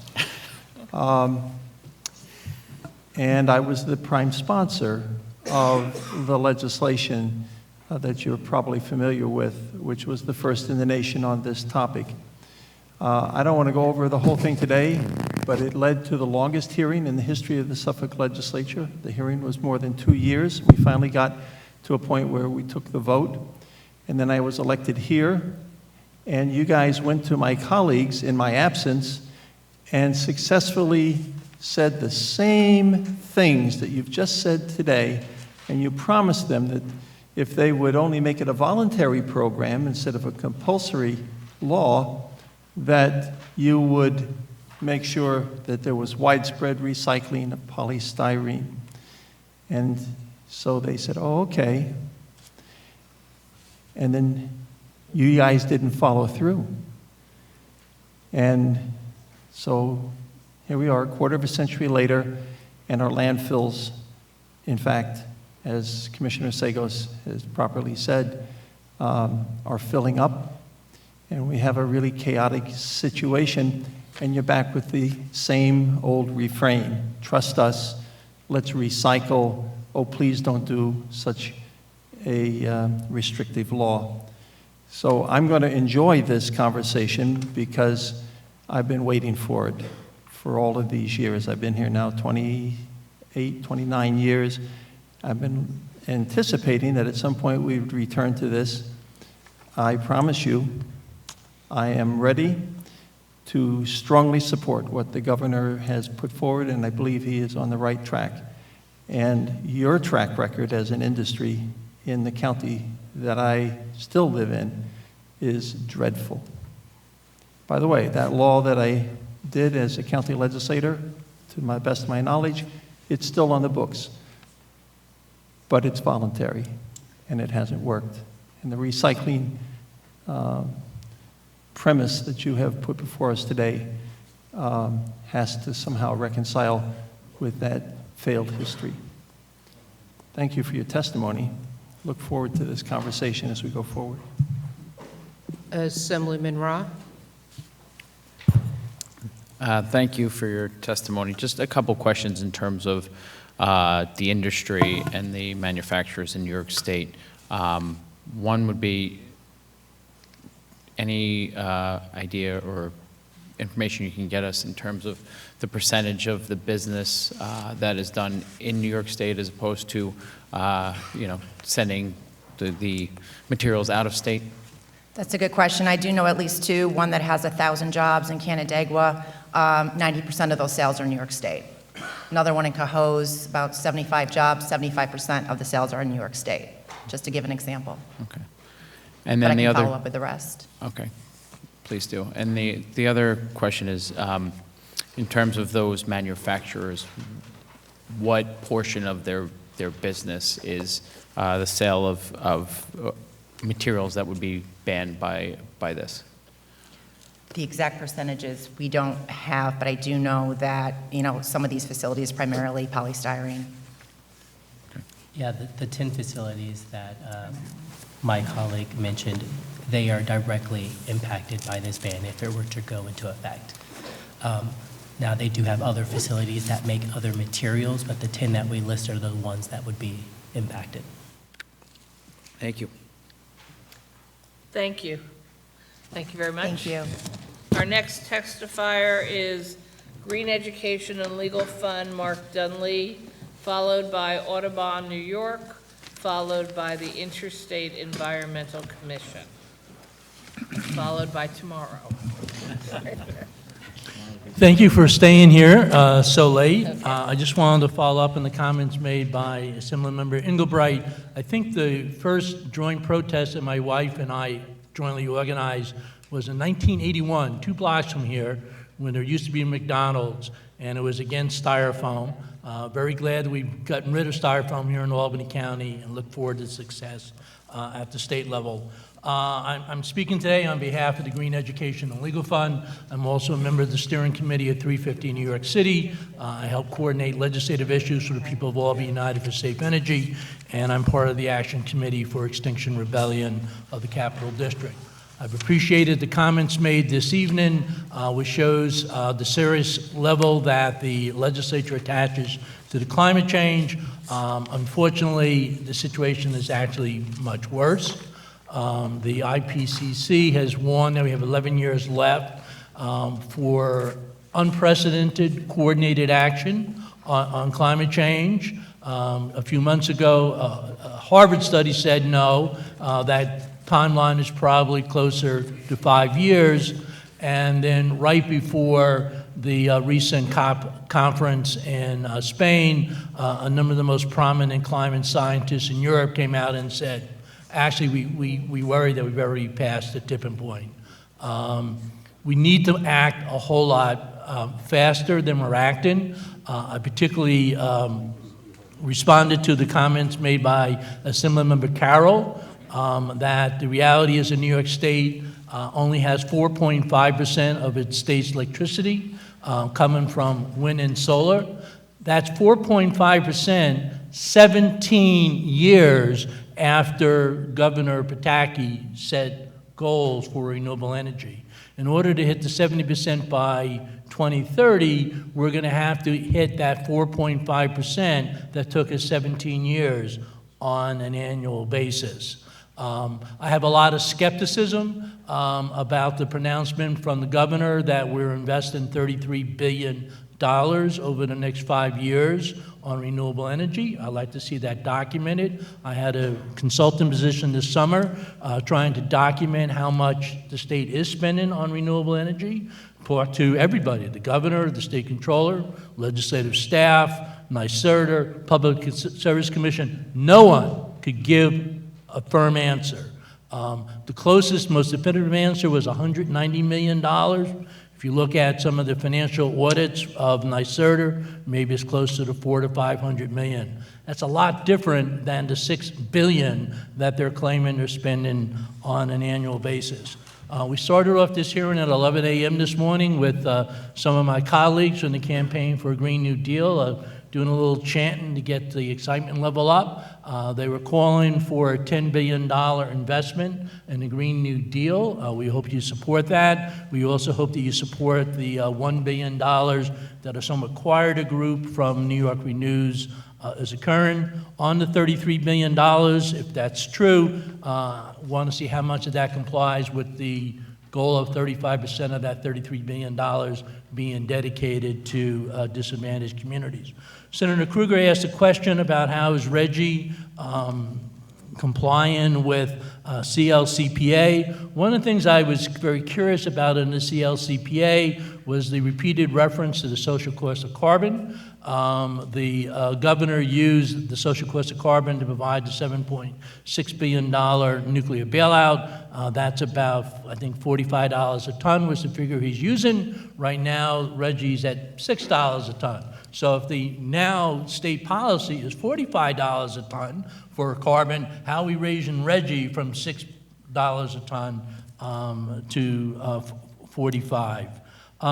Certainly applaud Senator Krueger and the rest of the Senate Democrats for their leadership on trying to divest the state pension funds from fossil fuels. We would recommend you include that in the state budget. I started testifying 20 years ago about a state carbon tax when Senator Owen Johnson wanted to know why we thought carbon was bad since trees like it so much. But we do hope we advance that. expand the bottle bill, do the ban on fracking, making it permanent, deal with the issue of fracking waste. On Sheridan Avenue, we want to applaud you last year for stopping the new frack gas turbines that they were going to use for a microgrid. However, we still have 6 gas boilers there, and we hope you'll go to the next step and actually move to make this whole system renewable energy, how we heat and cool the state energy complex, which they're presently continuing to. We are requesting the $600,000 for a feasibility study on how we could go to renewable energy to heat and cool these buildings, particularly looking at geothermal. And I have a lot more to say, but my time is up, and thank you for staying so late to listen to us. Thank you. Questions? No. Then thank you very much, Mark. Appreciate it. All right, now we have the Autobahns New York. Society New York, right? I thought Society was in there somewhere. And then followed by the Interstate Environmental Commission. Well, good evening, and thank you very much for the opportunity to testify. I am Erin McGrath. I'm the policy manager for Audubon New York, which is the state program of the National Audubon Society. I'm here testifying on behalf of our 85,000 members, our 27 chapters, and our 7 centers and sanctuaries. Audubon's mission is to protect birds in the places they need, and we have enjoyed a long-standing and productive relationship with New York State, and we thank you all for supporting our mission. This year's budget is very exciting. We're very pleased to see the inclusion of $3 billion for the Restore Mother Nature Bond Act. This funding supports projects that are very special to Audubon that promote habitat restoration, improve coastal resiliency, and aid climate adaptation efforts. These are good for birds in the places they need, as well as our local communities that depend on them. Investments in ecosystem-based restoration provide multiple benefits, including increased habitat for wildlife, more sustainable fisheries, opportunities for recreation and tourism, and increased resiliency in the face of climate change. We ask that the legislature support the creation of the Bond Act and dedicate a portion of the funding to protecting the habitat of endangered and threatened species, restoring our salt marshes, improving the resiliency of our Great Lakes, and managing our forests for improved water quality and flood control. We are also interested to see the executive budget proposal that proposes to streamline the siting and development process for renewable energy. Wind and solar are clean sources of energy that have few negative impacts, and we're very supportive of their development. But we need to make sure that while we're developing these projects, that we're making sure that we don't harm the environment, and particularly endangered and threatened species. These projects do have the potential to negatively affect wildlife through direct mortality and habitat degradation, but there are a lot of things we can do to prevent that. We recognize that identifying locations for renewable energy is very challenging. We have very few transmission lines coming from upstate to downstate, and we need to figure out how to get all of the renewable energy up there to down here. But we do recommend that while we're looking at that we do our part to protect endangered and threatened wildlife. We can minimize the negative impacts by doing thorough site assessments, avoiding high-risk areas, and committing to adequate mitigation for unavoidable risk. So what this really means is that we need the state to partner with us and work with us from the beginning. We would ask the state to convene an environmental technical working group that can advise on the location of priority renewable energy sites and also the development of the associated procurements. We know this works because we use it for the offshore wind procurements that are currently in place. That was a very successful partnership, and we believe that it would also benefit land-based renewable projects. We also recommend that the state develop a mitigation fund to address impacts on threatened and endangered species. We know that project developers are struggling with mitigation efforts, and we want to help them and to make the best of that. So we believe if we set up this mitigation fund and connect project developers with groups like Audubon and other wildlife conservation societies, we can actually accelerate the deployment of renewable energy while protecting our wildlife as well. We were also very thrilled to see that New York State is stepping up to protect our wetlands. I know my colleagues spoke at length at this, but wetlands are really where you can get a lot of bang for your buck. You can protect threatened and endangered species, you can improve water quality, you can control flooding. It's a great place to spend your dollars. But when we're doing that, especially under the Bond Act and other proposed initiatives, we might need to make sure we're targeting all of the state's wetlands. And right now, the DEC can't regulate the much of our wetlands because of the mapping requirement. So we strongly support the effort to drop the maps and only use them for educational purposes. We think this is really important in light of the rollback of the Waters of the United States rule and will ensure that New York State remains a leader in protecting the environment. And last but not least, we were pleased to see that there is still $300 million for the EPF in light of the state's deficit. This funding supports really critical programs, and we think it'll work hand in hand with the Bond Act as we work to support the environment. In particular, we like to call out the ZBGA line because it provides critical funding for our Audubon centers and sanctuaries. Without this funding, our educational programming would suffer and impact the communities that rely on us to educate their children about the environment and also get a few minutes off. Within the EPF, we are also asking the legislature to support the Regenerate New York program, funding for the Delaware River Basin Commission, and funding for the Ocean and Great Lakes program. And I'll close by echoing my colleagues in saying that we do oppose using the EPF for staffing. We believe that that's critically important and that the DEC and parks have as many staff as they need, but we don't believe that should be coming from dedicated capital funding. So we hope we can find an alternate solution to using the EPF for staffing. Thank you. Thank you. Any questions? Steve Englebright. First, I just want to say thank you for what you do every day for not just the birds, but the people of New York who benefit from your many programs and activities. I am very concerned about the ZBGA program, and I'm pleased that you spoke to this, urging us to increase the line. The last time I looked, it was about $16 million. The executive is proposing to cut it, if I'm remembering correctly, by $2 million. That's correct. That is a savage cut.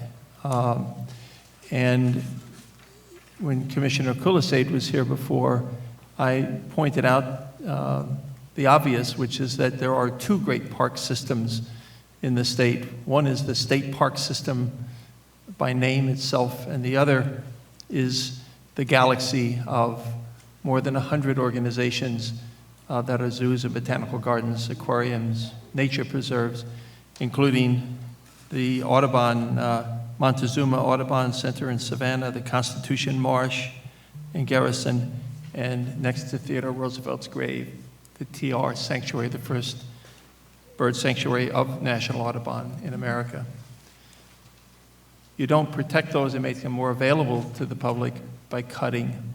So please, we're going to do what we can to reopen this question, but please communicate with your fellow organizations. We need a unified front in order to be successful in restoring this funding, and as you rightly suggest, increasing it.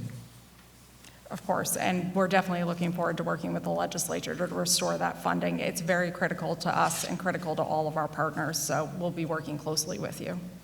Thank you again. Thank you. Thank you very much. Appreciate your staying all this time. And last but not least, the Interstate Environmental Commission. I'm going to guess you are Philip as opposed to Evelyn? I am. Nice to see you tonight. That was a leap, thank you. It's nice to be here, and thank you for staying so late. I'm Philip DeGaetano. I'm a recently appointed commissioner to the Interstate Environmental Commission, and obviously I have a lot to learn about how to get into an earlier slot on your testimony. And I want to thank you, Senator Krueger, Assemblywoman Weinstein, Senators Kaminsky, and Assemblyman Englebright, members of the legislature, for allowing me this opportunity to testify on behalf of the Interstate Environmental Commission. The IEC joins with others who have testified today in commending the governor and the legislature for continuing to demonstrate through the budget the commitment to protecting New York's environment. The funding appropriated through the budget actions demonstrates New York's understanding of the need to invest in the resources in order to protect and restore New York's environment. The IEC is a tri-state water pollution control agency, similarly committed to protecting and conserving and restoring New York's environment, particularly in water quality. Our written testimony provides details of the diverse array of activities that the Commission is involved in the IEC district, which is centered in New York Harbor, but includes Long Island Sound, the North Shore embayments, South Shore Estuary, the Hudson River and portions of Connecticut and New Jersey. Our capabilities are that we have and are developing and would hope to expand at the Commission align with the priorities highlighted in the Governor's Revive Mother Nature initiatives. These include expanding our monitoring and analytical services capabilities at our laboratory for nutrients, cytotoxins associated with harmful algal blooms, expanding continuous monitoring in New York Harbor and Long Island Sound, exploring eelgrass restoration sites, and developing microbial source tracking techniques to identify sources of pathogens entering and degrading our waterways. The Commission operates a certified lab at the College of Staten Island on Staten Island. The laboratory is fully certified by the New York State Health Department, and the laboratory is dedicated to producing technically defensible environmental data through sound science and a comprehensive quality assurance program. While the majority of our funding comes from other sources, primarily Federal Clean Water Act, state funding is critical to enable the Commission to meet its level of effort funding state resource that's necessary to match these funds. In 2019, the IEC was awarded just over $1 million in federal funds for Section 106. And in order to maintain this eligibility, we have to maintain a state match of $214,000 to be funded through a cooperative agreement with each of the member states, of which New York's share is 45%. So we're calling your attention today to the fact that the executive budget as proposed only includes $41,600 for the Interstate Environmental Commission, and in order to meet the 45% share for New York, that would have to be increased to $96,323. This level of funding is critical to ensure IEC's continued eligibility to receive the federal funds. So on behalf of the IEC, I'd like to thank you for your attention and this opportunity to testify before you this evening. Thank you. Any questions? We appreciate your staying this late for us. Thank you very much. Thank you and good night. And this officially ends the first budget hearing of the 2020-21 cycle. The NCON hearing is over, and we will be back in this room starting at 9:30 tomorrow morning, and we will get to transportation and the MTA. Thank you, everyone. Thank you for all staying. Thank you.